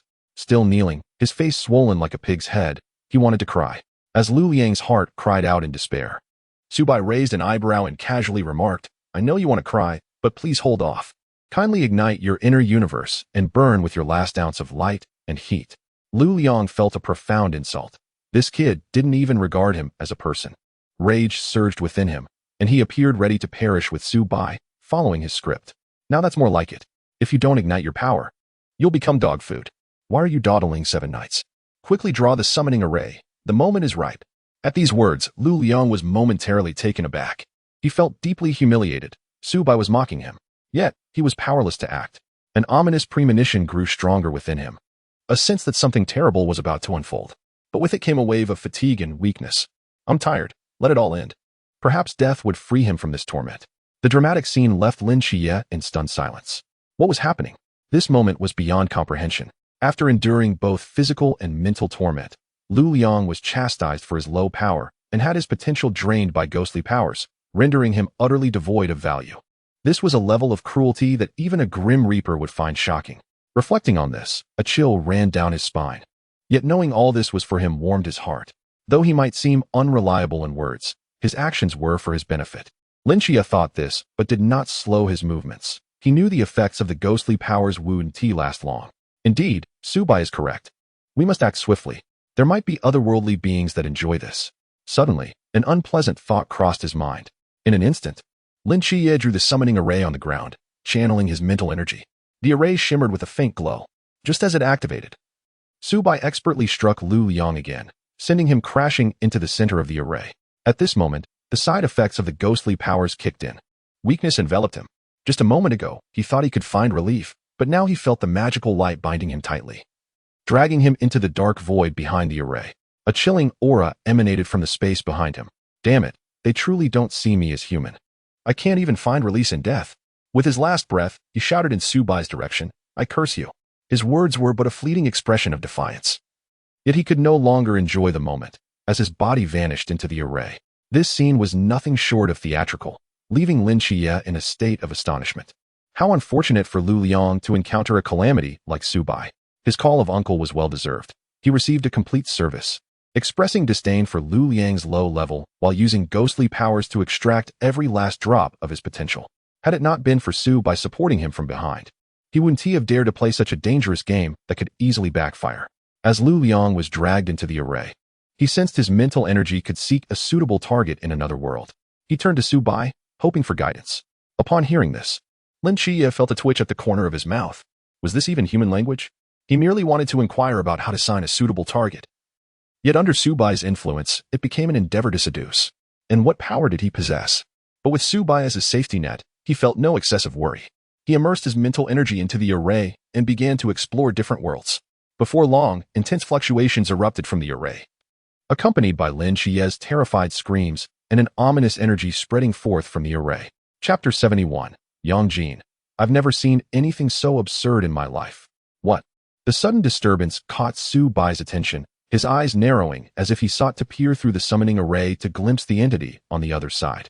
As Subai felt the aura emanating from the formation, along with the faint sounds of barking from ferocious dogs, he harbored a daring conjecture. Could it possibly be as he feared? Before he could delve deeper into his thoughts, he noticed Lin Chia's complexion turn ashen, followed by a desperate scream as a claw, exuding deep black flames, emerged from the summoning array and struck toward his direction. At first glance, it appeared to be an enormous dog-esque paw. However, observing the burning black flames and the accompanying aura, Subai became increasingly convinced of his inner speculation. With the emergence of the claw, the formation, which Lin Chia had been struggling to maintain, began to disintegrate. His mental energy rapidly depleted, and as he fixated on the approaching giant claw, a mix of panic and resentment washed over him. Despite being trapped in a mental realm filled with vibrant worlds, where he had witnessed a wolf pursuing a flock of sheep on a vast prairie, Lin Chia had found himself rebuffed when attempting to forge contracts. As he navigated through other realms, encountering machines capable of producing various objects and worlds of transforming armor, he was met with the same fate, each time cast away. He gradually realized the beings within these worlds were not to be trifled with, and perhaps his mental strength was insufficient. Just as his mental energy neared exhaustion, his gaze unexpectedly locked onto a mysterious and eerie mummy, surrounded by an array of firearms, exuding an unsettling pressure in the desolate environment. Lin Chia's instincts assured him that this time, success was within reach. However, as he prepared to approach, an unexpected twist occurred. A three-headed beast materialized from the depths of a sinister world, its scales ablaze with dark flames, reminiscent of a fiend rising from the abyss. Its eyes, glowing with a bloody luminescence, fixated on Lin Chia, and a violent intent surged within it, propelling it toward him in an instant. The beast's gaping maw, filled with sharp teeth and dripping saliva, seemed poised to swallow Lin Chia into an endless abyss. His mental energy began to shatter. He vaguely heard the beast murmur, questioning how such a weak ant could possess such an irritating divine aura. The disintegration of the summoning array struck Lin Chia's already depleted mental energy like a sledgehammer, causing a sharp pain in his forehead that elicited a groan.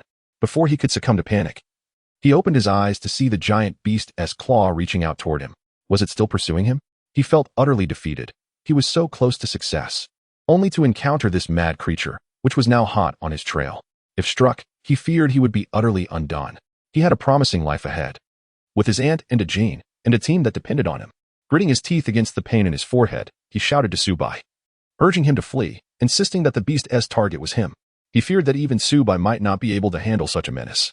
Regrettably, they were too close, and he worried he might drag Subai down with him. Yet, just as the claw neared, it suddenly hesitated, as if contemplating retreat. What was it doing? Was it playing games? Just when he had prepared his last words, it decided to withdraw.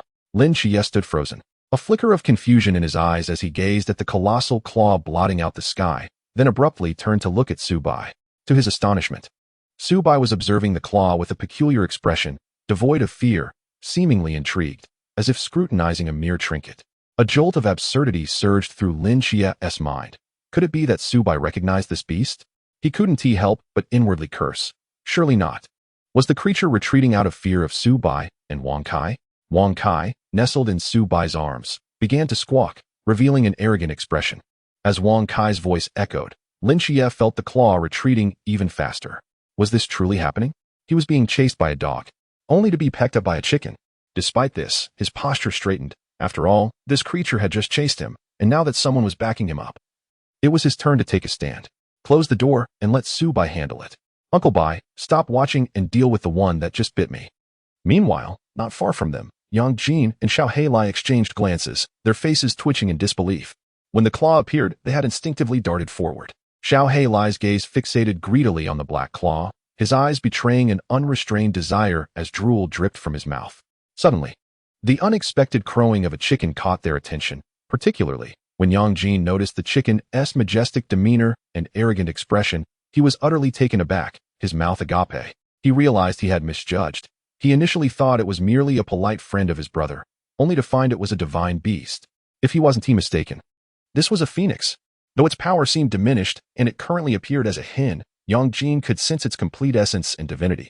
Xiao Heilai, sensing the creature's bloodline aura, became even more exaggerated, bowing low with his front paws covering his eyes, his rear end raised high, tail drooping. The scene was utterly absurd.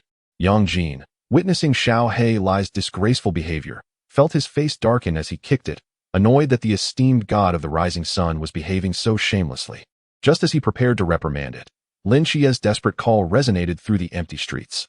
Uncle Bai, stop watching. It just bit me. Can you deal with it? Yang Jin and the prostrate Xiao Heilai froze, their jaws dropping in disbelief. What an outrageous spectacle. Chapter 72, Hellhound? Isn't that the one guarding the gates? What had Yang Jin witnessed? His usually composed cousin had dashed behind Subai, dramatically clutching Subai's arm and pointing at the claw in the sky as if he had found a shelter, completely abandoning his usual demeanor and shouting in a manner akin to reporting to a guardian. Yang Jin and Xiao Heilai were left dumbfounded, feeling as if they were witnessing a stranger. What had his brother experienced in the past 6 months to transform so drastically? Was Subai the friend his brother often mentioned? How had he suddenly become Uncle Bai? Had he misheard? How had he inexplicably gained a new title? As this thought crossed his mind, a myriad of black lines formed on Yang Jin's forehead. However, seeing his brother display such carefree joy was a delightful sight. It had been over a decade since he had seen such a smile. If this was the price for gaining a new title, so be it. For his brother, he could endure it. However, Yang Jin remained skeptical about Subai's ability to retain the otherworldly beast.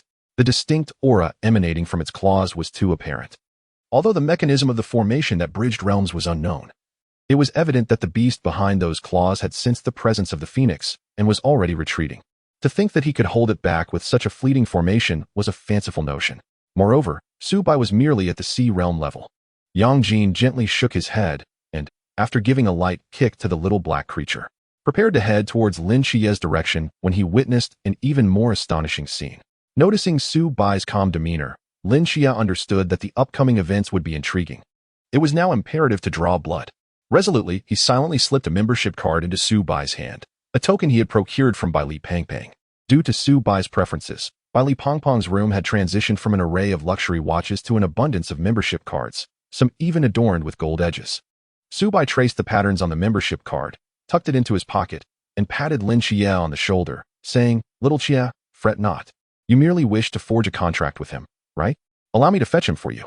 With a subtle flick of his fingers forward, a black earth dog suddenly materialized before Subai, its 3 heads expressing utter bewilderment. In that moment, its once formidable presence had diminished to that of an ordinary mutt. Kneeling before Su Bai with its forepaws together, the three-headed hellhound thought, "What is happening? I am a dignified gatekeeper of hell, possessing the strength of a demigod. How can I endure such humiliation?" The indignation grew within it, and black flames began to blaze around its form, releasing a malevolent aura. Yet, before it could act, Su Bai's overwhelming presence bore down upon it. With a series of sharp slaps, the hellhound's three heads were sent tumbling, gliding through the air before crashing to the ground. Dazed, it looked up at Su Bai, the fury in its eyes uncontainable. Damn it, this brat is playing tricks. It decided to drop the facade and show its true power, ready to demonstrate what being a gatekeeper of hell truly meant. But before it could make a move, it found itself once again kneeling before Su Bai, only to be met with another forceful slap, sending it flying like a ping-pong ball. In a short span, the hellhound was forced to lower its proud head in submission. After all, this boy was far too shameless, and it realized it was no match for him. Throughout its several centuries of existence, it had never endured such humiliation. It had merely sensed the phoenix's aura and, on a whim, pursued it, only to be overwhelmed by the intense pressure of its true essence, compelling it to flee. Despite its desperate resistance, it was forcibly drawn back. The repeated slaps nearly sent it spiraling into oblivion. "Woof, what on earth do you want from me?" The hellhound had given up. It was exhausted and yearned for a swift end. The torment of both mind and body was unbearable. In an instant, Su Bai had subdued the fierce creature, causing Lin Xie to twitch slightly at the corner of his mouth. He mused inwardly, "This spectacle feels eerily familiar. It seems like Lu Liang was similarly tormented into becoming a sacrifice. If he wasn't mistaken, this hellhound before him was indeed the mythological guardian of the gates of hell. Though currently appearing as a dejected mutt, one could not overlook its terrifying power and background. The fact that such a formidable entity was subjected to Su Bai's whims was astonishing. Surely, when he proposes a contract, the hellhound will not refuse. Lin Xie thought confidently. Just then, Su Bai furrowed his brow, displaying a hint of dissatisfaction as he mumbled, "Should I give it another slap to ensure it becomes a worthy sacrifice? I could even summon a true god if I had prepared in advance." The sudden remark felt like a bucket of cold water to Lin Xie, snapping him back to reality. Enough. This is quite satisfactory. Su Bai had truly grasped the situation.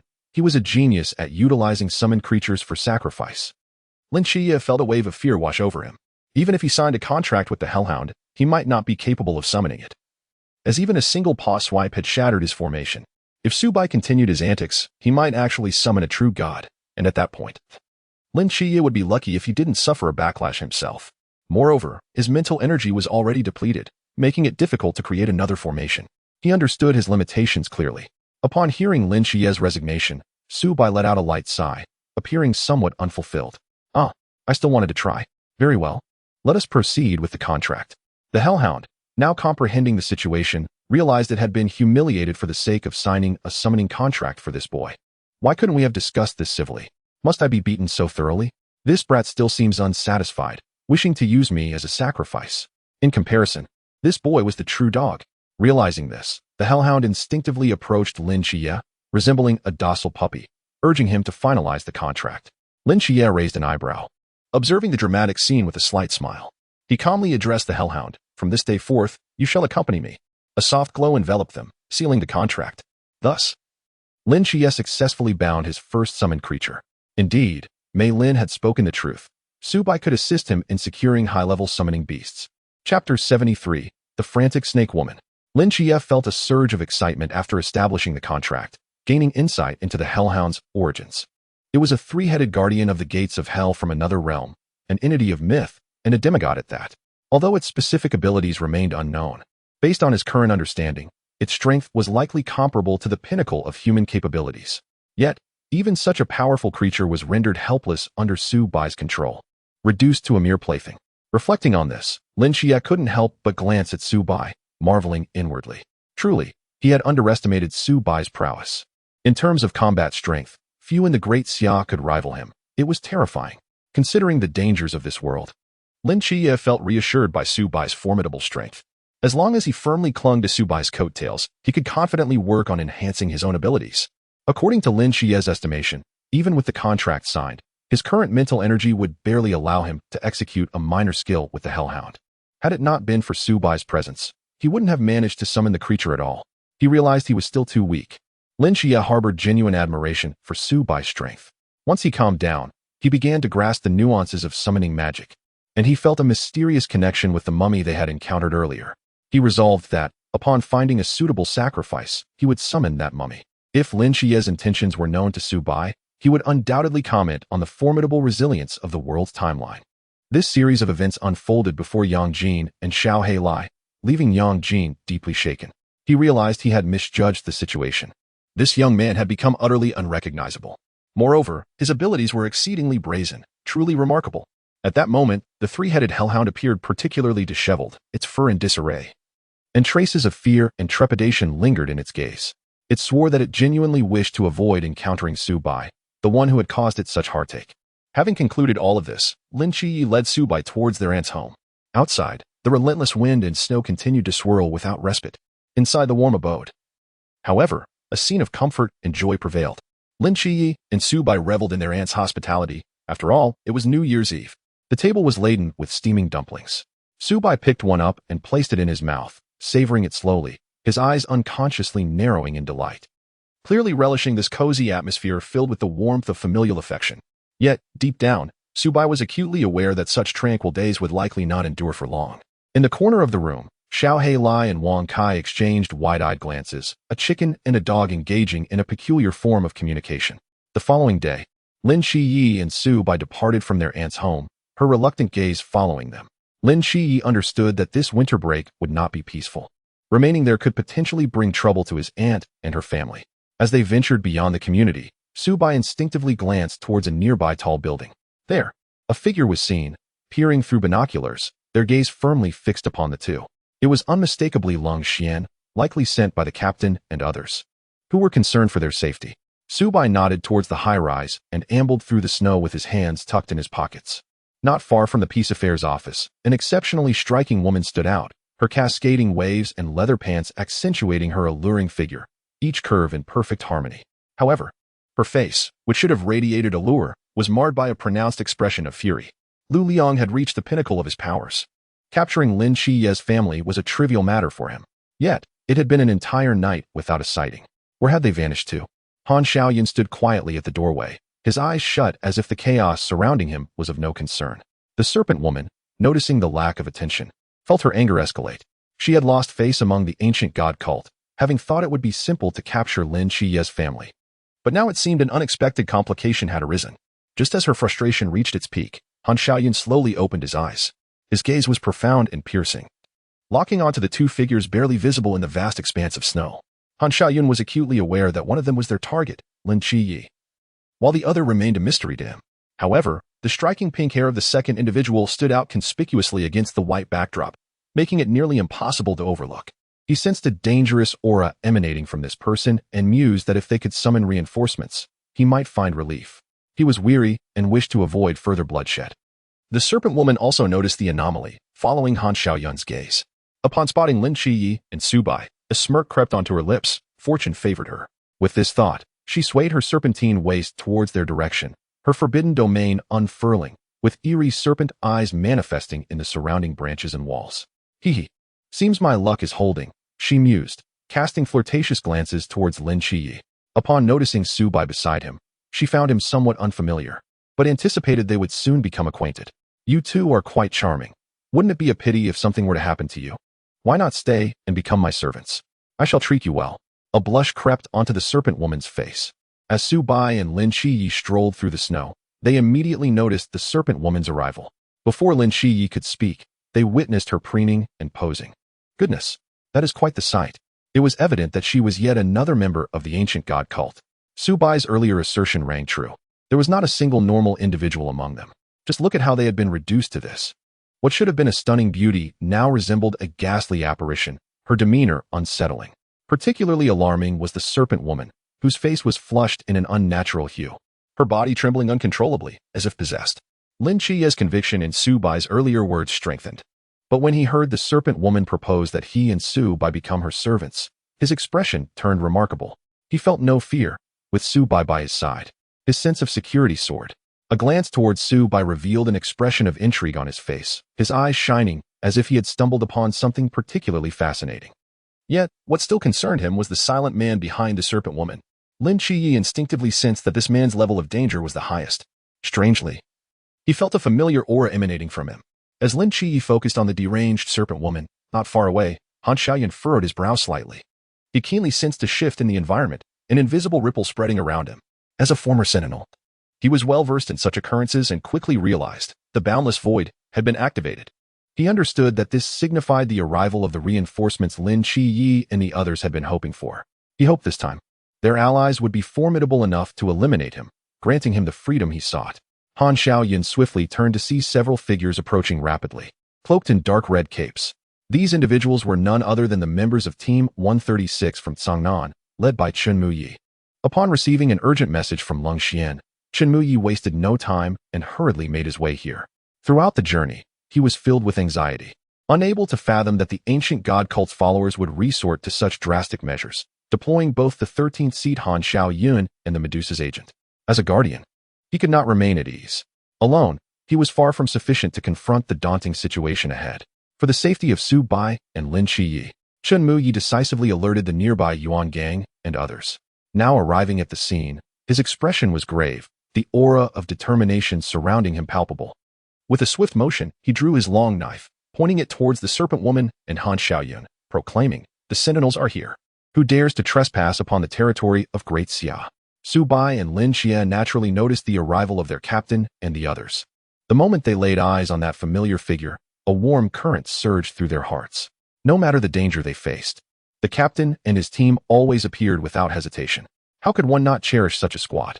Su Bai's gaze was firmly fixed on the captain, who charged towards the enemy with his blade drawn, and a smile of solace involuntarily graced his lips.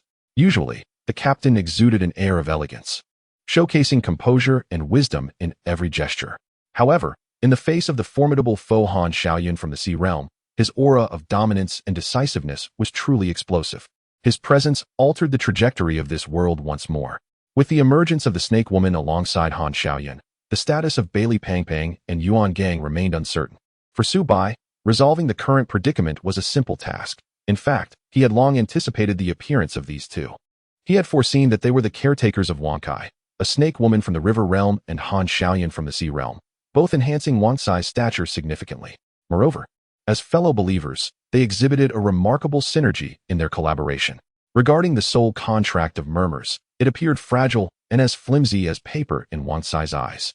Truthfully, Su Bai found a certain enjoyment in the feeling of being protected. He contemplated that once this series of troubles was resolved, it would be time to assist the captain in his rebirth, allowing the once mighty He Wuchang to rise anew from the ashes. The egg capable of facilitating such a resurrection was already in the process of hatching. Since learning of Wangcai's unique ability, Su Bai had meticulously prepared. After all, this was no ordinary egg but a phoenix egg, which could only bear one throughout its lifetime. Its incubation would undoubtedly differ from that of common eggs. Han Xiaoyan appeared calm, yet disappointment brewed within him. He recognized Chun Mai, once a prodigy, now merely a force from the River Realm. Even with the presence of this young man, who emanated danger, he did not believe he could be defeated. His heart felt numb, unwilling to further stain his hands with the blood of his comrades. With his spear gripped tightly, he pointed its tip at Lin Qiyi and softly declared, "You should leave. My target is solely the dual deity agent. If you depart, I will not pursue." If they wished to save him, mere reliance on Chun Mai would not suffice. They could seek additional support. From the outset, Han Xiaoyan's orders from the murmurs had been directed at Lin Qiyi. Bound by the existence of the soul contract, he could not resist and had to follow the directive. The 136th squad and Su Bai, who had always remained by Lin Qiyi's side, were never included in his targets. He endeavored to avoid endangering his comrades due to his own actions. His words, however, did not deter Chen Mai and the others in the slightest. This was the true essence of the Night Watchman. Teammates were everything to them. In stark contrast, the Snake Woman beside Han Xiaoyan could no longer maintain her composure. Her eyes blazed with fury as she fixed her gaze upon him, cursing, "You treacherous scoundrel." Chapter 75, Changes within the squad upon hearing the Snake Woman's curse. Han Xiaoyan remained unfazed, only slightly furrowing his brow. Casting a sidelong glance at her, she immediately fell silent, fearing that he might cleave her in two with his spear. A formidable force began to coalesce around the spear in his hand. His hollow and numbed eyes locked onto Chun Mai, issuing another warning. "You are merely of the River Realm. It is not too late to leave now. My focus is solely on this young man." Chun Mai did not flinch. Instead, he tightened his grip on his long knife, mentally preparing for the worst. He would not abandon Lin Qiyi, even at the cost of his life. Furthermore, With Su Bai on their side, whose unpredictable abilities could prove crucial, they were not without fighting chance. Nevertheless, for the safety of the rest of the squad, Chen Mai harbored a glimmer of hope, wishing to buy time for Yuan Gang and the others to arrive. He stared at Han Xiaowen and said, "You were once the captain of the Night Watchmen in the former Su city. We all believed that after the attack by the Murmurs, you had perished. Yet now, it appears you not only survived but have become a believer of the ancient God Church." Although Han Xiaoyan's heart was numb, it did not mean he lacked intellect. He quickly deduced their intentions and hoped they would find powerful reinforcements. All he desired was to escape this world and seek his beloved Qingqing. However, he wished for their support to arrive swiftly. The Murmurs had sent more than just him from the sea realm this time. He spoke monotonously, "I hope that one day, when you face the Murmurs and witness your comrades falling one by one before your eyes, you can still hold on to your resolve." Gazing at his emotionless visage, Chen Mai and the others fell silent. No one could withstand such a blow. They could face death, but they could not bear to watch their comrades suffer. Lin Chiye, listening to Han Xiaoyan's lament, felt as though a heavy stone pressed upon him, making it difficult to breathe. He empathized with the others' plight and realized he had little choice. At that moment, he understood what the captain had meant when he said that the members of the ancient God Church were madmen who would resort to anything. Turning to Su Bai, who maintained a calm demeanor, he asked, "Uncle Bai, that slipped out." Su Bai raised an eyebrow, casting a sidelong glance at Lin Chiye. "How proactive." Men. It seems there is a difference between the first and countless times." He did not tease him further, but said, "Nephew, speak freely. Why hesitate with your uncle?" Lin Chiye's face darkened instantly. Su Bai's voice was not quiet, and he had noticed that everyone present had turned their gaze toward them, including Han Xiaowen and the Snake Woman, whose expressions were as peculiar as could be. Steeling himself, he stated, "What would you do if we were to encounter such a situation?" Almost as soon as Lin Chiye finished speaking, he blurted out, "Such a situation won't arise. The Murmurs lack that ability. The big guy would make him behave." He had one more thing to say. The Murmurs had become the caretakers of Lin Chiye's mental asylum. That rascally dog. Just the thought of that dog dancing on a steel pipe made his mouth twitch involuntarily. Given this, it implied that Su Bai had absolute confidence, which reassured Lin Chiye. He sensed that Su Bai must have other plans. Otherwise, the big guy would have already intervened. Even the hellhounds he had summoned could not endure, let alone these individuals who were merely from the sea realm. Just merely. Suddenly, he felt a bit carried away. He resolved that the goal of catching up to Su Bai seemed a bit elusive, yet he needed to swiftly enhance his strength. No longer hiding behind Su Bai and the captain, passively enjoying their protection, despite Lin Chiye's interruption. The long knives in Chen Mai and the others' hands remained directed at Han Xiaowen. Han Xiaowen, bound by the mental contract of the Murmurs, clearly could not abandon Lin Chiye, the dual deity agent.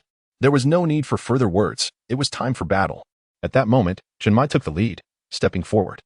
An ancient and mysterious aura began to emanate from him. A black mist swirled around him, chilling to the bone, as if it could freeze one's very soul. Above the dark haze, a crimson palace materialized. A closer examination revealed the inscription Yama Hall upon its plaque. "This is Chun Mai, the unparalleled prodigy of the capital. A figure of extreme danger within the forbidden domain, designated as Sequence 037 Black Wuchang." Enveloped by a chilling aura of darkness, Chen Mai wielded his long blade, striking at Han Xiaoyan from an unexpected angle. The palace behind them exuded a suppressive force overall. The rapid shift in circumstances rendered Han Xiaoyan momentarily stunned. Yet he unmistakably sensed the impending peril. It appeared he had underestimated the strength of his opponent, and a sense of liberation surged within him.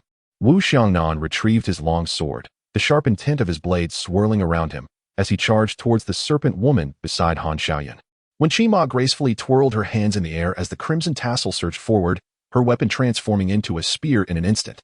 With her movements, waves of rose-red flames ignited at the tip of her spear. Almost instantaneously, Team 136 engaged in combat with the enemy. However, Lin Chiye found himself puzzled as to why Su Bai remained an observer, seemingly intrigued by the unfolding battlefield. He cast a questioning glance at Su Bai before redirecting his attention to the fray. Before long, Lin Chiye discerned an anomaly. Having spent considerable time with Team 136, he was well acquainted with the abilities of his companions. Yet, he sensed that their powers and the forbidden domain had subtly intensified, though he could not ascertain if it was merely an illusion. As the battle raged on, his suspicions solidified. Could this be the mystical effect of the wealthy chicken egg? No, it was the phoenix egg. The multitude of events transpiring in such a short span left him little time for contemplation. Now, as he composed himself and reflected on the changes within him, he realized that the enhancements to his divine domain were minimal. Yet, The improvements among Team 136 were markedly evident, which explains Su Bai's insistence on keeping wealthy within the squad. In this world, the greater the power of the forbidden domain, the higher their potential. Su Bai truly relished in quietly orchestrating such matters. Not far from them, Bai Li Pangpang raced alongside Chao Yuan and his bodyguard, Shen Qingzhu. Chapter 76. Pangpang, you truly are a harbinger of misfortune. At this moment, Shen Qingzhu and Chao Yuan cast strange glances at Bai Li Pangpang. Behind them, a muscular man, every sinew brimming with explosive power, was locked in a fierce clash with Yuan Gang. Each strike was lethal, and for a time, neither party could gain the upper hand. The aftermath of their battle radiating wildly. Yuan Gang turned to Shen Qingzhu and the others, bellowing, "Hurry and find Su Bai. He is the only one who can protect you now. And you, chubby one, shut your mouth. You truly are a harbinger of misfortune." Yuan Gang continued his fierce engagement with the zealot before him. Team 006 of the capital, even when compared to the massed team, was hardly inferior. Nearly all members possessed oceanic strength, and their forbidden domains commenced at a high level of danger. Yet, as one of the members, Yuan Gang still struggled to swiftly resolve the conflict with the oceanic zealot before him. This illustrated just how formidable the force mobilized by the ancient god church truly was. Bai Li Pangpang seemed utterly oblivious, turning to Yuan Gang with a gesture, following closely behind Shen Qingzhu and Chao Yuan, whispering, "Isn't it just one oceanic being? Yuan instructor will handle it soon. Slow down. I still have 4 great forbidden artifact users behind me. Together, even an oceanic being cannot harm us." Upon hearing Bai Li Pangpang's murmurs, Shen Qingzhu and Chao Yuan's faces turned a shade of green. Shen Qingzhu shouted at Bai Li Pangpang, "You fat fool, be quiet. We must reach Su Bai. I only have a few coins from you, and you want me to risk my life." Thinking of their dire circumstances, Shen Qingzhu lamented that, were it not for their desperate situation, he would never wish to serve as a bodyguard for this chubby fellow. He feared that if he were to be cursed by this fool's tongue, any earnings would be rendered useless. Yet, before they could distance themselves, they sensed the fierce atmosphere of battle ahead. Su Bai and Lin Xie were already on the outskirts of the battlefield. But before they could relax, Bai Li Pangpang exclaimed, "Look, ISNT that Uncle Bai. I'll send my forbidden artifact users to aid Instructor Yuan, and we'll soon resolve this battle." Upon hearing this, an ominous feeling washed over Shen Qingzhu and the others, their eyelids twitching uncontrollably. They sensed that something unfortunate was about to occur. Sure enough, before they could fully react, several dark figures flew past them like cannonballs, a pungent stench of blood permeating the air. The ones flying out were none other than Bai Li Pangpang's forbidden artifact users. Shen Qingzhu and Chao Yuan turned in unison, as if pulled by an invisible thread, their gazes locking onto Bai Li Pangpang. At that moment, a faint blush crept onto Bai Li Pangpang's face, his eyes betraying a mix of evasion and embarrassment. The air around them seemed to thicken with an unexpected stillness, broken only by the faint rustling as Bai Li Pangpang scratched his head. The slap of reality hit too quickly, prompting him to hastily explain, "It's just a coincidence." Out of the corner of his eye, he noticed several figures charging towards them. These individuals were clad in black robes, their garments billowing in the wind, exuding an aura of menace rather than tranquility. As if they were demons emerging from the depths of hell. Bai Li Pangpang was instantly struck with terror, his face paling as he desperately urged Shen Qingzhu and the others, shouting, "Uncle Bai, save me." His voice trembled with fear. There had been forbidden artifact users just moments ago, but now, if they did not flee, death awaited them. Su Bai noticed the figures behind him, his brow furrowing slightly. Another oceanic being. Although the ancient god church had been purged of its internal traitors during the training camp and lacked information about him, he still sensed a shift in the situation. Thus far, Yuan Gang had not provided assistance, likely held up, and at least 3 oceanic beings had been dispatched. TSK. As expected of Chun Erniu, always aiming to strike precisely while danger still lurks in its nascent stage, quelling it before it can fully manifest. It's no wonder he alone has created such troublesome predicaments for the great Xia. Su Bai raised his head slightly, his gaze steady as he observed that after this intense confrontation, his team members had gradually acclimated to their enhanced abilities, wielding their powers with increasing finesse. It was time to bring this farce to a close. Indeed, it was time to conclude this farce. Su Bai silently affirmed, his tone imbued with unwavering resolve. With that, he gently patted the wealthy chicken in his arms and whispered, "It's time to work." Wealthy chicken, as if intuitively understanding, stretched its neck and surveyed the looming figure behind them.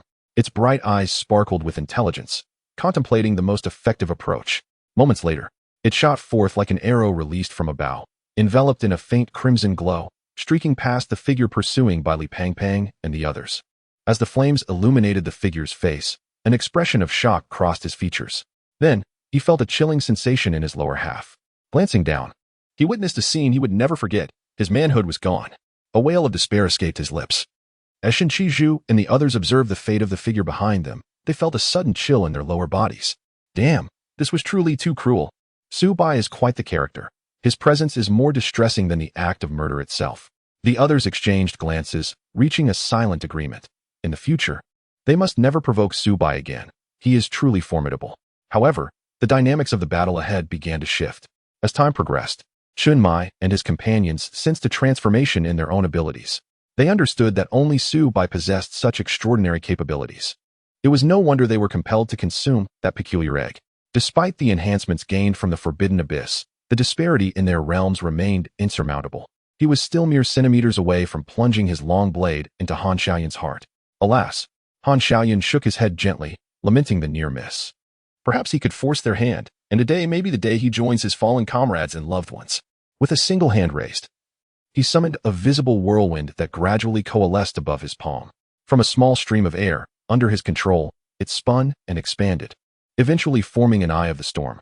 Han Xiaoyan's voice reverberated through the desolate street, warning that time was running out. And now they would witness the true nature of the Great Wind Calamity. Chapter 77. Han Xiaoyan, why do I have such a gigantic eye of wind? Chun Mai's eyes filled with gravity. He felt sympathy for Han Xiaoyan's background.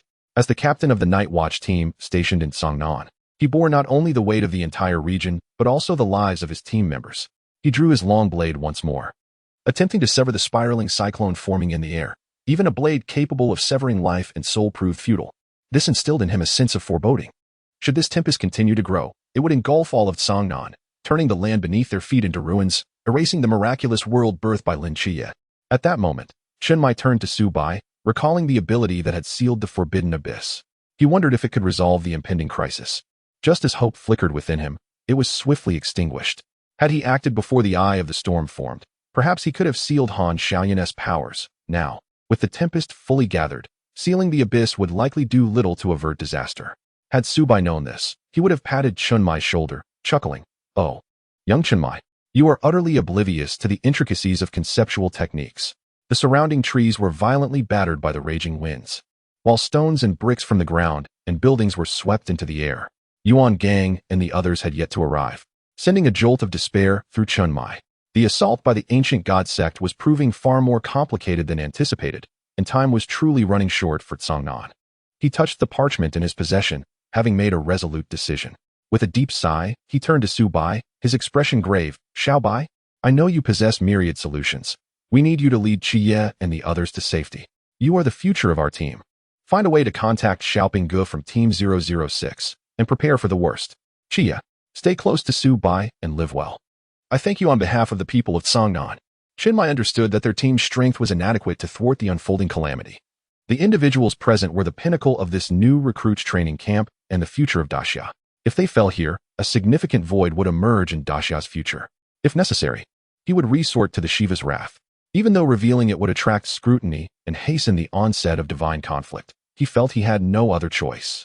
Just as Shen Qingzhu and the others reached Su Bai's side, they were struck by the gravity of the situation. The two adversaries were overpowering Team 136, and all conceivable reinforcements were currently preoccupied. Even humanity's elite could not arrive in such a short span.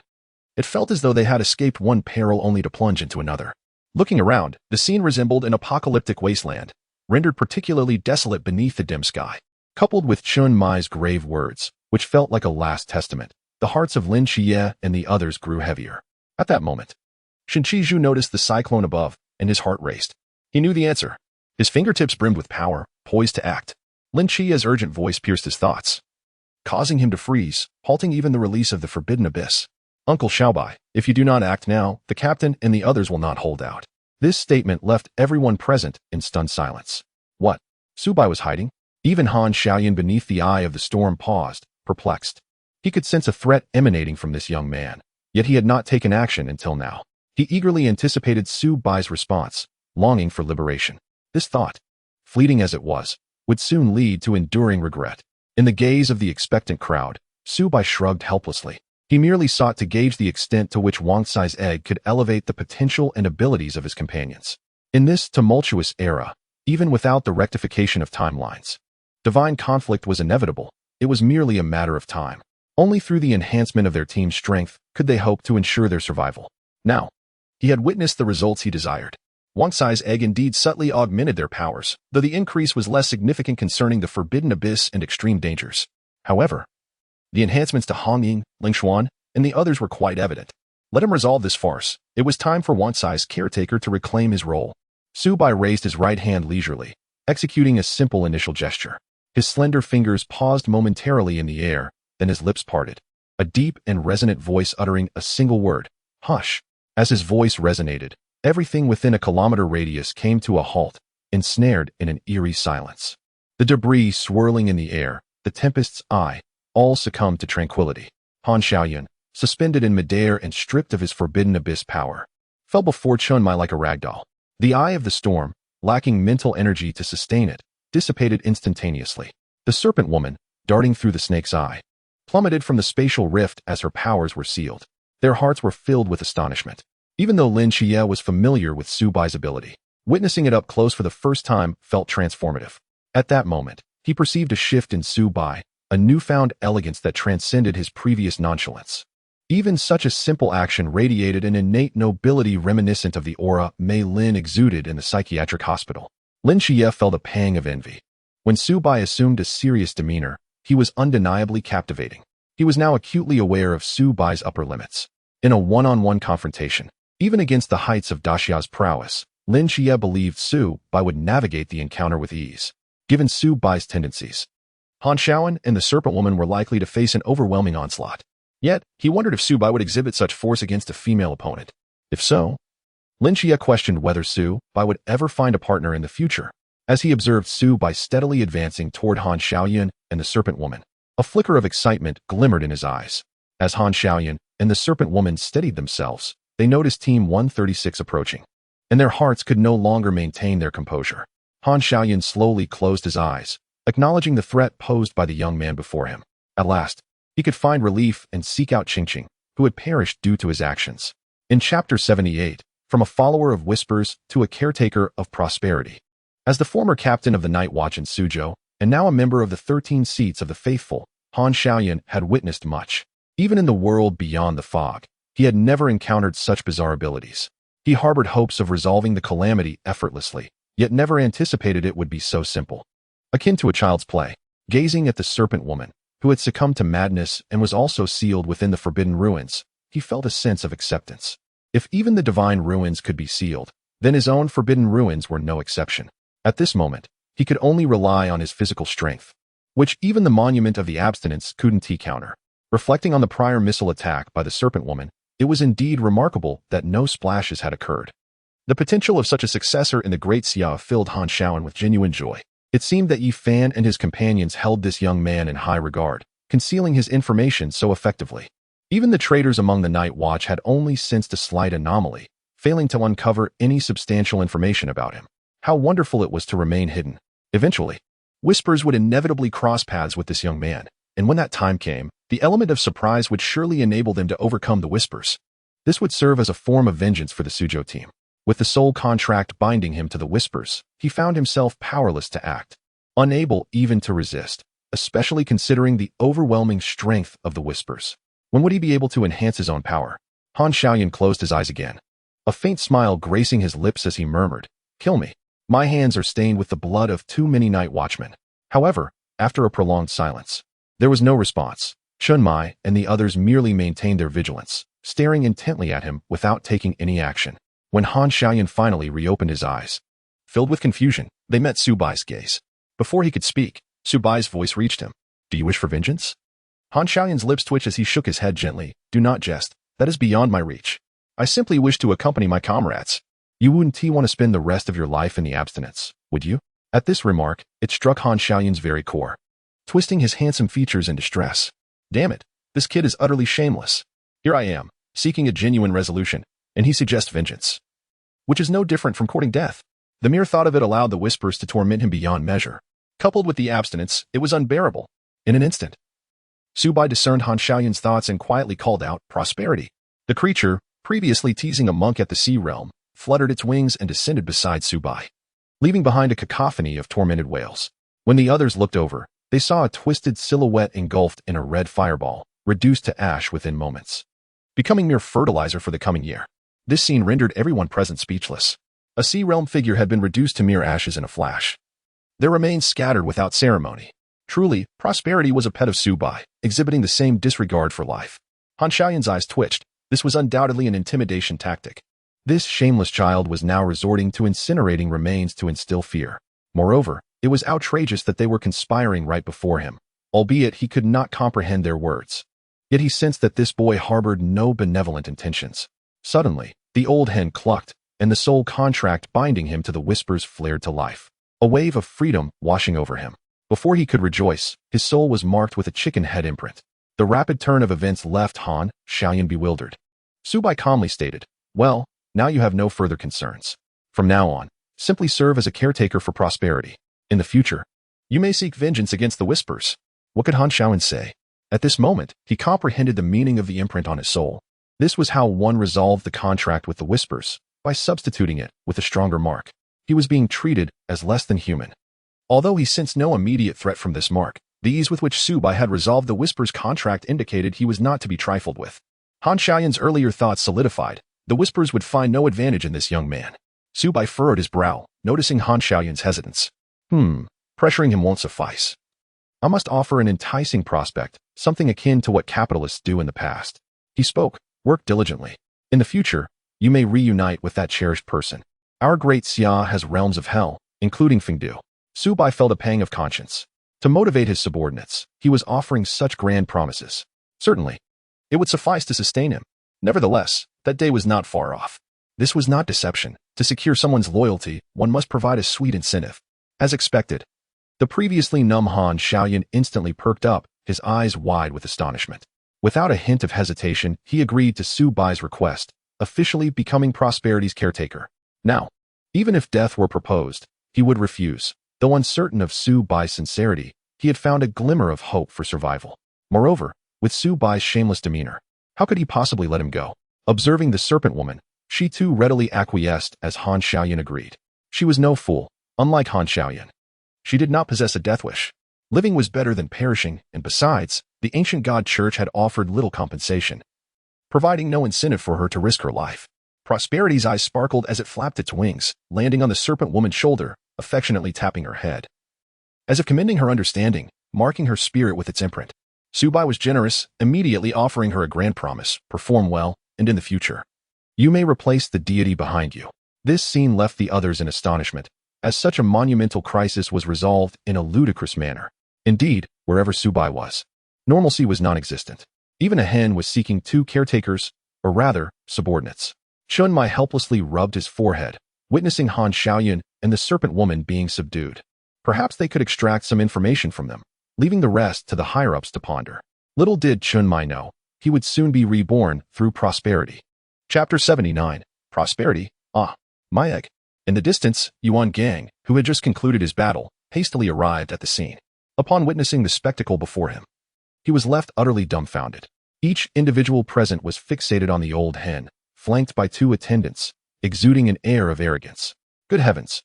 Yuan Gang had only experienced such treatment alongside Su Bai in the celestial realm. Was this all genuine? Upon recognizing the identities of the two servants, his composure shattered entirely. This was outrageous. Han Xiaoyun, who had aligned himself with the ancient god church, and the Medusa's representative, the serpent woman. Well, it seemed no situation could ever be normal with Su Bai around. After Yuan Gang grasped the unfolding events, he fell into a contemplative silence. According to the Nightwatcher's rules, the one making the demands was Su Bai, thus they had to treat the matter with utmost seriousness. Especially since he knew these two were to serve as caretakers for Su Bai's pet, a creature of extraordinary nature, possibly even a divine beast. Yuan Gang realized he could no longer make decisions unilaterally. After reporting this matter to Yi Fan, the latter also fell silent, contemplating briefly before acquiescing to Su Bai's wishes, contingent upon their thorough disclosure of the information they possessed. Upon receiving Yi Fan's confirmation, Yuan Gang's heart suddenly relaxed. He had genuinely feared a conflict between Su Bai and those in higher authority, but fortunately, Everything was progressing favorably. He needed to extract some hidden truths from Han Xiaoyun and the Serpent Woman. Once Chun Mai vacated the conference room for Yuan Gang, he joined Wu Xiangnan and others in the kitchen, preparing a sumptuous feast for the evening. Today was New Year's Day, and after the recent tumult, time had slipped away, allowing him to boldly provoke Su Bai, only to be met with a fierce reprimand before he settled down. On the night of the first day of the new year, the outside world sparkled with fireworks, bustling with excitement. Within the Peace Affairs office, the atmosphere was equally vibrant, illuminated by warm lights. Chun Mai, clad in an apron, appeared as the quintessential homebody, along with Yuan Gang and others, bringing forth the prepared delicacies to adorn the table. Before long, the table was laden with an array of feasts: Peking duck, sweet and sour ribs, and cola chicken wings. The tantalizing aromas awakened the appetites of Su Bai and his companions. Only Wang Kai and Han Xiaoyun, along with the Serpent Woman, sat silently in a corner, gazing at their meager scraps with pity. They had truly been rendered insignificant. Han Xiaoyun cast an expectant glance at Wang Kai, hoping he might muster the courage to ask for something decent on this New Year's Day. But all he witnessed was Wang Kai's fleeting moment of anger before it vanished. He exchanged a glance with the Serpent Woman, sighing deeply. Having come to terms with Wang Kai's standing among the group, the room echoed with laughter and playful banter as the dining table filled clockwise with Yuan Gang, Chun Mai, Wu Xiangnan, Su Bai, Hong Ying, Xiao Nan, Leng Xian, Old Zhao, Lin Xia, Chao Yuan, Bai Li Pangpang, and Xin Xingzhu. In the corner sat the Serpent Woman, Han Xiaoyun, and Wang Kai. Leng Xian lightly pressed a button on his phone, capturing the vibrant scene with a click of the camera. A smile graced Chun Mai's lips as he observed the genuine joy radiating from those around him. As the host and captain of Team 136, he raised his glass, softly proclaiming, "Happy New Year. I hope we can all sit together again in the coming year." Cheers erupted, echoing throughout the room, elevating the atmosphere to a jubilant peak. With each face adorned with satisfied smiles, just as Chun Mai expressed, they all yearned for the company of one another in the following year. It was the most beautiful blessing for them, the Night Watchers. Chun Mai harbored a silent thought, one he did not voice. Next year, he might not be present, and he hoped his absence would not bring sorrow to others. Facing Han Xiaoyun today, he had prepared for the worst, even envisioning his last words. Yet, unexpectedly, Su Bai interrupted him. Reflecting on it now, he felt a twinge of embarrassment.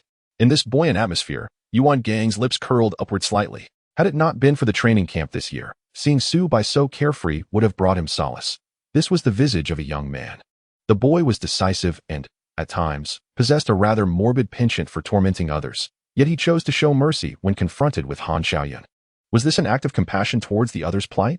Yuan Gang speculated it might not be, based on his understanding of Su Bai. The lad likely sought merely to amuse himself. Nevertheless, this was quite favorable, for it allowed him to glean some secrets from Han Xiaoyun and the Serpent Woman, granting him strategic leeway for their forthcoming counterattack. The ancient god church must be uprooted completely. The plight of the Great Xiao was precarious, and they could not allow these parasites to continue their devastation. However, such matters required careful deliberation. As the laughter subsided, the group's attention was drawn to the night sky outside. Fireworks ascended one after another, bursting into vibrant displays, akin to falling stars, fleeting yet dazzling. The ephemeral beauty shimmered in the eyes of the office's occupants, igniting their longing for eternity. Only Chun Mai's eyes bore a hint of redness. He truly felt reluctant to part, yet he soon found peace, realizing that living another 10 years was already a blessing. Just then, Su Bai's voice broke through his reverie. "Captain, are you lamenting the passage of time again?" Chun Mai replied, "The atmosphere just shifted dramatically. I must admit, Su Bai has a knack for offering comfort. Staying behind is actually quite simple." Chun Mai abruptly turned his head, his expression transforming to one of shock as he fixed his gaze on Su Bai's eyes. Upon realizing the sincerity in Su Bai's words, he inhaled deeply and slowly articulated, "You are aware, then?" Su Bai nodded gently, beckoning Wang Kai, who approached reluctantly. Leaving behind a fiery red egg, intricately carved with exquisite patterns that seemed to pulse with life, a phoenix engulfed in flames, every feather rendered with breathtaking realism. Radiating a sense of hope, Su Bai's eyes sparkled with delight as he extended this fiery phoenix egg toward Chun Mai. If the captain were to leave, the members of Team 136 would be heartbroken.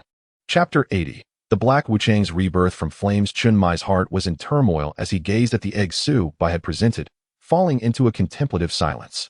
He had never anticipated that Su Bai would unearth the secrets from a decade prior concerning Tsangnan, knowledge that should only reside with those who experienced it in the Night Watchers. Yet, upon recalling it was Su Bai, he felt a sense of acceptance. It was indeed reasonable for such a peculiar individual to possess such insights. However, inside, his emotions were akin to a roller coaster. He had believed he was nearing death. Yet now Subai was suggesting he could continue living, forever accompanying Team 136. His once dormant heart reignited with fervor, fixating on the egg in Subai's grasp. He recognized it as the key to his survival.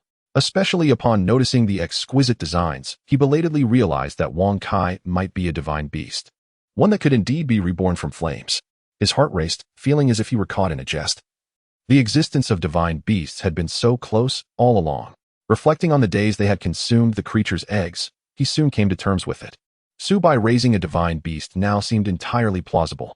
After contemplating all of this, Chunmai refrained from taking the phoenix egg. Instead, he urged, Xiaobai. This must be incredibly precious. It should be left for others in the Great Xia. After a moment of hesitation, he felt that using such a treasure for himself was unwarranted. The Great Xia was in dire straits. Such a rare gift should be entrusted to others. Perhaps it could turn the tide for their nation. Subai's eyebrows arched slightly as he observed Chinmai's astonished demeanor, relishing in the moment. However, upon hearing the subsequent words, the smile on his face remained, albeit transformed into a wicked grin. Subai menacingly threatened, Captain. Surely you do not wish to see the members of the team heartbroken at this moment. Consider this, if you were to perish. What would become of your little son when he is bullied? Captain, you surely do not want that. Chinmai's forehead throbbed with veins, and he quickly shouted for a halt. Damn, this kid has resorted to this tactic. Every word was a precise strike to his vulnerabilities. And he felt that such a precious entity should not merely be his, but rather assist the Great Xia in overcoming its tribulations.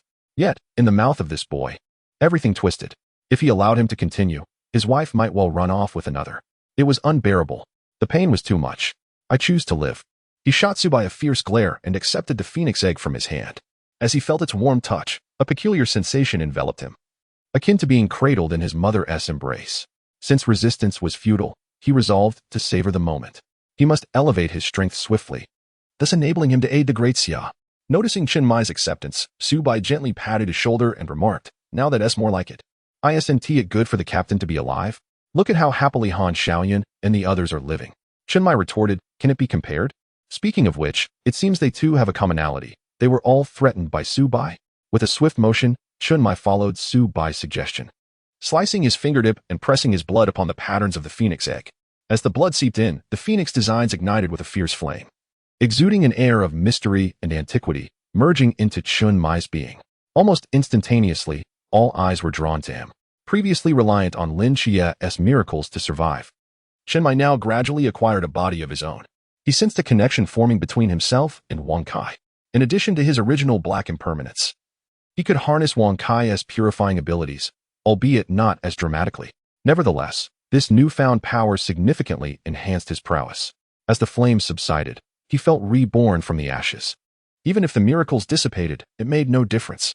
He truly ought to express gratitude to Subai and Lin Chia, one sustaining his life and the other granting him a sense of rebirth.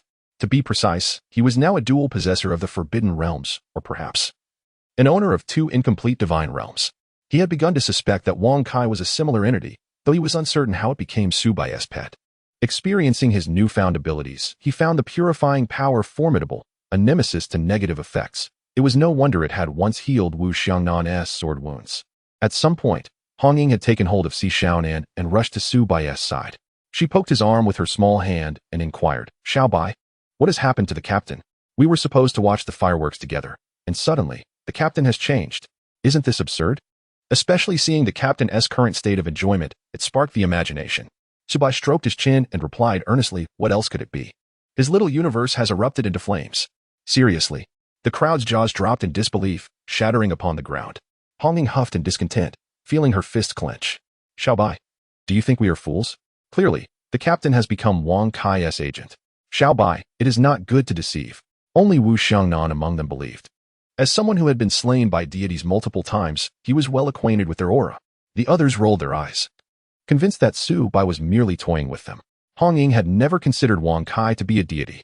What kind of deity is so down to earth? Subai had endured countless blows from its grandiosity. As for the so-called agent, was it a hen agent? It wasn't he until Chinmai gradually acclimated to his new abilities and explained them himself that they began to accept the truth.